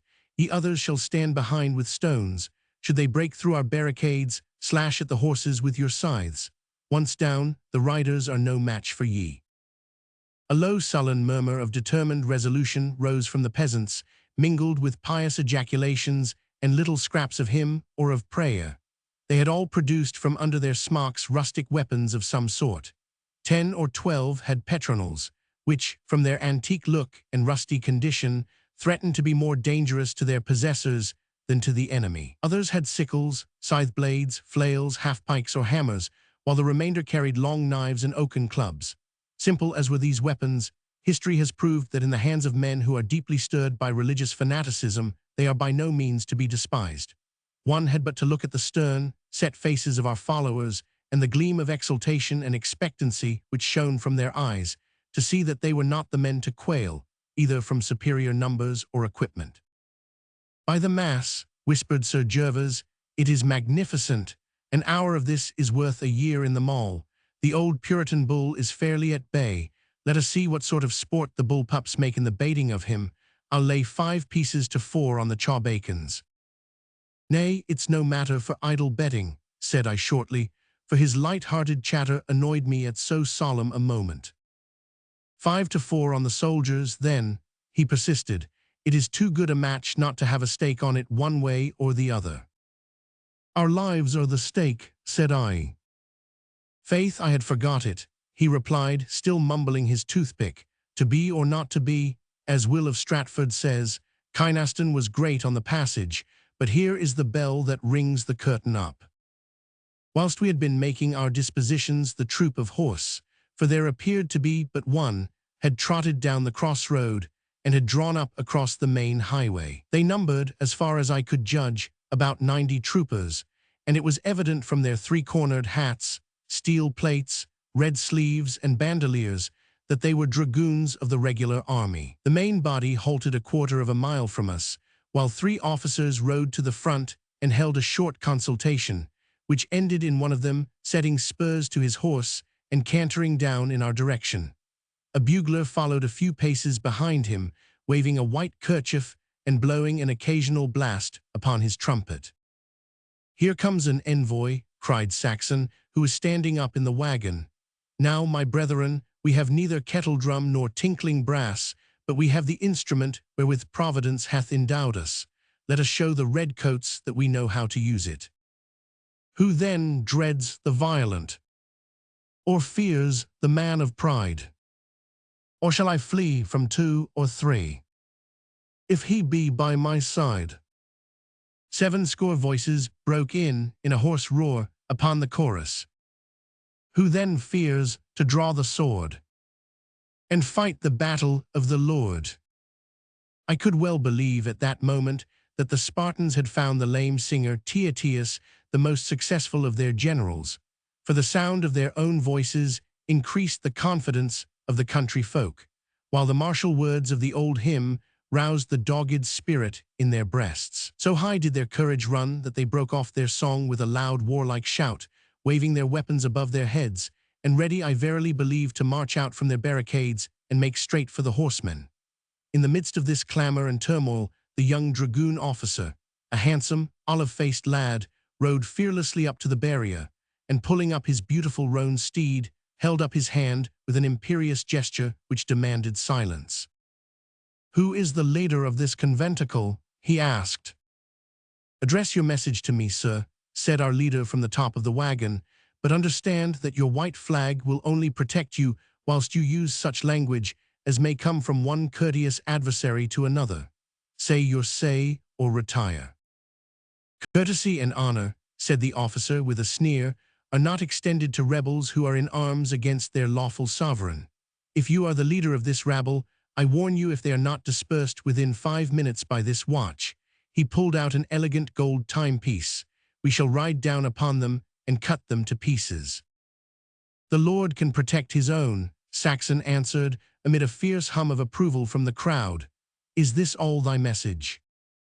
"It is all, and you will find it enough, you Presbyterian traitor," cried the dragoon cornet. "Listen to me, misguided fools," he continued, standing up upon his stirrups and speaking to the peasants at the other side of the wagon. "What chance have ye with your whittles and cheese-scrapers? Ye may yet save your skins if ye will but deliver up your leaders, throw down what ye are pleased to call your arms, and trust to the king's mercy." "This exceedeth the limitations of your privileges," said Saxon, drawing a pistol from his belt and cocking it. "If you say another word to seduce these people from their allegiance, I fire." "Hope not to benefit Monmouth," cried the young officer, disregarding the threat and still addressing his words to the peasants. "The whole royal army is drawing round him, and—" "Have a care," shouted our leader in a deep, harsh voice. "His head within a month shall roll upon the scaffold." "But you shall never live to see it," said Saxon, and stooping over he fired straight at the cornet's head. At the flash of the pistol, the trumpeter wheeled round and galloped for his life, while the roan horse turned and followed with its master still seated firmly in the saddle. "Verily you have missed the Midianite," cried Hope above Williams. "He is dead," said our leader, pouring a fresh charge into his pistol. "It is the law of war, Clarke," he added, looking round at me. "He hath chosen to break it and must pay forfeit." As he spoke, I saw the young officer lean gradually over in his saddle, until, when about halfway back to his friends, he lost his balance and fell heavily in the roadway, turning over 2 or 3 times with the force of his fall, and lying at last still and motionless, a dust-colored heap. A loud yell of rage broke from the troopers at the sight, which was answered by a shout of defiance from the Puritan peasantry. "Down on your faces," cried Saxon, "they are about to fire." The crackle of musketry and a storm of bullets, pinging on the hard ground or cutting twigs from the hedges on either side of us, lent emphasis to our leader's order. Many of the peasants crouched behind the feather beds and tables which had been pulled out of the cart. Some lay in the wagon itself, and some sheltered themselves behind or underneath it. Others again lined the ditches on either side or lay flat upon the roadway, while a few showed their belief in the workings of Providence by standing upright without flinching from the bullets. Amongst these latter were Saxon and Sir Gervas, the former to set an example to his raw troops, and the latter out of pure laziness and indifference. Reuben and I sat together in the ditch, and I can assure you, my dear grandchildren, that we felt very much inclined to bob our heads when we heard the bullets piping all around them. If any soldier ever told you that he did not the first time that he was under fire, then that soldier is not a man to trust. After sitting rigid and silent, however, as if we had both stiff necks, for a very few minutes, the feeling passed completely away, and from that day to this, it has never returned to me. You see, familiarity breeds contempt with bullets as with other things, and though it is no easy matter to come to like them, like the King of Sweden or my Lord Cutts, it is not so very hard to become indifferent to them. The cornet's death did not remain long unavenged. A little old man with a sickle, who had been standing near Sir Gervas, gave a sudden sharp cry, and springing up into the air with a loud "Glory to God," fell flat upon his face dead. A bullet had struck him just over the right eye. Almost at the same moment, one of the peasants in the wagon was shot through the chest, and sat up coughing blood all over the wheel. I saw Master Joshua Pettigrew catch him in his long arms, and settle some bedding under his head, so that he lay breathing heavily and pattering forth prayers. The minister showed himself a man that day, for amid the fierce carbine fire he walked boldly up and down, with a drawn rapier in his left hand, for he was a left-handed man, and his Bible in the other. "This is what you are dying for, dear brothers," he cried continually, holding the brown volume up in the air. "Are ye not ready to die for this?" And every time he asked the question, a low, eager murmur of assent rose from the ditches, the wagon, and the road. "They aim like yokels at a Wappenshaw," said Saxon, seating himself on the side of the wagon. "Like all young soldiers, they fire too high. When I was an adjutant, it was my custom to press down the barrels of the muskets until my eye told me that they were level. These rogues think that they have done their part if they do but let the gun off, though they are as like to hit the plovers above us as ourselves." "5 of the faithful have fallen," said Hope above Williams. "Shall we not sally forth and do battle with the children of Antichrist? Are we to lie here like so many popinjays at a fair for the troopers to practice upon?" "There is a stone barn over yonder on the hillside," I remarked. "If we who have horses and a few others were to keep the dragoons in play, the people might be able to reach it, and so be sheltered from the fire." "At least let my brother and me have a shot or two back at them," cried one of the marksmen beside the wheel. To all our entreaties and suggestions, however, our leader only replied by a shake of the head, and continued to swing his long legs over the side of the wagon with his eyes fixed intently upon the horsemen, many of whom had dismounted and were leaning their carbines over the cruppers of their chargers. "This cannot go on, sir," said the pastor in a low, earnest voice. "2 more men have just been hit." "If 50 more men are hit, we must wait until they charge," Saxon answered. "What would you do, man? If you leave this shelter, you will be cut off and utterly destroyed. When you have seen as much of war as I have done, you will learn to put up quietly with what is not to be avoided." I remember on such another occasion when the rearguard or natch-hut of the imperial troops was followed by Croats, who were in the pay of the Grand Turk. I lost half my company before the mercenary renegades came to close fighting. "Ha, my brave boys, they are mounting. We shall not have to wait long now." The dragoons were indeed climbing into their saddles again and forming across the road, with the evident intention of charging down upon us. At the same time, about 30 men detached themselves from the main body and trotted away into the fields upon our right. Saxon growled a hearty oath under his breath as he observed them. "They have some knowledge of warfare after all," said he. "They mean to charge us flank and front. Master Joshua, see that your Scythus men line the quickset hedge upon the right. Stand well up, my brothers, and flinch not from the horses. You men with the sickles, lie in the ditch there, and cut at the legs of the brutes. A line of stone throwers behind that. A heavy stone is as sure as a bullet at close quarters. If you would see your wives and children again, make that hedge good against the horsemen. Now for the front attack. Let the men who carry petronels come into the wagon. 2 of yours, Clarke, and 2 of yours, Lockarby. I can spare one also. That makes 5. Now here are 10 others of a sort and 3 muskets, 20 shots in all. Have you no pistols, Sir Gervas? No, but I can get a pair, said our companion, and springing upon his horse, he forced his way through the ditch, past the barrier, and so down the road in the direction of the dragoons.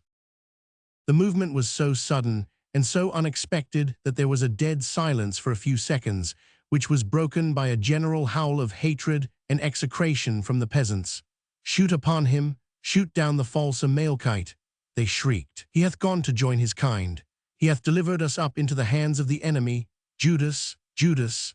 As to the horsemen, who were still forming up for a charge and waiting for the flanking party to get into position, they sat still and silent, not knowing what to make of the gaily dressed cavalier who was speeding towards them. We were not left long in doubt, however. He had no sooner reached the spot where the cornet had fallen than he sprang from his horse and helped himself to the dead man's pistols and to the belt which contained his powder and ball. Mounting at his leisure, amid a shower of bullets which puffed up the white dust all around him, he rode onwards towards the dragoons and discharged one of his pistols at them. Wheeling round, he politely raised his cap and galloped back to us, none the worse for his adventure, though a ball had grazed his horse's fetlock and another had left a hole in the skirt of his riding coat. The peasants raised a shout of jubilation as he rode in, and from that day forward our friend was permitted to wear his gay trappings and to bear himself as he would, without being suspected of having mounted the livery of Satan or of being wanting in zeal for the cause of the saints. "They are coming," cried Saxon. "Let no man draw trigger until he sees me shoot. If any does, I shall send a bullet through him, though it was my last shot and the troopers were amongst us." As our leader uttered this threat and looked grimly round upon us with an evident intention of executing it, a shrill blare of a bugle burst from the horsemen in front of us and was answered by those upon our flank. At the signal both bodies set spurs to their horses and dashed down upon us at the top of their speed. Those in the field were delayed for a few moments and thrown into some disorder by finding that the ground immediately in front of them was soft and boggy, but having made their way through it, they reformed upon the other side and rode gallantly at the hedge. Our own opponents, having a clear course before them, never slackened for an instant, but came thundering down with a jingling of harness and a tempest of oaths upon our rude barricades. Ah, my children, when a man in his age tries to describe such things as these, and to make others see what he has seen, it is only then that he understands what a small stock of language a plain man keeps by him for his ordinary use in the world, and how unfit it is to meet any call upon it. For though at this very moment I can myself see that white Somersetshire road, with the wild whirling charge of the horsemen, the red angry faces of the men, and the gaping nostrils of the horses all wreathed and framed in clouds of dust, I cannot hope to make it clear to your young eyes, which never have looked, and I trust never shall look, upon such a scene. When too I think of the sound, a mere rattle and jingle at first, but growing in strength and volume with every step, until it came upon us with a thunderous rush and roar which gave the impression of irresistible power, I feel that that too is beyond the power of my feeble words to express. To inexperienced soldiers like ourselves, it seemed impossible that our frail defense and our feeble weapons could check for an instant the impetus and weight of the dragoons. To right and left, I saw white set faces, open-eyed and rigid, unflinching, with a stubbornness which rose less from hope than from despair. All round rose exclamations and prayers. "Lord, save thy people. Mercy, Lord, mercy. Be with us this day. Receive our souls, O merciful Father." Saxon lay across the wagon with his eyes glinting like diamonds and his petronel presented at the full length of his rigid arm. Following his example, we all took aim as steadily as possible at the first rank of the enemy. Our only hope of safety lay in making that one discharge so deadly that our opponents should be too much shaken to continue their attack. Would the man never fire? They could not be more than 10 paces from us. I could see the buckles of the men's plates and the powder charges in their bandoliers. One more stride yet, and at last our leader's pistol flashed, and we poured in a close volley, supported by a shower of heavy stones from the sturdy peasants behind. I could hear them splintering against casque and cuirass like hail upon a casement. The cloud of smoke veiling for an instant the line of galloping steeds and gallant riders drifted slowly aside to show a very different scene. A dozen men and horses were rolling in one wild blood-spurting heap, the unwounded falling over those whom our balls and stones had brought down. Struggling, snorting chargers, iron-shod feet, staggering figures rising and falling, wild, hatless, bewildered men half-stunned by a fall, and not knowing which way to turn. That was the foreground of the picture, while behind them the remainder of the troop were riding furiously back, wounded and hale, all driven by the one desire of getting to a place of safety where they might rally their shattered formation. A great shout of praise and thanksgiving rose from the delighted peasants, and surging over the barricade, they struck down or secured the few uninjured troopers who had been unable or unwilling to join their companions in their flight. The carbines, swords, and bandoliers were eagerly pounced upon by the victors, some of whom had served in the militia and knew well how to handle the weapons which they had won. The victory, however, was by no means completed.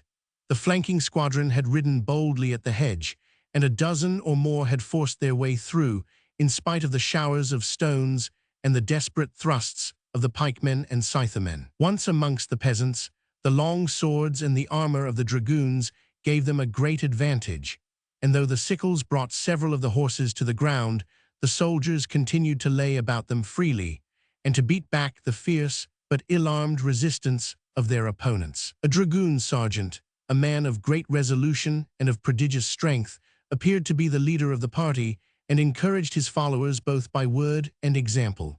A stab from a half-pike brought his horse to the ground, but he sprang from the saddle as it fell and avenged its death by a sweeping backhanded cut from his broadsword. Waving his hat in his left hand, he continued to rally his men and to strike down every Puritan who came against him, until a blow from a hatchet brought him on his knees, and a flail stroke broke his sword close by the hilt. At the fall of their leader, his comrades turned and fled through the hedge, but the gallant fellow, wounded and bleeding, still showed fight, and would assuredly have been knocked upon the head for his pains had I not picked him up and thrown him into the wagon, where he had the good sense to lie quiet until the skirmish was at an end. Of the dozen who broke through, not more than 4 escaped, and several others lay dead or wounded upon the other side of the hedge, impaled by scythe blades or knocked off their horses by stones. Altogether 9 of the dragoons were slain and 14 wounded, while we retained 7 unscathed prisoners,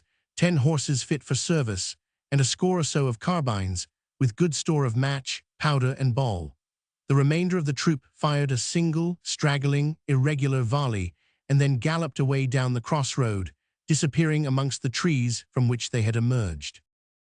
All this, however, had not been accomplished without severe loss upon our side. 3 men had been killed and 6 wounded, one of them very seriously by the musketry fire. 5 had been cut down when the flanking party broke their way in, and only one of these could be expected to recover. In addition to this, 1 man had lost his life through the bursting of an ancient petronel, and another had his arm broken by the kick of a horse. Our total losses, therefore, were 8 killed and the same wounded, which could not but be regarded as a very moderate number when we consider the fierceness of the skirmish and the superiority of our enemy both in discipline and in equipment. So elated were the peasants by their victory that those who had secured horses were clamorous to be allowed to follow the dragoons, the more so as Sir Gervas Jerome and Reuben were both eager to lead them. Decimus Saxon refused, however, to listen to any such scheme, nor did he show more favor to the Reverend Joshua Pettigrew's proposal that he should, in his capacity as pastor, mount immediately upon the wagon and improve the occasion by a few words of healing and unction. It is true, good Master Pettigrew, that we owe much praise and much outpouring and much sweet and holy contending for this blessing which hath come upon Israel, said he, but the time hath not yet arrived. There is an hour for prayer and an hour for labor. Hark ye, friend, to one of the prisoners, to what regiment do you belong? It is not for me to reply to your questions, the man answered sulkily. Nay then, we'll try if a string round your scalp and a few twists of a drumstick will make you find your tongue, said Saxon, pushing his face up to that of the prisoner and staring into his eyes with so savage an expression that the man shrank away affrighted. It is a troop of the 2nd Dragoon Regiment, he said. Where is the regiment itself? We left it on the Ilchester and Langport road. You hear, said our leader, we have not a moment to spare, or we may have the whole crew about our ears. Put our dead and wounded in the carts, and we can harness 2 of these chargers to them. We shall not be in safety until we are in Taunton town. Even Master Joshua saw that the matter was too pressing to permit of any spiritual exercises. The wounded men were lifted into the wagon and laid upon the bedding, while our dead were placed in the cart which had defended our rear. The peasants who owned these, far from making any objection to this disposal of their property, assisted us in every way, tightening girths and buckling traces. Within an hour of the ending of the skirmish, we found ourselves pursuing our way once more, and looking back through the twilight at the scattered black dots upon the white road, where the bodies of the dragoons marked the scene of our victory. Chapter 16 of our coming to Taunton. The purple shadows of evening had fallen over the countryside, and the sun had sunk behind the distant Quantock and Brendan hills, as our rude column of rustic infantry plodded through Curry Rivell, Rantage, and Henlade. At every wayside cottage and red-tiled farmhouse, the people swarmed out us we passed, with jugs full of milk or beer, shaking hands with our yokels, and pressing food and drink upon them. In the little villages, old and young came buzzing to greet us, and cheered long and loud for King Monmouth and the Protestant cause. The stay-at-homes were mostly elderly folks and children, but here and there a young labourer, whom hesitation or duties had kept back, was so carried away by our martial appearance, and by the visible trophies of our victory, that he snatched up a weapon and joined our ranks. The skirmish had reduced our numbers, but it had done much to turn our rabble of peasants into a real military force. The leadership of Saxon and his stern, short words of praise or of censure had done even more. The men kept some sort of formation and stepped together briskly in a compact body. The old soldier and I rode at the head of the column, with Master Pettigrew still walking between us. Then came the cart full of our dead, whom we were carrying with us to ensure their decent burial. Behind this walked 20 of scythe and sickle men, with their rude weapons over their shoulders, preceding the wagon in which the wounded were carried. This was followed by the main body of the peasants, and the rear was brought up by 10 or 12 men under the command of Lockarby and Sir Gervas, mounted upon captured chargers and wearing the breastplates, swords, and carbines of the dragoons. I observed that Saxon rode with his chin upon his shoulder, casting continual uneasy glances behind him, and halting at every piece of rising ground to make sure that there were no pursuers at our heels. It was not until, after many weary miles of marching, the lights of Taunton could be seen twinkling far off in the valley beneath us, that he at last heaved a deep sigh of relief, and expressed his belief that all danger was over. "I am not prone to be fearful upon small occasion," he remarked, "but hampered as we are with wounded men and prisoners, it might have puzzled Petrinus himself to know what we should have done had the cavalry overtaken us. I can now, Master Pettigrew, smoke my pipe in peace, without pricking up my ears at every chance rumble of a wheel or shout of a village roisterer." "Even had they pursued us," said the minister stoutly, "as long as the hand of the Lord shall shield us, why should we fear them?" "Aye, aye," Saxon answered impatiently, "but the devil prevaileth at times. Were not the chosen people themselves overthrown and led into captivity? How say you, Clarke?" "One such skirmish is enough for a day," I remarked. "Faith, if instead of charging us they had continued that carbine fire, we must either have come forth or been shot where we lay." "For that reason I forbade our friends with the muskets to answer it," said Saxon. "Our silence led them to think that we had but a pistol or 2 among us, and so brought them to charge us. Thus our volley became the more terrifying since it was unexpected. I'll wager there was not a man amongst them who did not feel that he had been led into a trap. Mark you how the rogues wheeled and fled with one accord, as though it had been part of their daily drill." "The peasants stood to it like men," I remarked. "There is nothing like a tincture of Calvinism for stiffening a line of battle," said Saxon. "Look at the Swede when he is at home. What more honest, simple-hearted fellow could you find, with no single soldierly virtue, save that he could put away more spruce beer than you would care to pay for? Yet if you do but cram him with a few strong, homely texts, place a pike in his hand, and give him a Gustavus to lead him, there is no infantry in the world that can stand against him. On the other hand, I have seen young Turks, untrained to arms, strike in on behalf of the Koran as lustily as these brave fellows behind us did for the Bible which Master Pettigrew held up in front of them. I trust, sir, said the minister gravely, that you do not, by these remarks, intend to institute any comparison between our sacred scriptures and the writings of the impostor Mahomet, or to infer that there is any similarity between the devil-inspired fury of the infidel Saracens and the Christian fortitude of the struggling faithful. By no means, Saxon answered, grinning at me over the minister's head. I was but showing how closely the evil one can imitate the workings of the spirit. Too true, Master Saxon, too true, the clergyman answered sadly. Amid the conflict and discord it is hard to pick out the true path, but I marvel much that amidst the snares and temptations that beset a soldier's life you have kept yourself unsullied, with your heart still set upon the true faith. It was through no strength of mine own, said Saxon piously. In very truth, such men as you are much needed in Monmouth's army, Master Joshua exclaimed. They have there several, as I understand, from Holland, Brandenburg, and Scotland, who have been trained in arms, but who care so little for the cause which we uphold that they curse and swear in a manner that affrights the peasants, and threatens to call down a judgment upon the army. Others there are who cling close to the true faith and have been born again among the righteous, but alas, they have had no experience of camps and fields.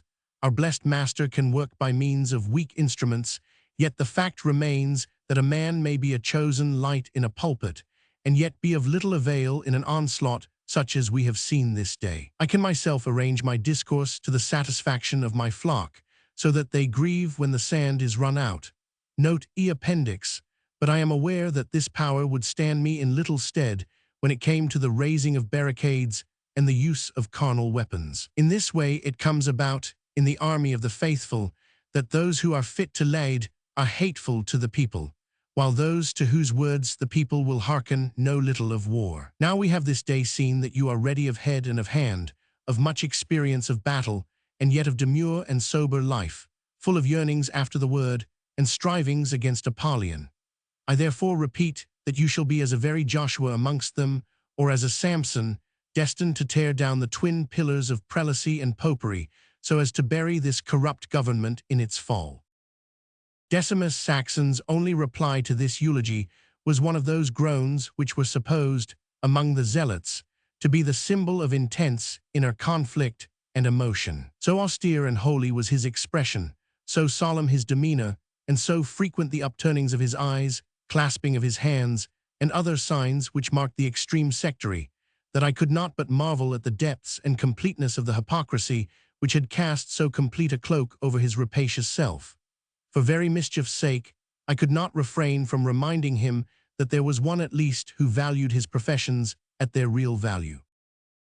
Have you told the worthy minister, said I, of your captivity amongst the Mussulmans, and of the noble way in which you did uphold the Christian faith at Stamboul? Nay, cried our companion, I would fain hear the tale. I marvel much that one so faithful and unbending as thyself was ever let loose by the unclean and bloodthirsty followers of Mahomet. It does not become me to tell the tale, Saxon answered with great presence of mind, casting at the same time a most venomous sidelong glance at me. It is for my comrades in misfortune, and not for me to describe what I endured for the faith.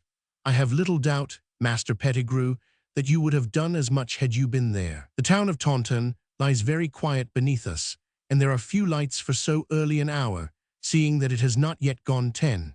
It is clear that Monmouth's forces have not reached it yet, else had there been some show of campfires in the valley, for though it is warm enough to lie out in the open, the men must have fires to cook their victual. The army could scarce have come so far, said the pastor. They have, I hear, been much delayed by the want of arms and by the need of discipline.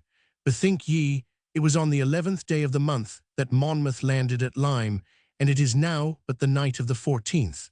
There was much to be done in the time. 4 whole days, growled the old soldier. Yet I expected no better seeing that they have, so far as I can hear, no tried soldiers amongst them. By my sword, Tilly or Wallenstein would not have taken 4 days to come from Lyme to Taunton, though old James Stuart's cavalry barred the way. Great enterprises are not pushed through in this halting fashion. The blow should be sharp and sudden. But tell me, worthy sir, all that you know about the matter, for we have heard little upon the road save rumour and surmise. Was there not some fashion of onfall at Bridport?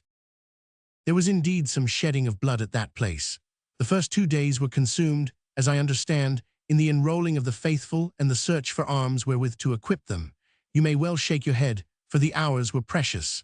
At last 500 men were broken into some sort of order and marched along the coast under command of Lord Grey of Wark and Wade the lawyer. At Bridport they were opposed by the Red Dorset militia and part of Portman's yellow coats. If all be true that is said, neither side had much to boast of. Grey and his cavalry never tightened bridle until they were back in Lyme once more, though it is said their flight had more to do with the hard mouths of their horses than with the soft hearts of the riders.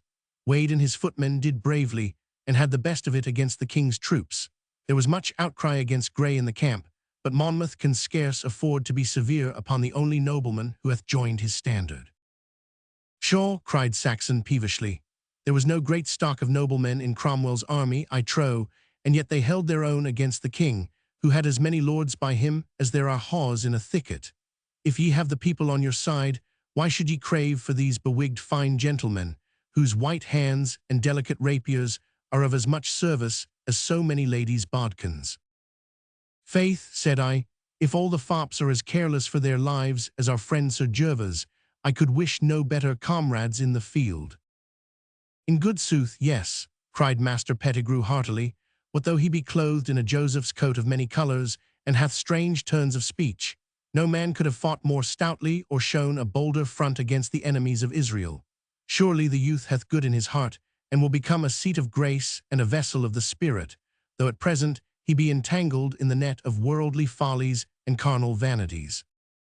It is to be hoped so, quoth Saxon devoutly. And what else can you tell us of the revolt, worthy sir? Very little, save that the peasants have flocked in such numbers that many have had to be turned away for want of arms.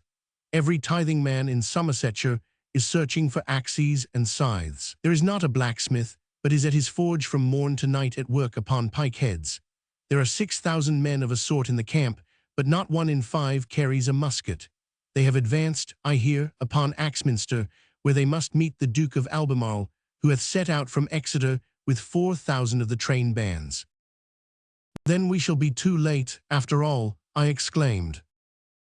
You will have enough of battles before Monmouth exchanges his riding hat for a crown, and his laced roquelaura for the royal purple, quoth Saxon. Should our worthy friend here be correctly informed, and such an engagement take place, it will but be the prologue to the play.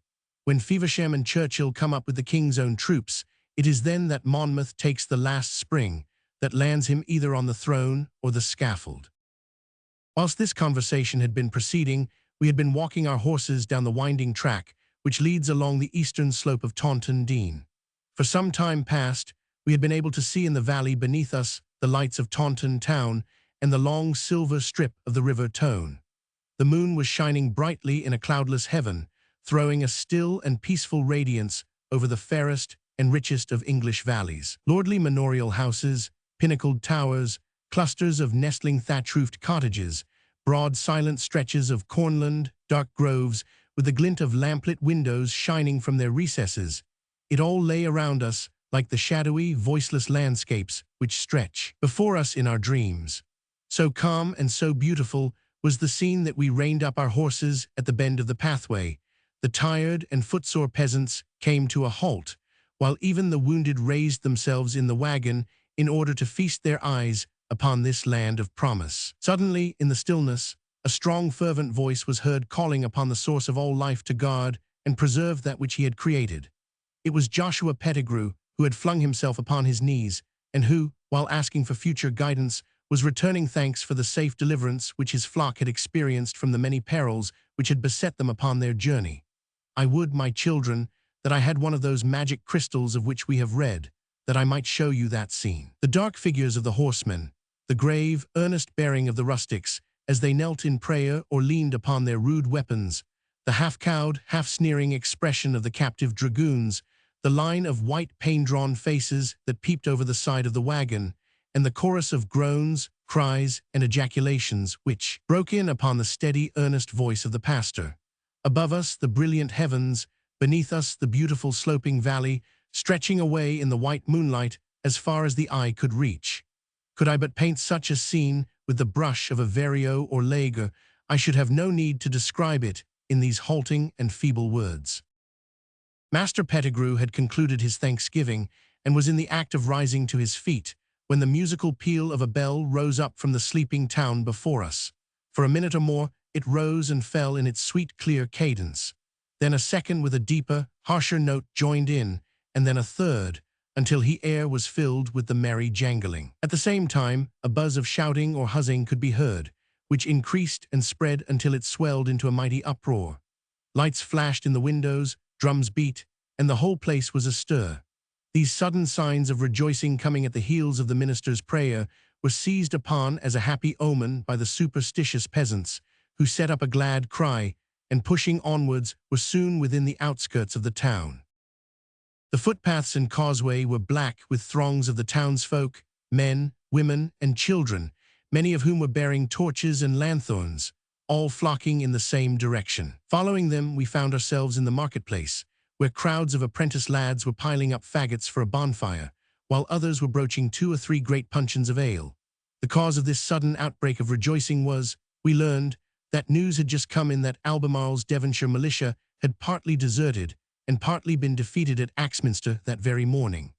On hearing of our own successful skirmish, the joy of the people became more tumultuous than ever. They rushed in amongst us, pouring blessings on our heads in their strange, burring West Country speech, and embracing our horses as well as ourselves.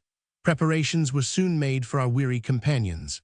A long, empty wool warehouse, thickly littered with straw, was put at their disposal, with a tub of ale and a plentiful supply of cold meats and wheaten bread. For our own part, we made our way down East Street through the clamorous, handshaking crowd to the White Hart Inn, where after a hasty meal we were right glad to seek our couches. Late into the night, however, our slumbers were disturbed by the rejoicings of the mob, who, having burned the effigies of Lord Sunderland and of Gregory Ilford, Mayor of Lyme, continued to sing West Country songs and Puritan hymns into the small hours of the morning. Chapter 17 of the Gathering in the Market Square. The fair town in which we now found ourselves was, although Monmouth had not yet reached it, the real centre of the rebellion. It was a prosperous place, with a great woolen and kersey trade, which gave occupation to as many as 7,000 inhabitants.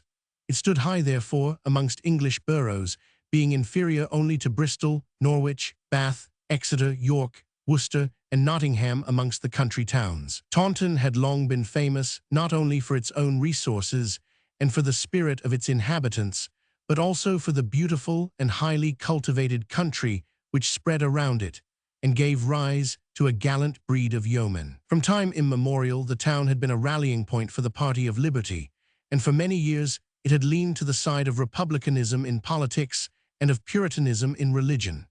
No place in the kingdom had fought more stoutly for the Parliament, and though it had been twice besieged by Goring, the burghers, headed by the brave Robert Blake, had fought so desperately that the Royalists had been compelled each time to retire discomfited. On the second occasion, the garrison had been reduced to dog's flesh and horse flesh, but no word of surrender had come either from them or their heroic commander, who was the same Blake under whom the old seaman Solomon Sprent had fought against the Dutch. After the Restoration, the Privy Council had shown their recollection of the part played by the Somersetshire town by issuing a special order that the battlements which fenced round the maiden stronghold should be destroyed. Thus, at the time of which I speak, nothing but a line of ruins and a few unsightly mounds represented the massive line of wall which had been so bravely defended by the last generation of townsmen. There were not wanting, however, many other relics of those stormy times. The houses on the outskirts were still scarred and splintered from the effects of the bombs and grenades of the Cavaliers. Indeed, the whole town bore a grimly martial appearance, as though she were a veteran among boroughs who had served in the past, and was not averse to seeing the flash of guns and hearing the screech of shot once more. Charles's council, might destroy the battlements which his soldiers had been unable to take, but no royal edict could do away with the resolute spirit and strong opinions of the burghers. Many of them, born and bred amidst the clash of civil strife, had been fired from their infancy by the tales of the old war, and by reminiscences of the great assault when Lunsford's bay-beaters were hurled down the main breach by the strong arms of their fathers. In this way there was bred in Taunton a fiercer and more soldierly spirit than is usual in an English country town, and this flame was fanned by the unwearied ministerings of a chosen band of nonconformist clergymen, amongst whom Joseph Alleine was the most conspicuous. No better focus for a revolt could have been chosen, for no city valued so highly those liberties and that creed which was in jeopardy. A large body of the burghers had already set out to join the rebel army, but a good number had remained behind to guard the city, and these were reinforced by gangs of peasants, like the one to which we had attached ourselves, who had trooped in from the surrounding country, and now divided their time between listening to their favorite preachers and learning to step in line and to handle their weapons. In Yard Street and Market Square there was marching and drilling, night, morning, and noon. As we rode out after breakfast, the whole town was ringing with the shouting of orders and the clatter of arms. Our own friends of yesterday marched into the marketplace at the moment we entered it, and no sooner did they catch sight of us than they plucked off their hats and cheered lustily, nor would they desist until we cantered over to them and took our places at their head. "They have vowed that none other should lead them," said the minister, standing by Saxon's stirrup. "I could not wish to lead stouter fellows," said he. "Let them deploy into double line in front of the town hall. So, smartly there, rear rank," he shouted, facing his horse towards them.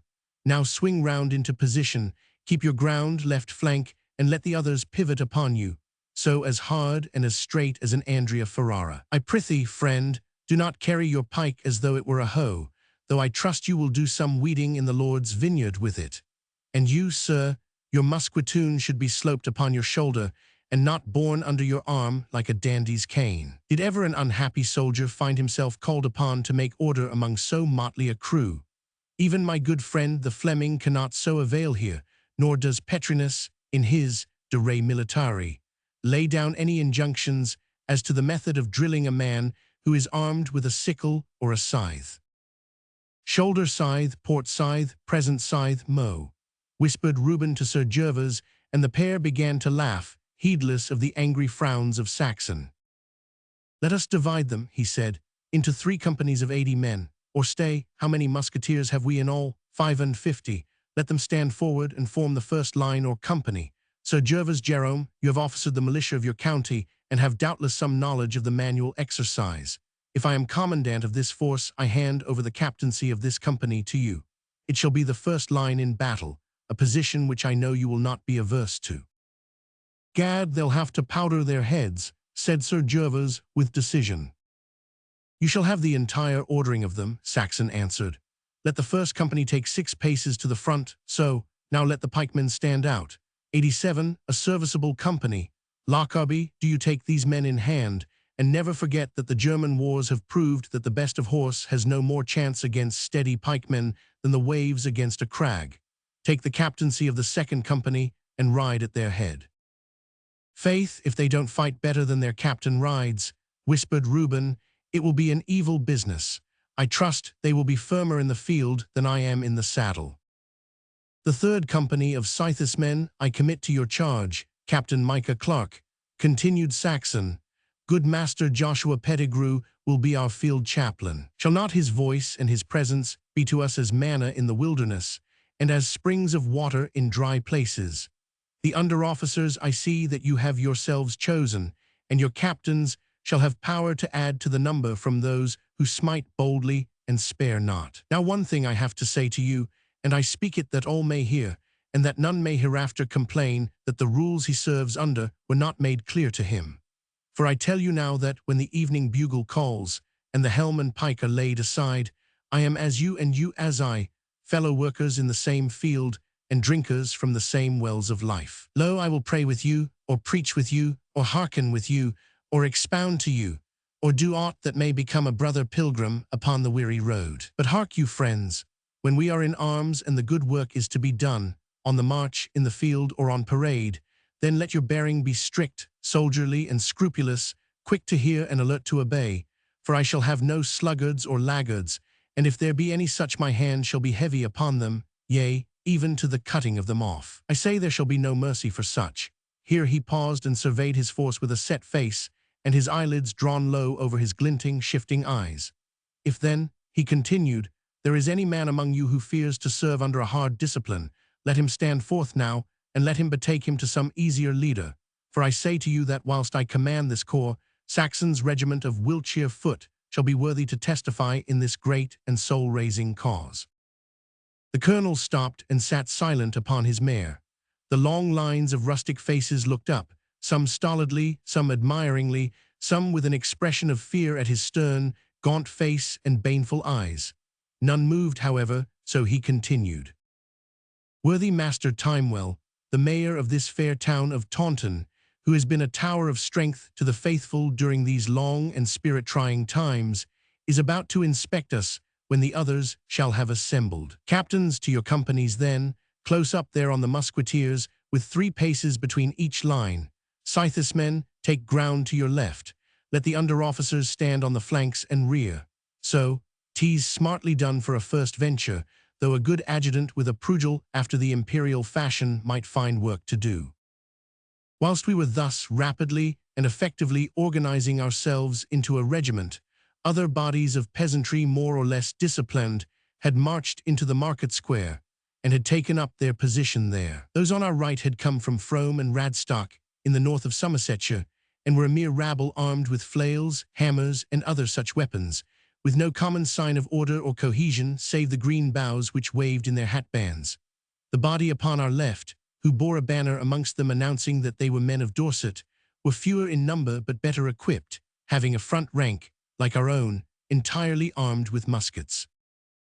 The good townsmen of Taunton, with their wives and their daughters, had meanwhile been assembling on the balconies and at the windows which overlooked the square, whence they might have a view of the pageant. The grave, square-bearded, broad-clothed burghers, and their portly dames in velvet and 3-piled taffeta, looked down from every post of vantage, while here and there a pretty, timid face peeping out from a Puritan coif made good the old claim that Taunton excelled in beautiful women as well as in gallant men.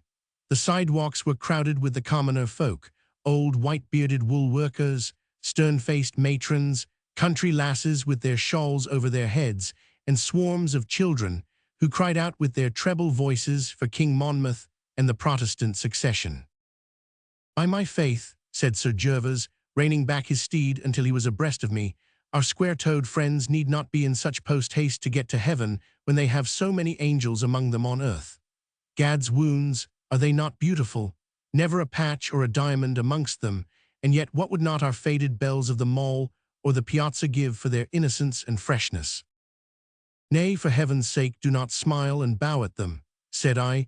These courtesies may pass in London, but they may be misunderstood among simple Somerset maidens and their hot-headed, hard-handed kinsfolk. I had hardly spoken before the folding doors of the town hall were thrown open, and a procession of the city fathers emerged into the marketplace. 2 trumpeters in party-colored jerkins preceded them, who blew a flourish upon their instruments as they advanced. Behind came the aldermen and councilmen, grave and reverend elders, clad in their sweeping gowns of black silk, trimmed and tippeted with costly furs. In rear of these walked a pursy little red-faced man, the town clerk, bearing a staff of office in his hand, while the line of dignitaries was closed by the tall and stately figure of Stephen Timewell, mayor of Taunton. There was much in this magistrate's appearance to attract attention, for all the characteristics of the Puritan party to which he belonged were embodied and exaggerated in his person. Of great height he was, and very thin, with a long-drawn, heavy-eyelided expression which spoke of fasts and vigils. The bent shoulders and the head sunk upon the breast proclaimed the advances of age, but his bright steel-gray eyes and the animation of his eager face showed how the enthusiasm of religion could rise superior to bodily weakness. A peaked, straggling gray beard descended halfway to his waist, and his long snow-white hairs fluttered out from under a velvet skull-cap. The latter was drawn tightly down upon his head, so as to make his ears protrude in an unnatural manner on either side, a custom which had earned for his party the title of patriot, so often applied to them by their opponents. His attire was of studious plainness and sombre in color, consisting of his black mantle, dark velvet breeches, and silk hosen, with velvet bows upon his shoes instead of the silver buckles then in vogue. A broad chain of gold around his neck formed the badge of his office. In front of him strutted the fat, red-vested town clerk, one hand upon his hip, the other extended and bearing his wand of office, looking pompously to right and left, and occasionally bowing as though the plaudits were entirely on his own behalf. This little man had tied a huge broadsword to his girdle, which clanked along the cobble-stones when he walked and occasionally inserted itself between his legs, when he would gravely cock his foot over it again and walk on without any abatement of his dignity. At last, finding these interruptions become rather too frequent, he depressed the hilt of his great sword in order to elevate the point, and so strutted onwards like a bantam cock with a tingle-straight feather in its tail.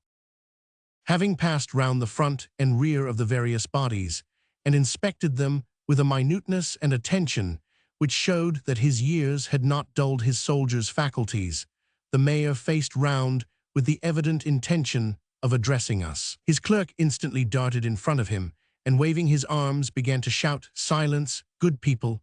Silence for his most worshipful the Mayor of Taunton! Silence for the worthy Master Stephen Timewell!" Until in the midst of his gesticulations and cries, he got entangled once more with his overgrown weapon, and went sprawling on his hands and knees in the kennel. "Silence yourself, Master Tetheridge," said the chief magistrate severely. "If your sword and your tongue were both clipped, it would be as well for yourself and us. Shall I not speak a few words in season to these good people, but you must interrupt with your discordant bellowings?" The busybody gathered himself together and slunk behind the group of councilmen, while the mayor slowly ascended the steps of the market cross. From this position he addressed us, speaking in a high piping voice which gathered strength as he proceeded, until it was audible at the remotest corners of the square. "Friends in the faith," he said, "I thank the Lord that I have been spared in my old age to look down upon this goodly assembly. For we of Taunton have ever kept the flame of the covenant burning amongst us, obscured it may be at times by time-servers and Laodiceans, but none the less burning in the hearts of our people. All round us, however, there was a worse than Egyptian darkness, where popery and prelacy, Arminianism, Erastianism, and simony might rage and riot unchecked and unconfined. But what do I see now? Do I see the faithful cowering in their hiding places and straining their ears for the sound of the horse-hoof of their oppressors? Do I see a time-serving generation, with lies on their lips and truth buried in their hearts? No, I see before me godly men, not from this fair city only, but from the broad country round, and from Dorset, and from Wiltshire, and some even, as I hear, from Hampshire, all ready and eager to do mighty work in the cause of the Lord. And when I see these faithful men, and when I think that every broad piece in the strong boxes of my townsmen is ready to support them, and when I know that the persecuted remnant throughout the country is wrestling hard in prayer for us, then a voice speaks within me and tells me that we shall tear down the idols of Dagon and build up in this England of ours such a temple of the true faith that not popery, nor prelacy, nor idolatry, nor any other device of the evil one shall ever prevail against it.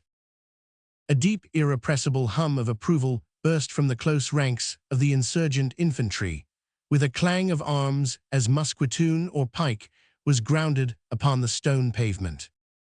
Saxon half-turned his fierce face, raising an impatient hand, and the hoarse murmur died away among our men, though our less disciplined companions to right and left continued to wave their green boughs and to clatter their arms. The Taunton men opposite stood grim and silent, but their set faces and bent brows showed that their townsman's oratory had stirred the deep fanatic spirit which distinguished them. "In my hands," continued the mayor, drawing a roll of paper from his bosom, "is the proclamation which our royal leader hath sent in advance of him. In his great goodness and self-abnegation he had, in his early declaration given forth at Lyme, declared that he should leave the choice of a monarch to the Commons of England. But having found that his enemies did most scandalously and basely make use of this his self-denial, and did assert that he had so little confidence in his own cause that he dared not take publicly the title which is due to him, he hath determined that this should have an end. Know therefore that it is hereby proclaimed that James, Duke of Monmouth, is now and henceforth rightful King of England, that James Stuart, the papist and fratricide, is a wicked usurper, upon whose head, dead or alive, a price of 5,000 guineas is affixed, and that the assembly now sitting at Westminster, and calling itself the Commons of England, is an illegal assembly, and its acts are null and void in the sight of the law. God bless King Monmouth and the Protestant religion. The trumpeters struck up a flourish, and the people huzzaed, but the mayor raised his thin white hands as a signal for silence. A messenger hath reached me this morning from the king, he continued. He sends a greeting to all his faithful Protestant subjects, and having halted at Axminster to rest after his victory, he will advance presently and be with ye in 2 days at the latest. Ye will grieve to hear that good Alderman Ryder was struck down in the thick of the fray. He hath died like a man and a Christian, leaving all his worldly goods, together with his clothworks and household property, to the carrying on of the war. Of the other slain, there are not more than 10 of Taunton birth. 2 gallant young brothers have been cut off, Oliver and Ephraim Harleys, whose poor mother. Grieve not for me, good Master Timewell, cried a female voice from the crowd.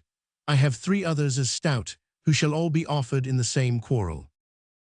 You are a worthy woman, Mistress Harleys, the mayor answered, and your children shall not be lost to you. The next name upon my list is Jesse Trefil, then come Joseph Miller and Aminadab Holt. An elderly musketeer in the first line of the Taunton foot pulled his hat down over his brows and cried out in a loud, steady voice, The Lord hath given, and the Lord hath taken away. Blessed be the name of the Lord. It is your only son, Master Holt, said the mayor, but the Lord also sacrificed his only son that you and I might drink the waters of eternal life. The others are Path of Light Regan, James Fletcher, Salvation Smith, and Robert Johnstone. The old Puritan gravely rolled up his papers, and having stood for a few moments with his hands folded across his breast in silent prayer, he descended from the market cross and moved off, followed by the aldermen and councilmen. The crowd began likewise to disperse in sedate and sober fashion, with grave, earnest faces and downcast eyes. A large number of the countryfolk, however, more curious or less devout than the citizens, gathered round our regiment to see the men who had beaten off the dragoons. See the moan why a face like a gerfalcon, cried one, pointing to Saxon. 'Tis he that slew the Philistine officer yestreen, and brought the faithful off victorious. Mark ye yon other one, cried an old dame, him why the white face and the clothes like a prince. He's one o' the quality, what's come o' the way fro Lunnon to testify to the Protestant creed. He's a main pious gentleman, he is, and if he had bided in the wicked city they'd had his head off, like they did the good Lord Rousseau, or put him in chains why, the worthy Maester Baxter. Marry come up, gossip, cried a third. The girt man on the grey horse is the soldier for me. He has the smooth cheeks o' a wench, and limbs like Goliath o' Gath. I warrant he could pick up my old Gaffer Jones and why him at his saddlebow as easy as Tozer does a rotten. But here's good Maester Tetheridge, the clerk, and on great business too, for he's a man that spares ni time ni trouble in the great cause. Room, good people, room, cried the little clerk, bustling up with an air of authority. Hinder not the high officials of the corporation in the discharge of their functions, neither should ye hamper the flanks of fighting men, seeing that you thereby prevent that deploying and extending of the line which is now advocated by many high commanders. I prithee, who commands this cohort, or legion rather, seeing that you have auxiliary horse attached to it. 'Tis a regiment, sirrah, said Saxon sternly, Colonel Saxon's regiment of Wiltshire foot, which I have the honour to command. I beg your colonelship's pardon, cried the clerk nervously, edging away from the swarthy-faced soldier. I have heard speak of your colonelship and of your doings in the German wars. I have myself trailed a pike in my youth and have broken a head or two, aye, and a heart or two also, when I wore buff and bandolier. Discharge your message, said our colonel shortly. 'Tis from his most worshipful the mayor, and is addressed to yourself and to your captains, who are doubtless these tall cavaliers whom I see on either side of me. Pretty fellows, by my faith, but you and I know well, Colonel, that a little trick of fence will set the smallest of us on a level with the brawniest. Now I warrant that you and I, being old soldiers, could, back to back, make it good against these three gallants. Speak, fellow, snarled Saxon, and reaching out a long, sinewy arm, he seized the loquacious clerk by the lappet of his gown, and shook him until his long sword clattered again. "How, Colonel, how?" cried Master Tetheridge, while his vest seemed to acquire a deeper tint from the sudden pallor of his face. "Would you lay an angry hand upon the mayor's representative? I wear a bilbo by my side, as you can see. I am also somewhat quick and choleric, and warn you therefore not to do aught which I might perchance construe into a personal slight. As to my message, it was that his most worshipful the mayor did desire to have word with you and your captains in the town hall." "We shall be there anon," said Saxon, and turning to the regiment, he set himself to explain some of the simpler movements and exercises, teaching his officers as well as his men, for though Sir Gervas knew something of the manual, Lockarby and I brought little but our goodwill to the task. When the order to dismiss was at last given, our companies marched back to their barracks in the wool warehouse, while we handed over our horses to the grooms from the White Hart and set off to pay our respects to the mayor. Chapter 18 of Master Stephen Timewell, Mayor of Taunton. Within the town hall, all was bustle and turmoil.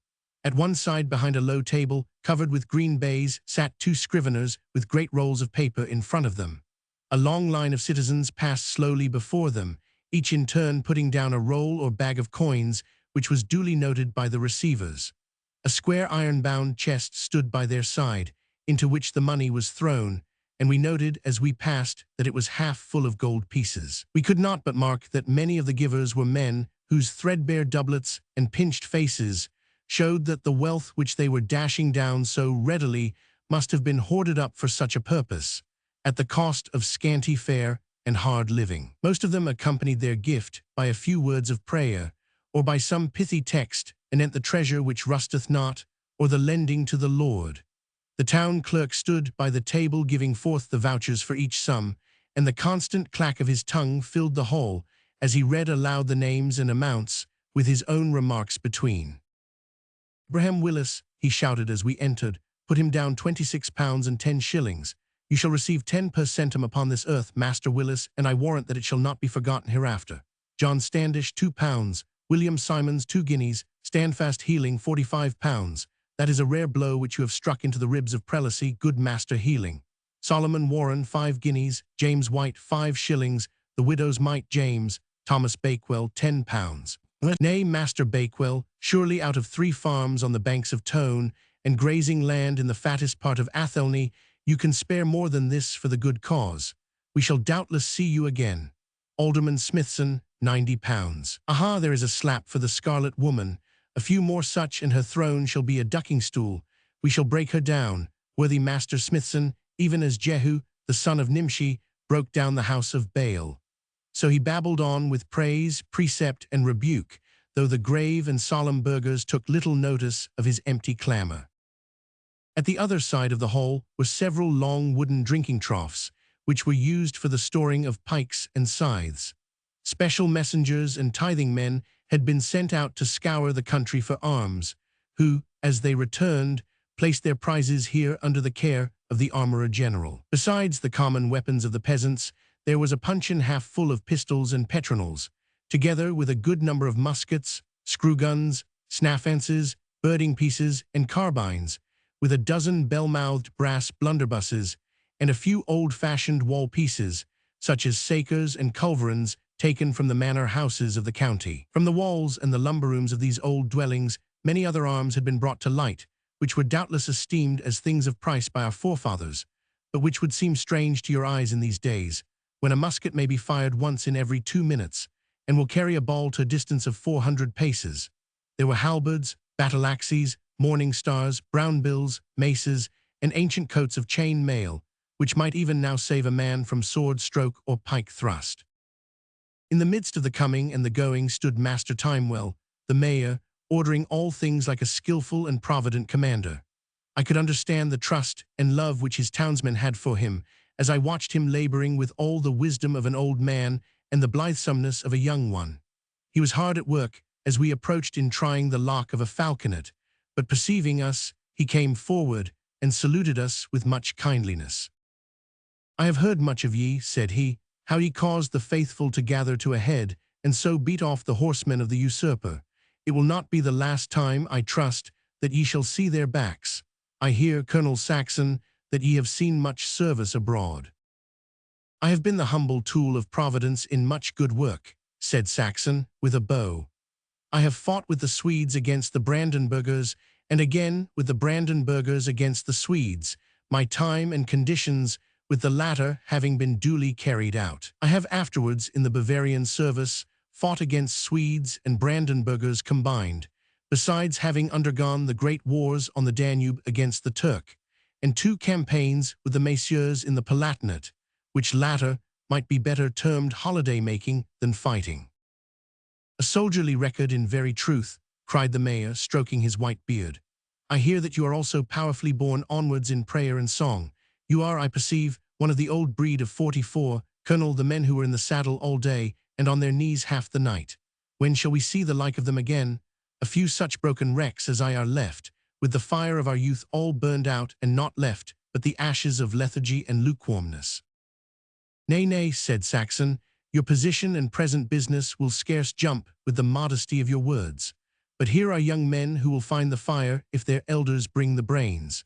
This is Captain Micah Clarke, and Captain Lockarby, and Captain the Honourable Sir Gervas Jerome, who have all come far to draw their swords for the downtrodden faith." "Taunton welcomes ye, young sirs," said the mayor, looking a trifle askance, as I thought, at the baronet, who had drawn out his pocket mirror, and was engaged in the brushing of his eyebrows. "I trust that during your stay in this town ye will all 4 take up your abode with me. 'Tis a homely roof and simple fare, but a soldier's wants are few. And now, Colonel, I would fain have your advice as to these 3 drakes, whether if rehooped they may be deemed fit for service, and also as to these demi-cannons, which were used in the old parliamentary days, and may yet have a word to say in the people's cause."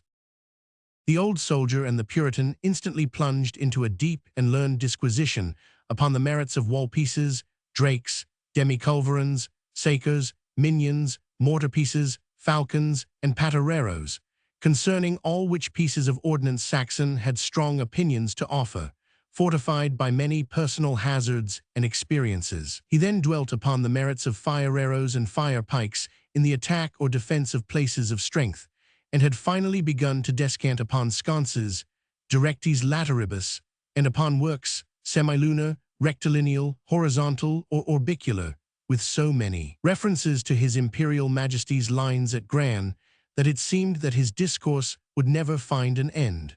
We slipped away at last, leaving him still discussing the effects produced by the Austrian grenados upon a Bavarian brigade of pikes at the Battle of Obergrostock. "Curse me if I like accepting this old fellow's offer," said Sir Gervas in an undertone. "I have heard of these Puritan households, much grace to little sack, and texts flying about as hard and as jagged as flint stones, to bed at sundown, and a sermon ready if ye do but look kindly at the waiting wench, or hum the refrain of a ditty. His home may be larger, but it could scarce be stricter than that of my own father," I remarked. "I'll warrant that," cried Reuben, "when we have been a Morris dancing, or having a Saturday night game of kissin' the ring, or parson has lost his coat, I have seen Ironside Joe stride past us, and cast a glance at us, which hath frozen the smile upon our lips. I warrant that he would have aided Colonel Pride to shoot the bears and hack down the maypoles." "'Twere fratricide for such a man to shoot a bear," quoth Sir Gervas, "with all respect, friend Clarke, for your honoured progenitor." "No more than for you to shoot at a popinjay," I answered, laughing. "But as to the mayor's offer, we can but go to meet with him now, and should it prove irksome it will be easy for you to plead some excuse, and so get honourably quit of it. But bear in mind, Sir Gervas, that such households are in very truth different to any with which you are acquainted, so curb your tongue or offence may come of it. Should I cry hem, or cough, it will be a sign to you that you had best beware." "Agreed, young Solomon," cried he. "It is indeed well to have a pilot like yourself who knows these godly waters. For my own part, I should never know how near I was to the shoals. But our friends have finished the Battle of Ober-what's-its-name, and are coming towards us. I trust, worthy Mr. Mayor, that your difficulties have been resolved." "They are, sir," replied the Puritan. "I have been much edified by your colonel's discourse, and I have little doubt that by serving under him you will profit much by his ripe experience." "Very like, sir, very like," said Sir Gervas carelessly. "But it is nigh 1 o'clock," the mayor continued. "Our frail flesh cries aloud for meat and drink. I beg that ye will do me the favour to accompany me to my humble dwelling, where we shall find the household board already dressed." With these words he led the way out of the hall and paced slowly down Fore Street, the people falling back to right and to left as he passed, and raising their caps to do him reverence. Here and there, as he pointed out to us, arrangements had been made for barring the road with strong chains to prevent any sudden rush of cavalry. In places, too, at the corner of a house, a hole had been knocked in the masonry through which peeped the dark muzzle of a carronade or wall piece. These precautions were the more necessary as several bodies of the royal horse, besides the one which we had repulsed, were known to be within the Dean, and the town, deprived of its ramparts, was open to an incursion from any daring commander. The chief magistrate's house was a squat square-faced stone building within a court which opened on to East Street.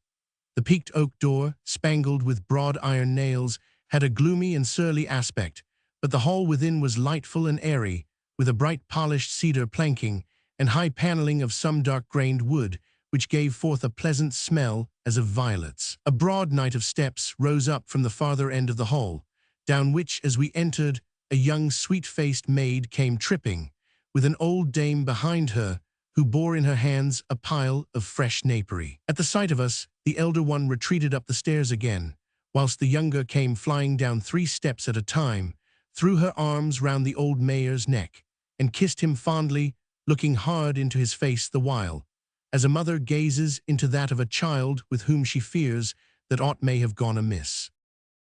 "Weary again, Daddy, weary again," she said, shaking her head anxiously with a small white hand upon each of his shoulders. "Indeed, and indeed, thy spirit is greater than thy strength." "Nay, nay, lass," said he, passing his hand fondly over her rich brown hair. "The workman must toil until the hour of rest is rung. This, gentleman, is my granddaughter Ruth, the sole relic of my family and the light of mine old age. The whole grove hath been cut down, and only the oldest oak and the youngest sapling left. These cavaliers, little one, have come from afar to serve the cause, and they have done us the honour to accept of our poor hospitality."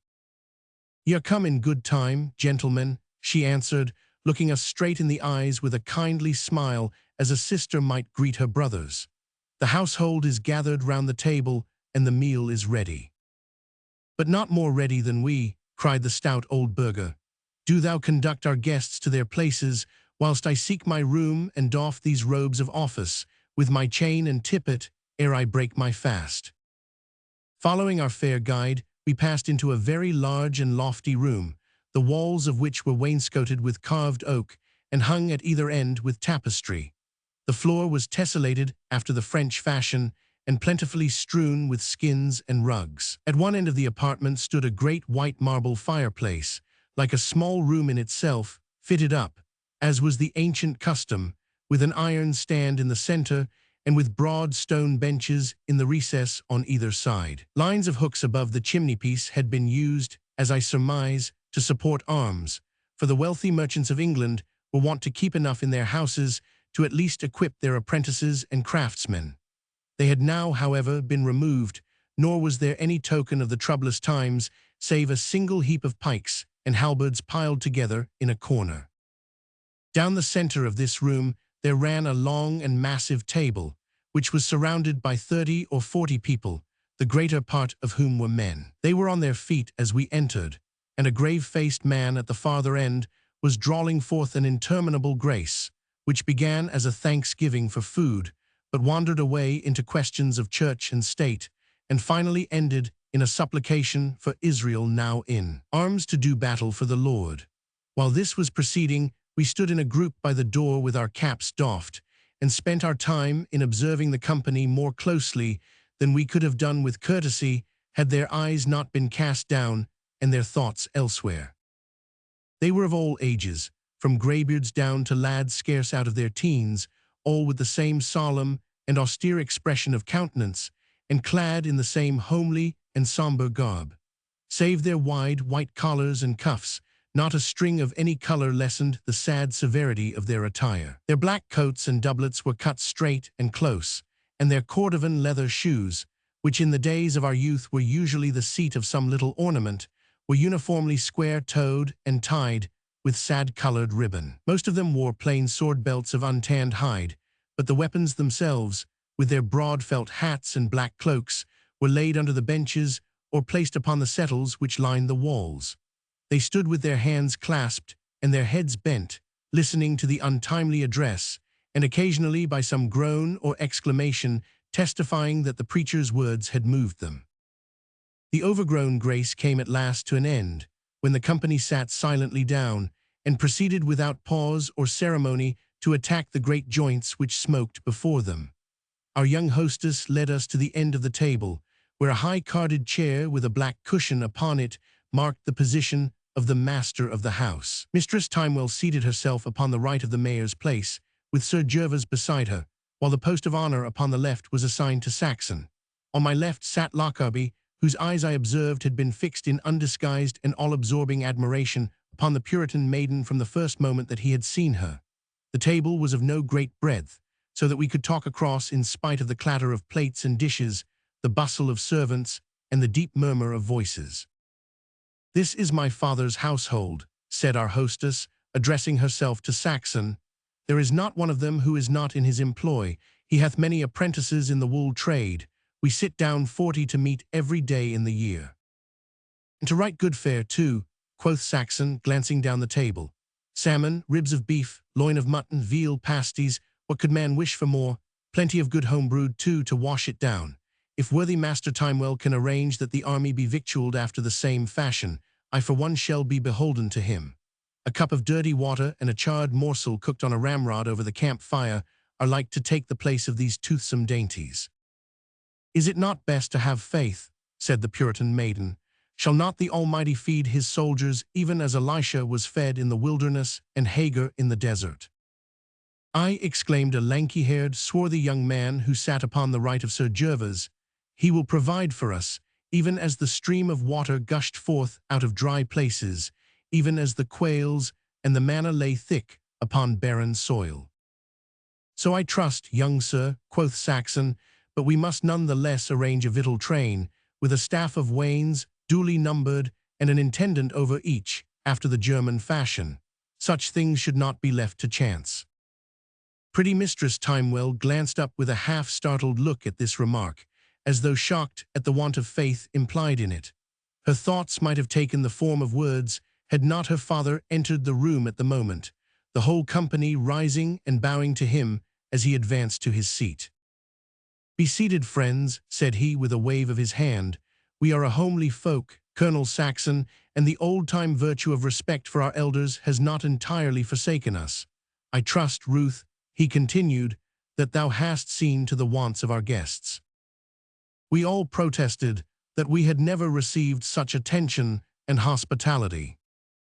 "'Tis well," said the good wool-worker, "but your plates are clear and your glasses empty. William, look to it. A good workman is ever a good trencherman. If a prentice of mine cannot clean his platter, I know that I shall get little from him with carder and teasel. Thew and sinew need building up.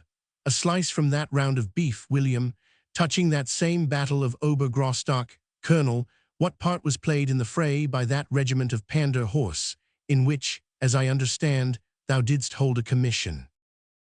This was a question on which, as may be imagined, Saxon had much to say, and the pair were soon involved in a heated discussion, in which the experiences of Roundway Down and Marston Moor were balanced against the results of a score of unpronounceable fights in the Styrian Alps and along the Danube. Stephen Timewell, in his lusty youth, had led first a troop and then a regiment through the wars of the Parliament, from Chalgrove Field to the final battle at Worcester, so that his warlike passages, though less varied and extensive than those of our companion, were enough to enable him to form and hold strong opinions. These were in the main the same as those of the soldier of fortune, but when their ideas differed upon any point, there arose forthwith such a crossfire of military jargon, such speech of estacados and palisados, such comparisons of light horse and heavy, of pikemen and musketeers, of lanzknecht, leaguers, and on-falls, that the unused ear became bewildered with the babble. At last, on some question of fortification,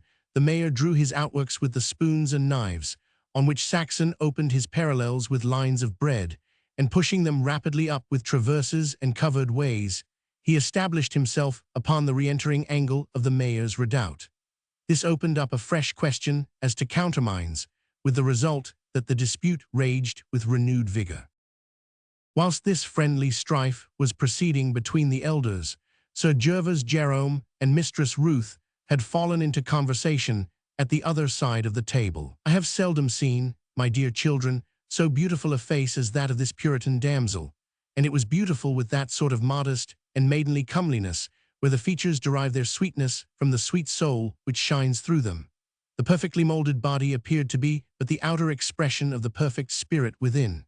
Her dark brown hair swept back from a broad and white forehead, which surmounted a pair of well-marked eyebrows and large blue thoughtful eyes. The whole cast of her features was gentle and dove-like, yet there was a firmness in the mouth and delicate prominence of the chin which might indicate that in times of trouble and danger the little maid would prove to be no unworthy descendant of the Roundhead soldier and Puritan magistrate. I doubt not that where more loud-tongued and assertive dames might be cowed, the mayor's soft-voiced daughter would begin to cast off her gentler disposition, and to show the stronger nature which underlay it.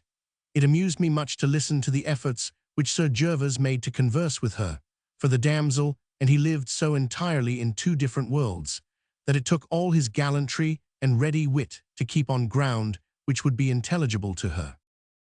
"No doubt you spend much of your time in reading, Mistress Ruth," he remarked. "It puzzles me to think what else you can do so far from town." "Town," said she in surprise. "What is Taunton but a town?" "Heaven forbid that I should deny it," replied Sir Gervas, "more especially in the presence of so many worthy burghers who have the name of being somewhat jealous of the honor of their native city. Yet the fact remains, fair mistress, that the town of London so far transcends all other towns that it is called, even as I called it just now, the town." "Is it so very large, then?" she cried with pretty wonder. "But new louses are building in Taunton, outside the old walls and beyond Shutton, and some even at the other side of the river. Perhaps in time it may be as large." "If all the folks in Taunton were to be added to London," said Sir Gervas, "no one there would observe that there had been any increase." "Nay, there you are laughing at me. That is against all reason," cried the country maiden. "Your grandfather will bear out my words," said Sir Gervas. "But to return to your reading, I'll warrant that there is not a page of Scudery and her Grand Cyrus which you have not read. You are familiar, doubtless, with every sentiment in Cowley or Waller or Dryden." "Who are these?" she asked. "At what church do they preach?"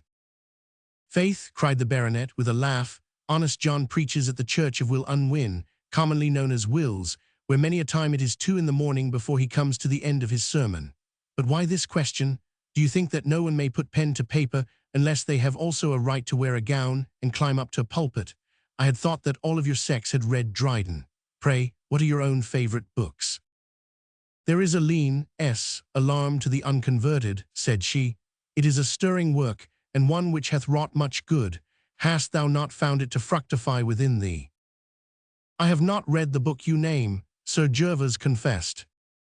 "Not read it?" she cried with raised eyebrows. "Truly I had thought that every one had read the alarm. What dost thou think, then, of Faithful Contendings?" "I have not read it." "Or of Baxter's sermons?" she asked. "I have not read them." "Of Bull's Spirit Cordial, then?" "I have not read it." Mistress Ruth Timewell stared at him in undisguised wonder. "You may think me ill-bred to say it, sir," she remarked, "but I cannot but marvel where you have been or what you have done all your life. Why, the very children in the street have read these books." "In truth, such works come little in our way in London," Sir Gervas answered. "A play of George Etheredge's or a jingle of Sir John Suckling is lighter, though mayhap less wholesome food for the mind. A man in London may keep pace with the world of letters without much reading, for what with the gossip of the coffee-houses and the newsletters that fall in his way, and the babble of poets or wits at the assemblies, with mayhap an evening or two in the week at the playhouse, with Vanbrugh or Farquhar, one can never part company for long with the muses. Then, after the play, if a man is in no humour for a turn of luck at the green table at the Groom Porter's, he may stroll down to the Coca-Tree if he be a Tory, or to St. James's if he be a Whig, and it is 10 to 1 if the talk turn not upon the turning of alcaics, or the contest between blank verse or rhyme. Then one may, after an arrear supper, drop into Will's or Slaughter's and find old John, with Tickell and Congreve and the rest of them, hard at work on the dramatic unities or poetical justice or some such matter. I confess that my own tastes lay little in that line, for about that hour I was likely to be worse employed with wine-flask, dice-box, or— "Hem, hem," cried I warningly, for several of the Puritans were listening with faces which expressed anything but approval. "What you say of London is of much interest to me," said the Puritan maiden, "though these names and places have little meaning to my ignorant ears. You did speak, however, of the playhouse. Surely no worthy man goes near those sinks of iniquity, the baited traps of the evil one. Has not the good and sanctified Master Bull declared from the pulpit that they are the gathering place of the froward, the chosen haunts of the perverse Assyrians, as dangerous to the soul as any of those papal steeple houses, wherein the creature is sacrilegiously confounded with the Creator?" "Well and truly spoken, Mistress Timewell," cried the lean young Puritan upon the right, who had been an attentive listener to the whole conversation. "There is more evil in such houses than even in the cities of the plain. I doubt not that the wrath of the Lord will descend upon them and destroy them and wreck them utterly, together with the dissolute men and abandoned women who frequent them." "Your strong opinions, friend," said Sir Gervas quietly, "are borne out doubtless by your full knowledge of the subject. How often, prithee, have you been in these playhouses which you are so ready to decry?" "I thank the Lord that I have never been so far tempted from the straight path as to set foot within one," the Puritan answered, "nor have I ever been in that great sewer which is called London. I trust, however, that I with others of the faithful may find our way thither with our tucks at our sides ere this business is finished, when we shall not be content, I'll warrant, with shutting these homes of vice, as Cromwell did, but we shall not leave one stone upon another, and shall sow the spot with salt, that it may be a hissing and a byword amongst the people." "You are right, John Derrick," said the mayor, who had overheard the latter part of his remarks. "Yet methinks that a lower tone and a more backward manner would become you better when you are speaking with your master's guests. Touching these same playhouses, Colonel, when we have carried the upper hand this time, we shall not allow the old tares to check the new wheat. We know what fruit these places have borne in the days of Charles, the Gwynns, the Palmers, and the whole base crew of foul lecherous parasites. Have you ever been in London, Captain Clarke?" "Nay, sir, I am country born and bred." "The better man you," said our host. "I have been there twice. The first time was in the days of the Rump, when Lambert brought in his division to overawe the Commons. I was then quartered at the sign of the Four Crosses in Southwark, then kept by a worthy man, one John Dolman, with whom I had much edifying speech concerning predestination. All was quiet and sober then, I promise you, and you might have walked from Westminster to the Tower in the dead of the night without hearing aught save the murmur of prayer and the chanting of hymns. Not a ruffler or a wench was in the streets after dark, nor anyone save staid citizens upon their business, or the halberdiers of the watch. The second visit which I made was over this business of the levelling of the ramparts, when I and neighbour Foster, the Glover, were sent at the head of a deputation from this town to the Privy Council of Charles. Who could have credited that a few years would have made such a change? Every evil thing that had been stamped underground had spawned and festered until its vermin brood flooded the streets, and the godly wore themselves driven to shun the light of day. Apollyon had indeed triumphed for a while. A quiet man could not walk the highways without being elbowed into the kennel by swaggering swashbucklers or accosted by painted hussies. Padders and mitchers, laced cloaks, jingling spurs, slashed boots, tall plumes, bullies and pimps, oaths and blasphemies, I promise you hell was waxing fat. Even in the solitude of one's coach one was not free from the robber. "How that, sir?" asked Reuben. "Why, Mary, in this wise. As I was the sufferer, I have the best right to tell the tale. Ye must know that after our reception, which was cold enough, for we were about as welcome to the Privy Council as the hearth-tax man is to the village housewife, we were asked, more as I guess from derision than from courtesy, to the evening levee at Buckingham Palace. We would both fain have been excused from going, but we feared that our refusal might give undue offence, and so hinder the success of our mission. My homespun garments were somewhat rough for such an occasion, yet I determined to appear in them, with the addition of a new black baize waistcoat faced with silk, and a good periwig, for which I gave £3 10 in the Haymarket. The young Puritan opposite turned up his eyes and murmured something about sacrificing to Dagon, which fortunately for him was inaudible to the high-spirited old man. "It was but a worldly vanity," quoth the mayor, "for with all deference, Sir Gervas Jerome, a man's own hair arranged with some taste, and with perhaps a sprinkling of powder, is to my mind the fittest ornament to his head.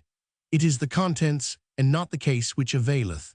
Having donned this frippery, good Master Foster and I hired a calash and drove to the palace. We were deep in grave, and I trust, profitable converse speeding through the endless streets, when of a sudden I felt a sharp tug at my head, and my hat fluttered down on to my knees. I raised my hands, and lo, they came upon my bare pate. The wig had vanished. We were rolling down Fleet Street at the moment, and there was no one in the calash save neighbour Foster, who sat as astounded as I. We looked high and low, on the seats and beneath them, but not a sign of the periwig was there. It was gone utterly and without a trace. "Whither then?" we asked with one voice. That was the question which we set ourselves to solve.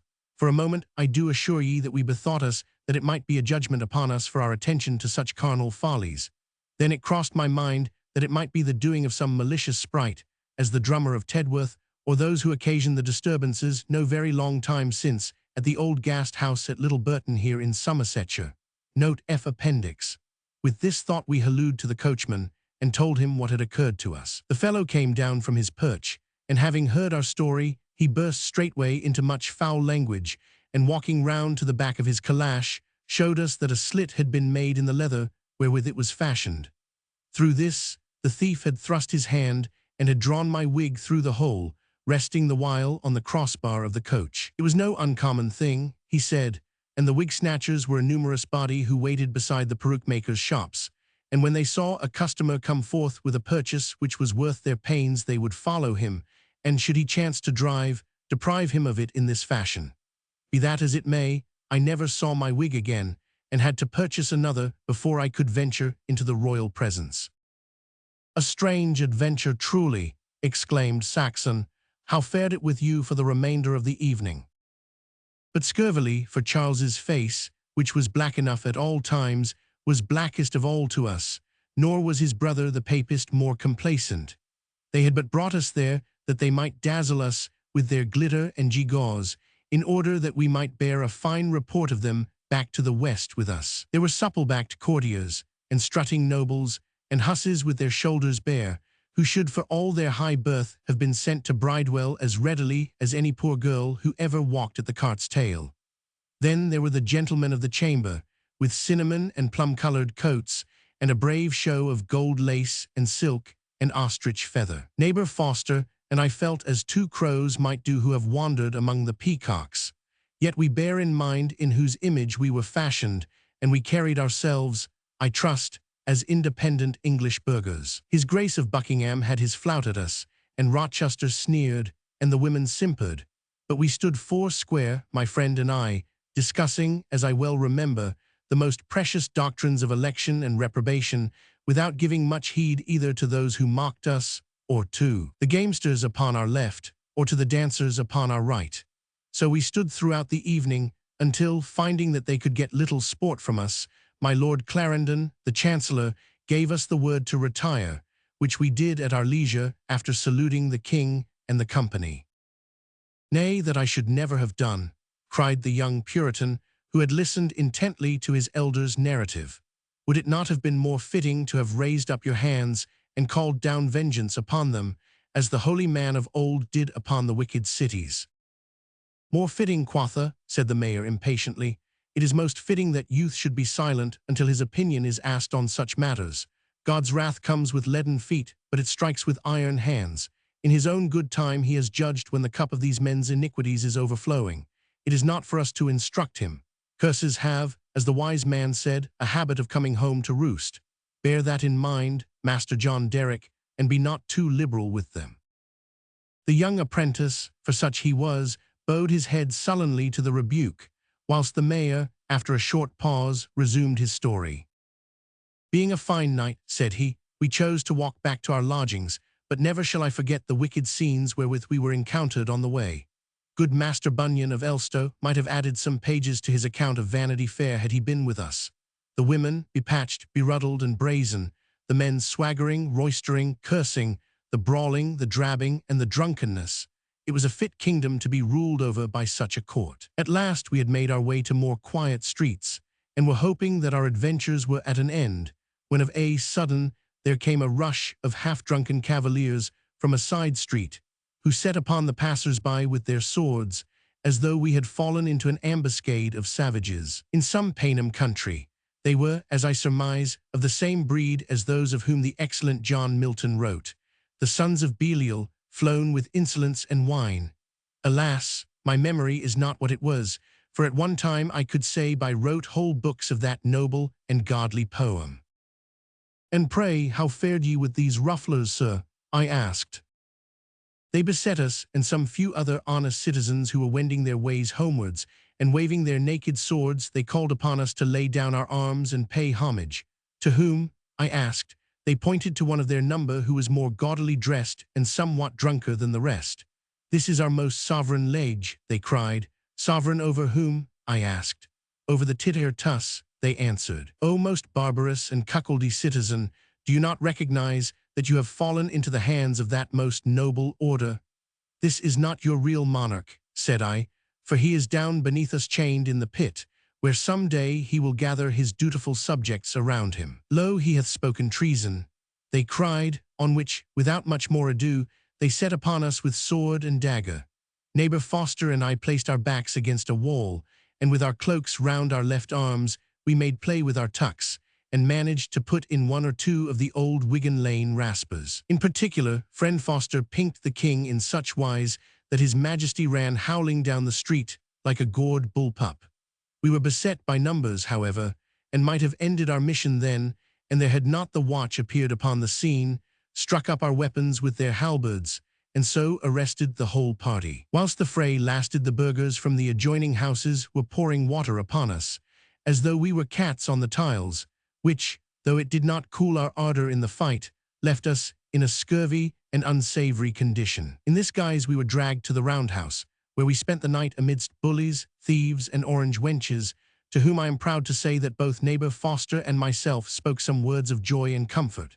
In the morning we were released, and forthwith shook the dust of London from our feet, nor do I ever wish to return thither, unless it be at the head of our Somersetshire regiments, to see King Monmouth don the crown which he had wrested in fair fight from the popish perverter. As Master Stephen Timewell ended his tale, a general shuffling and rising announced the conclusion of the meal. The company filed slowly out in order of seniority, all wearing the same gloomy and earnest expression, with grave gait and downcast eyes. These Puritan ways were, it is true, familiar to me from childhood, yet I had never before seen a large household conforming to them or marked their effect upon so many young men. You shall bide behind for a while, said the mayor, as we were about to follow the others. William, do you bring a flask of the old green-sealed sack? These creature comforts I do not produce before my lads, for beef and honest malt is the fittest food for such. On occasion, however, I am of Paul's opinion that a flagon of wine among friends is no bad thing for mind or for body. You can away now, sweetheart, if you have aught to engage you. Do you go out again? Asked Mistress Ruth. Presently to the town hall. The survey of arms is not yet complete. I shall have your robes ready, and also the rooms of our guests, she answered, and so, with a bright smile to us, tripped away upon her duty. I would that I could order our town as that maiden orders this house, said the mayor. There is not a want that is not supplied before it is felt. She reads my thoughts and acts upon them ere my lips have time to form them. If I have still strength to spend in the public service, it is because my private life is full of restful peace. Do not fear the sack, sirs. It cometh from Brook and Helier, of Church Lane, and may be relied upon. Which showeth that one good thing cometh out of London, remarked Sir Gervas. Ay truly, said the old man, smiling. But what think ye of my young men, sir? They must needs be of a very different class to any with whom you are acquainted, if, as I understand, you have frequented court circles. Why, Mary, they are good enough young men, no doubt, Sir Gervas answered lightly. Methinks, however, that there is a want of sap about them. It is not blood, but sour buttermilk that flows in their veins. Nay, nay, the mayor responded warmly. There you do them an injustice. Their passions and feelings are under control, as the skillful rider keeps his horse in hand, but they are as surely there as is the speed and endurance of the animal. Did you observe the godly youth who sat upon your right, whom I had occasion to reprove more than once for overzeal? He is a fit example of how a man may take the upper hand of his feelings and keep them in control. And how has he done so? I asked. Why, between friends, quoth the mayor, it was but last Lady Day that he asked the hand of my granddaughter Ruth in marriage. His time is nearly served, and his father, Sam Derrick, is an honorable craftsman, so that the match would have been no unfitting one. The maiden turned against him, however, young girls will have their fancies, and the matter came to an end. Yet here he dwells under the same roof-tree, at her elbow from morn to night, with never a sign of that passion which can scarce have died out so soon.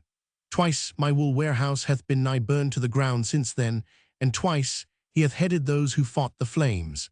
There are not many whose suit hath been rejected, who would bear themselves in so resigned and patient a fashion. I am prepared to find that your judgment is the correct one, said Sir Gervas Jerome. I have learned to distrust too hasty dislikes, and bear in mind that couplet of John Dryden. Errors like straws upon the surface flow. He who would search for pearls must dive below. Or worthy Dr. Samuel Butler, said Saxon, who, in his immortal poem of Hudibras, says, "The fool can only see the skin. The wise man tries to peep within." I wonder, Colonel Saxon, said our host severely, that you should speak favorably of that licentious poem, which is composed, as I have heard, for the sole purpose of casting ridicule upon the godly. I should as soon have expected to hear you praise the wicked and foolish work of Hobbes, with his mischievous thesis, a Dio Rex, a Rege Lex.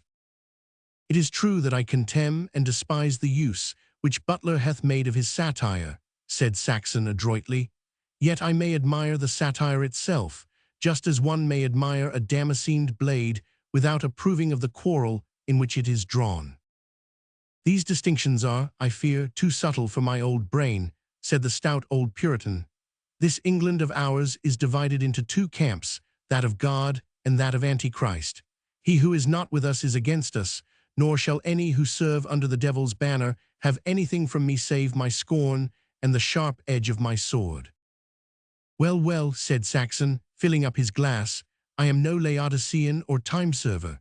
The cause shall not find me wanting with tongue or with sword. Of that I am well convinced, my worthy friend, the mayor answered, and if I have spoken over sharply you will hold me excused, but I regret to have evil tidings to announce to you. I have not told the commonalty lest it cast them down, but I know that adversity will be but the whetstone to give your ardor a finer edge. Argyle's rising has failed, and he and his companions are prisoners in the hands of the man who never knew what pity was.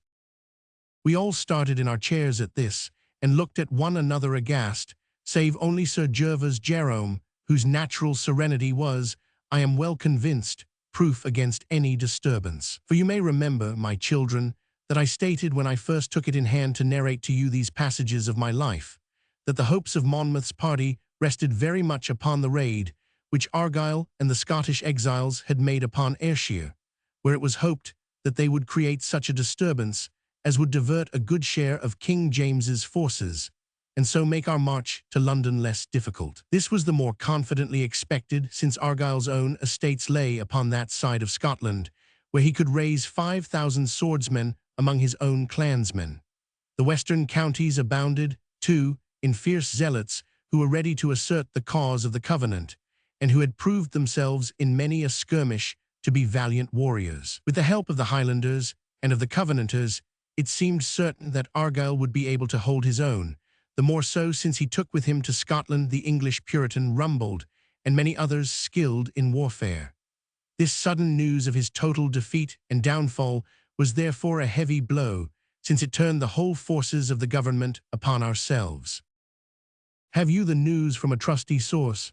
asked Decimus Saxon after a long silence. "It is beyond all doubt or question," Master Stephen Timewell answered. "Yet I can well understand your surprise, for the Duke had trusty counsellors with him. There was Sir Patrick Hume of Polwarth." "All talk and no fight," said Saxon. "And Richard Rumbold." "All fight and no talk," quoth our companion. "He should, methinks, have rendered a better account of himself." Then there was Major Elphinstone. "A bragging fool," cried Saxon. "And Sir John Cochrane." "A captious, long-tongued, short-witted sluggard," said the soldier of fortune. "The expedition was doomed from the first with such men at its head. Yet I had thought that could they have done naught else, they might at least have flung themselves into the mountain country, where these bare-legged caterans could have held their own amid their native clouds and mists. All taken, you say? It is a lesson and a warning to us. I tell you that unless Monmouth infuses more energy into his counsels, and thrusts straight for the heart, instead of fencing and foining at the extremities, we shall find ourselves as Argyll and Rumbold. What mean these 2 days wasted at Axminster at a time when every hour is of import? Is he, every time that he brushes a party of militia aside, to stop 48 hours and chant Te Deums, when Churchill and Feversham are, as I know, pushing for the west with every available man, and the Dutch grenadiers are swarming over like rats into a granary?" "You are very right, Colonel Saxon," the mayor answered, "and I trust that when the king comes here we may stir him up to more prompt action. He has much need of more soldierly advisers, for since Fletcher hath gone there is hardly a man about him who hath been trained to arms." "Well," said Saxon moodily, "now that Argyll hath gone under we are face to face with James, with nothing but our own good swords to trust to.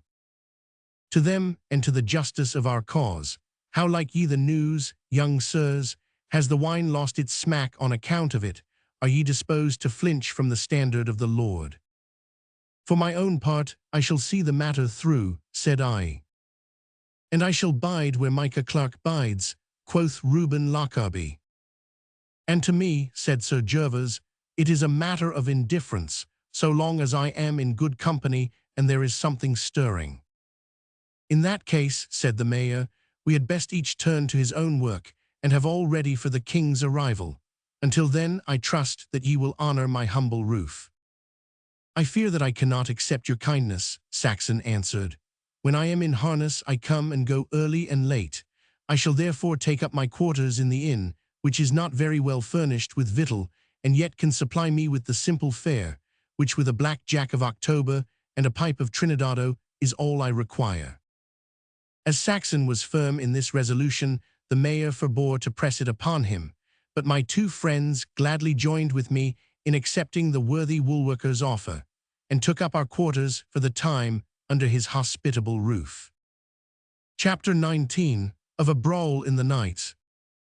Decimus Saxon refused to avail himself of Master Timewell's house and table for the reason, as I afterwards learned, that, the mayor being a firm Presbyterian, he thought it might stand him in ill stead with the Independents and other zealots were he to allow too great an intimacy to spring up between them. Indeed, my dears, from this time onward, this cunning man framed his whole life and actions in such a way as to make friends of the sectaries, and to cause them to look upon him as their leader. For he had a firm belief that in all such outbreaks as that in which we were engaged, the most extreme party is sure in the end to gain the upper hand. "Fanatics," he said to me one day, "mean fervor, and fervor means hard work, and hard work means power." That was the center point of all his plotting and scheming. And first of all he set himself to show how excellent a soldier he was, and he spared neither time nor work to make this apparent. From morn till midday, and from afternoon till night, we drilled and drilled until in very truth the shouting of the orders and the clatter of the arms became wearisome to our ears. The good burghers may well have thought that Colonel Saxon's Wiltshire foot were as much part of the marketplace as the town cross or the parish stocks. There was much to be done in very little time, so much that many would have thought it hopeless to attempt it. Not only was there the general muster of the regiment, but we had each to practice our own companies in their several drills, and to learn as best we could the names and the wants of the men. Yet our work was made easier to us by the assurance that it was not thrown away, for at every gathering our bumpkins stood more erect and handled their weapons more deftly. From cock-crow to sundown, the streets resounded with "Poise your muskets," "Order your muskets," "Rest your muskets," "Handle your primers," and all the other orders of the old manual exercise. As we became more soldierly, we increased in numbers, for our smart appearance drew the pick of the newcomers into our ranks. My own company swelled until it had to be divided, and others enlarged in proportion. The baronet's musketeers mustered a full 100, skilled for the most part in the use of the gun.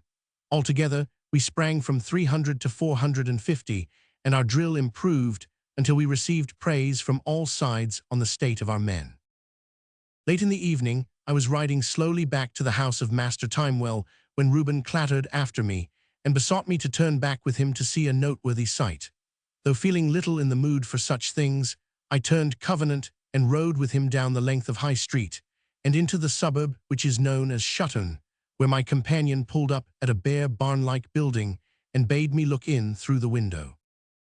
The interior, which consisted of a single great hall, the empty warehouse in which wool had used to be stored, was all alight with lamps and candles. A great throng of men, whom I recognized as belonging to my own company or that of my companion, lay about on either side, some smoking, some praying, and some burnishing their arms. Down the middle a line of benches had been drawn up, on which there were seated astraddle the whole 100 of the baronet's musketeers, each engaged in plaiting into a queue the hair of the man who sat in front of him. A boy walked up and down with a pot of grease, by the aid of which with some whipcord the work was going forward merrily. Sir Gervas himself, with a great flour dredger, sat perched upon a bale of wool at the head of the line, and as quickly as any queue was finished, he examined it through his quizzing glass, and if it found favor in his eyes, daintily powdered it from his dredger, with as much care and reverence as though it were some service of the church. No cook seasoning a dish could have added his spices with more nicety of judgment than our friend displayed in whitening the pates of his company. Glancing up from his labors, he saw our two smiling faces looking in at him through the window, but his work was too engrossing to allow him to leave it, and we rode off at last without having speech with him. By this time the town was very quiet and still, for the folk in those parts were early bed-goers, save when some special occasion kept them afoot. We rode slowly together through the silent streets, our horses' hoofs ringing out sharp against the cobble-stones, talking about such light matters as engage the mind of youth. The moon was shining very brightly above us, silvering the broad streets and casting a fretwork of shadows from the peaks and pinnacles of the churches. At Master Timewell's courtyard I sprang from my saddle, but Reuben, attracted by the peace and beauty of the scene, rode onwards with the intention of going as far as the town gate. I was still at work upon my girth buckles, undoing my harness, when of a sudden there came from the street a shouting and a rushing, with the clinking of blades, and my comrade's voice calling upon me for help. Drawing my sword, I ran out. Some little way down there was a clear space, white with the moonshine, in the center of which I caught a glimpse of the sturdy figure of my friend springing about with an activity for which I had never given him credit, and exchanging sword thrusts with 3 or 4 men who were pressing him closely. On the ground there lay a dark figure, and behind the struggling group, Reuben's mare reared and plunged in sympathy with her master's peril. As I rushed down, shouting and waving my sword, the assailants took flight down a side street, save one, a tall, sinewy swordsman, who rushed in upon Reuben, stabbing furiously at him and cursing him the while for a spoil sport. To my horror I saw, as I ran, the fellow's blade slip inside my friend's guard, who threw up his arms and fell prostrate, while the other with a final thrust dashed off down one of the narrow winding lanes which lead from East Street to the banks of the Tone. For heaven's sake, where are you hurt? I cried, throwing myself upon my knees beside his prostrate body. Where is your injury, Reuben? In the wind, mostly, quoth he, blowing like a smithy bellows, likewise on the back of my pate. Give me your hand, I pray. And are you indeed scathless? I cried, with a great lightening of the heart as I helped him to his feet. I thought that the villain had stabbed you. As well stab a Warsash crab with a bodkin, said he. Thanks to good Sir Jacob Clancing, once of Snelleby Hall and now of Salisbury Plain, their rapiers did no more than scratch my plate of proof. But how is it with the maid? The maid, said I. It was to save her that I drew. She was beset by these night walkers. See, she rises. They threw her down when I set upon them. How is it with you, mistress? I asked, for the prostrate figure had arisen and taken the form of a woman, young and graceful to all appearance, with her face muffled in a mantle. I trust that you have met with no hurt. None, sir, she answered in a low, sweet voice, but that I have escaped is due to the ready valor of your friend and the guiding wisdom of him who confutes the plots of the wicked. Doubtless, a true man would have rendered this help to any damsel in distress, and yet it may add to your satisfaction to know that she whom you have served is no stranger to you. With these words, she dropped her mantle and turned her face towards us in the moonlight. Good lack, it is Mistress Timewell, I cried in amazement. Let us homewards, she said in firm, quick tones. The neighbors are alarmed, and there will be a rabble collected anon. Let us escape from the babblement. Windows had indeed begun to clatter up in every direction, and loud voices to demand what was amiss. Far away down the street, we could see the glint of lanthorns swinging to and fro as the watch hurried thitherwards. We slipped along in the shadow, however, and found ourselves safe within the mayor's courtyard without let or hindrance. I trust, sir, that you have really met with no hurt, said the maiden to my companion. Reuben had said not a word since she had uncovered her face, and bore the face of a man who finds himself in some pleasant dream, and is vexed only by the fear lest he wake up from it. Nay, I am not hurt, he answered, but I would that you could tell us who these roving blades may be, and where they may be found. Nay, nay, said she with uplifted finger, you shall not follow the matter further. As to the men, I cannot say with certainty who they may have been. I had gone forth to visit Dame Clatworthy, who hath the tertian ague, and they did beset me on my return. Perchance they are some who are not of my grandfather's way of thinking in affairs of state, and who struck at him through me. But ye have both been so kind that ye will not refuse me one other favour which I shall ask ye. We protested that we could not, with our hands upon our sword hilts. Nay, keep them for the Lord's quarrel, said she, smiling at the action. All that I ask is that ye will say nothing if this matter to my grandsire. He is choleric, and a little matter doth set him in a flame, so old as he is. I would not have his mind turned from the public needs to a private trifle of this sort. Have I your promises? Mine, said I, bowing. And mine, said Lockerbie. Thanks, good friends. Alack, I have dropped my gauntlet in the street, but it is of no import. I thank God that no harm has come to anyone. My thanks once more, and may pleasant dreams await ye. She sprang up the steps and was gone in an instant. Reuben and I unharnessed our horses and saw them cared for in silence. We then entered the house and ascended to our chambers, still without a word. Outside his room door my friend paused. I have heard that long man's voice before, Micah, said he. And so have I answered. The old man must beware of his prentices. I have half a mind to go back for the little maiden's gauntlet.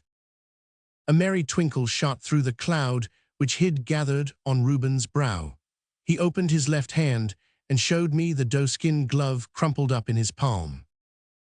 I would not barter it for all the gold in her grandsire's coffers, said he, with a sudden outflame, and then half laughing, half blushing at his own heat, he whisked in and left me to my thoughts. And so I learned for the first time, my dears, that my good comrade had been struck by the little god's arrows.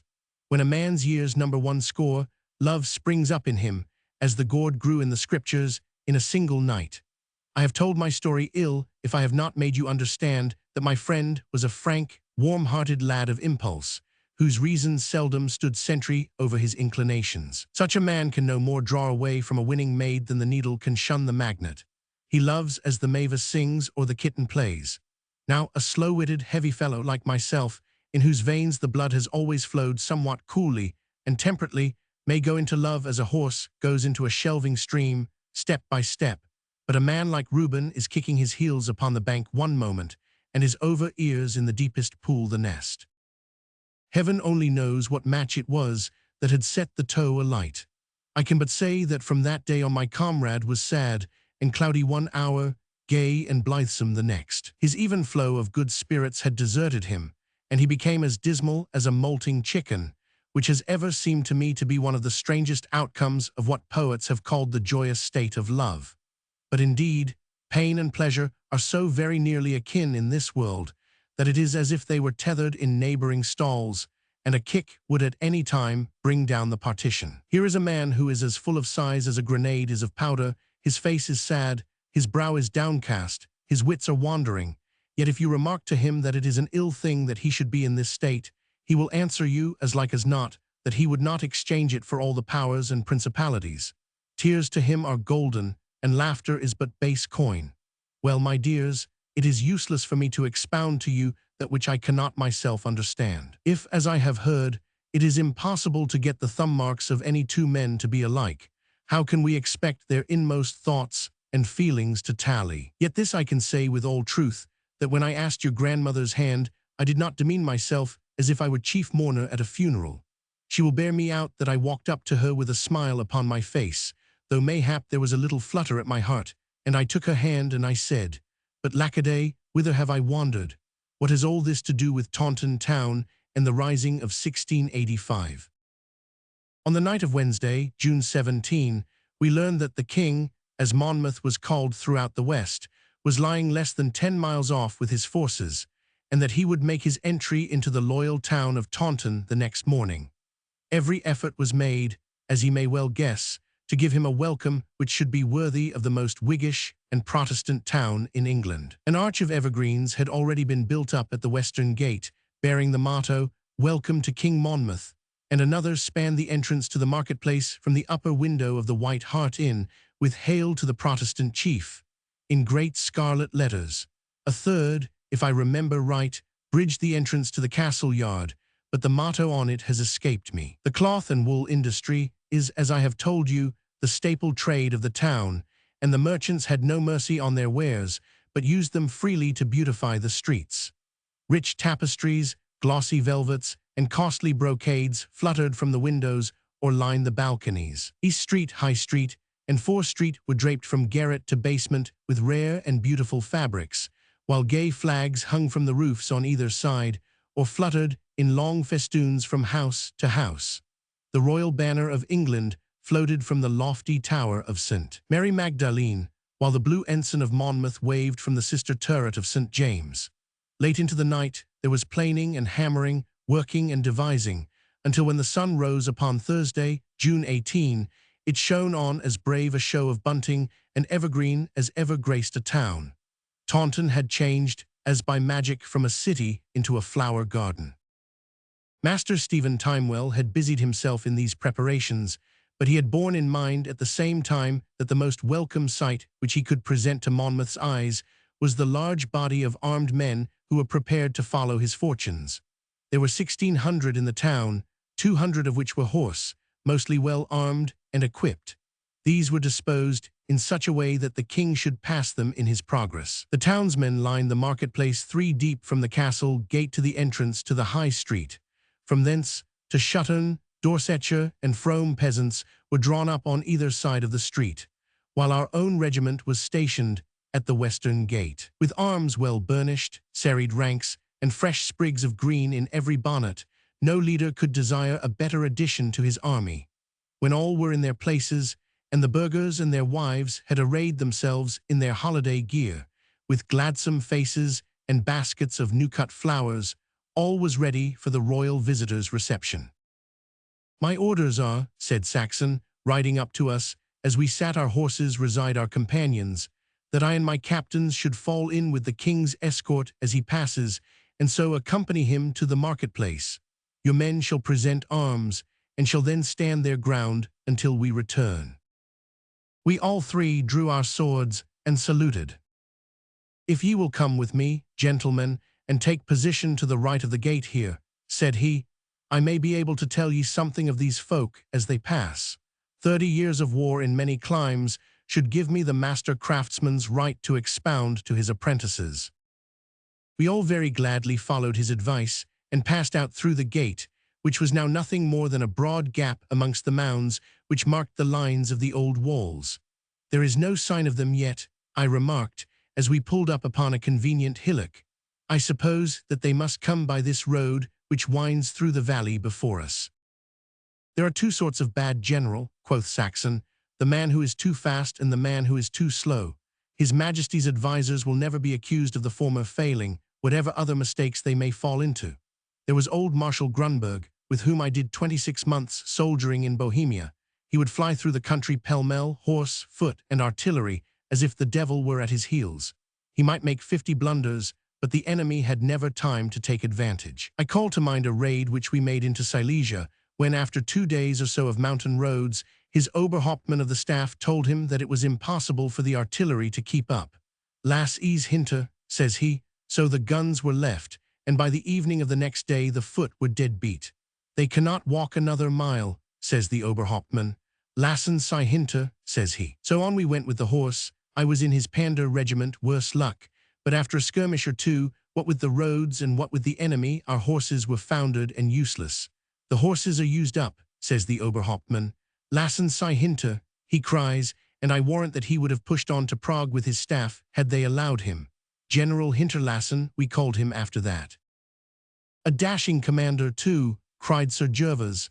"I would fain have served under him." "Aye, and he had a way of knocking his recruits into shape, which would scarce be relished by our good friends here in the West Country," said Saxon. "I remember that after the Leaguer of Salzburg, when we had taken the castle or fortalice of that name, we were joined by some 1,000 untrained foot, which had been raised in Dalmatia in the Emperor's employ. As they approached our lines with waving of hands and blowing of bugles, old Marshal Hinterlassen discharged a volley of all the cannon upon the walls at them, killing 60 and striking great panic into the others. "The rogues must get used to standing fire sooner or later," said he, "so they may as well commence their education at once." "He was a rough schoolmaster," I remarked. "He might have left that part of the drill to the enemy." "Yet his soldiers loved him," said Saxon. "He was not a man, when a city had been forced, to inquire into every squawk of a woman, or give ear to every burgess who chanced to find his strong-box a trifle the lighter. But as to the slow commanders, I have known none to equal Brigadier Baumgarten, also of the imperial service. He would break up his winter quarters and sit down before some place of strength, where he would raise a sconce here and sink a sap there, until his soldiers were sick of the very sight of the place. So he would play with it, as a cat with a mouse, until at last it was about to open its gates, when, as like as not, he would raise the leaguer and march back into his winter quarters. I served 2 campaigns under him without honor, sack, plunder, or emolument, save a beggarly stipend of 3 gulden a day, paid in clipped money, 6 months in arrear. But mark ye the folk upon yonder tower. They are waving their kerchiefs as though something were visible to them." "I can see nothing," I answered, shading my eyes and gazing down the tree-sprinkled valley which rose slowly in green uplands to the grassy Blackdown hills. "Those on the housetops are waving and pointing," said Reuben. "Methinks I can myself see the flash of steel among yonder woods." "There it is," cried Saxon, extending his gauntleted hand, "on the western bank of the Tone, hard by the wooden bridge. Follow my finger, Clarke, and see if you cannot distinguish it." "Yes, truly," I exclaimed, "I see a bright shimmer coming and going, and there to the left, where the road curves over the hill, mark you that dense mass of men. Ha, the head of the column begins to emerge from the trees." There was not a cloud in the sky, but the great heat had caused a haze to overlie the valley, gathering thickly along the winding course of the river, and hanging in little sprays and feathers over the woodlands which clothe its banks. Through this filmy vapor there broke from time to time fierce sparkles of brilliant light, as the sun's rays fell upon breastplate or headpiece. Now and again, the gentle summer breeze wafted up sudden pulses of martial music to our ears, with the blare of trumpets and the long, deep snarl of the drums. As we gazed, the van of the army began to roll out from the cover of the trees and to darken the white, dusty roads. The long line slowly extended itself, writhing out of the forest land like a dark snake with sparkling scales, until the whole rebel army, horse, foot, and ordnance were visible beneath us. The gleam of the weapons, the waving of numerous banners, the plumes of the leaders, and the deep columns of marching men made up a picture which stirred the very hearts of the citizens, who, from the housetops and from the ruinous summit of the dismantled walls, were enabled to gaze down upon the champions of their faith. If the mere sight of a passing regiment will cause a thrill in your bosoms, you can fancy how it is when the soldiers upon whom you look are in actual arms for your own dearest and most cherished interests, and have just come out victorious from a bloody struggle. If every other man's hand was against us, these at least were on our side, and our hearts went out to them as to friends and brothers. Of all the ties that unite men in this world, that of a common danger is the strongest. It all appeared to be most warlike and most imposing to my inexperienced eyes, and I thought as I looked at the long array that our cause was as good as won. To my surprise, however, Saxon pished and pshawed under his breath, until at last, unable to contain his impatience, he broke out in hot discontent. "Do but look at that vanguard as they breast the slope," he cried. "Where is the advance party, or Vorreiter as the Germans call them? Where too is the space which should be left between the foreguard and the main battle? By the sword of Skanderbeg, they remind me more of a drove of pilgrims, as I have seen them approaching the shrine of St. Sebaldus of Nuremberg, with their banners and streamers. There in the center, amid that cavalcade of cavaliers, rides our new monarch doubtless. Pity he hath not a man by him who can put this swarm of peasants into something like campaign order. Now do but look at those 4 pieces of ordnance trailing along like lame sheep behind the flock. Caraco, I would that I were a young king's officer with a troop of light horse on the ridge yonder. My faith, how I should sweep down yon cross road like a kestrel on a brood of young plover. Then heifer cut and thrust, down with the skulking cannoneers, a carbine fire to cover us, round with the horses, and away go the rebel guns in a cloud of dust. How's that, Sir Gervas?" "Good sport, Colonel," said the baronet, with a touch of colour in his white cheeks. "I warrant that you did keep your panders on the trot. Either rogues had to work or hang, one or t'other, but methinks our friends here are scarce as numerous as reported. I reckon them to be 1,000 horse, and mayhap 5,200 foot. I have been thought a good tallyman on such occasions. With 1,500 in the town, that would bring us to close on 8,000 men, which is no great force to invade a kingdom and dispute a crown." "If the West can give 8,000, how many can all the counties of England afford?" I asked. "Is not that the fairer way to look at it?" "Monmouth's popularity lies mostly in the West," Saxon answered. "It was the memory of that which prompted him to raise his standard in these counties." "His standards, rather," quoth Reuben. "Why, it looks as though they had hung their linen up to dry all down the line." "True, they have more ensigns than ever I saw with so small a force," Saxon answered, rising in his stirrups. "1 or 2 are blue, and the rest, as far as I can see for the sun shining upon them, are white, with some motto or device." Whilst we had been conversing, the body of horse which formed the vanguard of the Protestant army had approached within a quarter of a mile or less of the town, when a loud, clear bugle call brought them to a halt. In each successive regiment or squadron the signal was repeated, so that the sound passed swiftly down the long array until it died away in the distance. As the coil of men formed up upon the white road, with just a tremulous shifting motion along the curved and undulating line, its likeness to a giant serpent occurred again to my mind. "I could fancy it a great boa," I remarked, "which was drawing its coils round the town." "A rattlesnake, rather," said Reuben, pointing to the guns in the rear. "It keeps all its noise in its tail." "Here comes its head, if I mistake not," quoth Saxon. "It were best perhaps that we stand at the side of the gate." As he spoke, a group of gaily dressed cavaliers broke away from the main body and rode straight for the town. Their leader was a tall, slim, elegant young man who sat his horse with the grace of a skilled rider, and who was remarkable amongst those around him for the gallantry of his bearing and the richness of his trappings. As he galloped towards the gate, a roar of welcome burst from the assembled multitude, which was taken up and prolonged by the crowds behind, who, though unable to see what was going forward, gathered from the shouting that the king was approaching. Chapter 20 of the Muster of the Men of the West. Monmouth was at that time in his 36th year, and was remarkable for those superficial graces which pleased the multitude and fit a man to lead in a popular cause. He was young, well-spoken, witty, and skilled in all martial and manly exercises. On his progress in the West, he had not thought it beneath him to kiss the village maidens, to offer prizes at the rural sports, and to run races in his boots against the fleetest of the barefooted countrymen. Note G. Appendix. His nature was vain and prodigal, but he excelled in that showy magnificence and careless generosity which wins the hearts of the people. Both on the continent and at Bothwell Bridge, in Scotland, he had led armies with success, and his kindness and mercy to the Covenanters after his victory had caused him to be as much esteemed amongst the Whigs as Dalzell and Claverhouse were hated. As he reined up his beautiful black horse at the gate of the city, and raised his plumed Montero cap to the shouting crowd, the grace and dignity of his bearing were such as might befit the knight-errant in a romance who is fighting at long odds for a crown which a tyrant has filched from him. He was reckoned well-favored, but I cannot say that I found him so.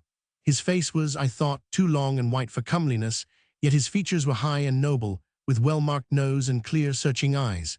In his mouth might perchance be noticed some trace of that weakness which marred his character, though the expression was sweet and amiable.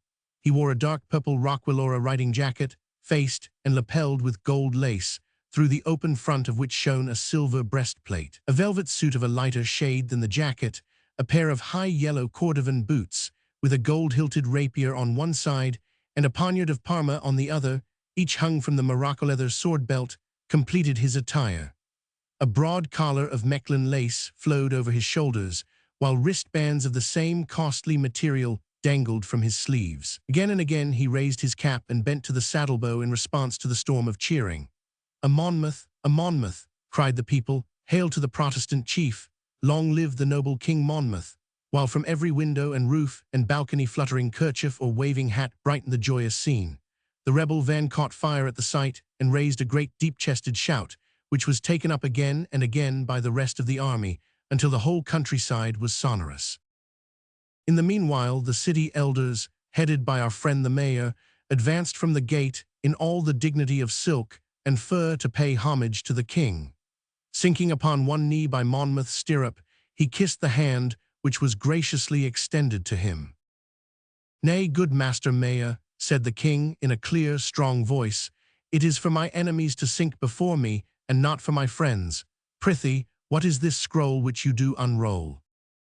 "It is an address of welcome and of allegiance, your majesty, from your loyal town of Taunton." "I need no such address," said King Monmouth, looking round. "It is written all around me in fairer characters than ever found themselves upon parchment. My good friends have made me feel that I was welcome without the aid of clerk or scrivener. Your name, good master mayor, is Stephen Timewell, as I understand." "The same, your majesty." "Too curt a name for so trusty a man," said the king, drawing his sword and touching him upon the shoulder with it. "I shall make it longer by 3 letters. Rise up, Sir Stephen, and may I find that there are many other knights in my dominions as loyal and as stout." Amidst the huzzas, which broke out afresh at this honor done to the town, the mayor withdrew with the councilmen to the left side of the gate, whilst Monmouth, with his staff, gathered upon the right. At a signal a trumpeter blew a fanfare, the drums struck up a point of war, and the insurgent army, with serried ranks and waving banners, resumed its advance upon the town. As it approached, Saxon pointed out to us the various leaders and men of note who surrounded the king, giving us their names and some few words as to their characters. "That is Lord Grey of Wark," said he, "the little middle-aged lean man at the king's bridle arm. He hath been in the Tower once for treason. 'Twas he who fled with the Lady Henrietta Berkeley, his wife's sister, a fine leader truly for a godly cause. The man upon his left, with the red swollen face and the white feather in his cap, is Colonel Holmes. I trust that he will never show the white feather save on his head. The other upon the high chestnut horse is a lawyer, though by my soul he is a better man at ordering a battalion than at drawing a bill of costs. He is the Republican Wade who led the foot at the skirmish at Bridport and brought them off with safety. The tall, heavy-faced soldier in the steel bonnet is Anthony Bice, the Brandenburger, a soldado of fortune and a man of high heart, as are most of his countrymen. I have fought both with him and against him ere now. Mark ye the long, thin man behind him, cried Reuben. He hath drawn his sword and waves it over his head. 'Tis a strange time and place for the broadsword exercise. He is surely mad. Perhaps you're not far amiss, said Saxon. Yet, by my hilt, were it not for that man, there would be no Protestant army advancing upon us down yonder road. 'Tis he who by dangling the crown before Monmouth's eyes beguiled him away from his snug retreat in Brabant. There is not one of these men whom he hath not tempted into this affair by some bait or other. With Grey it was a dukedom, with Wade the woolsack, with Bice the plunder of Cheapside. Every one hath his own motive, but the clues to them all are in the hands of yonder crazy fanatic, who makes the puppets dance as he will. He hath plotted more, lied more, and suffered less than any Whig in the party. It must be that Dr. Robert Ferguson, of whom I have heard my father speak, said I. You are right, 'tis he. I have but seen him once in Amsterdam, and yet I know him by his shock wig and crooked shoulders. It is whispered that of late his overweening conceit hath unseated his reason. See, the German places his hand upon his shoulder and persuades him to sheathe his weapon.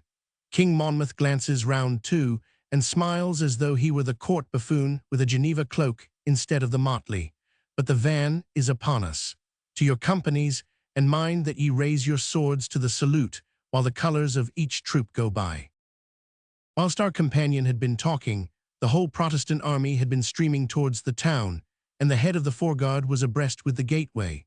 4 troops of horse led the way, badly equipped and mounted, with ropes instead of bridles, and in some cases squares of sacking in place of saddles. The men were armed for the most part with sword and pistol, while a few had the buff coats, plates, and headpieces taken at Axminster, still stained sometimes with the blood of the last wearer. In the midst of them rode a banner-bearer, who carried a great square ensign hung upon a pole, which was supported upon a socket let into the side of the girth. Upon it was printed in golden letters the legend, Pro libertate et religione nostra. These horse soldiers were made up of yeomen's and farmers' sons, unused to discipline, and having a high regard for themselves as volunteers, which caused them to cavil and argue over every order. For this cause, though not wanting in natural courage, they did little service during the war, and were a hindrance rather than a help to the army. Behind the horse came the foot, walking 6 abreast, divided into companies of varying size, each company bearing a banner which gave the name of the town or village from which it had been raised. This manner of arranging the troops had been chosen because it had been found to be impossible to separate men who were akin and neighbors to each other. They would fight, they said, side by side, or they would not fight at all. For my own part, I think that it is no bad plan, for when it comes to push of pike, a man stands all the faster when he knows that he hath old and tried friends on either side of him. Many of these country places I came to know afterwards from the talk of the men, and many others I have travelled through, so that the names upon the banners have come to have a real meaning with me. Homer hath, I remember, a chapter or book wherein he records the names of all the Grecian chiefs and whence they came, and how many men they brought to the common muster. It is pity that there is not some Western Homer who could record the names of these brave peasants and artisans, and recount what each did or suffered in upholding a noble though disastrous cause. Their places of birth, at least, shall not be lost as far as mine own feeble memory can carry me. The 1st Foot Regiment, if so rudely formed a band could be so called, consisted of men of the sea, fishers and coastmen, clad in the heavy blue jerkins and rude garb of their class. They were bronzed, weather-beaten tarpaulins, with hard mahogany faces, variously armed with birding pieces, cutlasses, or pistols. I have a notion that it was not the first time that those weapons had been turned against King James's servants, for the Somerset and Devon coasts were famous breeding places for smugglers, and many a saucy lugger was doubtless lying up in creek, or in bay, whilst her crew had gone a-soldiering to Taunton. As to discipline, they had no notion of it, but rolled along in true blue-water style, with many a shout and halloo to each other or to the crowd.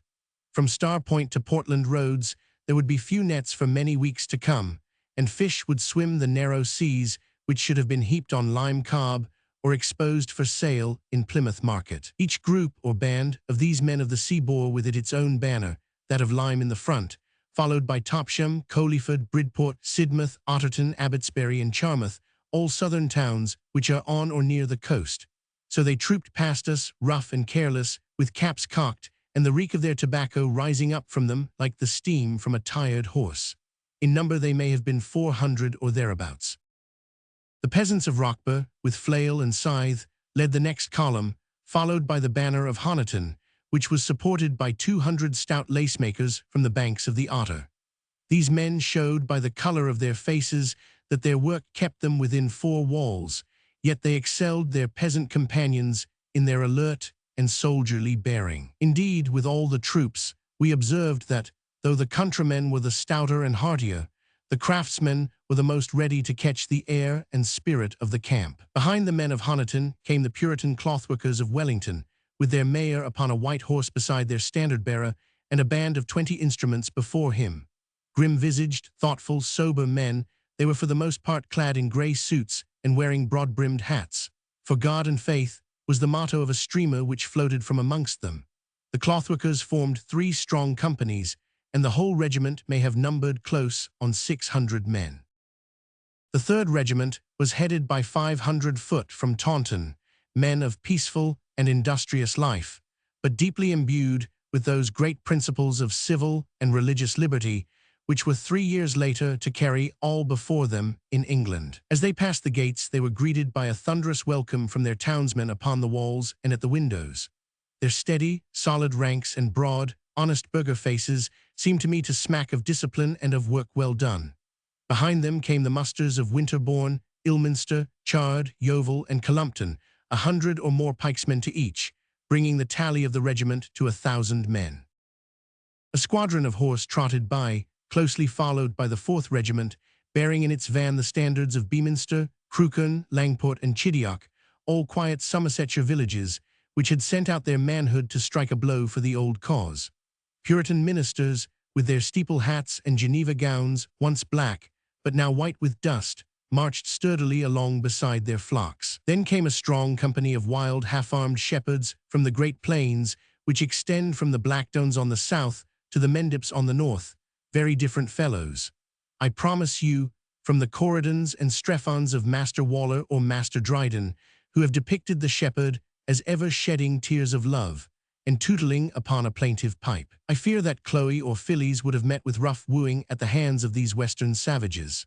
Behind them were musketeers from Dorchester, pikemen from Newton Poppleford, and a body of stout infantry from among the surge workers of Ottery St. Mary.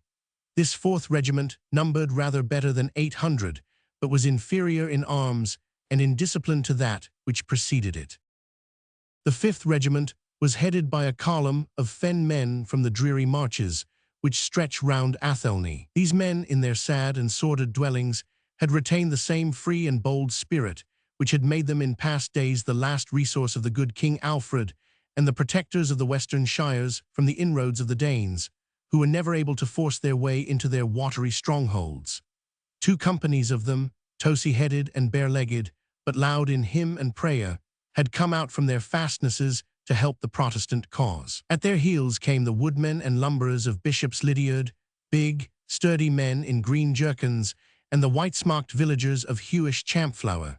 The rear of the regiment was formed by 400 men in scarlet coats, with white crossbelts and well-burnished muskets. These were deserters from the Devonshire militia who had marched with Albemarle from Exeter and who had come over to Monmouth on the field at Axminster. These kept together in a body, but there were many other militiamen, both in red and in yellow coats, amongst the various bodies which I have set forth. This regiment may have numbered 700 men. The 6th and last column of foot was headed by a body of peasants bearing Minehead upon their banner, and the ensign of the 3 wool bales and the sailing ship, which is the sign of that ancient borough. They had come for the most part from the wild country which lies to the north of Dunster Castle and skirts the shores of the Bristol Channel. Behind them were the poachers and huntsmen of Porlock Quay, who had left the red deer of Exmoor to graze in peace, whilst they followed a nobler quarry. They were followed by men from Dulverton, men from Milverton, men from Wiveliscombe and the sunny slopes of the Quantocks, swart, fierce men from the bleak moors of Dunkery Beacon, and tall, stalwart pony rearers and graziers from Bampton. The banners of Bridgewater, of Shepton Mallet, and of Nether Stowey swept past us, with that of the fishers of Clovelly and the quarrymen of the Blackdones. In the rear were 3 companies of strange men, giants in stature, though somewhat bowed with labour, with long tangled beards and unkempt hair hanging over their eyes. These were the miners from the Mendip Hills and from the Orr and Bagworthy valleys, rough, half-savage men, whose eyes rolled up at the velvets and brocades of the shouting citizens, or fixed themselves upon their smiling dames with a fierce intensity which scared the peaceful burghers. So the long line rolled in until 3 squadrons of horse and 4 small cannon, with the blue-coated Dutch cannoneers as stiff as their own ramrods, brought up the rear. A long train of carts and of wagons which had followed the army were led into the fields outside the walls and there quartered. When the last soldier had passed through the Shuttern Gate, Monmouth and his leaders rode slowly in, the mayor walking by the king's charger. As we saluted, they all faced round to us, and I saw a quick flush of surprise and pleasure come over Monmouth's pale face as he noted our close lines and soldierly bearing. "By my faith, gentlemen," he said, glancing round at his staff, "our worthy friend the mayor must have inherited Cadmus's dragon teeth. Where raised ye this pretty crop, Sir Stephen? How came ye to bring them to such perfection too, even, I declare, to the hair powder of the grenadiers?" "I have 1,500 in the town," the old woolworker answered proudly, "though some are scarce as disciplined. These men come from Wiltshire and the officers from Hampshire. As to their order, the credit is due not to me, but to the old soldier Colonel Decimus Saxon, whom they have chosen as their commander, as well as to the captains who serve under him." "My thanks are due to you, Colonel," said the king, turning to Saxon, who bowed and sank the point of his sword to the earth, "and to you also, gentlemen. I shall not forget the warm loyalty which brought you from Hampshire in so short a time. Would that I could find the same virtue in higher places. But Colonel Saxon, you have, I gather, seen much service abroad. What think you of the army which hath just passed before you?" "If it please your majesty," Saxon answered, "it is like so much uncarded wool, which is rough enough in itself, and yet may in time come to be woven into a noble garment." "There is not much leisure for the weaving," said Monmouth, "but they fight well. You should have seen them fall on at Axminster. We hope to see you and to hear your views at the council table. But how is this? Have I not seen this gentleman's face before?" "It is the Honourable Sir Gervas Jerome of the county of Surrey," quoth Saxon. "Your majesty may have seen me at St. James's," said the baronet, raising his hat, "or in the balcony at Whitehall. I was much at court during the latter years of the late king."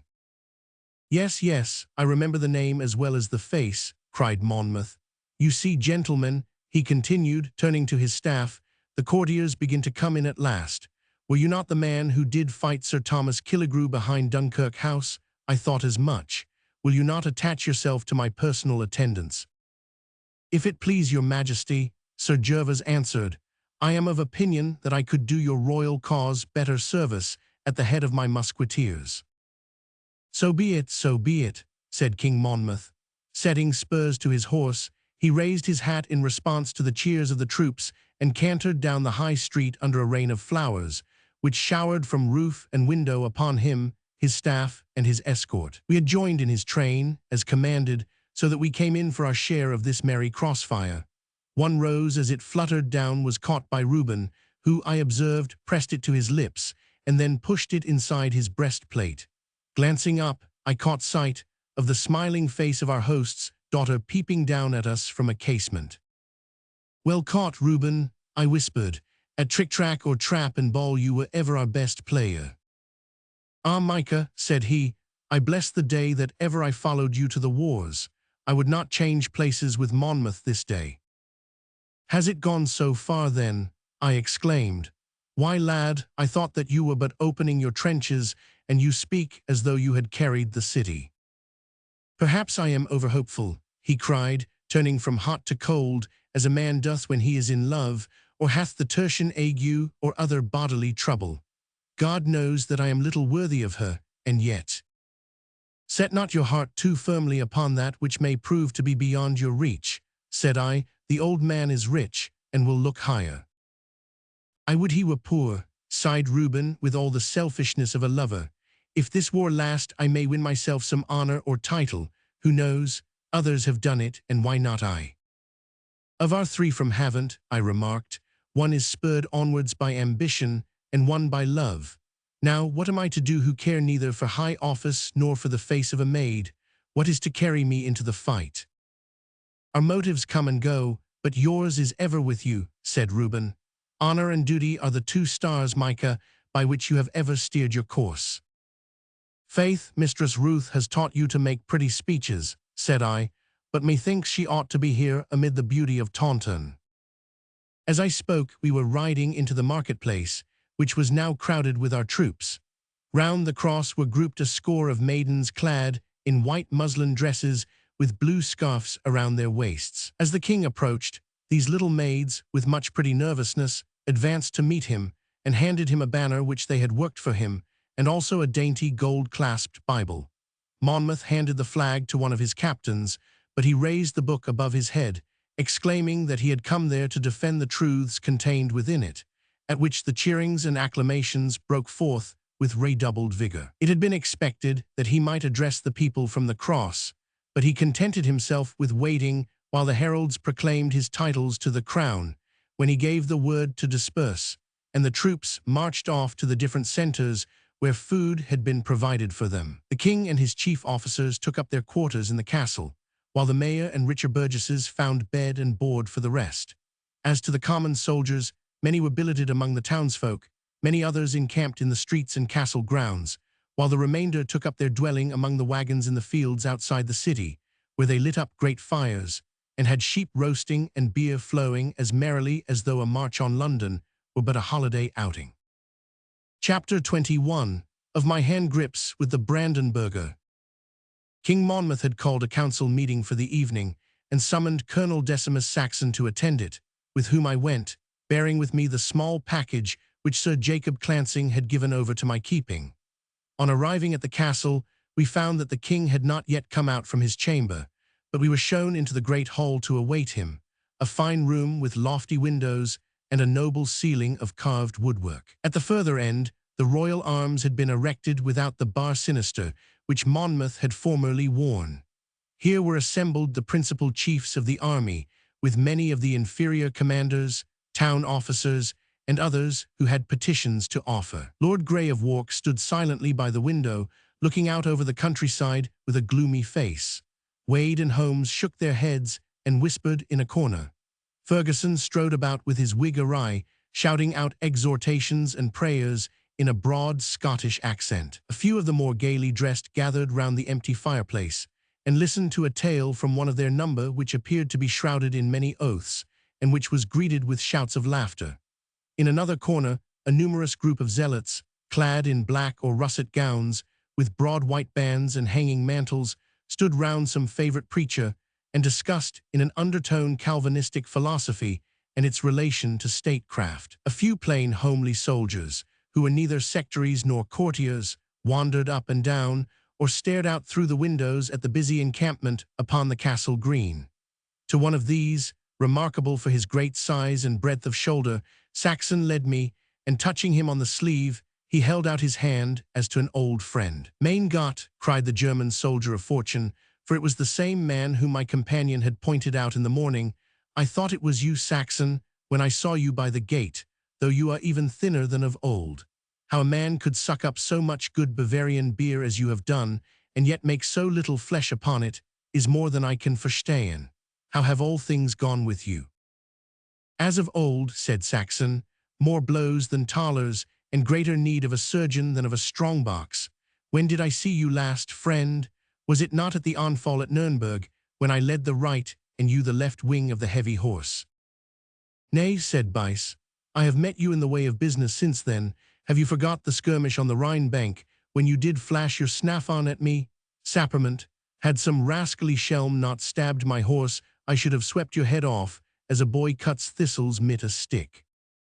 Aye, Saxon answered composedly, I had forgot it. You were taken, if I remember aright, but did afterwards brain the sentry with your fetters, and swam the Rhine under the fire of a regiment.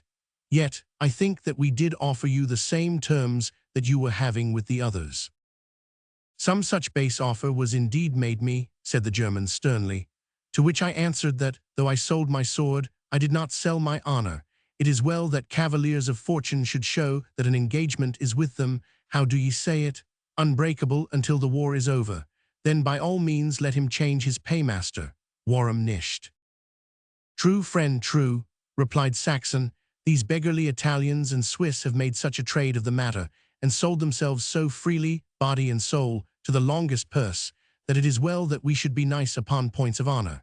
But you remember the old hand grip, which no man in the Palatinate could exchange with you? Here is my captain, Micah Clarke. Let him see how warm a North German welcome may be. The Brandenburger showed his white teeth in a grin as he held out his broad brown hand to me. The instant that mine was enclosed in it, he suddenly bent his whole strength upon it, and squeezed my fingers together until the blood tingled in the nails, and the whole hand was limp and powerless. Donnerwetter, he cried, laughing heartily at my start of pain and surprise. It is a rough Prussian game, and the English lads have not much stomach for it. Truly, sir, said I, it is the first time that I have seen the pastime, and I would fain practice it under so able a master. What another, he cried, why you must be still pringling from the first. Nay, if you will I shall not refuse you, though I fear it may weaken your hold upon your sword hilt. He held out his hand as he spoke, and I grasped it firmly, thumb to thumb, keeping my elbow high so as to bear all my force upon it. His own trick was, as I observed, to gain command of the other hand by a great output of strength at the onset.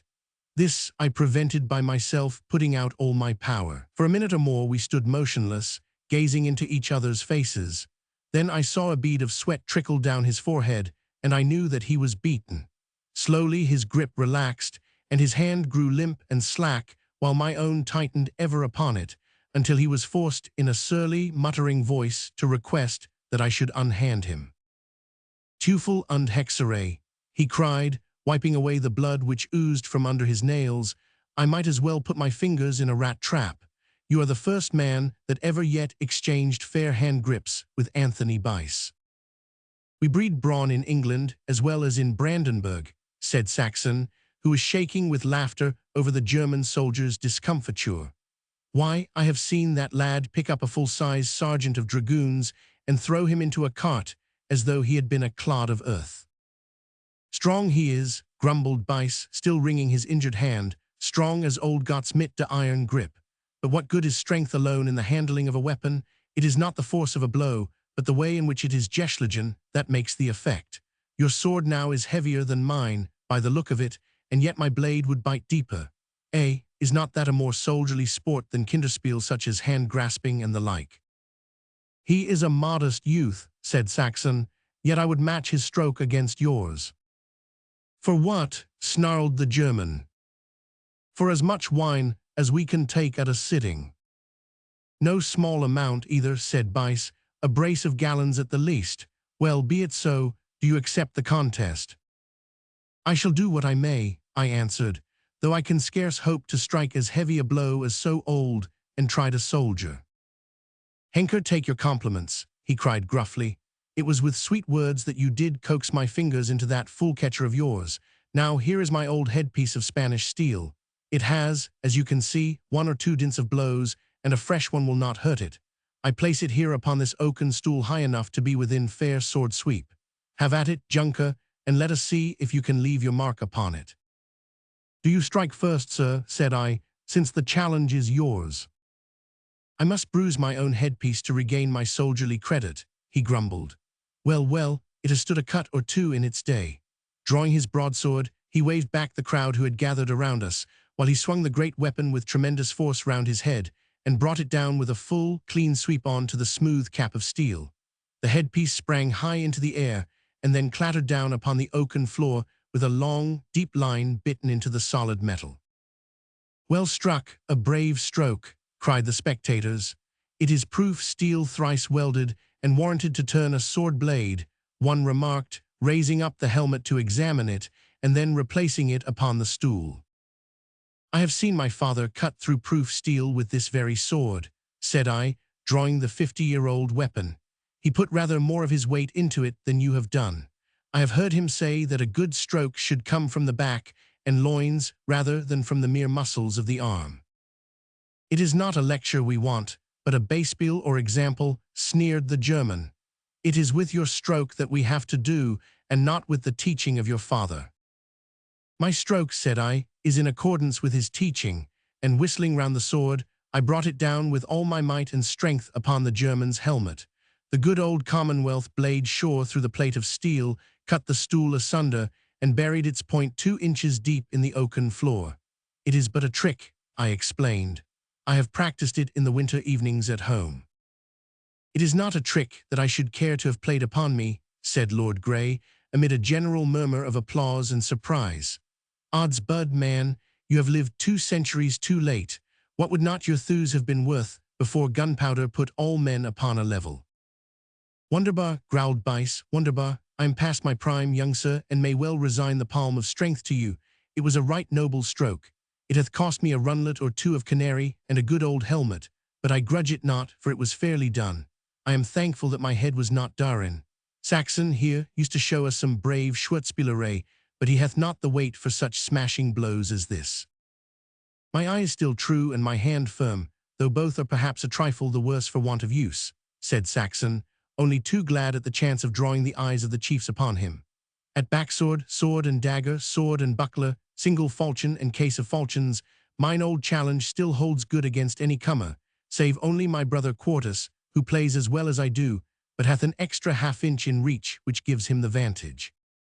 "I studied sword-play under Signor Contarini of Paris," said Lord Grey. "Who was your master?" "I have studied, my lord, under Signer Stern Necessity of Europe," quoth Saxon. "For 35 years my life has depended from day to day upon being able to cover myself with this slip of steel. Here is a small trick which showeth some nicety of eye, to throw this ring to the ceiling and catch it upon a rapier point. It seems simple, perchance, and yet is only to be attained by some practice." "Simple," cried Wade the lawyer, a square-faced, bold-eyed man. "Why, the ring is but the girth of your little finger. A man might do it once by good luck, but none could ensure it."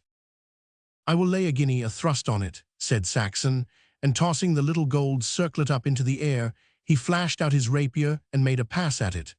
The ring rasped down the steel blade and tinkled against the hilt, fairly impaled. By a sharp motion of the wrist, he shot it up to the ceiling again, where it struck a carved rafter and altered its course. But again, with a quick step forward, he got beneath it and received it on his sword point. "Surely there is some cavalier present who is as apt at the trick as I am," he said, replacing the ring upon his finger. "I think, Colonel, that I could venture upon it," said a voice, and looking round, we found that Monmouth had entered the room and was standing quietly on the outskirts of the throng, unperceived in the general interest which our contention had excited. "Nay, nay, gentlemen," he continued pleasantly, as we uncovered and bowed with some little embarrassment. "How could my faithful followers be better employed than by breathing themselves in a little sword-play? I prithee lend me your rapier, Colonel." He drew a diamond ring from his finger, and spinning it up into the air, he transfixed it as deftly as Saxon had done. I practiced the trick at The Hague, where, by my faith, I had only too many hours to devote to such trifles. But how come these steel links and splinters of wood to be littered over the floor? "A son of Anak hath appeared among us," said Ferguson, turning his face, all scarred and reddened with the king's evil, in my direction. "A Goliath o' Gath, wha hath a stroke like unto a weaver's beam. Hath he no the smooth face o' a bairn and the thews o' behemoth?" "A shrewd blow indeed," King Monmouth remarked, picking up half the stool. "How is our champion named?" "He is my captain, your majesty," Saxon answered, resheathing the sword which the king had handed to him, Micah Clarke, a man of Hampshire birth. "They breed a good old English stock in those parts," said Monmouth. "But how comes it that you are here, sir? I summoned this meeting for my own immediate household and for the colonels of the regiments.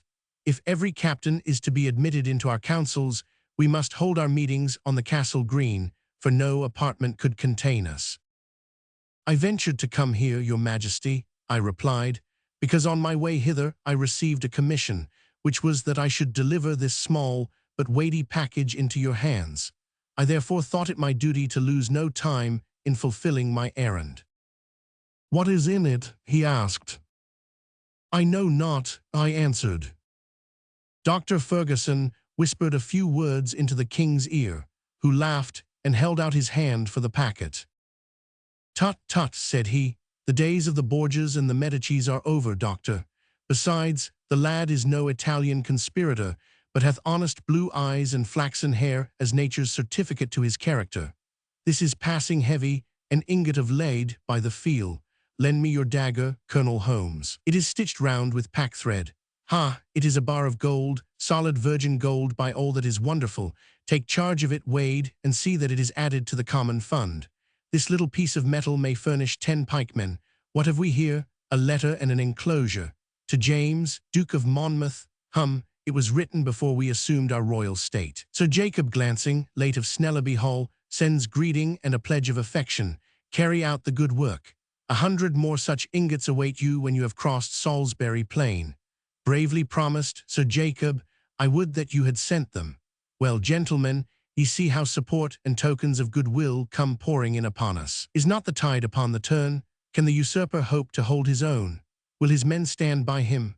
Within a month or less, I shall see ye all gathered round me at Westminster, and no duty will then be so pleasing to me as to see that ye are all, from the highest to the lowest, rewarded for your loyalty to your monarch, in this the hour of his darkness and his danger."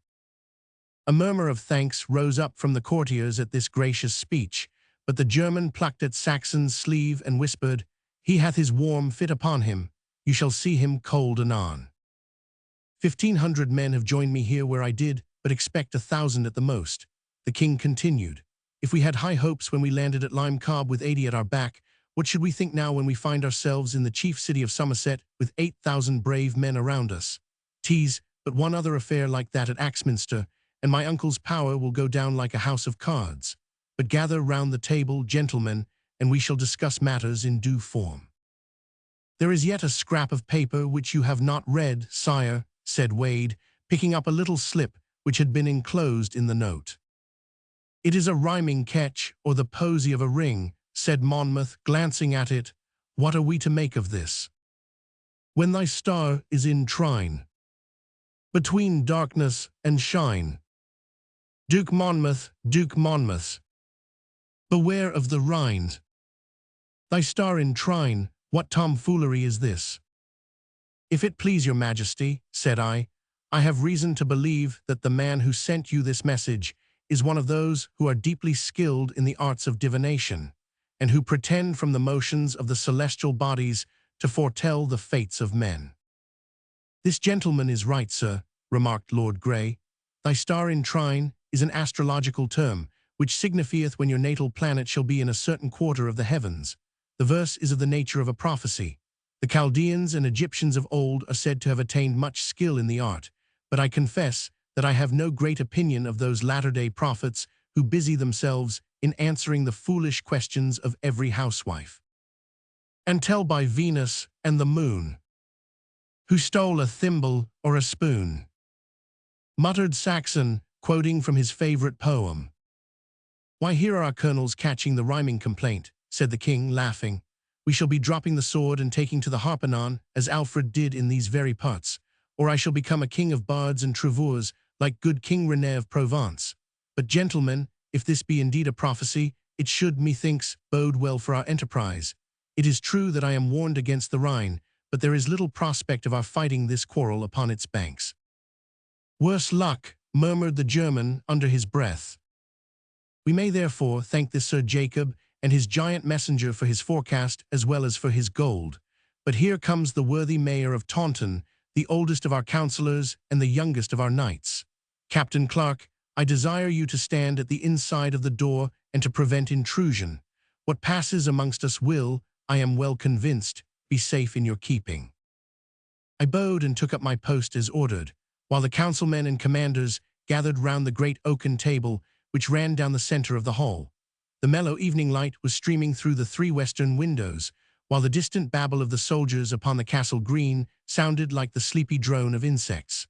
Monmouth paced with quick, uneasy steps up and down the further end of the room until all were seated, when he turned towards them and addressed them.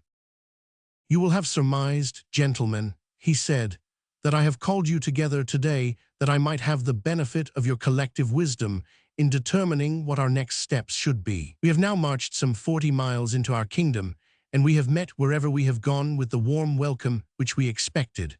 Close upon 8,000 men follow our standards, and as many more have been turned away for want of arms. We have twice met the enemy, with the effect that we have armed ourselves with their muskets and field pieces. From first to last, there hath been nothing which has not prospered with us. We must look to it that the future be as successful as the past. To ensure this, I have called ye together, and I now ask ye to give me your opinions of our situation, leaving me, after I have listened to your views, to form our plan of action. There are statesmen among ye, and there are soldiers among ye, and there are godly men among ye who may chance to get a flash of light when statesman and soldier are in the dark. Speak fearlessly, then, and let me know what is in your minds."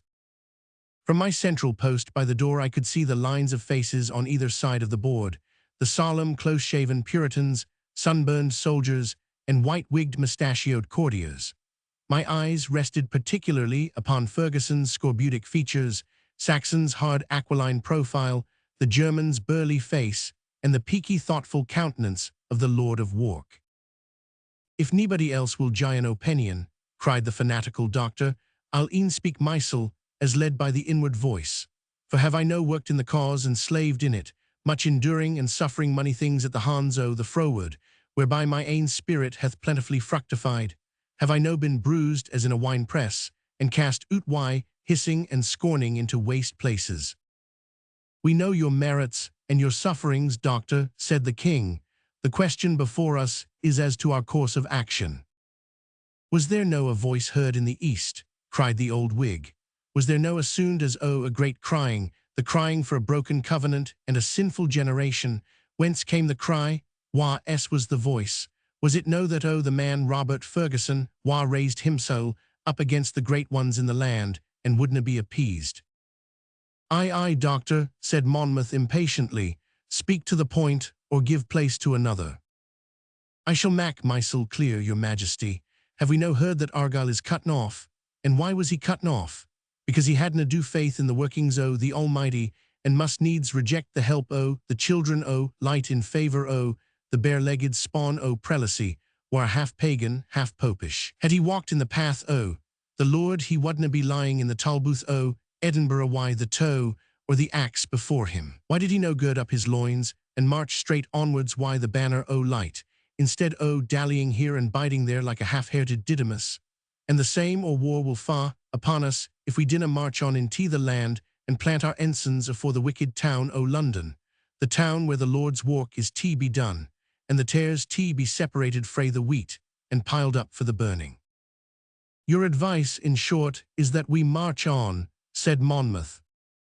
"That we march on, your majesty, and that we prepare ourselves to be the vessels o' grace, and forbear frae polluting the cause o' the gospel by wearing the livery o' the devil."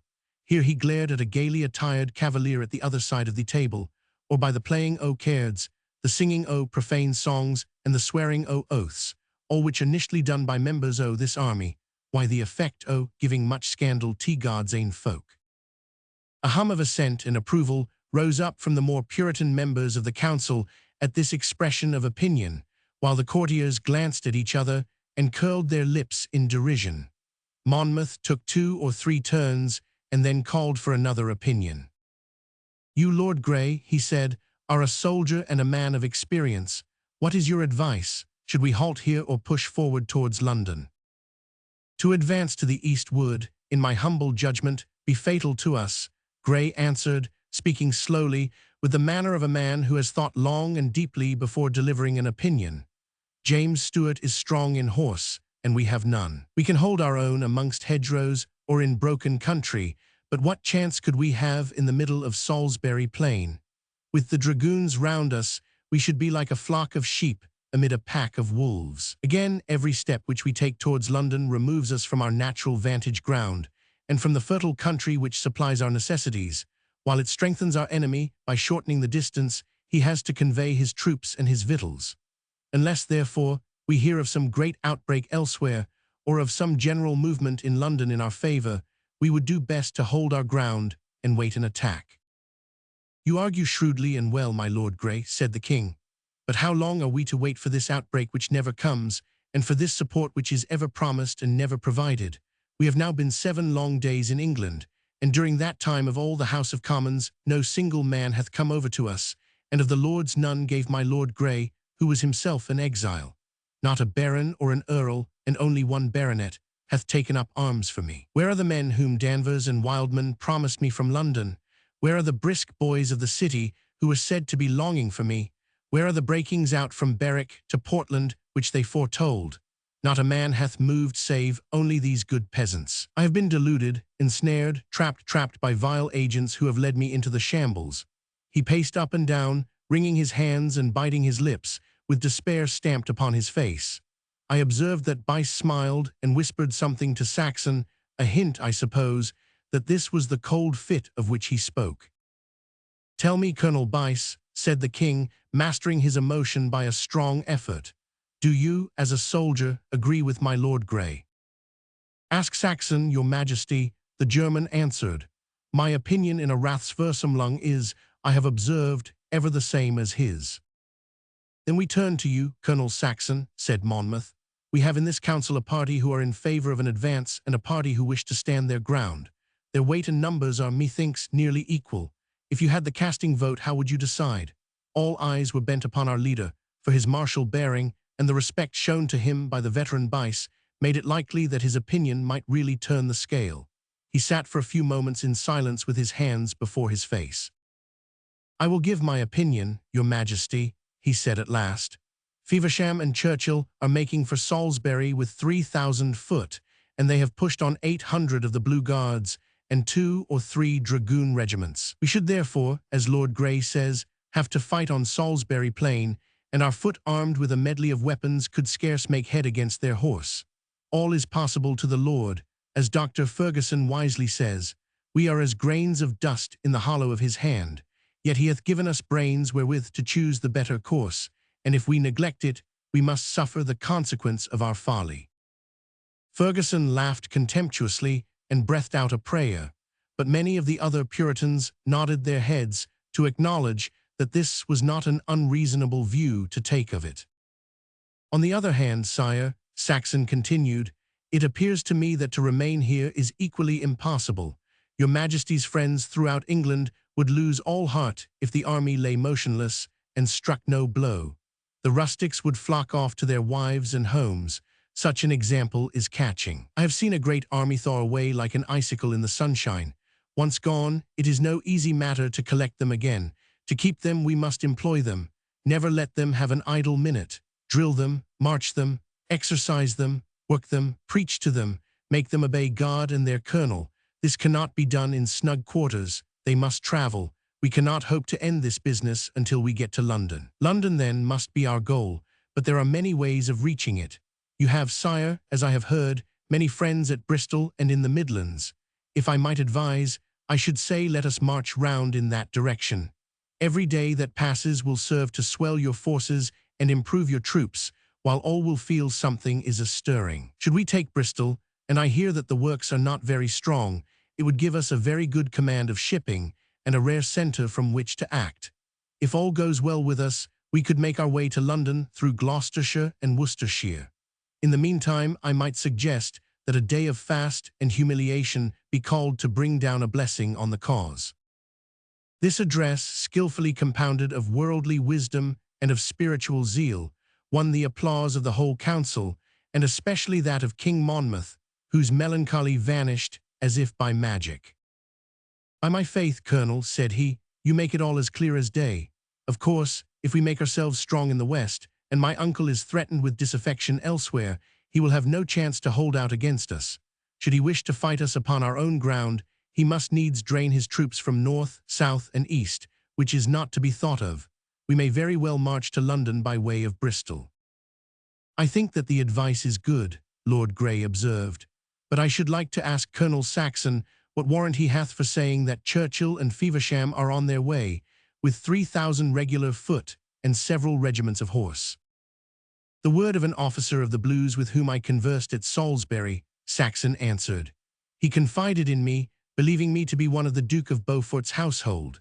As to the horse, one party pursued us on Salisbury Plain with bloodhounds, and another attacked us not 20 miles from here and lost a score of troopers and a cornet." "We heard something of the brush," said the king.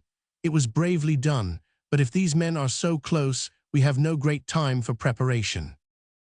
"Their foot cannot be here before a week," said the mayor. "By that time we might be behind the walls of Bristol." "There is one point which might be urged," observed Wade the lawyer.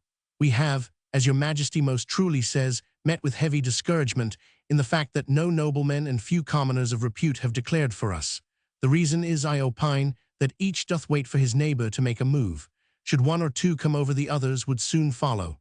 How then are we to bring a duke or two to our standards?" "There's the question, Master Wade," said Monmouth, shaking his head despondently. "I think that it might be done," continued the Whig lawyer. "Mere proclamations addressed to the commonalty will not catch these gold fish. They are not to be angled for with a naked hook. I should recommend that some form of summons or writ be served upon each of them, calling upon them to appear in our camp within a certain date under pain of high treason." "There spake the legal mind," quoth King Monmouth with a laugh, "but you have omitted to tell us how the said writ or summons is to be conveyed to these same delinquents." "There is the Duke of Beaufort," continued Wade, disregarding the king's objection. "He is President of Wales, and he is, as your majesty knows, lieutenant of 4 English counties. His influence overshadows the whole West. He hath 200 horses in his stables at Badminton, and 1,000 men, as I have heard, sit down at his tables every day. Why should not a special effort be made to gain over such a one, the more so as we intend to march in his direction?" "Henry, Duke of Beaufort, is unfortunately already in arms against his sovereign," said Monmouth gloomily. "He is, sire, but he may be induced to turn in your favour the weapon which he hath raised against you. He is a Protestant. He is said to be a Whig. Why should we not send a message to him, flatter his pride, appeal to his religion, coax and threaten him? Who knows?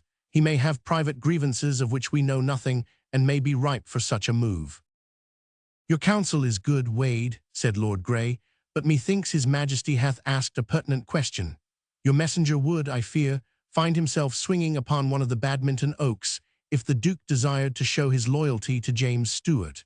Where are we to find a man who is wary enough and bold enough for such a mission, without risking one of our leaders, who could be ill spared at such a time?" "It is true," said the king. "It were better not to venture it at all than to do it in a clumsy and halting fashion.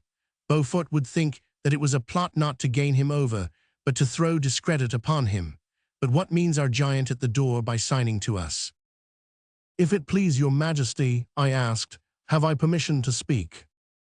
"We would fain hear you, captain," he answered graciously.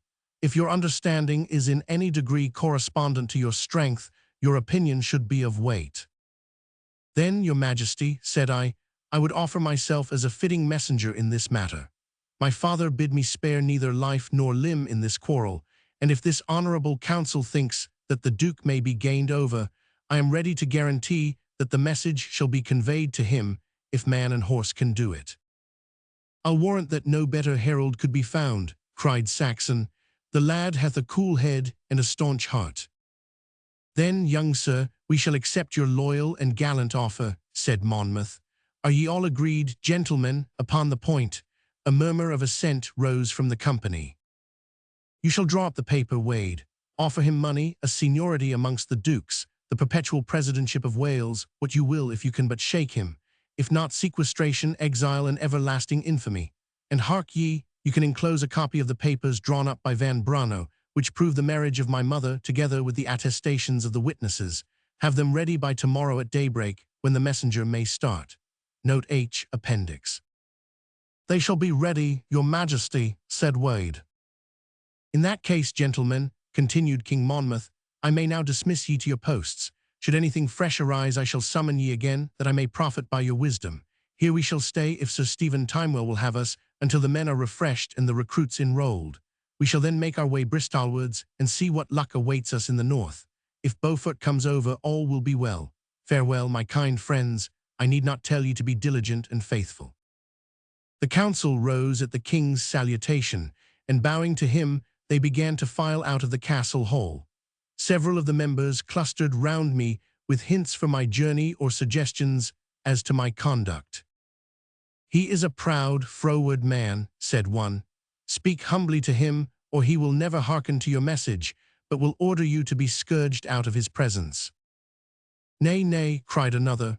He is hot, but he loves a man that is a man. Speak boldly and honestly to him, and he is more like to listen to reason. Speak as the Lord shall direct you, said a Puritan. It is his message which you bear as well as the king's. Entice him out alone upon some excuse, said Bice, then up and away mit him upon your crupper. Hagelsturm, that would be a proper game. Leave him alone, cried Saxon. The lad hath as much sense as any of ye. He will see which way the cat jumps. Come, friend, let us make our way back to our men.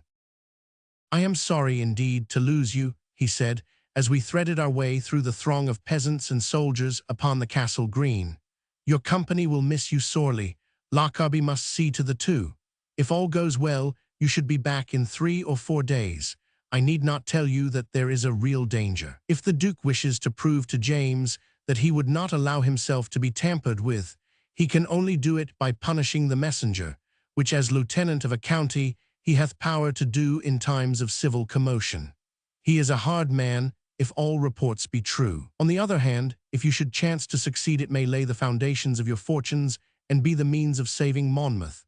He needs help, by the Lord Harry. Never have I seen such a rabble as this army of his. Bice says that they fought lustily at this ruffle at Axminster, but he is of one mind with me that a few whiffs of shot and cavalry charges would scatter them over the countryside. Have you any message to leave? None, save my love to my mother, said I. It is well. Should you fall in any unfair way, I shall not forget his grace of Beaufort, and the next of his gentlemen who comes in my way shall hang as high as Hammon. And now you had best make for your chamber, and have as good a slumber as you may, since tomorrow at cock-crow begins your new mission. Chapter 22 of the News from Havant. Having given my orders that Covenant should be saddled and bridled by daybreak, I had gone to my room and was preparing for a long night's rest, when Sir Gervas, who slept in the same apartment, came dancing in with a bundle of papers waving over his head. 3 guesses, Clarke, he cried. What would you most desire? Letters from Havant, said I eagerly. Right, he answered, throwing them into my lap.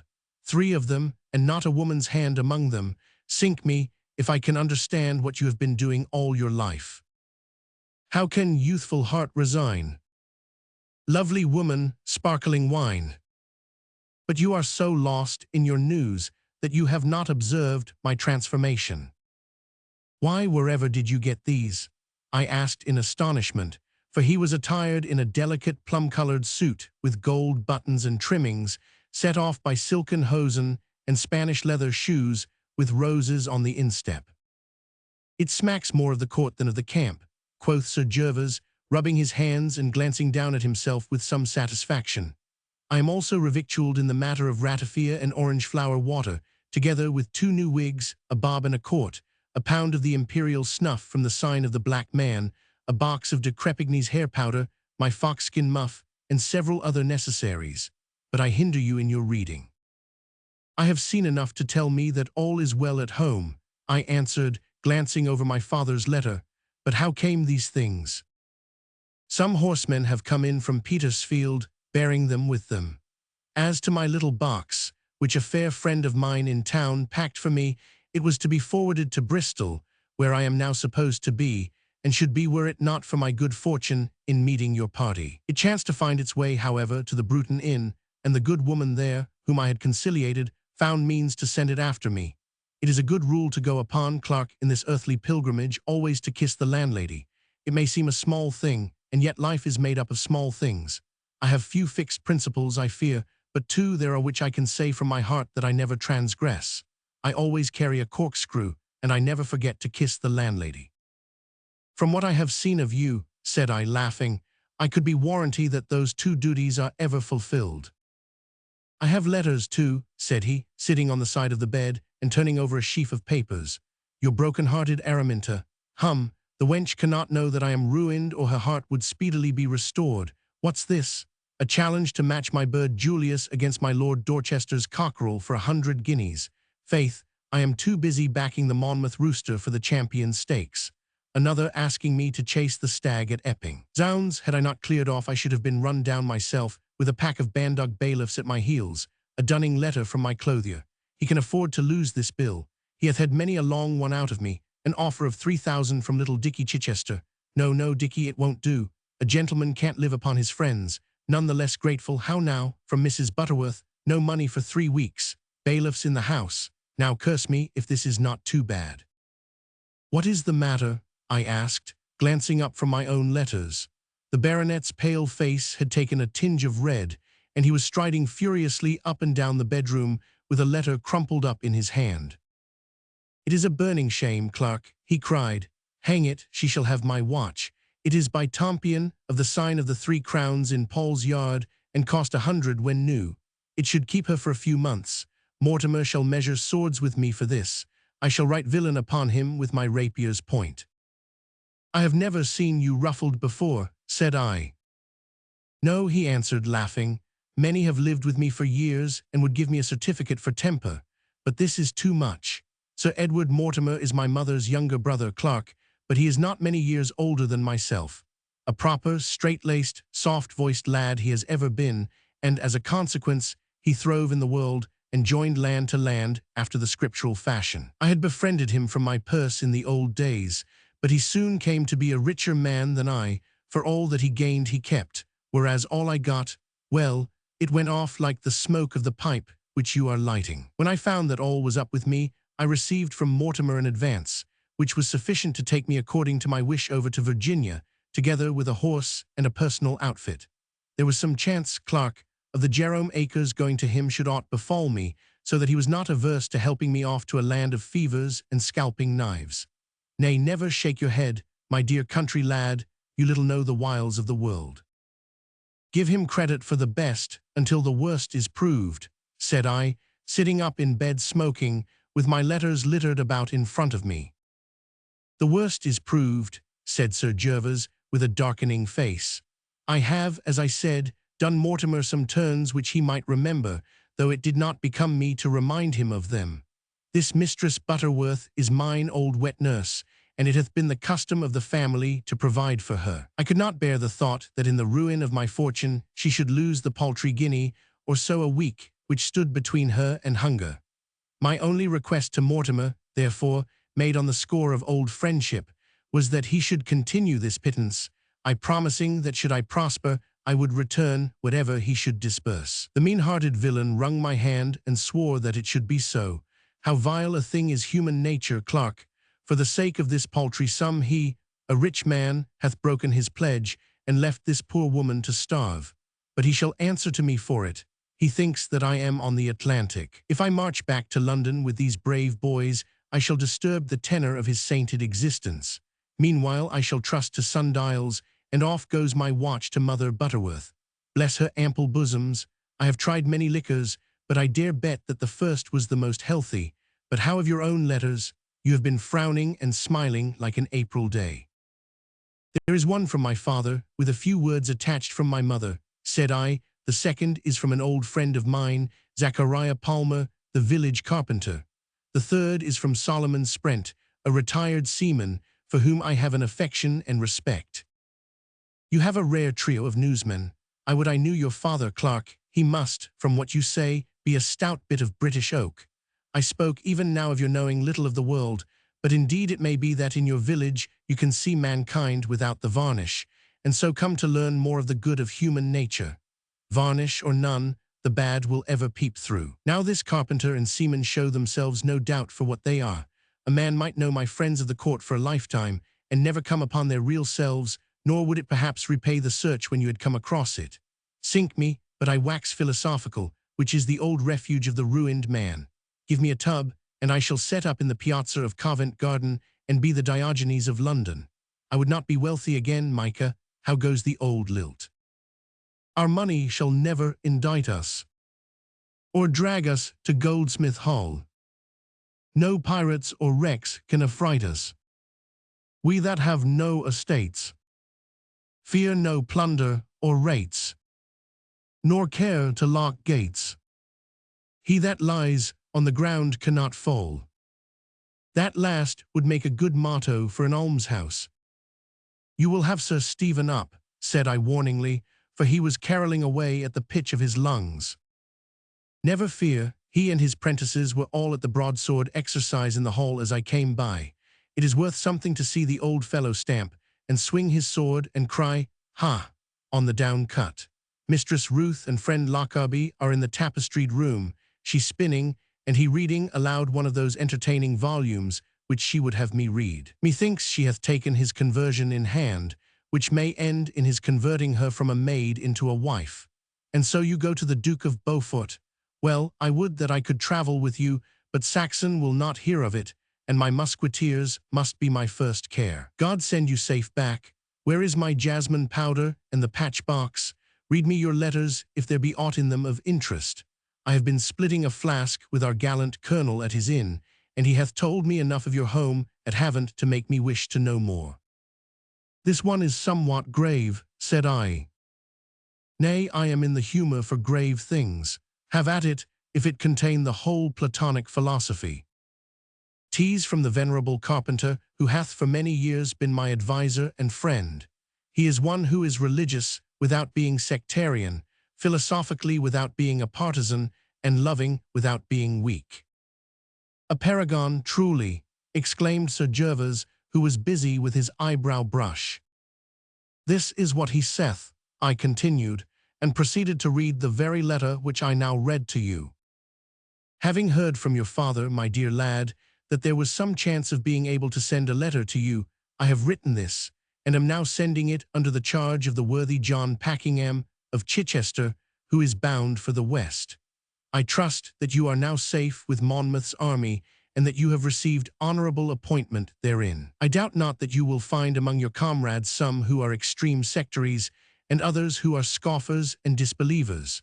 Be advised by me, friend, and avoid both the one and the other. For the zealot is a man who not only defends his own right of worship, wherein he hath justice, but wishes to impose upon the consciences of others, by which he falls into the very error against which he fights. The mere brainless scoffer is, on the other hand, lower than the beast of the field, since he lacks the animal's self-respect and humble resignation. My faith, cried the baronet, the old gentleman hath a rough side to his tongue. Let us take religion upon its broadest base, for the truth must be broader than aught which we can conceive. The presence of a table doth prove the existence of a carpenter, and so the presence of a universe proves the existence of a universe-maker, call him by what name you will. So far the ground is very firm beneath us, without either inspiration, teaching, or any aid whatever. Since then there must be a world-maker, let us judge of his nature by his work. We cannot observe the glories of the firmament, its infinite extent, its beauty, and the divine skill wherewith every plant and animal hath its wants cared for, without seeing that he is full of wisdom, intelligence, and power. We are still, you will perceive, upon solid ground, without having to call to our aid aught save pure reason. Having got so far, let us inquire to what end the universe was made, and we put upon it. The teaching of all nature shows that it must be to the end of improvement and upward growth, the increase in real virtue, in knowledge, and in wisdom. Nature is a silent preacher which holds forth upon weekdays as on Sabbaths. We see the acorn grow into the oak, the egg into the bird, the maggot into the butterfly. Shall we doubt then that the human soul, the most precious of all things, is also upon the upward path, And how can the soul progress save through the cultivation of virtue and self-mastery? What other way is there? There is none. We may say with confidence, then, that we are placed here to increase in knowledge and in virtue. This is the core of all religion, and this much needs no faith in the acceptance. It is as true and as capable of proof as one of those exercises of Euclid which we have gone over together. On this common ground, men have raised many different buildings. Christianity, the creed of Mahomet, the creed of the Easterns, have all the same essence. The difference lies in the forms and the details. Let us hold to our own Christian creed, the beautiful, often professed, and seldom practiced doctrine of love, but let us not despise our fellow men, for we are all branches from the common root of truth. Man comes out of darkness into light. He tarries a while and then passes into darkness again. Micah, lad, the days are passing, mine as well as thine. Let them not be wasted. They are few in number. What says Petrarch? To him that enters, life seems infinite. To him that departs, nothing. Let every day, every hour be spent in furthering the Creator's end, in getting out whatever power for good there is in you. What is pain or work or trouble? The cloud that passes over the sun. But the result of work well done is everything. It is eternal. It lives and waxes stronger through the centuries. Pause not for rest. The rest will come when the hour of work is past. May God protect and guard you. There is no great news. The Portsmouth garrison hath marched to the west. Sir John Lawson, the magistrate, hath been down here threatening your father and others, but he can do little for want of proofs. Church and dissent are at each other's throats as ever. Truly the stern law of Moses is more enduring than the sweet words of Christ. Adieu, my dear lad. All good wishes from your grey-headed friend, Zachariah Palmer. Odds fish, cried Sir Gervas, as I folded up the letter, I have heard Stillingfleet and Tennyson, but I never listened to a better sermon.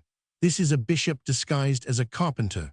The crozier would suit his hand better than the plane, but how of our seaman friend? Is he a tarpaulin theologian, a divine among the tarry breeks? Solomon Sprent is a very different man, though good enough in his way, said I, but you shall judge him from his letter. Master Clarke, sir, when last we was in company, I had run in under the batteries on cutting out service, while you did stand on and off in the channel and wait signals, having stopped to refit and to overhaul my prize, which proved to be in proper trim alow and aloft. What the devil doth he mean? Asked Sir Gervas. It is a maid of whom he talks, Phoebe Dawson, the sister of the blacksmith. He hath scarce put foot on land for nigh 40 years, and can as a consequence only speak in this sea jargon, though he fancies that he uses as pure king's English as any man in Hampshire. Proceed, then, quoth the baronet. Having also read her the Articles of War, I explained to her the conditions under which we were to sail in company on life's voyage, namely, first, she to obey signals without question as soon as received. Second, she to steer by my reckoning. Third, she to stand by me as true consort in foul weather, battle, or shipwreck. Fourth, she to run under my guns if assailed by picaroons, privateeros, or guardacostas. Fifth, me to keep her in due repair, dry dock her at intervals, and see that she hath her allowance of coats of paint, streamers, and bunting, as befits a saucy pleasure boat. Sixth, me to take no other craft in tow, and if any be now attached, to cut their hawsers. Seventh, me to revictual her day by day. Eighth, should she chance to spring a leak, or be blown on her beam ends by the winds of misfortune, to stand by her and see her pumped out or righted. Ninth, to fly the Protestant ensign at the peak during life's voyage, and to lay our course for the great harbour, in the hope that moorings and ground to swing may be found for 2 British-built crafts when laid up for eternity. 'Twas close on 8 bells before these articles were signed and sealed. When I headed after you I could not so much as catch a glimpse of your topsail. Soon after I heard as you had gone a-soldiering, together with that lane, rakish, long-sparred, picaroon-like craft which I have seen of late in the village. I take it unkind of you that you have not so much as dipped ensign to me on leaving. But perchance the tide was favourable, and you could not tarry. Had I not been jury-rigged, with one of my spars shot away, I should have dearly loved to have strapped on my hanger and come with you to smell gunpowder once more. I would do it now, timber-toe and all, were it not for my consort, who might claim it as a breach of the articles and so sheer off. I must follow the light on her poop until we are fairly joined. Farewell, mate. In action, take an old sailor's advice. Keep the weather gauge and board. Tell that to your admiral on the day of battle. Whisper it in his ear. Say to him, keep the weather gauge and board. Tell him also to strike quick, strike hard, and keep on striking. That's the word of Christopher Mings, and a better man has not been launched, though he did climb in through the hawse-pipe. Yours to command, Solomon Sprent. Sir Gervas had been chuckling to himself during the reading of this epistle, but at the last part we both broke out a-laughing. Land or sea, he will have it that battles are fought in ships, said the baronet. You should have had that sage piece of advice from Monmouth's council today. Should he ever ask your opinion, it must be, keep the weather gauge and board. I must to sleep, said I, laying aside my pipe. I should be on the road by daybreak. Nay, I prithee, complete your kindness by letting me have a glimpse of your respected parent, the Roundhead. 'Tis but a few lines, I answered. He was ever short of speech, but if they interest you, you shall hear them. I am sending this by a godly man, my dear son, to say that I trust that you are bearing yourself as becomes you. In all danger and difficulty trust not to yourself, but ask help from on high. If you are in authority, teach your men to sing psalms when they fall on, as is the good old custom. In action give point rather than edge. A thrust must beat a cut. Your mother and the others send their affection to you. Sir John Lawson hath been down here like a ravening wolf, but could find no proof against me. John Marchbank of Bedhampton is cast into prison. Truly Antichrist reigns in the land, but the kingdom of light is at hand. Strike lustily for truth and conscience. Your loving father, Joseph Clarke. Postscriptum from my mother. I trust that you will remember what I have said concerning your hosen and also the broad linen collars, which you will find in the bag. It is little over a week since you left, yet it seems a year. When cold or wet, take 10 drops of Daffy's elixir in a small glass of strong waters. Should your feet chafe, rub tallow on the inside of your boots. Commend me to Master Saxon and to Master Lockarby if he be with you. His father was mad at his going, for he hath a great brewing going forward, and none to mind the mash tub. Ruth hath baked a cake, but the oven hath played her false, and it is lumpy in the inside. 1,000 kisses, dear heart, from your loving mother, M.C. A right sensible couple, quoth Sir Gervas, who, having completed his toilet, had betaken him to his couch. I now begin to understand your manufacture, Clarke. I see the threads that are used in the weaving of you. Your father looks to your spiritual wants. Your mother concerns herself with the material. Yet the old carpenter's preaching is, methinks, more to your taste. You are a rank latitudinarian man. Sir Stephen would cry fie upon you, and Joshua Pettigrew abjure you. Well, out with the light, for we should both be stirring at cock-crow. That is our religion at present. Early Christians, I suggested, and we both laughed as we settled down to sleep. Chapter 23. Of the Snare on the Western Road. Just after sunrise, I was awoke by one of the mayor's servants, who brought word that the Honourable Master Wade was awaiting me downstairs. Having dressed and descended, I found him seated by the table in the sitting-room with papers and wafer-box, sealing up the missive which I was to carry. He was a small, worn, grey-faced man, very erect in his bearing and sudden in his speech, with more of the soldier than of the lawyer in his appearance. So, said he, pressing his seal above the fastening of the string, I see that your horse is ready for you outside. You had best make your way round by Nether Stowey and the Bristol Channel, for we have heard that the enemy's horse guard the roads on the far side of Wells. Here is your packet. I bowed and placed it in the inside of my tunic. It is a written order, as suggested in the council.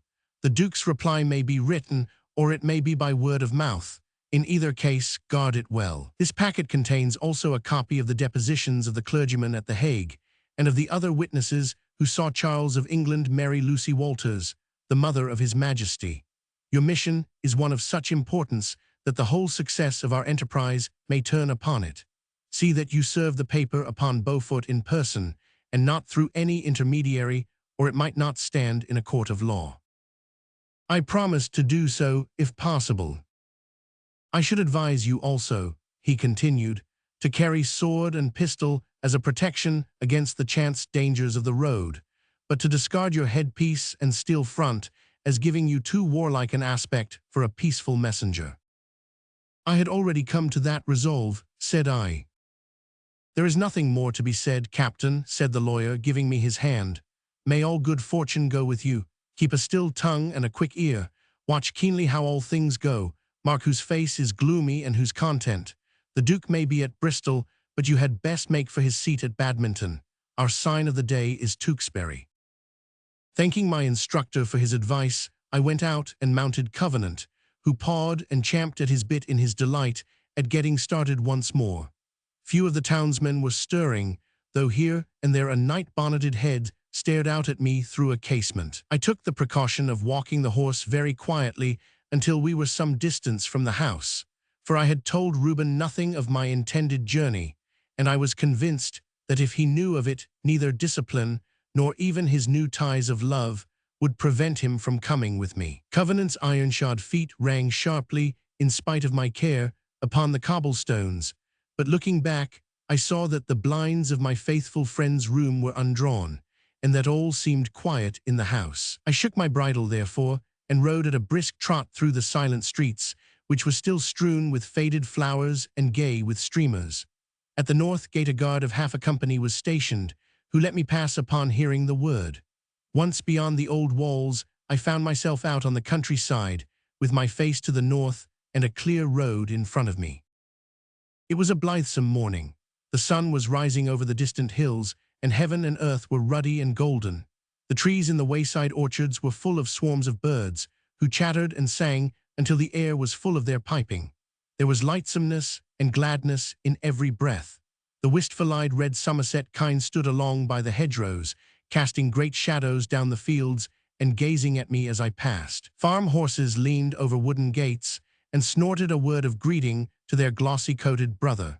A great herd of snowy-fleeced sheep streamed towards us over the hillside and frisked and gamboled in the sunshine. All was innocent life, from the lark which sang on high to the little shrew mouse which ran amongst the ripening corn, or the martin which dashed away at the sound of my approach. All alive and all innocent. What are we to think, my dear children, when we see the beasts of the field full of kindness and virtue and gratitude? Where is this superiority of which we talk? From the high ground to the north, I looked back upon the sleeping town, with the broad edging of tents and wagons, which showed how suddenly its population had outgrown it. The royal standard still fluttered from the tower of St. Mary Magdalene, while close by its beautiful brother turret of St. James bore aloft the blue flag of Monmouth. As I gazed, the quick petulant roll of a drum rose up on the still morning air, with the clear ringing call of the bugles summoning the troops from their slumbers. Beyond the town, and on either side of it, stretched a glorious view of the Somersetshire Downs, rolling away to the distant sea, with town and hamlet, castle turret and church tower, wooded coombe and stretch of grainland, as fair a scene as the eye could wish to rest upon. As I wheeled my horse and sped upon my way, I felt, my dears, that this was a land worth fighting for, and that a man's life was a small thing if he could but aid, in however trifling a degree, in working out its freedom and its happiness. At a little village over the hill, I fell in with an outpost of horse, the commander of which rode some distance with me and set me on my road to Nether Stowey. It seemed strange to my Hampshire eyes to note that the earth is all red in these parts, very different to the chalk and gravel of Havant. The cows, too, are mostly red. The cottages are built neither of brick nor of wood, but of some form of plaster, which they call cob, which is strong and smooth so long as no water comes near it. They shelter the walls from the rain, therefore, by great overhanging thatches. There is scarcely a steeple in the whole countryside, which also seems strange to a man from any other part of England. Every church hath a square tower, with pinnacles upon the top, and they are mostly very large, with fine peals of bells. My course ran along by the foot of the beautiful Quantock Hills, where heavy wooded combes are scattered over the broad heathery downs, deep with bracken and whortle bushes. On either side of the track, steep winding glens sloped downwards, lined with yellow gorse, which blazed out from the deep red soil like a flame from embers. Peat-colored streams splashed down these valleys and over the road, through which Covenant ploughed fetlock deep, and shied to see the broad-backed trout darting from between his 4 feet. All day I rode through this beautiful country, meeting few folk, for I kept away from the main roads. A few shepherds and farmers, a long-legged clergyman, a packman with his mule, and a horseman with a great bag, whom I took to be a buyer of hare, are all that I can recall. A black jack of ale and the heel of a loaf at a wayside inn were all my refreshments. Near Combwich, Covenant cast a shoe, and 2 hours were wasted before I found a smithy in the town and had the matter set right. It was not until evening that I at last came out upon the banks of the Bristol Channel at a place called Sherton Bars, where the muddy Parrett makes its way into the sea. At this point, the channel is so broad that the Welsh mountains can scarcely be distinguished. The shore is flat and black and oozy, flecked over with white patches of seabirds, but further to the east there rises a line of hills, very wild and rugged, rising in places into steep precipices. These cliffs run out into the sea, and numerous little harbors and bays are formed in their broken surface, which are dry half the day, but can float a good-sized boat at half-tide. The road wound over these bleak and rocky hills, which are sparsely inhabited by a wild race of fishermen or shepherds who came to their cabin doors on hearing the clatter of my horse's hoofs and shot some rough west country jest at me as I passed. As the night drew in, the country became bleaker and more deserted. An occasional light twinkling in the distance from some lonely hillside cottage was the only sign of the presence of man. The rough track still skirted the sea, and high as it was, the spray from the breakers drifted across it. The salt prinkled on my lips, and the air was filled with the hoarse roar of the surge and the thin piping of curlews, who flitted past in the darkness like white, shadowy, sad-voiced creatures from some other world. The wind blew in short, quick, angry puffs from the westward, and far out on the black waters, a single glimmer of light rising and falling, tossing up, and then sinking out of sight, showed how fierce a sea had risen in the channel. Riding through the gloaming in this strange wild scenery, my mind naturally turned towards the past. I thought of my father and my mother, of the old carpenter, and of Solomon Sprent. Then I pondered over Decimus Saxon, his many-faced character having in it so much to be admired and so much to be abhorred.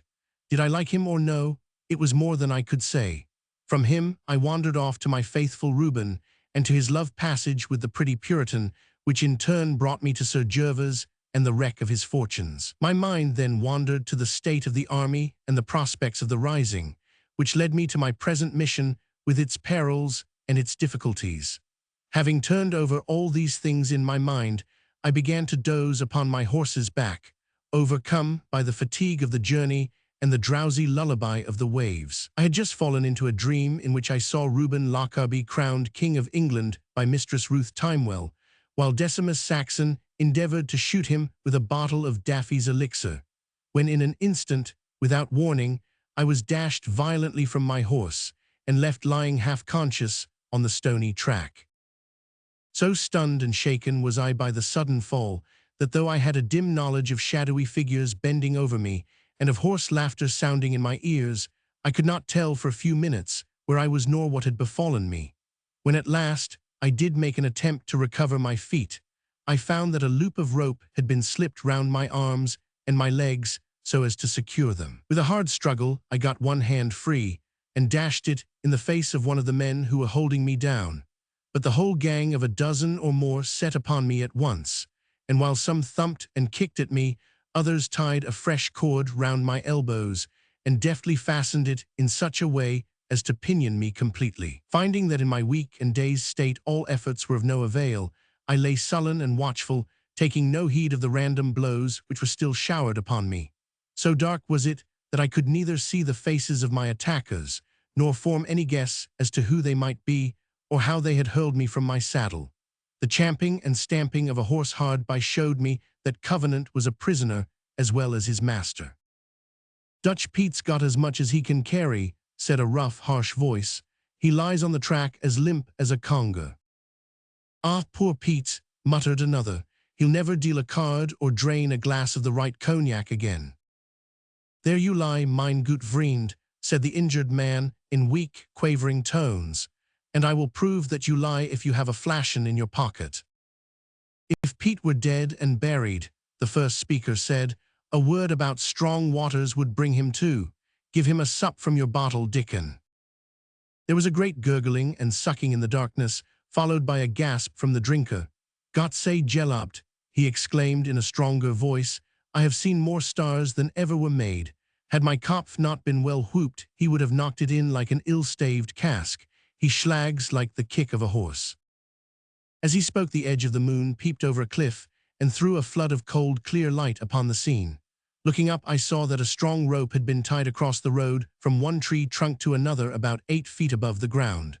This could not be seen by me, even had I been fully awake in the dusk, but catching me across the breast as Covenant trotted under it, it had swept me off and dashed me with great force to the ground. Either the fall or the blows which I had received had cut me badly, for I could feel the blood trickling in a warm stream past my ear and down my neck.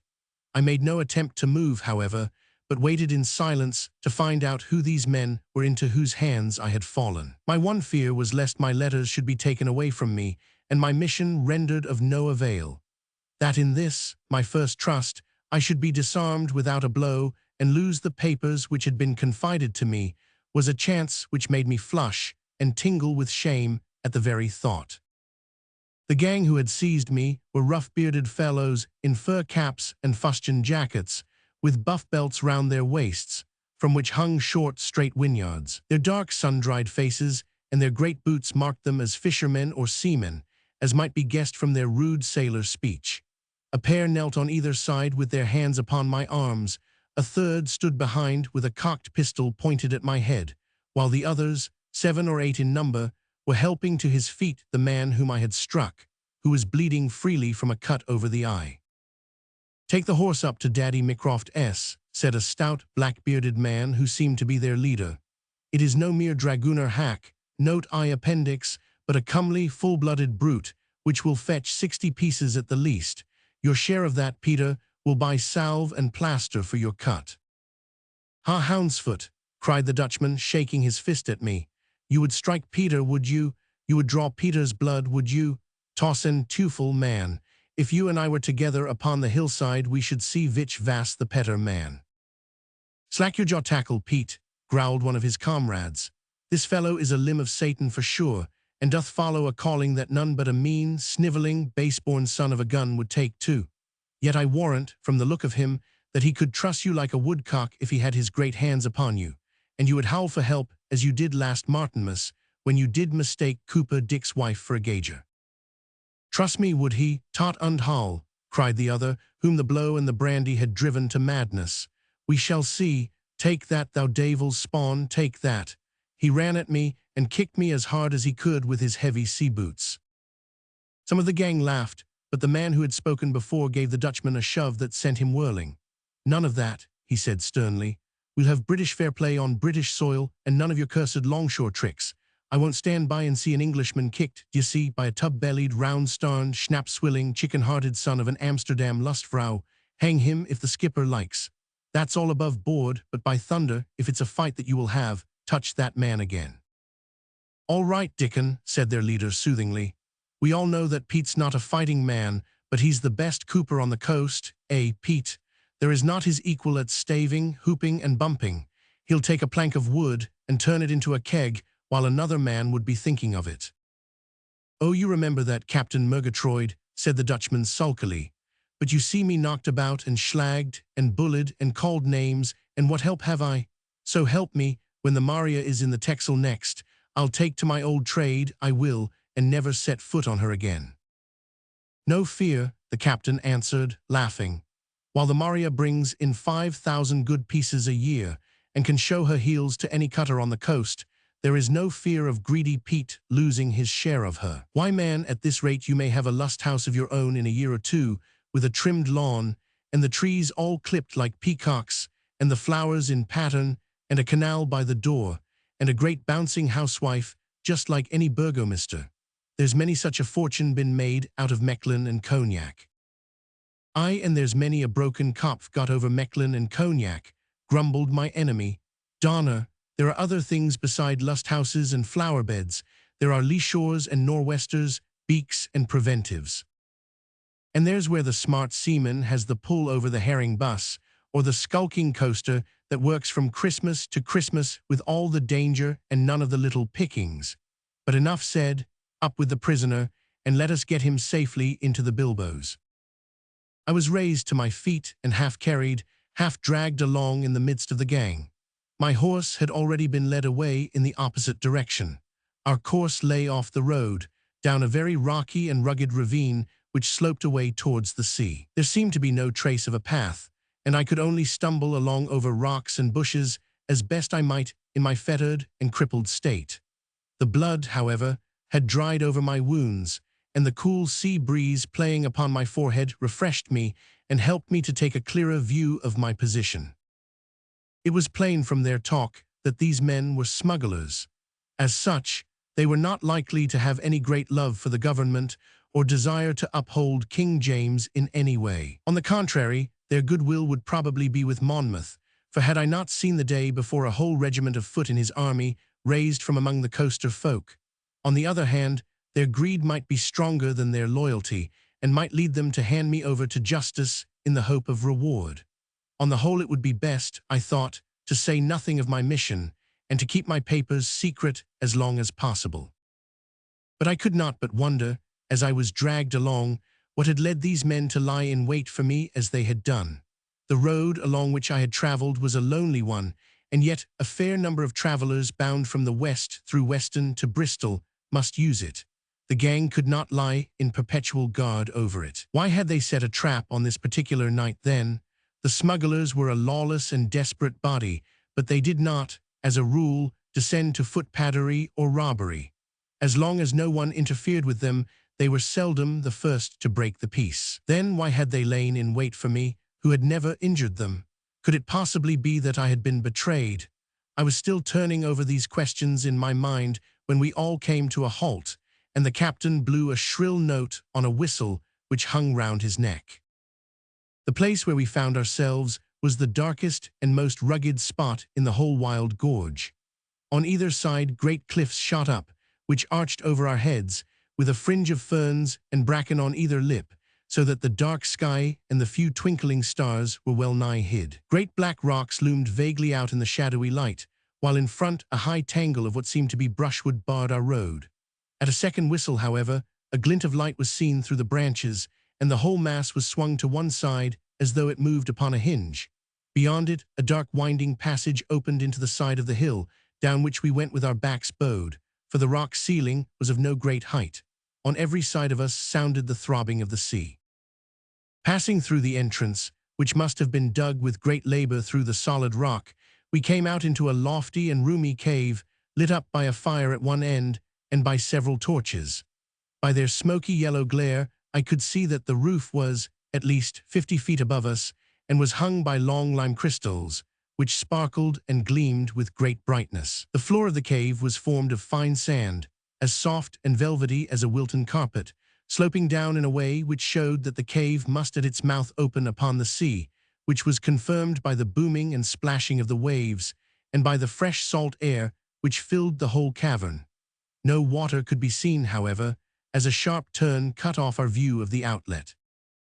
In this rock-girt space, which may have been 60 paces long and 30 across, there were gathered great piles of casks, kegs, and cases. Muskets, cutlasses, staves, cudgels, and straw were littered about upon the floor. At one end a high wood fire blazed merrily, casting strange shadows along the walls and sparkling like 1,000 diamonds among the crystals on the roof. The smoke was carried away through a great cleft in the rocks.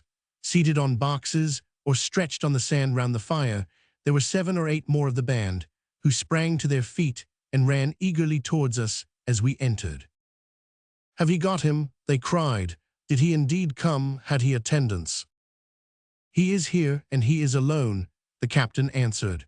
"Our hawser fetched him off his horse as neatly as ever a gull was netted by a cragsman. What have ye done in our absence, sealers?" "We have the packs ready for carriage," said the man addressed, a sturdy, weather-beaten seaman of middle age. "The silk and lace are done in these squares covered over with sacking.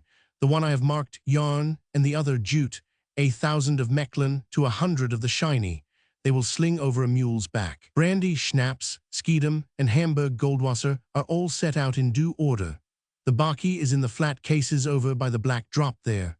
A plaguey job we had carrying it all out, but here it is shipshape at last, and the lugger floats like a skimming dish, with scarce ballast enough to stand up to a 5-knot breeze. "Any signs of the Fairy Queen?" asked the smuggler. "None. Long John is down at the water's edge looking out for her flashlight. This wind should bring her up if she has rounded Cummartin Point. There was a sail about 10 miles to the east-northeast at sundown. She might have been a Bristol schooner, or she might have been a King's flyboat." "A King's crawlboat," said Captain Murgatroyd with a sneer. "We cannot hang the gauger until Venables brings up the Fairy Queen, for after all it was one of his hands that was snackled. Let him do his own dirty work." "Toss and Blitzen," cried the ruffian Dutchman. "Would it not be a kindly grass to Captain Venables to chuck the gauger down the black drop ere he come? He may have such another job to do for us some day." "Zounds, man, are you in command or am I?" said the leader angrily. "Bring the prisoner forward to the fire. Now, hark ye, dog of a land shark, you are as surely a dead man as though you were laid out with the tapers burning. See here," he lifted a torch, and showed by its red light a great crack in the floor across the far end of the cave. "You can judge of the black drop's depth," he said, raising an empty keg and tossing it over into the yawning gulf. For 10 seconds we stood silent before a dull, distant clatter told that it had at last reached the bottom. "It will carry him halfway to hell before the breath leaves him," said one. "It's an easier death than the devise's gallows," cried a second. "Nay, he shall have the gallows first," a third shouted. "It is but his burial that we are arranging." "He hath not opened his mouth since we took him," said the man who was called Dickon. "Is he a mute, then? Find your tongue, my fine fellow, and let us hear what your name is. It would have been well for you if you had been born dumb, so that you could not have sworn our comrade's life away." "I have been waiting for civil question after all this brawling and brabbling," said I. "My name is Micah Clarke. Now, pray inform me who ye may be, and by what warrant ye stop peaceful travellers upon the public highway." "This is our warrant," Murgatroyd answered, touching the hilt of his cutlass. "As to who we are, ye know that well enough. Your name is not Clarke, but Westhouse or Waterhouse, and you are the same cursed exciseman who snackled our poor comrade, Cooper Dick, and swore away his life at Ilchester." "I swear that you are mistaken," I replied. "I have never in my life been in these parts before." Fine words," cried another smuggler. "Gauger or no, you must jump for it, since you know the secret of our cave." "Your secret is safe with me," I answered. "But if ye wish to murder me, I shall meet my fate as a soldier should. I should have chosen to die on the field of battle, rather than to lie at the mercy of such a pack of water-rats in their burrow." "My faith," said Murgatroyd, "this is too tall talk for a gauger. He bears himself like a soldier, too. It is possible that in snaring the owl we have caught the falcon, yet we had certain token that he would come this way, and on such another horse." "Call up Long John," suggested the Dutchman. "I would not give a plug of Trinidado for the Shelm's word. Long John was with Cooper Dick when he was taken." "Aye," growled the mate Sealers.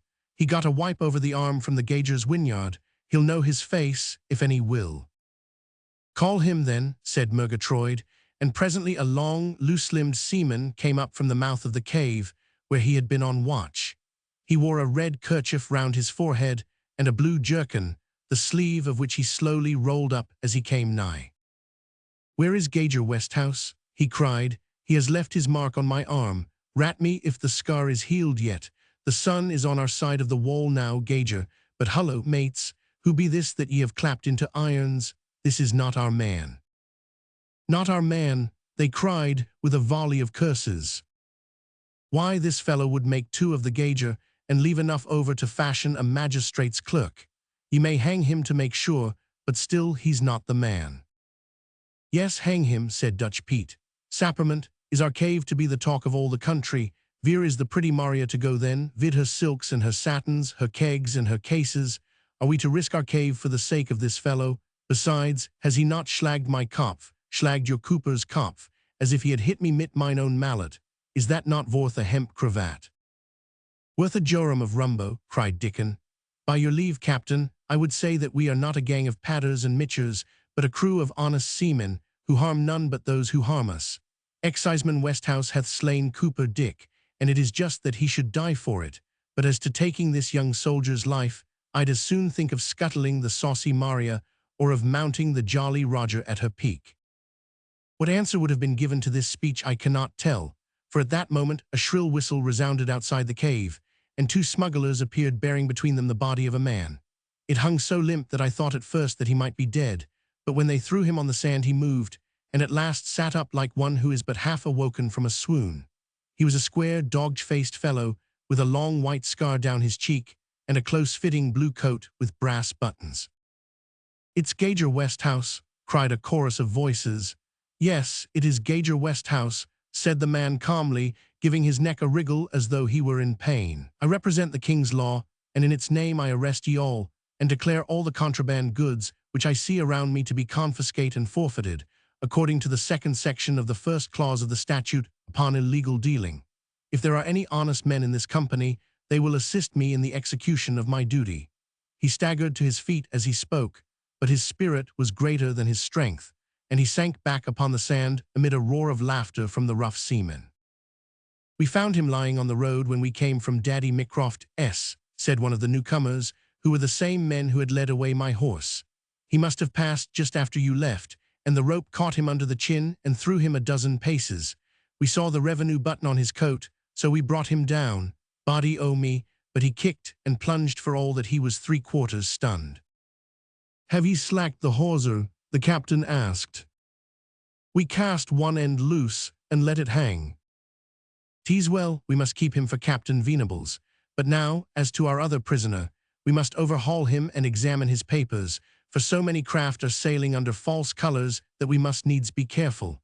Hark ye, Mr. Soldier, what brings you to these parts, and what king do you serve? For I hear there's a mutiny broke out, and 2 skippers claim equal rating in the old British ship." "I am serving under King Monmouth," I answered, seeing that the proposed search must end in the finding of my papers. "Under King Monmouth," cried the smuggler. "Nay, friend, that rings somewhat false. The good king hath, I hear, too much need of his friends in the south to let an able soldier go wandering along the sea coast like a Cornish wrecker in a sou'wester." "I bear dispatches," said I, "from the king's own hand to Henry Duke of Beaufort at his castle at Badminton. Ye can find them in my inner pocket, but I pray ye not to break the seal, lest it bring discredit upon my mission." "Sir," cried the gauger, raising himself upon his elbow, "I do hereby arrest you on the charge of being a traitor, a promoter of treason, a vagrant, and a masterless man within the meaning of the 4th statute of the Act. As an officer of the law, I call upon you to submit to my warrant." "Brace up his jaw with your scarf, Jim," said Murgatroyd. "When Venables comes, he will soon find a way to check his gab. Yes," he continued, looking at the back of my papers, "it is marked, as you say, from James II of England, known lately as the Duke of Monmouth, to Henry Duke of Beaufort, President of Wales, by the hand of Captain Micah Clarke, of Saxon's regiment of Wiltshire Foot. Cast off the lashings, Dickon. So, Captain, you are a free man once more, and I grieve that we should have unwittingly harmed you. We are good Lutherans to a man, and would rather speed you than hinder you on this mission." "Could we not indeed help him on his way?" said the mate Sealers. "For myself, I don't fear a wet jacket or a tarry hand for the cause, and I doubt not ye are all of my way of thinking. Now with this breeze, we could run up to Bristol and drop the captain by morning, which would save him from being snapped up by any landsharks on the road." "Aye, aye," cried Long John. "The king's horse are out beyond Weston, but he could give them the slip if he had the Maria under him." "Well," said Murgatroyd, "we could get back by 3 long tacks. Venables will need a day or so to get his goods ashore. If we are to sail back in company, we shall have time on our hands. How would the plan suit you, Captain?" "My horse," I objected. "It need not stop us. I can rig up a handy horse-stall with my spare spars in the grating. The wind has died down. The lugger could be brought to Dead Man's Edge, and the horse led down to it. Run up to Daddy's, Jim, and you Sealers see to the boat. Here is some cold junk and biscuit, seaman's fare, Captain, and a glass o' the real Jamaica to wash it down, and thy stomach be not too dainty for rough living." I seated myself on a barrel by the fire and stretched my limbs, which were cramped and stiffened by their confinement, while one of the seamen bathed the cut on my head with a wet kerchief, and another laid out some food on a case in front of me. The rest of the gang had trooped away to the mouth of the cave to prepare the lugger, save only 2 or 3 who stood on guard round the ill-fated gauger. He lay with his back resting against the wall of the cave, and his arms crossed over his breast, glancing round from time to time at the smugglers with menacing eyes, as a staunch old hound might gaze at a pack of wolves who had overmatched him. I was turning it over in my own mind whether aught could be done to help him, when Murgatroyd came over and, dipping a tin pannikin into the open rum tub, drained it to the success of my mission.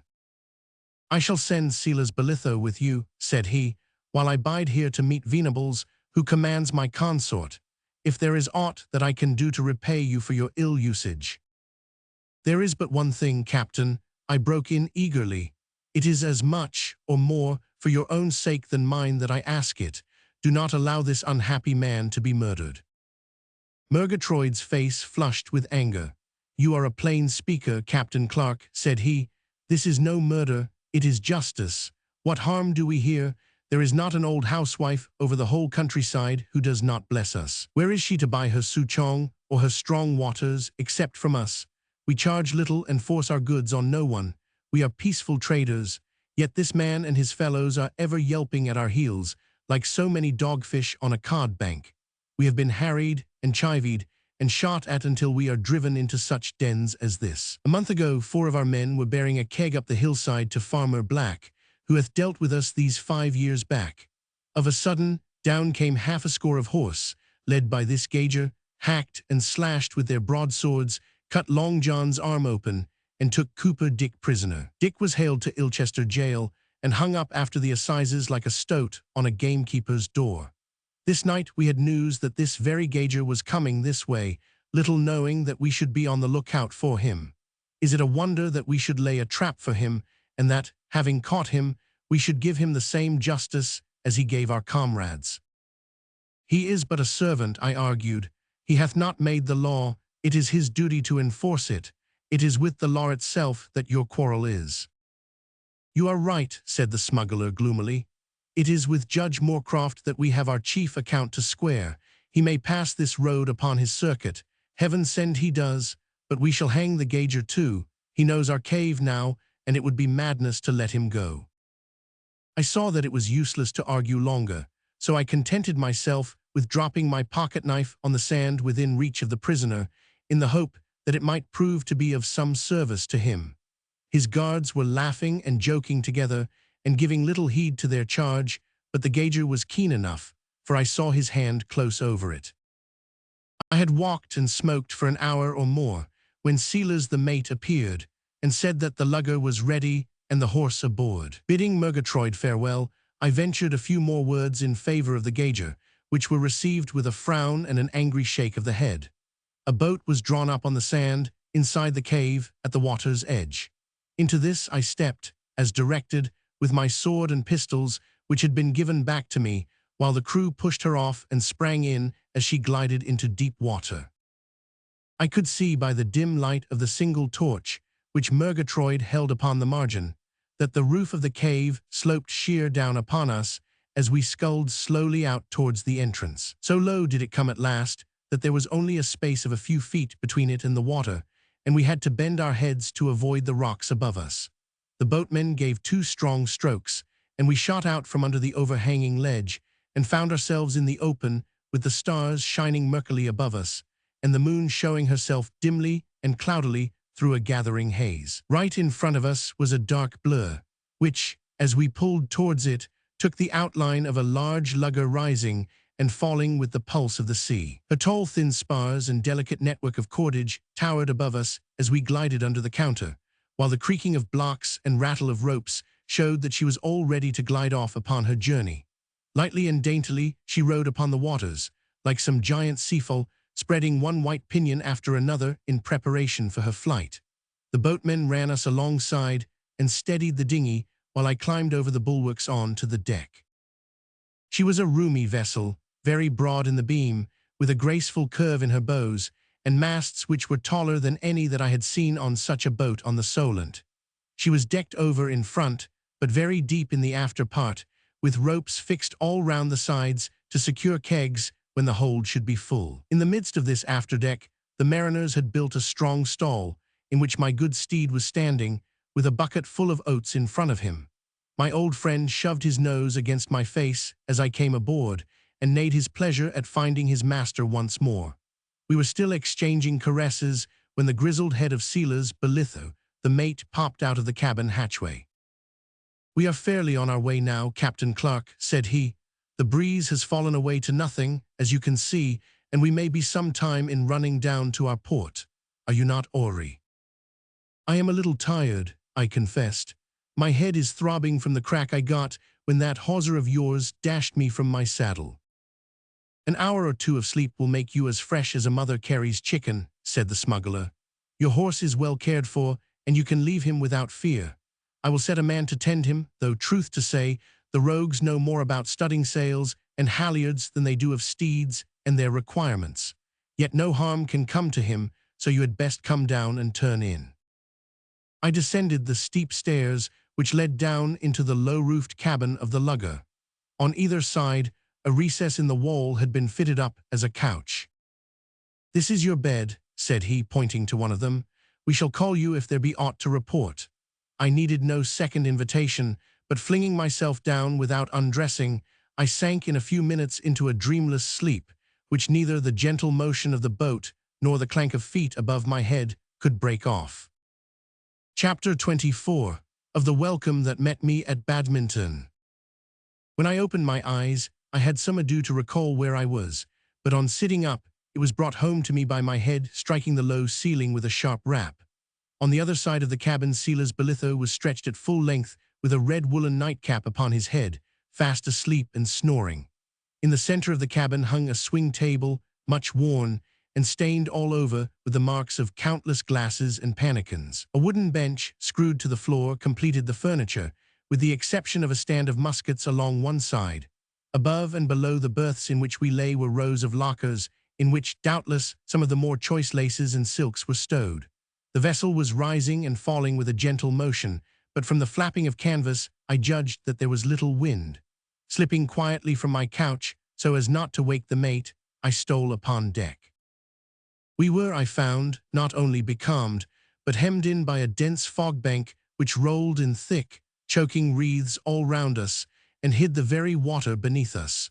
We might have been a ship of the air riding upon a white cloud-bank. Now and anon a little puff of breeze caught the foresail and bellied it out for a moment, only to let it flap back against the mast, limp and slack once more. A sunbeam would at times break through the dense cloud and would spangle the dead grey wall with a streak of rainbow color, but the haze would gather in again and shut off the bright invader. Covenant was staring right and left with great questioning eyes. The crew were gathered along the bulwarks and smoking their pipes while they peered out into the dense fog. "God den, Captain," said Dickon, touching his fur cap. "We have had a rare run while the breeze lasted, and the mate reckoned before he turned in that we were not many miles from Bristol town." "In that case, my good fellow," I answered, "ye can set me ashore, for I have not far to go." "We must e'en wait till the fog lifts," said Long John. "There's only one place along here, d'ye see, where we can land cargoes unquestioned.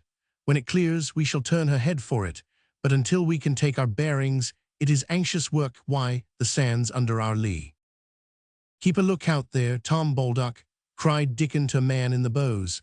"We are in the track of every Bristol ship, and though there's so little wind, a high-sparred craft might catch a breeze which we miss." "SH," said Long John suddenly, holding up his hand in warning. "SH." We listened with all our ears, but there was no sound, save the gentle wash of the unseen waves against our sides. "Call the mate," whispered the seaman. "There's a craft close by us. I heard the rattle of a rope upon her deck." Silas Belitho was up in an instant, and we all stood straining our ears and peering through the dense fog-bank. We had well nigh made up our minds that it was a false alarm, and the mate was turning back in no very good humor, when a clear loud bell sounded 7 times quite close to us, followed by a shrill whistle and a confused shouting and stamping. "It's a king's ship," growled the mate. "That's 7 bells, and the boatswain is turning out the watch below." "It was on our quarter," whispered one. Nay, I think it was on our larboard bow, said another. The mate held up his hand, and we all listened for some fresh sign of the whereabouts of our scurvy neighbour. The wind had freshened a little, and we were slipping through the water at 4 or 5 knots an hour. Of a sudden, a hoarse voice was heard roaring at our very side. "'Bout ship," it shouted. "Bear a hand on the lee braces there. Stand by the halyards. Bear a hand, ye lazy rogues, or I'll be among ye with my cane, with a wannion to ye." "It is a king's ship, sure enough, and she lies just there," said Long John, pointing out over the quarter. "Merchant adventurers have civil tongues. It's your blue-coated, gold-braided, swivel-eyed quarterdeckers that talk of canes. Ha, did I not tell ye?" As he spoke, the white screen of vapor rolled up like the curtain in a playhouse, and uncovered a stately warship, lying so close that we could have thrown a biscuit aboard. Her long, lean, black hull rose and fell with a slow, graceful rhythm, while her beautiful spars and snow-white sails shot aloft until they were lost in the wreaths of fog which still hung around her. 9 bright brass cannons peeped out at us from her portholes. Above the line of hammocks, which hung like carded wool along her bulwarks, we could see the heads of the seamen staring down at us and pointing us out to each other. On the high poop stood an elderly officer with cocked hat and trim white wig, who at once whipped up his glass and gazed at us through it. "Ahoy there," he shouted, leaning over the taffrail. "What lugger is that?" "The Lucy," answered the mate, "bound from Porlock Quay to Bristol with hides and tallow. Stand ready to tack." He added in a lower voice, "The fog is coming down again." "Ye have one of the hides with the horse still in it," cried the officer. "Run down under our counter. We must have a closer look at ye." "Aye, aye, sir," said the mate, and putting his helm hard down the boom swung across, and the Maria darted off like a scared seabird into the fog. Looking back, there was nothing but a dim loom to show where we had left the great vessel. We could hear, however, the hoarse shouting of orders and the bustle of men. "Look out for squalls, lads," cried the mate. "He'll let us have it now." He had scarcely spoken before there were 6 throbs of flame in the mist behind, and as many balls sung among our rigging. One cut away the end of the yard and left it dangling. Another grazed the bowsprit and sent a puff of white splinters into the air. "Warm work, Captain, eh?" said old Sealers, rubbing his hands. "Zounds, they shoot better in the dark than ever they did in the light. There have been more shots fired at this lugger than she could carry war she loaded with them, and yet they never so much as knocked the paint off her before. There they go again." A fresh discharge burst from the man-o'-war, but this time they had lost all trace of us and were firing by guess. "That is their last bark, sir," said Dickon. "No fear, they'll blaze away for the rest of the day," growled another of the smugglers. "Why, Lord bless ye, it's good exercise for the crew, and the munition is the king's, so it don't cost nobody a groat." "It's well the breeze freshened," said Long John. "I heard the creak o' davits just after the first discharge. She was lowering her boats, or I'm a Dutchman." "The better for you if you vass, you 7-foot stockfish," cried my enemy the cooper, whose aspect was not improved by a great strip of plaster over his eye. "You might have learned something better than to pull on a rope, or to swab decks like a vrow all your life." "I'll set you adrift in one of your own barrels, you skin of lard," said the seaman. "How often are we to trounce you before we knock the sauce out of you?" "The fog lifts a little towards the land," Sealers remarked. "Methinks I see the loom of St. Austin's Point. It rises there upon the starboard bow." "There it is, sure enough, sir," cried one of the seamen, pointing to a dark cape which cut into the mist. "Steer for the 3-fathom creek, then," said the mate. "When we are on the other side of the point, Captain Clarke, we shall be able to land your horse and yourself. You will then be within a few hours' ride of your destination." I led the old seaman aside, and having thanked him for the kindness which he had shown me, I spoke to him of the gauger, and implored him to use his influence to save the man. "It rests with Captain Venables," said he gloomily. "If we let him go, what becomes of our cave?" "Is there no way of ensuring his silence?" I asked. "Well, we might ship him to the plantations," said the mate. "We could take him to the Texel with us and get Captain Donders or some other to give him a lift across the Western Ocean. Do so, said I, and I shall take care that King Monmouth shall hear of the help which ye have given his messenger. Well, we shall be there in a brace of shakes, he remarked.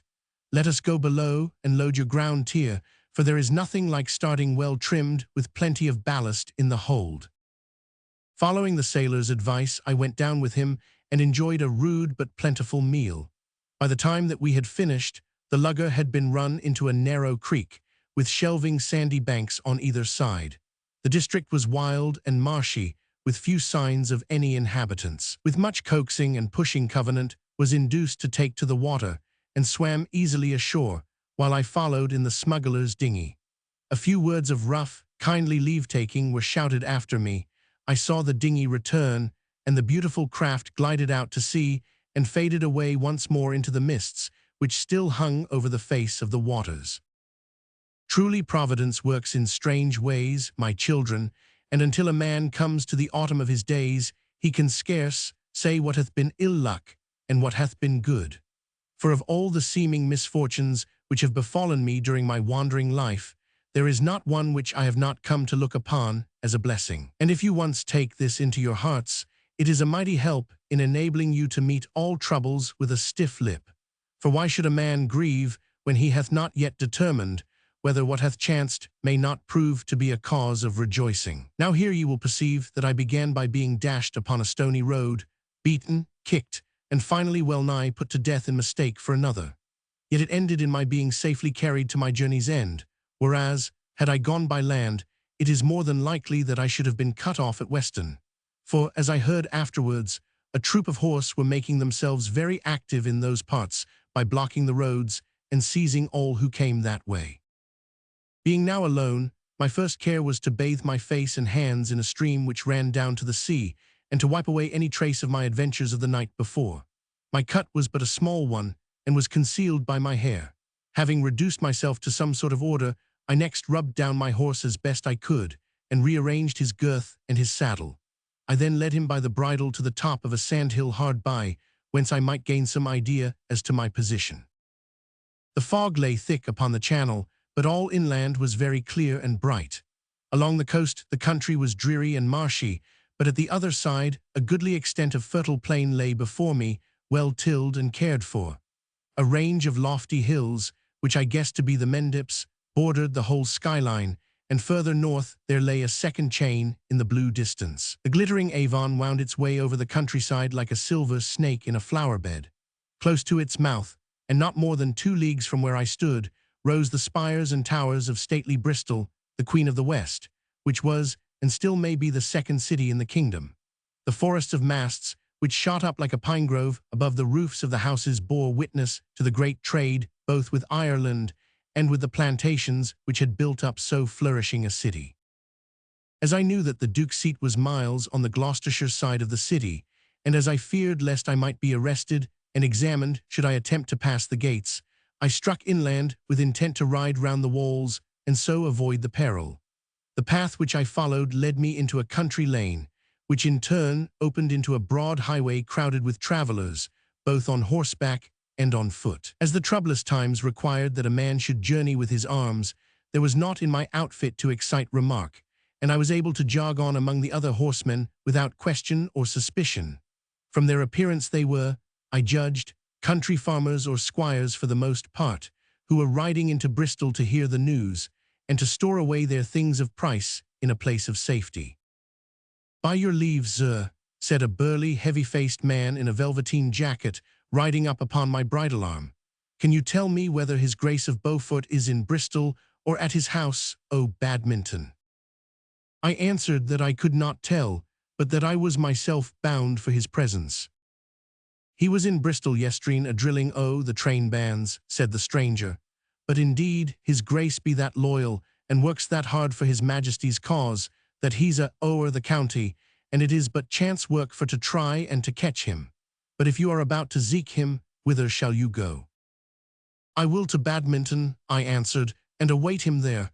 Can you tell me the way?" "What, not know the way to Badminton?" he cried, with a blank stare of wonder. "Why, I thought all the world knew that. You're not fra Wales or the border counties, sir, that be very clear." I am a Hampshire man, said I. I have come some distance to see the Duke. So I should think, he cried, laughing loudly. If you don't know the way to Badminton, you don't know much. But I'll go with you, danged if I don't, and I'll show you your road, and run my chance o' finding the Duke there. What be your name? Micah Clarke is my name. And Vermer Brown is mine, John Brown by the register, but better knowed as the Vermer. Tack this turn to the right off the high road. Now we can trot our beasts and not be smothered in other folks' dust. And what be you going to Beaufort for? On private matters which will not brook discussion, I answered. Lor now affairs o' state belike, said he with a whistle. Well, a still tongue saves many a neck. I'm a cautious man myself, and these be times when I wouldna whisper some o' my thoughts. No, not into the ears o' my old brown mare here, for fear I'd see her some day standing over against me in the witness box.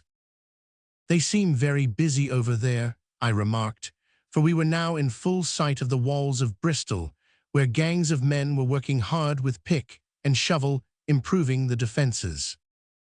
They be busy sure enough, Mackin, ready in case the rebels come this road. Cromwell and his tawnies founded a rasper in my vather's time, and Monmouth is like to do the same. It hath a strong garrison, too, said I, bethinking me of Saxon's advice at Salisbury. I see 2 or 3 regiments out yonder on the bare open space. They have 4,000 foot and 1,000 horse, the farmer answered. But the foot are only train bands, and there's no trusting them after Axminster. They say up here that the rebels run to nigh 20,000, and that they give no quarter. Well, if we must have civil war, I hope it may be hot and sudden, not spun out for a dozen years like the last one. If our throats are to be cut, let it be with a sharp knife, and not with a blunt hedge shears. What say you to a stoup of cider? I asked, for we were passing an ivy-clad inn, with the Beaufort arms printed upon the sign. With all my heart, lad, my companion answered. Ho there, 2 pints of the old hard brewed, that will serve to wash the dust down. The real Beaufort arms is up yonder at Badminton, for at the buttery hatch one may call for what one will in reason, and never put hand to pocket. You speak of the house as though you knew it well, said I. And who should know it better? Asked the sturdy farmer, wiping his lips, as we resumed our journey. Why, it seems but yesterday that I played hide-and-seek wi' my brothers in the old Boteler Castle, that stood where the new house o' Badminton, or Acton Turville, as some calls it, now stands. The Duke hath built it but a few years, and indeed his dukedom itself is scarce older. There are some who think that he would have done better to stick by the old name that his forebears bore. What manner of man is the Duke? I asked. Hot and hasty, like all of his blood, yet when he hath time to think, and hath cooled down, he is just in the main. Your horse hath been in the water this morning, vreened. Yes, said I shortly, he hath had a bath. I am going to his grace on the business of a horse, quoth my companion. His officers have pressed my piebald 4-year-old, and taken it without a with your leave, or by your leave, for the use of the king. I would have them know that there is something higher than the Duke, or even than the king. There is the English law, which will preserve a man's goods and his chattels. I would do aught in reason for King James's service, but my piebald 4-year-old is too much. I fear that the needs of the public service will override your objection, said I. Why, it is enough to make a man a Whig, he cried. Even the Roundheads always paid their ver penny for every pennyworth they had, though they wanted a ver pennyworth for each penny. I have heard my father say that trade was never so brisk as in '46, when they were down this way. Old Noel had a noose of hemp ready for horse stealers, were they for king or for parliament. But here comes his grace's carriage, if I mistake not. As he spoke, a great heavy yellow coach, drawn by 6 cream-colored Flemish mares, dashed down the road and came swiftly towards us.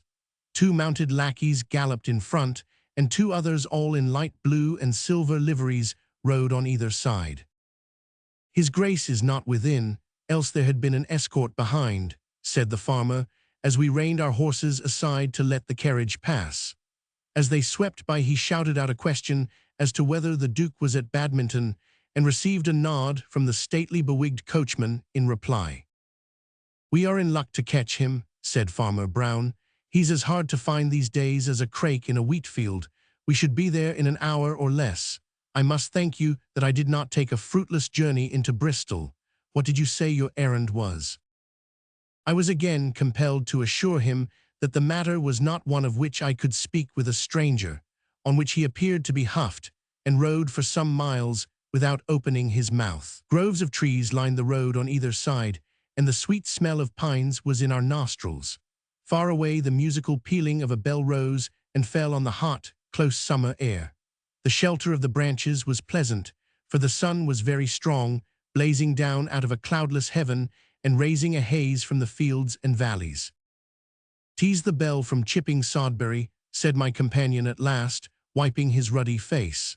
"That's Sodbury Church yonder over the brow of the hill, and here on the right is the entrance of Badminton Park. High iron gates, with the leopard and griffin, which are the supporters of the Beaufort arms, fixed on the pillars which flanked them, opened into a beautiful domain of lawn and grass land, with clumps of trees scattered over it, and broad sheets of water, thick with wild fowl. At every turn as we rode up the winding avenue some new beauty caught our eyes, all of which were pointed out and expounded by Farmer Brown, who seemed to take as much pride in the place as though it belonged to him. Here it was a rockery where 1,000 bright-colored stones shone out through the ferns and creepers which had been trained over them. There it was a pretty prattling brook, the channel of which had been turned so as to make it come foaming down over a steep ledge of rocks. Or perhaps it was some statue of nymph or sylvan god, or some artfully built arbor overgrown with roses or honeysuckle. I have never seen grounds so tastefully laid out, and it was done, as all good work in art must be done, by following nature so closely that it only differed from her handiwork in its profusion in so narrow a compass. A few years later, our healthy English taste was spoiled by the pedant gardening of the Dutch with their straight flat ponds, and their trees all clipped and in a line like vegetable grenadiers.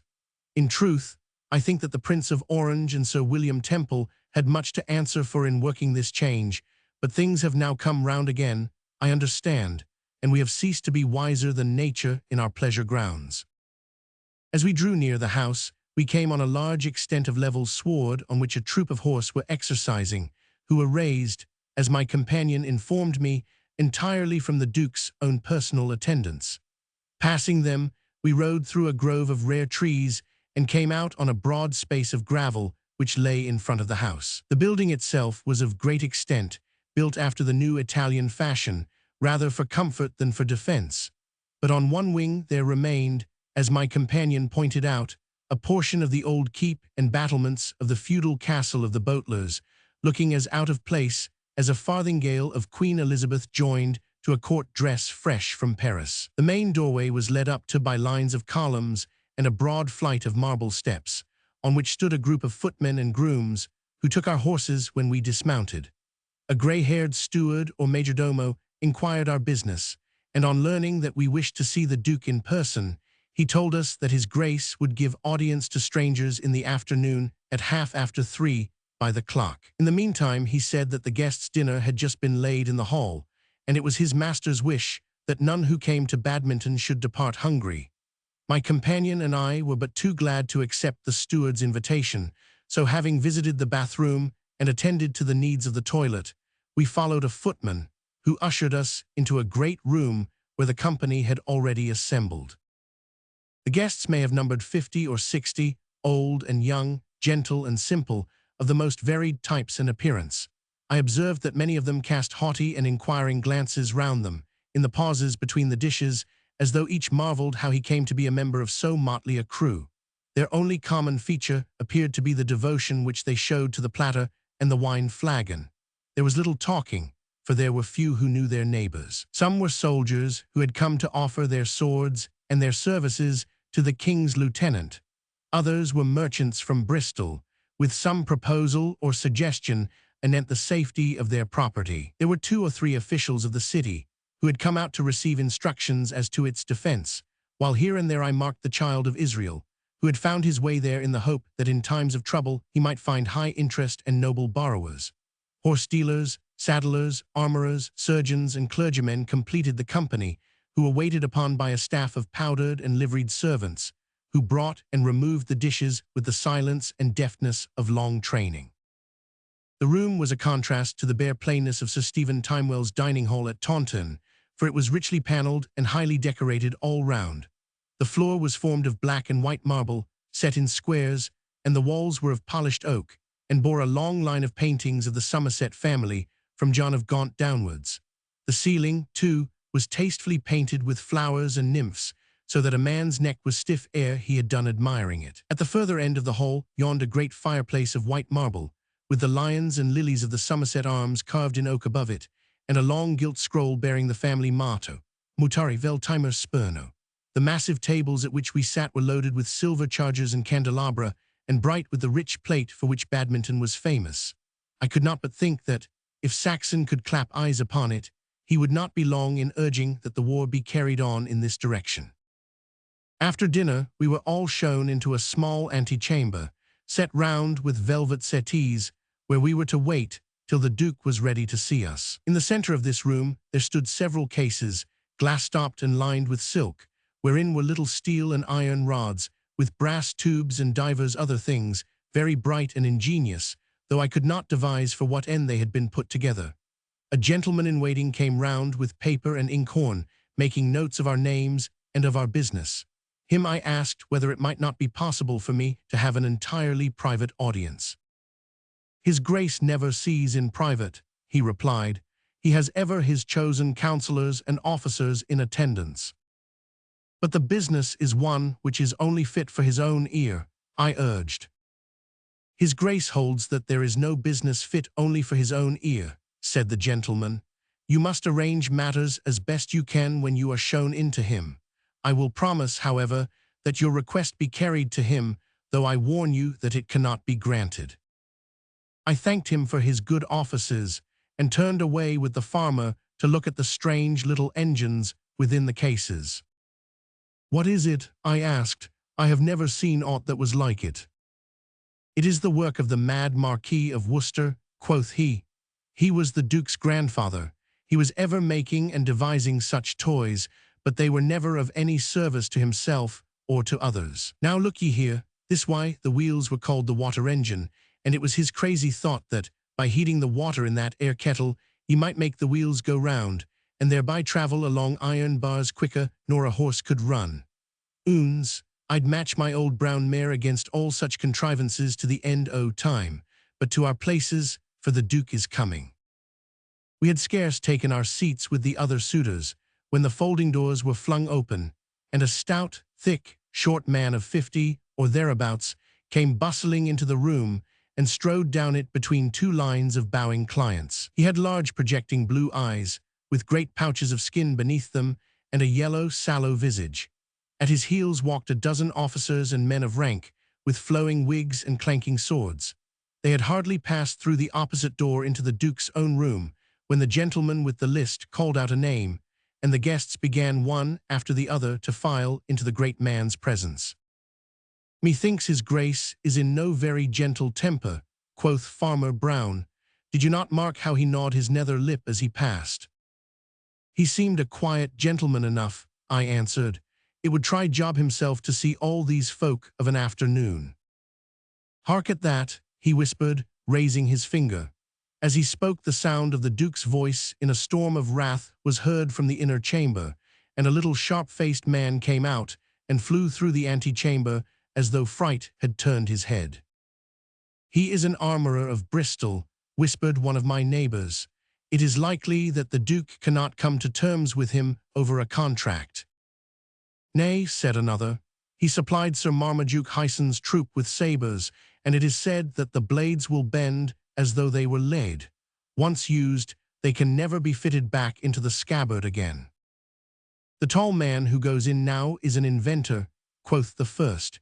He hath the secret of some very grievous fire, such as hath been used by the Greeks against the Turks in the Levant, which he desires to sell for the better fortifying of Bristol. The Greek fire seemed to be in no great request with the Duke, for the inventor came out presently with his face as red as though it had been touched by his own compound. The next upon the list was my honest friend the farmer. The angry tones which greeted him promised badly for the fate of the 4-year-old, but a lull ensued, and the farmer came out and resumed his seat, rubbing his great red hands with satisfaction. "Ecode," he whispered. "He was plaguy hot at first, but he soon came round, and he hath promised that if I pay for the hire of a dragooner, as long as the war shall last, I shall have back the piebald." I had been sitting all this time wondering how in the world I was to conduct my business amid the swarm of suppliants and the crowd of officers who were attending the Duke. Had there been any likelihood of my gaining audience with him in any other way, I should gladly have adopted it, but all my endeavors to that end had been useless.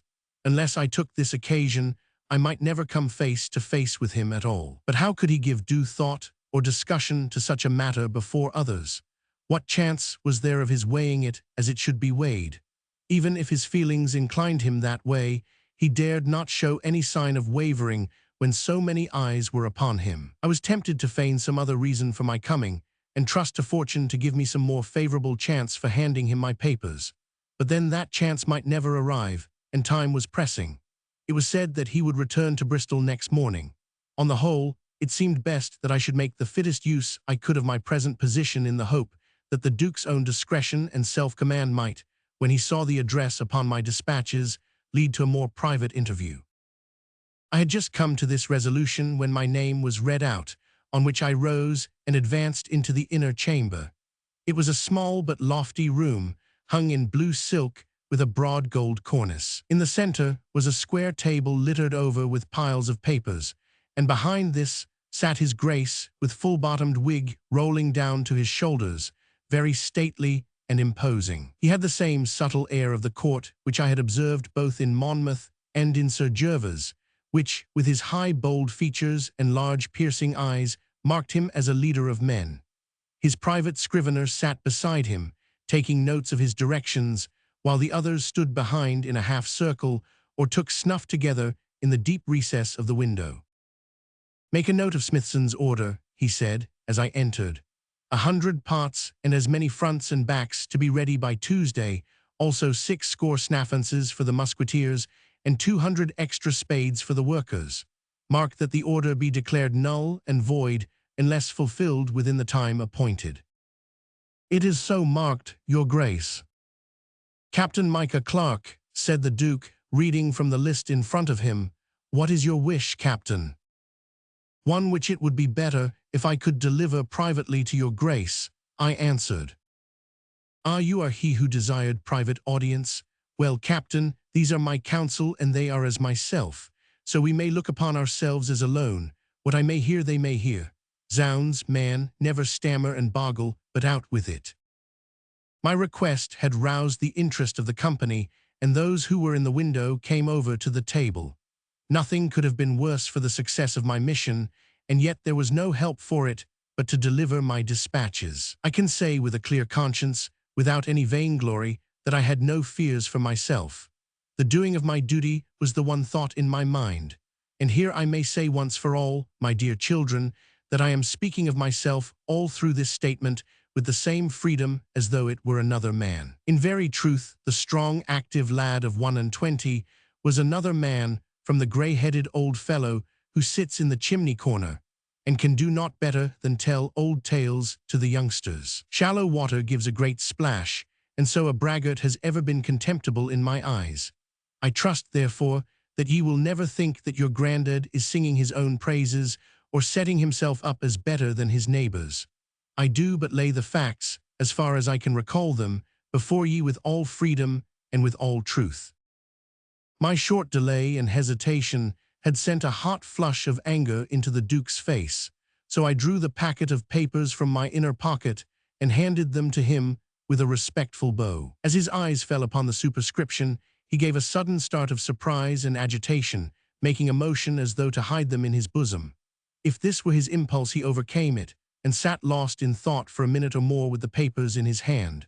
Then, with a quick toss of the head, like a man who hath formed his resolution, he broke the seals and cast his eyes over the contents, which he then threw down upon the table with a bitter laugh. "What think ye, gentlemen?" he cried, looking round with scornful eyes. "What think ye this private message hath proved to be? It is a letter from the traitor Monmouth, calling upon me to resign the allegiance of my natural sovereign, and to draw my sword in his behalf. If I do this, I am to have his gracious favor and protection. If not, I incur sequestration, banishment, and ruin. He thinks Beaufort's loyalty is to be bought like a packman's ware, or bullied out of him by ruffling words. The descendant of John of Gaunt is to render fealty to the brat of a wandering playwoman. Several of the company sprang to their feet, and a general buzz of surprise and anger greeted the Duke's words. He sat with bent brows, beating his foot against the ground, and turning over the papers upon the table. "What hath raised his hopes to such mad heights?" he cried. "How doth he presume to send such a missive to one of my quality? Is it because he hath seen the backs of a parcel of rascally militia men, and because he hath drawn a few hundred chawbacons from the plough's tail to his standard, that he ventures to hold such language to the President of Wales? But ye will be my witnesses as to the spirit in which I received it." "We can preserve your grace from all danger of slander on that point," said an elderly officer, while a murmur of assent from the others greeted the remark. "And you," cried Beaufort, raising his voice and turning his flashing eyes upon me, "who are you that dare to bring such a message to Badminton? You had surely taken leave of your senses ere you did set out upon such an errand." "I am in the hands of God here as elsewhere," I answered, with some flash of my father's fatalism. "I have done what I promised to do, and the rest is no concern of mine." "You shall find it a very close concern of thine," he shouted, springing from his chair and pacing up and down the room, "so close as to put an end to all thy other concerns in this life. Call in the halberdiers from the outer hall. Now, fellow, what have you to say for yourself?" "There is naught to be said," I answered. "But something to be done," he retorted in a fury. "Seize this man and secure his hands." 4 halberdiers who had answered the summons closed in upon me and laid hands on me. Resistance would have been folly, for I had no wish to harm the men in the doing of their duty. I had come to take my chance, and if that chance should prove to be death, as seemed likely enough at present, it must be met as a thing foreseen. I thought of those old-time lines which Master Chillingfoot of Petersfield had ever held up to our admiration. "Non civium ardor prava jubentium. Non vultus instantes tyranni. Ment quatit solida."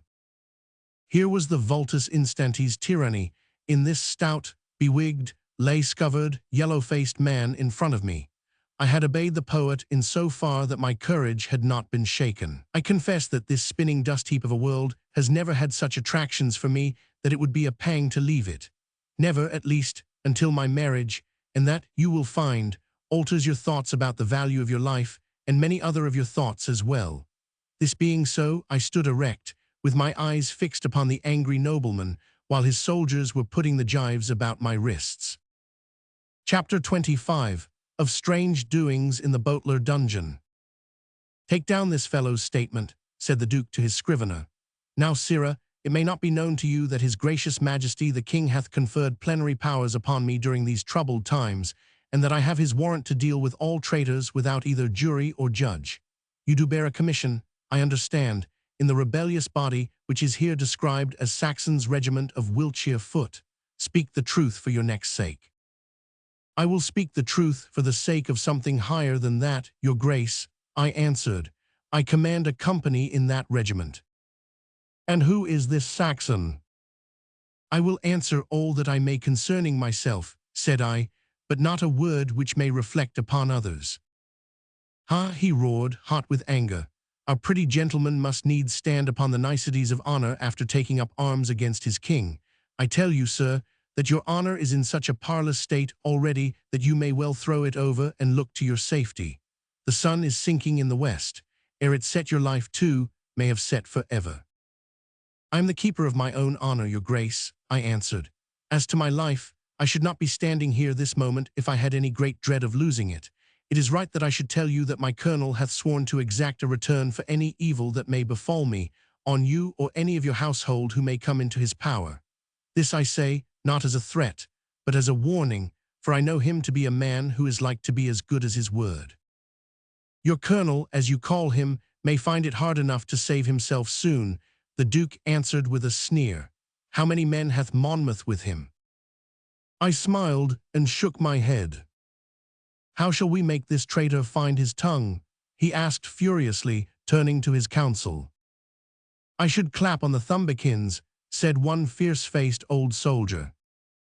I have known a lighted match between the fingers work wonders, another suggested. Sir Thomas Doutsell hath in the Scottish War been able to win over several of that most stubborn and hardened race, the Western Covenanters, by such persuasion. Sir Thomas Doutsell, said a grey-haired gentleman, clad in black velvet, hath studied the art of war among the Muscovites in their barbarous and bloody encounters with the Turks. God forbid that we Christians of England should seek our examples among the skin-clad idolaters of a savage country. Sir William would like to see war carried out on truly courteous principles, said the first speaker. A battle should be like a stately minuet, with no loss of dignity or of etiquette. Sir, the other answered hotly, I have been in battles when you were in your baby linen, and I handled a battoon when you could scarce shake a rattle. In leaguer or onfal, a soldier's work is sharp and stern, but I say that the use of torture, which the law of England hath abolished, should also be laid aside by the law of nations. Enough, gentlemen, enough, cried the Duke, seeing that the dispute was like to wax warm. Your opinion, Sir William, hath much weight with us, and yours also, Colonel Hearn. We shall discuss this at greater length in privacy. Halberdiers, remove the prisoner, and let a clergyman be sent to look to his spiritual needs. Shall we take him to the strong room, your grace? Asked the captain of the guard. No, to the old Boteler dungeon, he replied, and I heard the next name upon the list called out, while I was led through a side door with a guard in front and behind me. We passed through endless passages and corridors, with heavy stop and clank of arms, until we reached the ancient wing. Here in the corner turret was a small bare room, mouldy and damp, with a high arched roof and a single long slit in the outer wall to admit light. A small wooden couch and a rude chair formed the whole of the furniture. Into this I was shown by the captain, who stationed a guard at the door, and then came in after me and loosened my wrists. He was a sad-faced man, with solemn, sunken eyes and a dreary expression, which matched ill with his bright trappings and gay sword-knot. Keep your heart up, friend, said he in a hollow voice. It is but a choke and a struggle. A day or two since we had the same job to do, and the man scarcely groaned. Old Spender, the Duke's marshal, hath as sure a trick of tying and as good judgment in arranging a drop as hath done of Tyburn. Be of good heart, therefore, for you shall not fall into the hands of a bungler. I would that I could let Monmouth know that his letters were delivered, I exclaimed, seating myself on the side of the bed. I faith they were delivered. Had you been the penny postman of Mr. Robert Murray, of whom we heard so much in London last spring, you could not have handed it in more directly. Why did you not talk the Duke fair? He is a gracious nobleman, and kind of heart, save when he is thwarted or angered. Some little talk as to the rebels' numbers and dispositions might have saved you. I wonder that you, as a soldier, should speak or think of such a thing, said I coldly. Well, well, your neck is your own. If it please you to take a leap into nothing, it were pity to thwart you. But his grace commanded that you should have the chaplain. I must away to him. I prithee do not bring him, said I am one of a dissenting stock, and I see that there is a Bible in yonder recess. No man can aid me in making my peace with God. It is well, he answered, for Dean Hubie hath come over from Chippenham, and he is discoursing with our good chaplain on the need of self-denial, moistening his throat the while with a flask of the prime Tokay. At dinner I heard him put up thanks for what he was to receive, and in the same breath asked the butler how he dared to serve a deacon of the church with a pullet without truffle dressing. But perhaps you would desire Dean Hubie's spiritual help. No? Well, what I can do for you in reason shall be done, since you will not be long upon our hands. Above all, keep a cheery heart. He left the cell, but presently unlocked the door and pushed his dismal face round the corner. I am Captain Sinclair, of the Duke's household, he said. Should you have occasion to ask for me, you had best have spiritual help, for I do assure you that there hath been something worse than either warder or prisoner in this cell. What then? I asked. Why, marry, nothing less than the devil, he answered, coming in and closing the door. It was in this way, he went on, sinking his voice, 2 years agon Hector Marot, the highwayman, was shut up in this very Boteler dungeon. I was myself on guard in the corridor that night, and saw the prisoner at 10 o'clock sitting on that bed even as you are now. At 12 I had occasion to look in, as my custom is, with the hope of cheering his lonely hours, when lo, he was gone. Yes, you may well stare. Mine eyes had never been off the door, and you can judge what chance there was of his getting through the windows. Walls and floor are both solid stone, which might be solid rock for the thickness. When I entered, there was a plaguy smell of brimstone, and the flame of my lanthorn burned blue. Nay, it is no smiling matter. If the devil did not run away with Hector Marot, pray who did? For sure I am that no angel of grace could come to him as to Peter of old. Perchance, the evil one may desire a second bird out of the same cage, and so I tell you this, that you may be on your guard against his assaults. Nay, I fear him not, I answered. It is well, croaked the captain, be not cast down. His head vanished, and the key turned in the creaking lock. So thick were the walls that I could hear no sound after the door was closed, save for the sighing of the wind in the branches of the trees outside the narrow window. All was as silent as the grave within the dungeon. Thus left to myself, I tried to follow Captain Sinclair's advice as to the keeping up of my heart, though his talk was far from being of a cheering nature. In my young days, more particularly among the sectaries with whom I had been brought most in contact, a belief in the occasional appearance of the Prince of Darkness and his interference in bodily form with the affairs of men was widespread and unquestioning. Philosophers in their own quiet chambers may argue learnedly on the absurdity of such things, but in a dim-lit dungeon, cut off from the world, with the grey gloaming creeping down, and one's own fate hanging in the balance, it becomes a very different matter. The escape, if the captain's story were true, appeared to border upon the miraculous. I examined the walls of the cell very carefully. They were formed of great square stones cunningly fitted together. The thin slit or window was cut through the center of a single large block. All over, as high as the hand could reach, the face of the walls was covered with letters and legends cut by many generations of captives. The floor was composed of old foot-worn slabs, firmly cemented together. The closest search failed to show any hole or cranny where a rat could have escaped, far less a man. It is a very strange thing, my dears, to sit down in cold blood and think that the chances are that within a few hours your pulses will have given their last throb and your soul have sped away upon its final errand.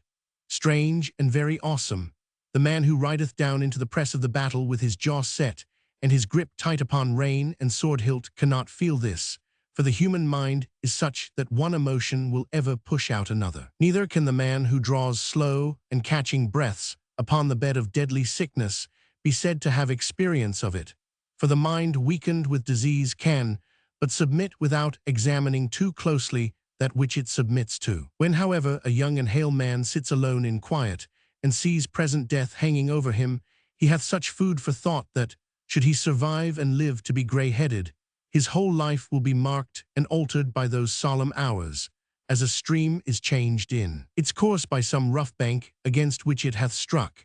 Every little fault and blemish stands out clear in the presence of death, as the dust specks appear when the sunbeam shines into the darkened room. I noted them then, and I have, I trust, noted them ever since. I was seated with my head bowed upon my breast, deeply buried in this solemn train of thoughts, when I was startled by hearing a sharp click, such as a man might give who wished to attract attention. I sprang to my feet and gazed round in the gathering gloom without being able to tell whence it came. I had well nigh persuaded myself that my senses had deceived me when the sound was repeated louder than before, and casting my eyes upwards, I saw a face peering in at me through the slit, or part of a face rather, for I could but see the eye and corner of the cheek. Standing on my chair, I made out that it was none other than the farmer who had been my companion upon the road. "Hush, lad," he whispered, with a warning forefinger pushed through the narrow crack. "Speak low, or the guard may chance to hear. What can I do for you?" "How did you come to know where I was?" I asked in astonishment. "Oi, mun," he answered, "I know as much of this air house as Beaufort does himsel. Afore Badminton was built, me and my brothers has spent many a day in climbing over the old Boteler Tower. It's not the first time that I have spoke through this window, but quick, what can I do for you?" I am much beholden to you, sir, I answered, but I fear that there is no help which you can give me, unless, indeed, you could convey news to my friends in the army of what hath befallen me. I might do that, whispered Farmer Brown. Hark ye in your ear, lad, what I never breathed to man yet. Mine own conscience pricks me at times over this bolstering up of a papist to rule over a Protestant nation. Let like rule like, say I. At the 'lections I rode to Sudbury, and I put in my vote for Maister Evans of Turnford, who was in favour o' the exclusionists. Sure enough, if that same bill had been carried, the Duke would be sitting on his father's throne. The law would have said yes. Now it says nay. A wonderful thing is the law with its yea, yea, and nay, nay, like Barclay, the Quaker man, that came down here in a leather suit, and called the parson a steepleman. There's the law. It's no use shootin' at it, or passin' pikes through it, no, nor chargin' at it why a troop of horse. If it begins by saying nay, it will say nay to the end of the chapter. You might as well fight why the book o' Genesis.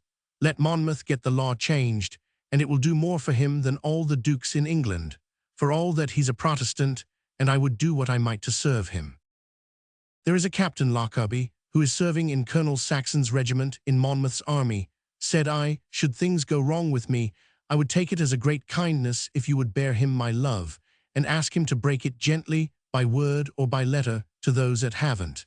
If I were sure that this would be done, it would be a great ease to my mind. It shall be done, lad, said the good farmer. I shall send my best man and fleetest horse this very night, that they may know the straits in which you are. I have a file here if it would help you. Nay, I answered, human aid can do little to help me here. There used to be a hole in the roof. Look up and see if you can see aught of it. It arches high above my head, I answered, looking upwards, but there is no sign of any opening. There was one, he repeated. My brother Roger hath swung himself down why a rope. In the old time the prisoners were put in so, like Joseph into the pit. The door is but a new thing. Hole or no hole, it cannot help me, I answered. I have no means of climbing to it. Do not wait longer, kind friend, or you may find yourself in trouble. Goodbye then, my brave heart, he whispered, and the honest grey eye and corner of ruddy cheek disappeared from the casement. Many a time during the course of the long evening I glanced up with some wild hope that he might return, and every creak of the branches outside brought me on to the chair, but it was the last that I saw of Farmer Brown. This kindly visit, short as it was, relieved my mind greatly, for I had a trusty man's word that, come what might, my friends should at least have some news of my fate. It was now quite dark, and I was pacing up and down the little chamber, when the key turned in the door, and the captain entered with a rushlight and a great bowl of bread and milk. Here is your supper, friend, said he. Take it down, appetite or no, for it will give you strength to play the man at the time you wot of. They say it was beautiful to see my Lord Russell die upon Tower Hill. Be of good cheer, folk may say as much of you. His grace is in a terrible way. He walketh up and down, and biteth his lip, and clencheth his hands like one who can scarce contain his wrath. It may not be against you, but I know not what else can have angered him. I made no answer to this Job's comforter, so he presently left me, placing the bowl upon the chair, with the rushlight beside it. I finished the food, and feeling the better for it, stretched myself upon the couch, and fell into a heavy and dreamless sleep. This may have lasted 3 or 4 hours, when I was suddenly awoken by a sound like the creaking of hinges. Sitting up on the pallet, I gazed around me. The rushlight had burned out, and the cell was impenetrably dark. A grayish glimmer at one end showed dimly the position of the aperture, but all else was thick and black. I strained my ears, but no further sound fell upon them. Yet I was certain that I had not been deceived, and that the noise which had aroused me was within my very chamber. I rose and felt my way slowly round the room, passing my hand over the walls and door. Then I paced backwards and forwards to test the flooring. Neither around me nor beneath me was there any change. Whence did the sound come from then? I sat down upon the side of the bed and waited patiently in the hope of hearing it once again. Presently it was repeated, a low groaning and creaking, as though a door or shutter long disused was being slowly and stealthily opened. At the same time, a dull yellow light streamed down from above, issuing from a thin slit in the center of the arched roof above me. Slowly as I watched it, This slit widened and extended as if a sliding panel were being pulled out, until a good-sized hole was left, through which I saw a head, looking down at me, outlined against the misty light behind it.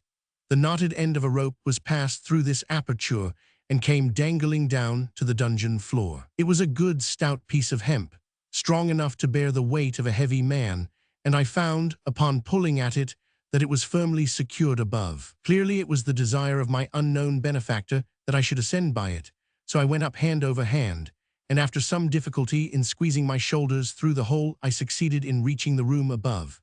While I was still rubbing my eyes after the sudden change from darkness into light, the rope was swiftly whisked up, and the sliding shutter closed once more. To those who were not in the secret, there was nothing to throw light upon my disappearance. I found myself in the presence of a stout short man clad in a rude jerkin and leather breeches, which gave him somewhat the appearance of a groom.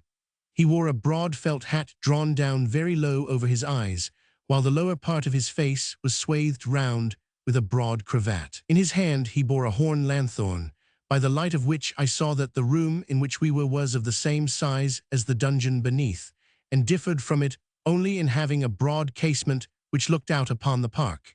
There was no furniture in the chamber, but a great beam ran across it, to which the rope had been fastened by which I ascended. "Speak low, friend," said the stranger. "The walls are thick and the doors are close, yet I would not have your guardians know by what means you have been spirited away." "Truly, sir," I answered, "I can scarce credit that it is other than a dream. It is wondrous that my dungeon should be so easily broken into, and more wondrous still that I should find a friend who would be willing to risk so much for my sake."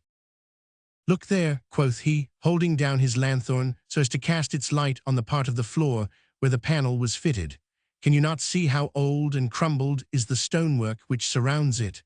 This opening in the roof is as old as the dungeon itself, and older far than the door by which you were led into it. For this was one of those bottle-shaped cells or oubliettes which hard men of old devised for the safe keeping of their captives.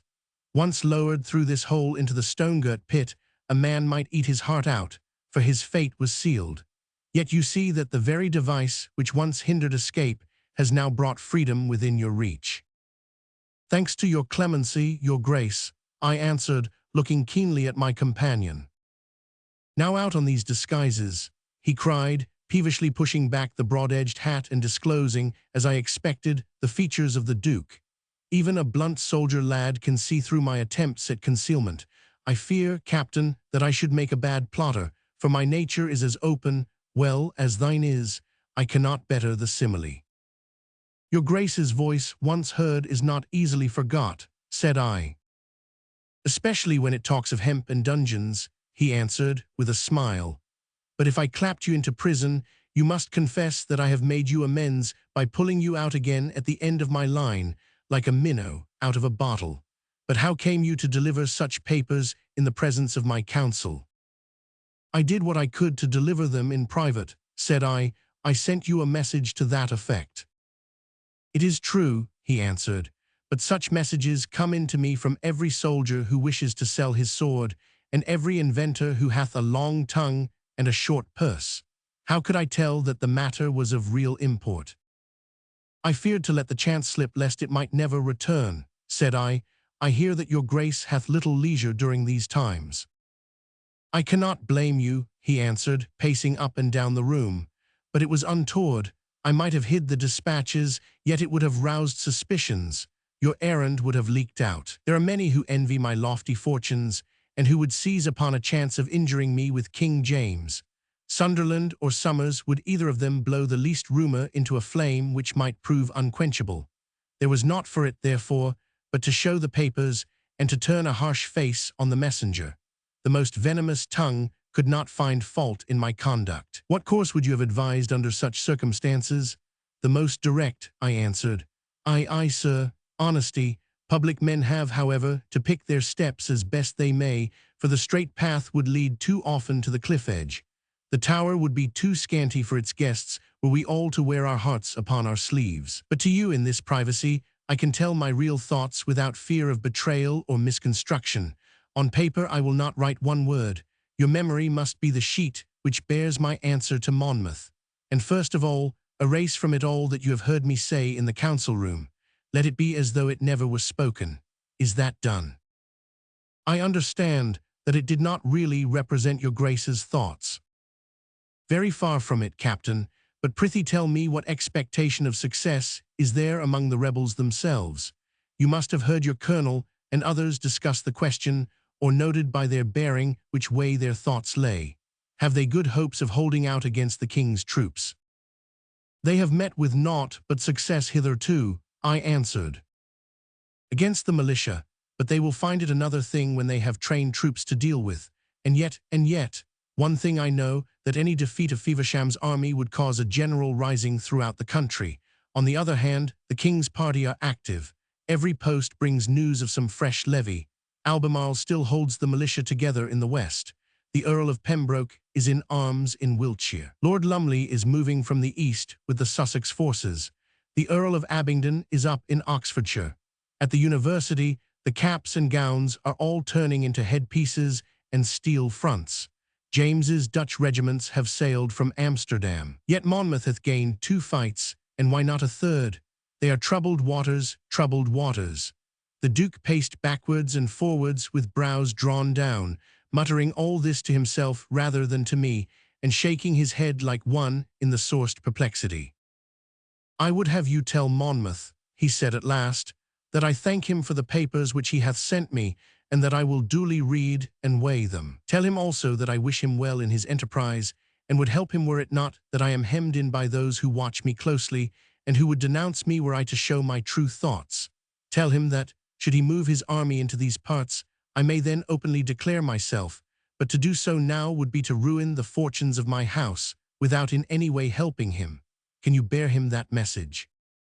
I shall do so, your Grace. Tell me, he asked, how doth Monmouth bear himself in this enterprise? Like a wise and gallant leader, I answered. Strange, he murmured. It was ever the jest at court that he had scarce energy or constancy enough to finish a game at ball, but would ever throw his racket down ere the winning point was scored. His plans were like a weather vane, altered by every breeze. He was constant only in his inconstancy. It is true that he led the king's troops in Scotland, but all men knew that Claverhouse and Doutsell were the real conquerors at Bothwell Bridge. Methinks he resembles that Brutus in Roman history who feigned weakness of mind as a cover to his ambitions. The Duke was once again conversing with himself rather than with me, so that I made no remark, save to observe that Monmouth had won the hearts of the lower people. There lies his strength, said Beaufort. The blood of his mother runs in his veins. He doth not think it beneath him to shake the dirty paw of Jerry the tinker, or to run a race against a bumpkin on the village green. Well, events have shown that he hath been right. These same bumpkins have stood by him when nobler friends have held aloof. I would I could see into the future. But you have my message, Captain, and I trust that, if you change it in the delivery, it will be in the direction of greater warmth and kindliness. It is time now that you depart, for within 3 hours the guard is changed, and your escape will be discovered. But how depart? I asked. Through here, he answered, pushing open the casement and sliding the rope along the beam in that direction. The rope may be a foot or 2 short, but you have extra inches to make matters even. When you have reached the ground, take the gravel path which turns to the right, and follow it until it leads you to the high trees which skirt the park. The 7th of these hath a bough which shoots over the boundary wall. Climb along the bough, drop over upon the other side, and you will find my own valet waiting with your horse. Up with you, and ride, haste, haste, post-haste, for the south. By morn you should be well out of danger's way. My sword, I asked. All your property is there. Tell Monmouth what I have said, and let him know that I have used you as kindly as was possible. But what will your Grace's council say when they find that I am gone? I asked. Sure, man, never fret about that. I will off to Bristol at daybreak, and give my council enough to think of without their having time to devote to your fate. The soldiers will but have another instance of the working of the father of evil, who hath long been thought to have a weakness for that cell beneath us. Faith, if all we hear be true, there have been horrors enough acted there to call up every devil out of the pit. But time presses, gently through the casement, so remember the message. Adieu, your grace, I answered, and seizing the rope slipped rapidly and noiselessly to the ground, upon which he drew it up and closed the casement. As I looked round, my eye fell upon the dark narrow slit which opened into my cell, and through which honest Farmer Brown had held converse with me. Half an hour ago I had been stretched upon the prison pallet without a hope or a thought of escape. Now I was out in the open with no hand to stay me, breathing the air of freedom with the prison and the gallows cast off from me, as the waking man casts off his evil dreams. Such changes shake a man's soul, my children. The heart that can steel itself against death is softened by the assurance of safety. So I have known a worthy trader bear up manfully when convinced that his fortunes had been engulfed in the ocean, but lose all philosophy on finding that the alarm was false, and that they had come safely through the danger. For my own part, believing as I do that there is nothing of chance in the affairs of this world, I felt that I had been exposed to this trial in order to dispose me to serious thought, and that I had been saved that I might put those thoughts into effect. As an earnest of my endeavor to do so, I knelt down on the green sward, in the shadow of the Boteler turret, and I prayed that I might come to be of use on the earth, and that I might be helped to rise above my own wants and interests, to aid forward whatever of good or noble might be stirring in my days. It is well nigh 50 years, my dears, since I bowed my spirit before the great unknown in the moon-tinted park of Badminton, but I can truly say that from that day to this the aims which I laid down for myself have served me as a compass over the dark waters of life,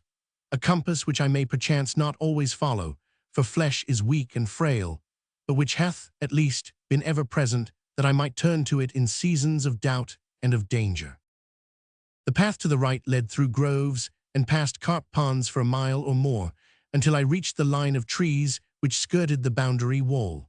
Not a living thing did I see upon my way, save a herd of fallow deer, which scudded away like swift shadows through the shimmering moonshine. Looking back, the high turrets and gables of the Boteler wing stood out dark and threatening against the starlit sky. Having reached the 7th tree, I clambered along the projecting bough which shot over the park wall and dropped down upon the other side, where I found my good old Dapplegray awaiting me in the charge of a groom. Springing to my saddle, I strapped my sword once more to my side and galloped off as fast as the 4 willing feet could carry me on my return journey. All that night I rode hard without drawing bridle, through sleeping hamlets, by moon-bathed farmhouses, past shining stealthy rivers and over birch-clad hills. When the eastern sky deepened from pink into scarlet, and the great sun pushed his rim over the blue North Somerset hills, I was already far upon my journey. It was a Sabbath morning, and from every village rose the sweet tinkling and calling of the bells. I bore no dangerous papers with me now, and might therefore be more careless as to my route. At one point, I was questioned by a keen-eyed toll-keeper as to whence I came, but my reply that I was riding direct from his Grace of Beaufort put an end to his suspicions. Further down, near Axbridge, I overtook a grazier who was jogging into Wells upon his sleek cob. With him I rode for some time, and learned that the whole of North Somerset, as well as South, was now in open revolt, and that Wells, Shepton Mallet, and Glastonbury were held by armed volunteers for King Monmouth. The royal forces had all retired west or east, until help should come. As I rode through the villages, I marked the blue flag upon the church towers, and the rustics drilling upon the green, without any sign of trooper or dragoon to uphold the authority of the stewards. My road lay through Shepton Mallet, Piper's Inn, Bridgewater, and North Petherton, until in the cool of the evening I pulled up my weary horse at the Cross Hands, and saw the towers of Taunton in the valley beneath me. A flagon of beer for the rider, and a sieveful of oats for the steed, put fresh mettle into both of us, and we were jogging on our way once more, when there came galloping down the side of the hill about 40 cavaliers, as hard as their horses could carry them. So wild was their riding that I pulled up, uncertain whether they were friend or foe, until, as they came whirling towards me, I recognized that the 2 officers who rode in front of them were none other than Reuben Lockarby and Sir Gervas Jerome. At the sight of me they flung up their hands, and Reuben shot on to his horse's neck, where he sat for a moment astride of the mane, until the brute tossed him back into the saddle. It's Micah," he gasped with his mouth open and the tears hopping down his honest face. Odds pitlikins, man, how did you come here? Asked Sir Gervas, poking me with his forefinger as though to see if I were really of flesh and blood. We were leading a forlorn of horse into Beaufort's country to beat him up, and to burn his fine house about his ears if you had come to harm. There has just come a groom from some farmer in those parts, who hath brought us news that you were under sentence of death, on which I came away with my wig half frizzled, and found that friend Lockaby had leave from Lord Grey to go north with these troopers. But how have you fared? Well and ill, I answered, wringing their kindly hands. I had not thought last night to see another sun rise, and yet ye see that I am here, sound in life and limb, but all these things will take some time in the telling. I and King Monmouth will be on thorns to see you, right about, my lads, and back for the camp. Never was errand so rapidly and happily finished as this of ours. It would have fared ill with Badminton had you been hurt. The troopers turned their horses and trotted slowly back to Taunton, while I rode behind them between my two faithful friends, hearing from them all that had occurred in my absence and telling my own adventures in return. The night had fallen ere we rode through the gates, where I handed Covenant over to the mayor's groom and went direct to the castle to deliver an account of my mission. Chapter 26 of the Strife in the Council. King Monmouth's council was assembled at the time of my coming, and my entrance caused the utmost surprise and joy, as they had just heard news of my sore danger. Even the royal presence could not prevent several members, among whom were the old mayor and the two soldiers of fortune, from springing to their feet and shaking me warmly by the hand. Monmouth himself said a few gracious words, and requested that I should be seated at the board with the others. You have earned the right to be of our council, said he, and lest there should be a jealousy amongst other captains that you should come among us, I do hereby confer upon you the special title of Scoutmaster, which, though it entail few, if any duties in the present state of our force, will yet give you precedence over your fellows. We had heard that your greeting from Beaufort was of the roughest, and that you were in sore straits in his dungeons, but you have happily come yourself on the very heels of him who bore the tidings. Tell us then from the beginning how things have fared with you. I should have wished to have limited my story to Beaufort and his message, but as the council seemed to be intent upon hearing a full account of my journey, I told in as short and simple speech as I could the various passages which had befallen me, the ambuscade of the smugglers, the cave, the capture of the gauger, the journey in the lugger, the acquaintance with Farmer Brown, my being cast into prison, with the manner of my release and the message wherewith I had been commissioned. To all of this the council hearkened with the uttermost attention, while a muttered oath ever and anon from a courtier, or a groan and prayer from a Puritan showed how keenly they followed the various phases of my fortunes. Above all, they gave the greatest heed to Beaufort's words, and stopped me more than once when I appeared to be passing over any saying or event before they had due time to weigh it. When I at last finished, they all sat speechless, looking into each other's faces and waiting for an expression of opinion. On my word, said Monmouth at last, this is a young Ulysses, though his Odyssey doth but take 3 days in the acting. Scudery might not be so dull were she to take a hint from these smugglers' caves and sliding panels. How say you, Grey? He hath indeed had his share of adventure, the nobleman answered, and hath also performed his mission like a fearless and zealous messenger. You say that Beaufort gave you naught in writing. Not a word, my lord, I replied. And his private message was that he wished us well, and would join us if we were in his country. That was the effect, my lord. Yet in his council, as I understand, he did utter bitter things against us, putting affronts upon the king, and making light of his just claims upon the fealty of his nobility. He did, I answered. He would fain stand upon both sides of the hedge at once, said King Monmouth. Such a man is very like to find himself on neither side, but in the very heart of the briars. It may be as well, however, that we should move his way so as to give him the chance of declaring himself. In any case, as your majesty remembers, said Saxon, we had determined to march Bristolwards and attempt the town. The works are being strengthened, said I, and there are 5,000 of the Gloucestershire train bands assembled within. I saw the labourers at work upon the ramparts as I passed. If we gain Beaufort, we shall gain the town, quoth Sir Stephen Timewell. There are already a strong body of godly and honest folk therein, who would rejoice to see a Protestant army within their gates. Should we have to beleaguer it, we may count upon some help from within. Hegel und Blitzen, exclaimed the German soldier, with an impatience which even the presence of the king could not keep in bounds. How can we talk of sieges and leaguers when we have not a breaching piece in the army? The Lord will find us the breaching pieces, cried Ferguson, in his strange nasal voice. Did the Lord no breach the towers o' Jericho without the aid o' gunpowder? Did the Lord no raise up the man Robert Ferguson, and preserve him through 580 indictments and 22 proclamations o' the godless? What is there he canna do? Hosanna, Hosanna. The doctor is right, said a square-faced, leather-skinned English independent. We talk too much o' carnal means and worldly chances, without leaning upon that heavenly goodwill which should be to us as a staff on stony and broken paths. Yes, gentlemen, he continued, raising his voice and glancing across the table at some of the courtiers. He may sneer at words of piety, but I say that it is you and those like you who will bring down God's anger upon this army. And I say so too, cried another sectary fiercely. And I, shouted several, with Saxon, I think, among them.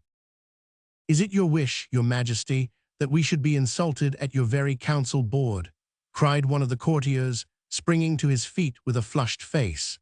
How long are we to be subject to this insolence, because we have the religion of a gentleman and prefer to practice it in the privacy of our hearts rather than at the street corners with these Pharisees? Speak not against God's saints, cried a Puritan in a loud, stern voice.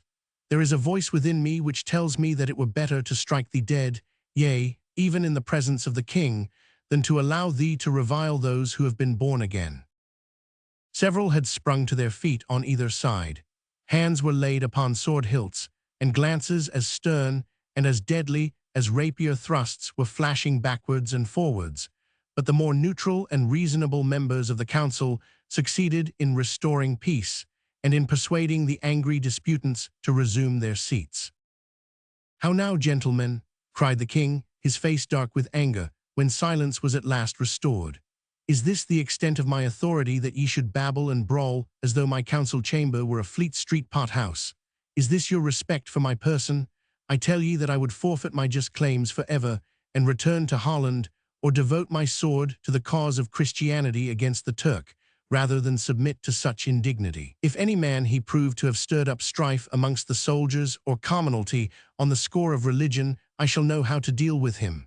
Let each preach to his own, but let him not interfere with the flock of his neighbour. As to you, Mr. Bramwell, and you, Mr. Joyce, and you also, Sir Henry Nuttall, we shall hold ye excused from attending these meetings until ye have further notice from us.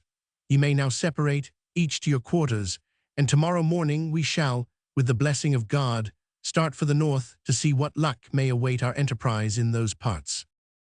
The king bowed as a sign that the formal meeting was over, and taking Lord Grey aside, he conversed with him anxiously in a recess. The courtiers, who numbered in their party several English and foreign gentlemen, who had come over together with some Devonshire and Somerset country squires, swaggered out of the room in a body, with much clinking of spurs and clanking of swords. The Puritans drew gravely together and followed after them, walking not with demure and downcast looks, as was their common use, but with grim faces and knitted brows, as the Jews of old may have appeared when, "To your tents, O Israel," was still ringing in their ears.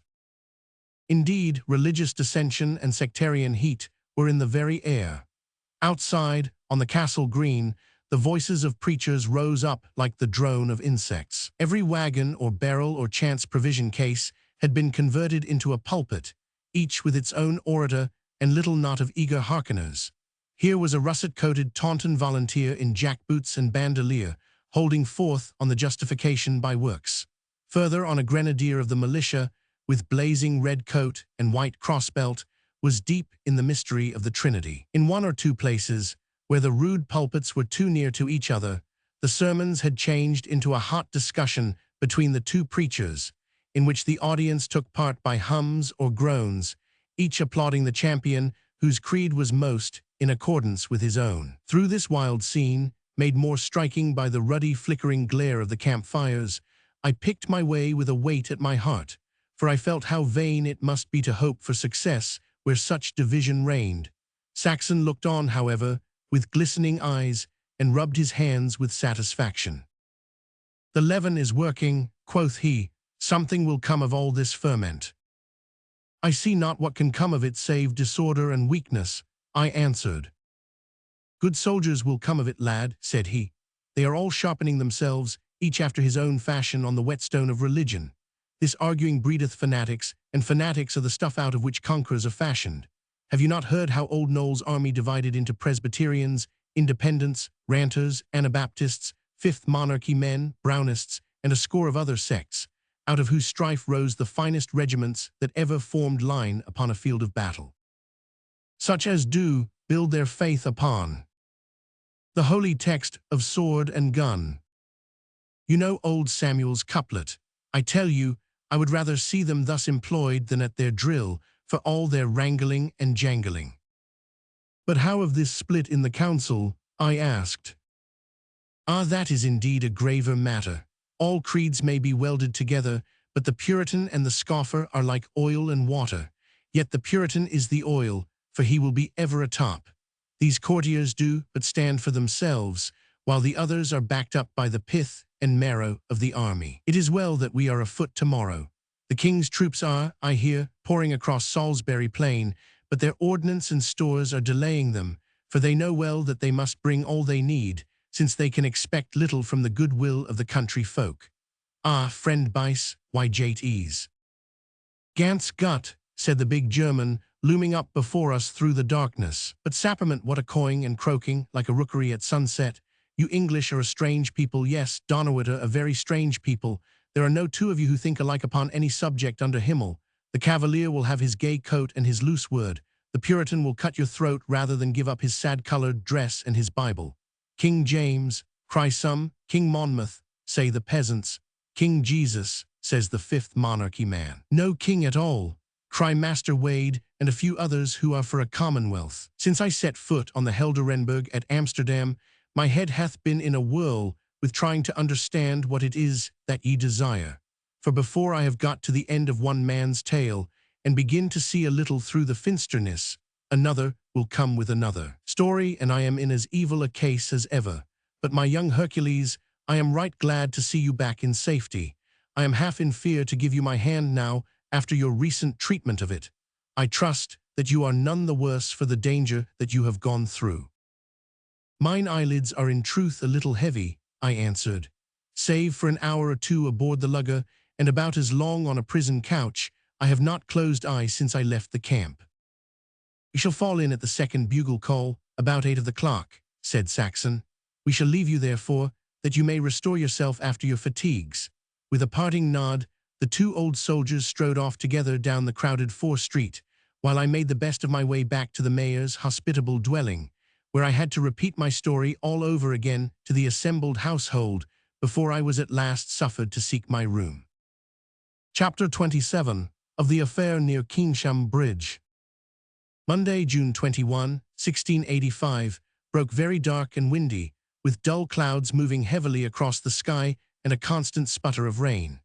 Yet a little after daybreak Monmouth's bugles were blowing in every quarter of the town, from Tone Bridge to Shutton, and by the hour appointed the regiments had mustered, the roll had been called, and the vanguard was marching briskly out through the eastern gate. It went forth in the same order as it entered, our own regiment and the Taunton burghers bringing up the rear. Mayor Timewell and Saxon had the ordering of this part of the army between them, and being men who had seen much service, they drew the ordnance into a less hazardous position and placed a strong guard of horse, a cannon's shot in the rear, to meet any attempt of the Royal Dragoons. It was remarked on all sides that the army had improved in order and discipline during the 3 days' halt, owing perchance to the example of our own unceasing drill and soldierly bearing. In numbers it had increased to nigh 8,000, and the men were well fed and light of heart. With sturdy close-locked ranks, they splashed their way through mud and puddle, with many a rough country joke and many a lusty stave from song or hymn. Sir Gervas rode at the head of his musketeers, whose beflowered tails hung limp and lank with the water dripping from them. Lockarby's pikemen and my own company of Scythesmen were mostly labourers from the country, who were hardened against all weathers, and plodded patiently along with the raindrops glistening upon their ruddy faces.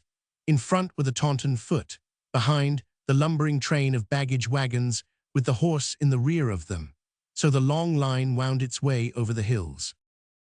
At the summit, where the road begins to dip down upon the other side, a halt was called to enable the regiments to close up, and we looked back at the fair town, which many of us were never to see again. From the dark walls and house roofs, we could still mark the flapping and flutter of white kerchiefs from those whom we left behind.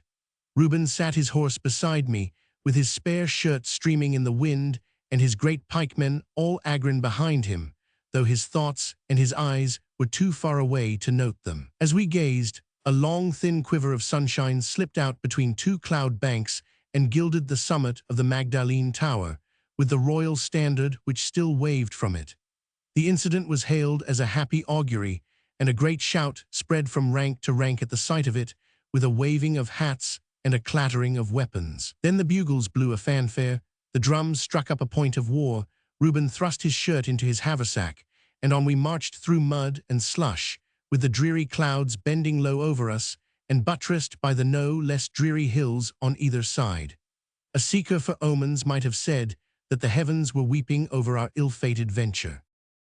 All day we trudged along roads which were quagmires, over our ankles in mud, until in the evening we made our way to Bridgewater, where we gained some recruits, and also some £100 for our military chest, for it was a well-to-do place, with a thriving coast trade carried on down the River Parrett. After a night in snug quarters, we set off again in even worse weather than before. The country in these parts is a quagmire in the driest season, but the heavy rains had caused the fens to overflow and turned them into broad lakes on either side of the road. This may have been to some degree in our favour, as shielding us from the raids of the king's cavalry, but it made our march very slow. All day it was splashing and swashing through mud and mire, the raindrops shining on the gun barrels and dripping from the heavy-footed horses. Past the swollen Parrett, through Eastover, by the peaceful village of Bodrip, and over Polden Hill we made our way, until the bugles sounded a halt under the groves of Ashcot, and a rude meal was served out to the men. Then on again, through the pitiless rain, past the wooded park of Piper's Inn, through Walton, where the floods were threatening the cottages, past the orchards of Street, and so in the dusk of the evening into the grey old town of Glastonbury, where the good folk did their best, by the warmth of their welcome, to atone for the bitterness of the weather. The next morning was wet still and inclement, so the army made a short march to Wells, which is a good-sized town, well laid out, with a fine cathedral, which hath a great number of figures carved in stone and placed in niches on the outer side, like that which we saw at Salisbury. The townsfolk were strong for the Protestant cause, and the army was so well received that their victual cost little from the military chest. On this march we first began to come into touch with the royal horse. More than once when the rain mist cleared, we saw the gleam of arms upon the low hills which overlooked the road, and our scouts came in with reports of strong bodies of dragoons on either flank. At one time they massed heavily upon our rear, as though planning a descent upon the baggage. Saxon, however, planted a regiment of pikes on either side, so that they broke up again and glinted off over the hills. From Wells we marched upon the 24th to Shepton Mallet, with the ominous sabres and helmets still twinkling behind and on either side of us. That evening we were at Keynsham Bridge, less than 2 leagues from Bristol as the crow flies, and some of our horse forded the river and pushed on almost to the walls. By morning the rain clouds had at last cleared, so Reuben and I rode slowly up one of the sloping green hills which rose behind the camp, in the hope of gaining some sight of the enemy. Our men we left littered about upon the grass, trying to light fires with the damp sticks, or laying out their clothes to dry in the sunshine. A strange-looking band they were, coated and splashed with mud from head to heel, their hats all limp and draggled, their arms rusted, and their boots so worn that many walked barefoot, and others had swathed their kerchiefs round their feet. Yet their short spell of soldiering had changed them from honest-faced yokels into fierce-eyed, half-shaven, gaunt-cheeked fellows, who could carry arms or port pikes as though they had done naught else since childhood. The plight of the officers was no better than that of the men, nor should an officer, my dears, when he is upon service, ever demean himself by partaking of any comfort which all cannot share with him. Let him lie by a soldier's fire and eat a soldier's fare, or let him hence, for he is a hindrance and a stumbling block. Our clothes were pulp, our steel fronts red with rust, and our chargers as stained and splashed as though they had rolled in the mire. Our very swords and pistols were in such a plight that we could scarce draw the one or snap the other. Sir Gervas alone succeeded in keeping his attire and his person as neat and as dainty as ever. What he did in the watches of the night, and how he gained his sleep, hath ever been a mystery to me, for day after day he turned out at the bugle call, washed, scented, brushed, with wig in order, and clothes from which every speck of mud had been carefully removed. At his saddlebow he bore with him the great flour dredger which we saw him use at Taunton, and his honest musketeers had their heads duly dusted every morning, though in an hour their tails would be as brown as nature made them, while the flour would be trickling in little milky streams down their broad backs, or forming in cakes upon the skirts of their coats. It was a long contest between the weather and the baronet, but our comrade proved the victor. There was a time when I was called Plump Reuben, quoth my friend, as we rode together up the winding track. What with too little that is solid, and too much that is liquid, I am like to be skeleton Reuben ere I see Havant again. I am as full of rain water as my father's casks are of October. I would, Micah, that you would wring me out and hang me to dry upon one of these bushes. If we are wet, King James's men must be wetter, said I, for at least we have had such shelter as there was. It is poor comfort when you are starved to know that another is in the same plight. I give you my word, Micah, I took in one hole of my sword belt on Monday, 2 on Tuesday, 1 yesterday, and 1 today. I tell you, I am thawing like an icicle in the sun. If you should chance to dwindle to naught, said I, laughing, what account are we to give of you in Taunton? Since you have donned armor and taken to winning the hearts of fair maidens, you have outstripped us all in importance, and become a man of weight and substance. I had more substance and weight ere I began trailing over the countryside like a Hambledon packman, quoth he. But in very truth, and with all gravity, Micah, it is a strange thing to feel that the whole world for you, your hopes, your ambitions, your all, are gathered into so small a compass that a hood might cover it, and 2 little pattens support it. I feel as if she were my own higher self, my loftier part, and that should I be torn from her, would remain forever an incomplete and half-formed being. With her I ask nothing else. Without her, all else is nothing. But have you spoken to the old man? I asked. Are you indeed betrothed? I have spoken to him, my friend answered, but he was so busy in filling ammunition cases that I could not gain his attention. When I tried once more, he was counting the spare pikes in the castle armory with a tally and an inkhorn. I told him that I had come to crave his granddaughter's hand, on which he turned to me and asked, which hand? With so blank a stare that it was clear that his mind was elsewhere. On the 3rd trial, though the day that you did come back from Badminton, I did at last prefer my request, but he flashed out at me that this was no time for such fooleries, and he bade me wait until King Monmouth was on the throne, when I might ask him again. I warrant that he did not call such things fooleries 50 years ago, when he went a-courting himself. At least he did not refuse you, said I. It is as good as a promise that, should the cause be successful, you shall be so too. By my faith, cried Reuben, if a man could by his own single blade bring that about, there is none who hath so strong an interest in it as I know, not Monmouth himself. The apprentice Derrick hath for a long time raised his eyes to his master's daughter, and the old man was ready to have him as a son, so much was he taken by his godliness and zeal. Yet I have learned from a sidewind that he is but a debauched and low-living man, though he covers his pleasures with a mask of piety. I thought as you did think that he was at the head of the roisterers who tried to bear Mistress Ruth away, though I can scarce think harshly of them, since they did me the greatest service that ever men did yet. Meanwhile I have taken occasion, ere we left Wells 2 nights ago, to speak to Master Derrick on the matter, and to warn him, as he loved his life, to plan no treachery against her. And how took he this mild intimation? I asked. As a rat takes a rat trap, snarled out some few words of godly hatred, and so slunk away. "On my life, lad," said I, "you have been having as many adventures in your own way as I in mine. But here we are upon the hilltop, with as fair an outlook as man could wish to have."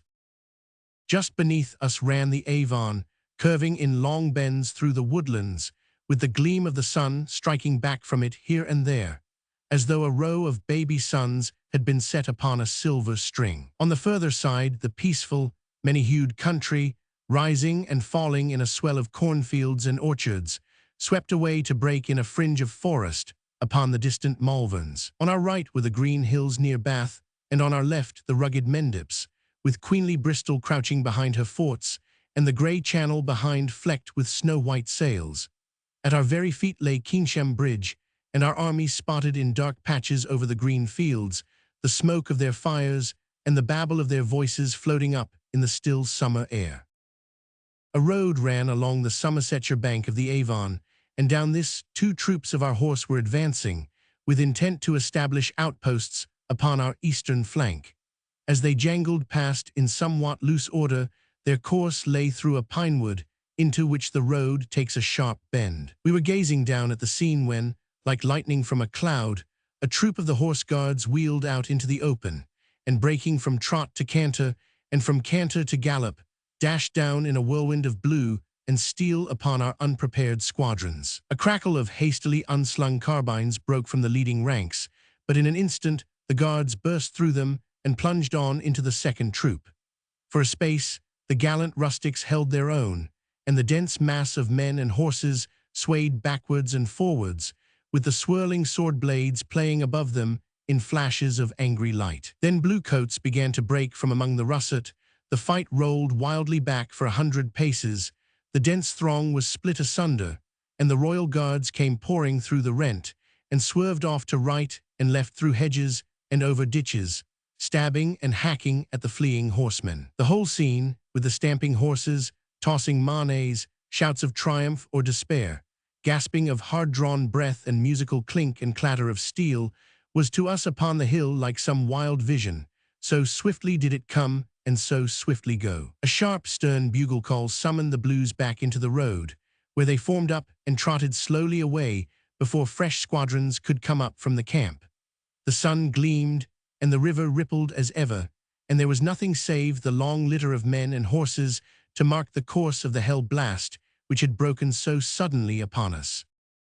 As the Blues retired, we observed that a single officer brought up the rear, riding very slowly, as though it went much against his mood to turn his back even to an army.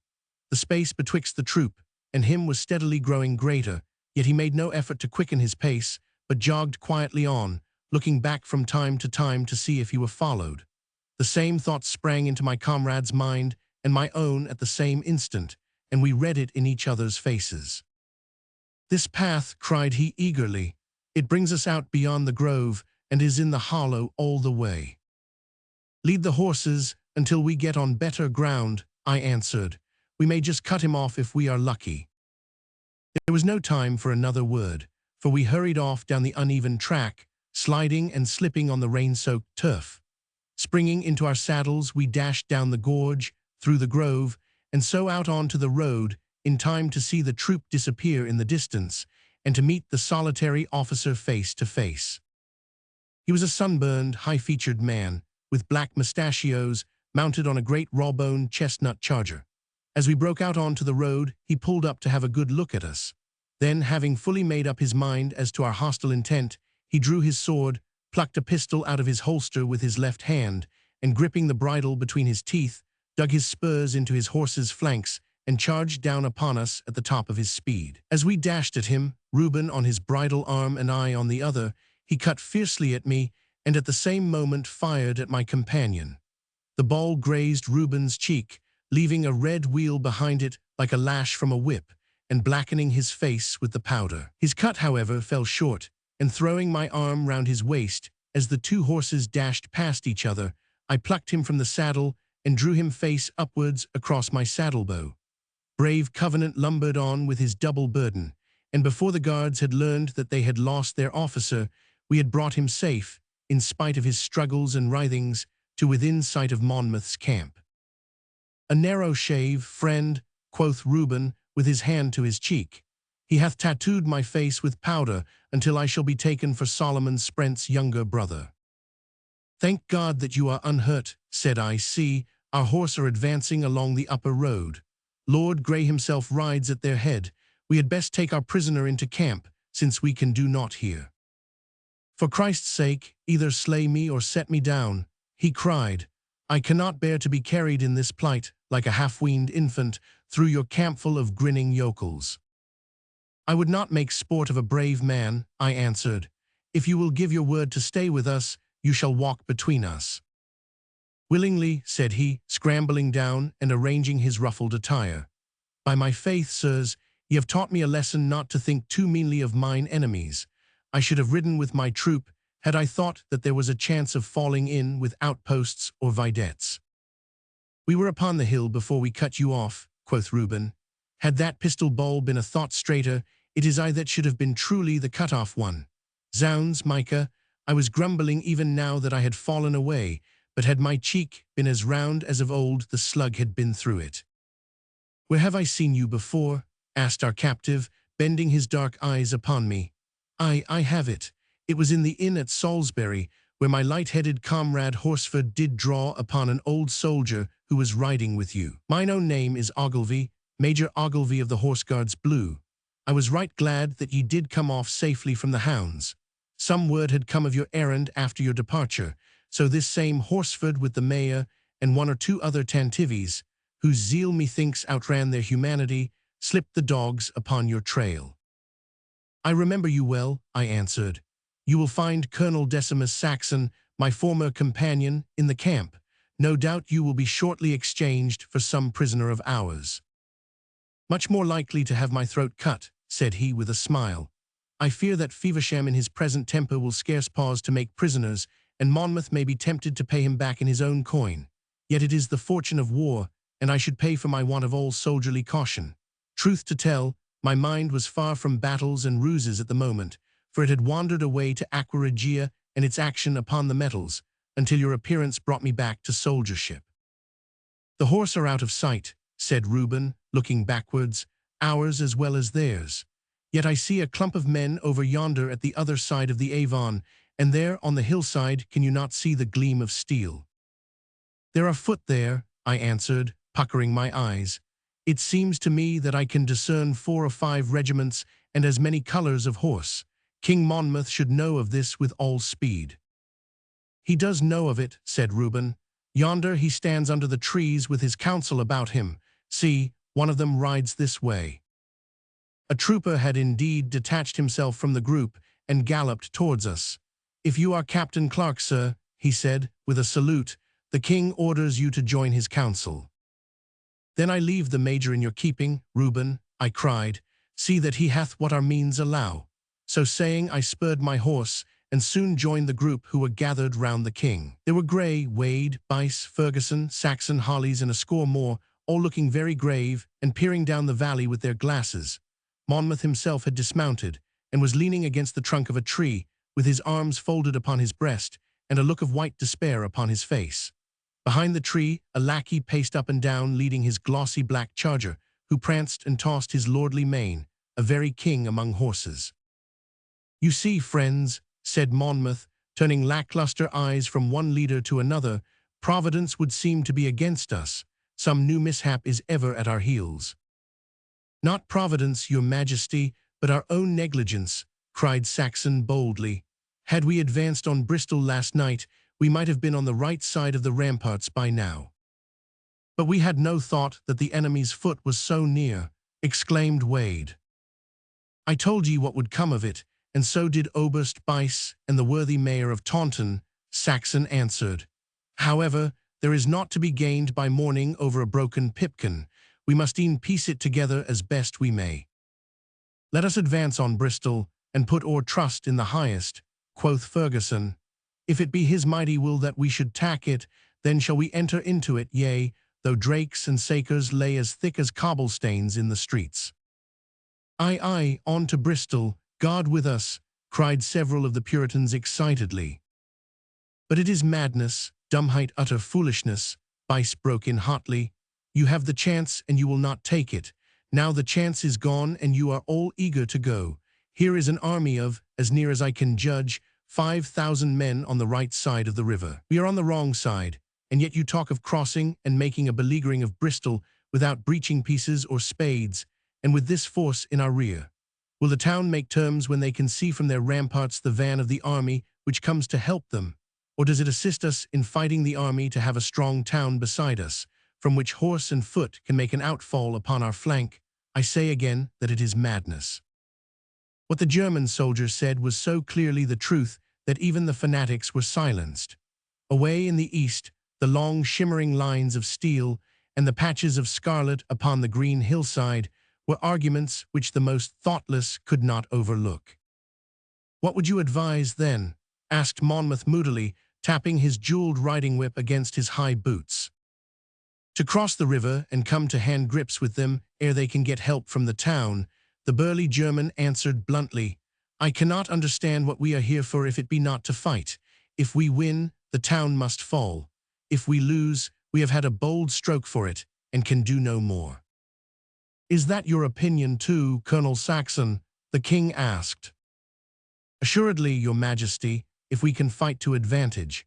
We can scarce do that, however, by crossing the river on a single narrow bridge in the face of such a force.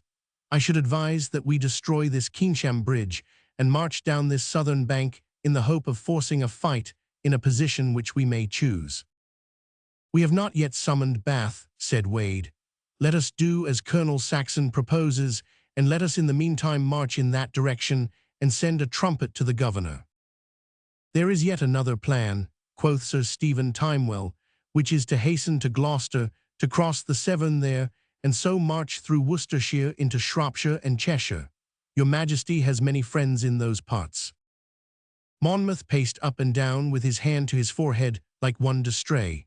"What am I to do?" he cried at last, "in the midst of all this conflicting advice, when I know that not only my own success, but the lives of these poor faithful peasants and craftsmen depend upon my resolution?"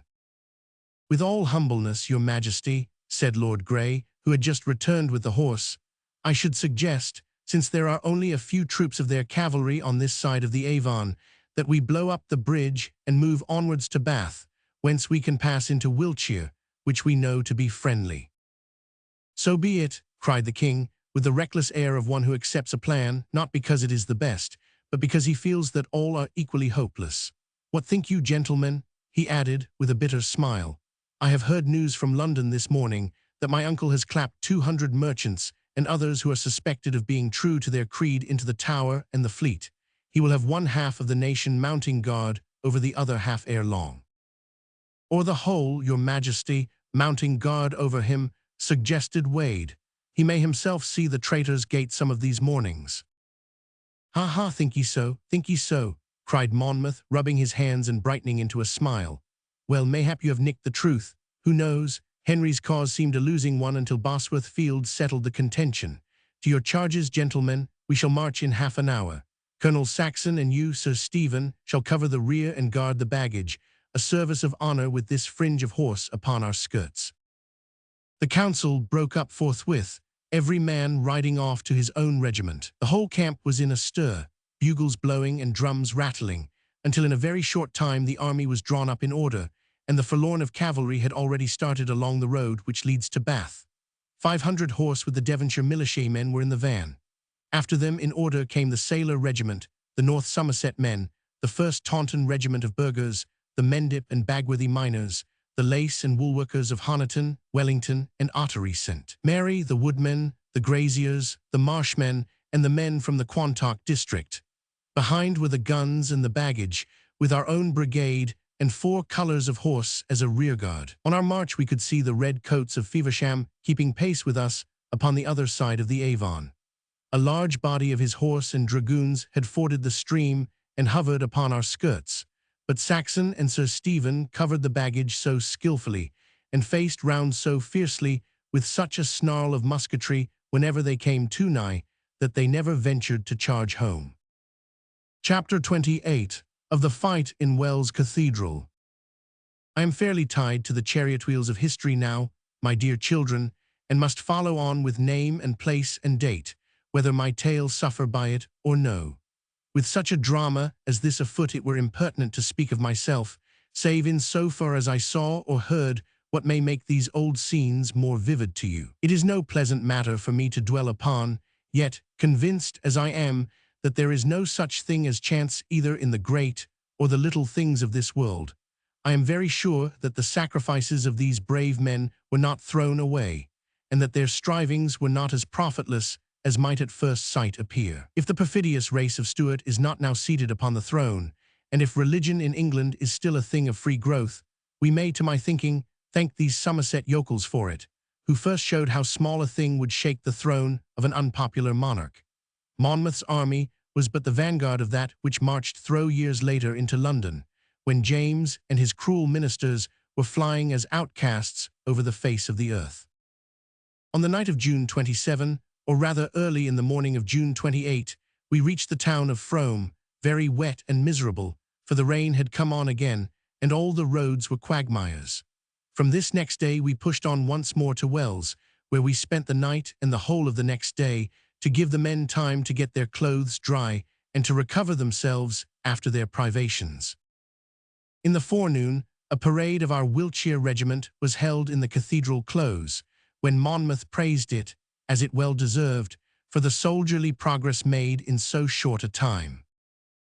As we returned to our quarters, after dismissing our men, we came upon a great throng of the rough Bagworthy and Orr miners, who were assembled in the open space in front of the cathedral, listening to one of their own number, who was addressing them from a cart. The wild and frenzied gestures of the man showed us that he was one of those extreme sectaries whose religion runs perilously near to madness. The hums and groans which rose from the crowd proved, however, that his fiery words were well suited to his hearers, so we halted on the verge of the multitude and hearkened to his address. A red-bearded, fierce-faced man he was, with tangled shaggy hair tumbling over his gleaming eyes, and a hoarse voice which resounded over the whole square. "What shall we not do for the Lord?" he cried. "What shall we not do for the Holy of Holies? Why is it that his hand is heavy upon us? Why is it that we have not freed this land, even as Judith freed Bethulia? Behold, we have looked for peace, but no good came, and for a time of health, and behold trouble. Why is this, I say? Truly, brothers, it is because we have slighted the Lord, because we have not been wholehearted towards him. Lo, we have praised him with our breath, but in our deeds we have been cold towards him. You know well that prelacy is an accursed thing, a hissing and an abomination in the eyes of the Almighty. Yet what have we, his servants, wrought for him in this matter? Have we not seen prelatist churches, churches of form and of show, where the creature is confounded with the Creator? Have we not seen them, I say, and have we not forborne to sweep them away, and so lent our sanction to them? There is the sin of a lukewarm and backsliding generation. There is the cause why the Lord should look coldly upon his people. Lo, at Shepton and at Frome we have left such churches behind us. At Glastonbury, too, we have spared those wicked walls which were reared by idolatrous hands of old. Woe unto ye, if, after having put your hands to God's plough, ye turn back from the work. See there. He howled, facing round to the beautiful cathedral. What means this great heap of stones? Is it not an altar of Baal? Is it not built for man-worship rather than God-worship? Is it not there that the man Ken, tricked out in his foolish rochet and baubles, may preach his soulless and lying doctrines, which are but the old dish of popery served up under a new cover? And shall we suffer this thing? Shall we, the chosen children of the Great One, allow this plague spot to remain? Can we expect the Almighty to help us when we will not stretch out a hand to help him? We have left the other temples of prelacy behind us. Shall we leave this one too, my brothers? No, no, yelled the crowd, tossing and swaying. Shall we pluck it down, then, until no one stone is left upon another? Yes, yes, they shouted. Now at once. Yes, yes. Then to work, he cried, and springing from the cart he rushed towards the cathedral, with the whole mob of wild fanatics at his heels. Some crowded in, shouting and yelling, through the open doors, while others swarmed up the pillars and pedestals of the front, hacking at the sculptured ornaments and tugging at the grey old images which filled every niche. "This must be stopped," said Saxon curtly. "We cannot afford to insult and estray the whole Church of England to please a few hot-headed ranters. The pillage of this cathedral would do our cause more harm than a pitched battle lost. Do you bring up your company, Sir Gervas, and we shall do what we can to hold them in check until they come." "High Masterton," cried the baronet, spying one of his under-officers among the crowd who were looking on, neither assisting nor opposing the rioters. "Do you hasten to the quarters, and tell Barker to bring up the company with their matches burning. I may be of use here." "Ha, here is Bice," cried Saxon joyously, as the huge German ploughed his way through the crowd. "And Lord Grey, too. We must save the cathedral, my lord. They would sack and burn it." "This way, gentlemen," cried an old grey-haired man, running out towards us with hands outspread, and a bunch of keys clanking at his girdle. "Oh, hasten, gentlemen, if ye can indeed prevail over these lawless men. They have pulled down St. Peter, and they will have pulled down too unless help comes. There will not be an apostle left. The east window is broken. They have brought a hogshead of beer, and are broaching it upon the high altar. Oh, alas, alas, that such things should be in a Christian land." He sobbed aloud and stamped about in a very frenzy of grief. "It is the verger, sirs," said one of the townsfolk. "He hath grown grey in the cathedral." "This way to the vestry door, my lords and gentlemen," cried the old man, pushing away strenuously through the crowd. "Now, lackaday, the sainted Paul hath gone too." As he spoke, a splintering crash from inside the cathedral announced some fresh outrage on the part of the zealots. Our guide hastened on with renewed speed until he came to a low oaken door heavily arched, which he unlocked with much rasping of wards and creaking of hinges. Through this we sidled as best we might, and hurried after the old man down a stone-flagged corridor, which led through a wicket into the cathedral close by the high altar. The great building was full of the rioters, who were rushing hither and thither, destroying and breaking everything which they could lay their hands on.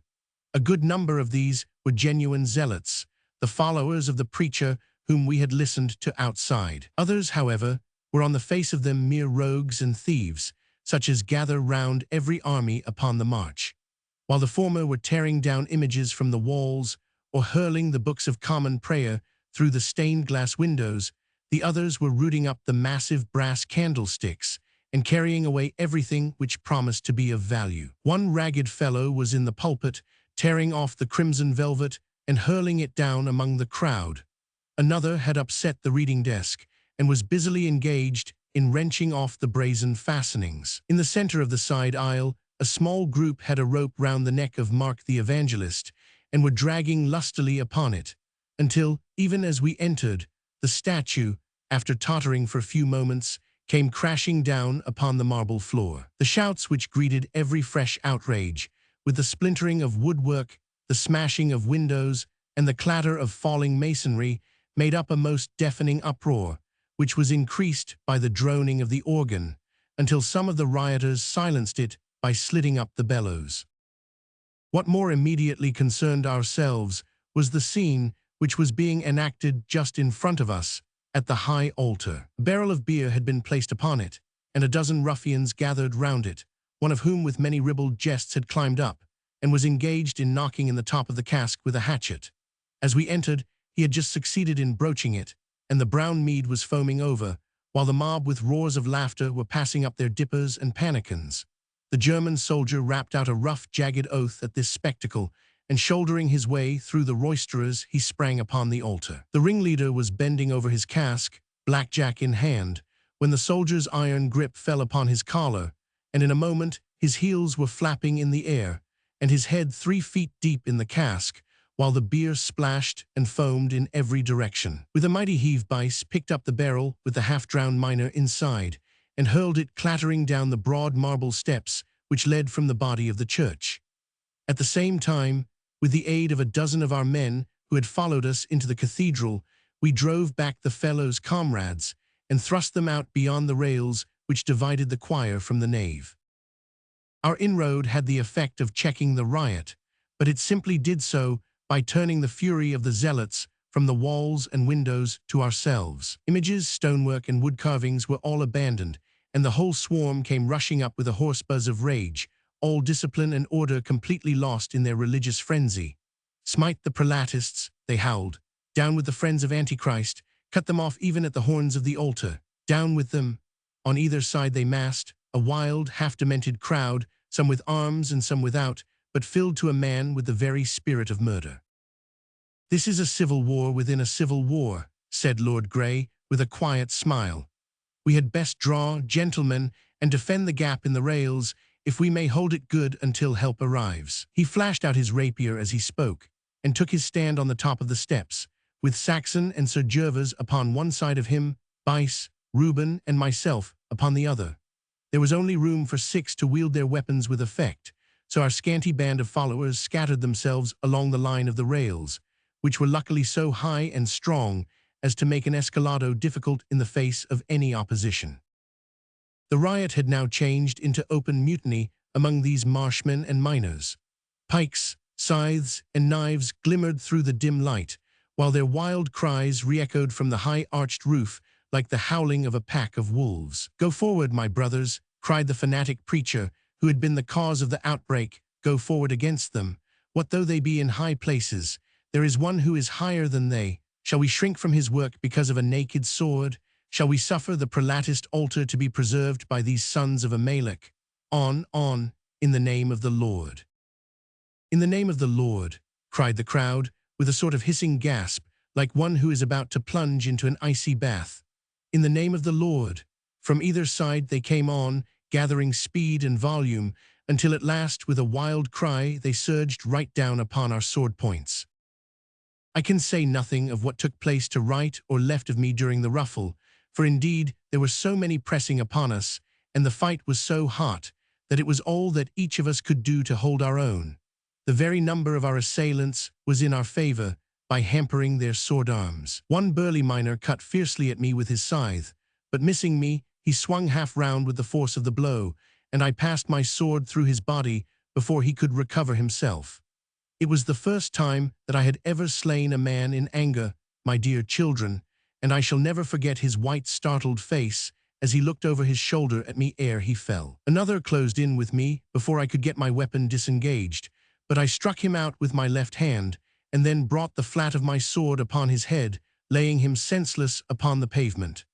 God knows, I did not wish to take the lives of the misguided and ignorant zealots, but our own were at stake. A marshman, looking more like a shaggy wild beast than a human being, darted under my weapon and caught me round the knees, while another brought a flail down upon my headpiece, from which it glanced on to my shoulder. A third thrust at me with a pike and pricked me on the thigh, but I shore his weapon in two with one blow and split his head with the next. The man with the flail gave back at sight of this, and a kick freed me from the unarmed ape-like creature at my feet, so that I found myself clear of my assailants, and none the worse for my encounter, save for a touch on the leg and some stiffness of the neck and shoulder. Looking round, I found that my comrades had also beaten off those who were opposed to them. Saxon was holding his bloody rapier in his left hand, while the blood was trickling from a slight wound upon his right. 2 miners lay across each other in front of him, but at the feet of Sir Gervas Jerome no fewer than 4 bodies were piled together. He had plucked out his snuff-box as I glanced at him, and was offering it with a bow and a flourish to Lord Grey, as unconcernedly as though he were back once more in his London coffee-house. Bice leaned upon his long broadsword, and looked gloomily at a headless trunk in front of him, which I recognized from the dress as being that of the preacher. As to Reuben, he was unhurt himself, but in sore distress over my own trifling scar, though I assured the faithful lad that it was a less thing than many a tear from branch or thorn which we had had when blackberrying together. The fanatics, though driven back, were not men to be content with a single repulse. They had lost 10 of their number, including their leader, without being able to break our line, but the failure only served to increase their fury. For a minute or so, they gathered panting in the aisle. Then with a mad yell they dashed in once more and made a desperate effort to cut a way through to the altar. It was a fiercer and more prolonged struggle than before. One of our followers was stabbed to the heart over the rails and fell without a groan. Another was stunned by a mass of masonry hurled at him by a giant cragsman. Reuben was felled by a club and would have been dragged out and hacked to pieces had I not stood over him and beaten off his assailants. Sir Gervas was borne off his legs by the rush, but lay like a wounded wildcat, striking out furiously at everything which came within his reach. Bice and Saxon, back to back, stood firm amidst the seething, rushing crowd, cutting down every man within sweep of their swords. Yet in such a struggle numbers must in the end prevail, and I confess that I for one had begun to have fears for the upshot of our contest, when the heavy tramp of disciplined feet rang through the cathedral, and the baronet's musketeers came at a quick run up the central aisle. The fanatics did not await their charge, but darted off over benches and pews, followed by our allies, who were furious on seeing their beloved captain upon the ground. There was a wild minute or two, with confused shuffling of feet, stabs, groans, and the clatter of musket butts on the marble floor. Of the rioters some were slain, but the greater part threw down their arms and were arrested at the command of Lord Grey, while a strong guard was placed at the gates to prevent any fresh outburst of sectarian fury. When at last the cathedral was cleared and order restored, we had time to look around us and to reckon our own injuries. In all my wanderings, and the many wars in which I afterwards fought, wars compared to which this affair of Monmouth's was but the merest skirmish, I have never seen a stranger or more impressive scene. In the dim, solemn light, the pile of bodies in front of the rails, with their twisted limbs and white-set faces, had a most sad and ghost-like aspect. The evening light, shining through one of the few unbroken stained-glass windows, cast great splotches of vivid crimson and of sickly green upon the heap of motionless figures. A few wounded men sat about in the front pews or lay upon the steps moaning for water. Of our own small company, not one had escaped unscathed. 3 of our followers had been slain outright, while a 4th was lying stunned from a blow. Bice and Sir Gervas were much bruised. Saxon was cut on the right arm. Reuben had been felled by a bludgeon stroke, and would certainly have been slain but for the fine temper of Sir Jacob Clancing's breastplate, which had turned a fierce pike thrust. As to myself, it is scarce worth the mention, but my head sang for some hours like a good wife's kettle, and my boot was full of blood, which may have been a blessing in disguise, for Snexon, our Havant barber, was ever dinning into my ears how much the better I should be for a phlebotomy.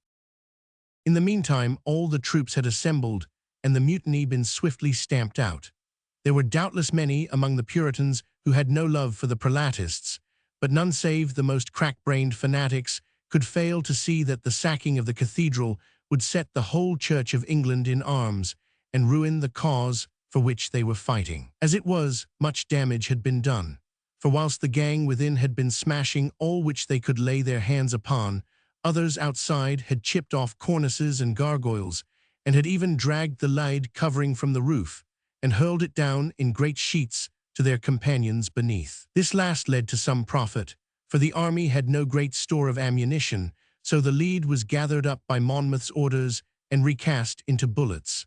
The prisoners were held in custody for a time, but it was deemed unwise to punish them, so that they were finally pardoned and dismissed from the army. A parade of our whole force was held in the fields outside the town upon the 2nd day of our stay at Wells, the weather having at last become warm and sunny. The foot was then found to muster 6 regiments of 900 men, or 5,400 in all. Of these 1,500 were musketeers, 2,000 were pikemen, and the rest were scythesmen or peasants with flails and hammers. A few bodies, such as our own or those from Taunton, might fairly lay claim to be soldiers, but the most of them were still labourers and craftsmen with weapons in their hands. Yet, ill-armed and ill-drilled as they were still strong, robust Englishmen, full of native courage and of religious zeal. The light and fickle Monmouth began to take heart once more at the sight of their sturdy bearing and at the sound of their hearty cheers. I heard him, as I sat my horse beside his staff, speak exultantly to those around him, and ask whether these fine fellows could possibly be beaten by mercenary, half-hearted hirelings. "What say you, Wade?" he cried. "Are we never to see a smile on that sad face of yours? Do you not see a woolsack in store for you as you look upon these brave fellows?" "God forbid that I should say a word to damp your Majesty's ardor," the lawyer answered. "Yet I cannot but remember that there was a time when your Majesty, at the head of these same hirelings, did drive men as brave as these in headlong rout from Bothwell Bridge." "True, true," said the king, passing his hand over his forehead, a favorite motion when he was worried and annoyed. "They were bold men, the Western Covenanters, yet they could not stand against the rush of our battalions. but they had had no training, whereas these can fight in line and fire a platoon as well as one would wish to see. If we hadna a gun nor a patronal among us, said Ferguson, if we hadna sae muckle as a sword, but just our ain hands, yet would the Lord gie us the victory, if it seemed good in his seeing een. All battles are but chance work, your majesty, remarked Saxon, whose sword-arm was bound round with his kerchief. Some lucky turn, some slip or chance which none can foresee, is ever likely to turn the scale. I have lost when I have looked to win, and I have won when I have looked to lose. It is an uncertain game, and one never knows the finish till the last card is played. Not till the stakes are drawn, said Bice, in his deep guttural voice. There is many a leader that wins what you call the trick, and yet loses the game.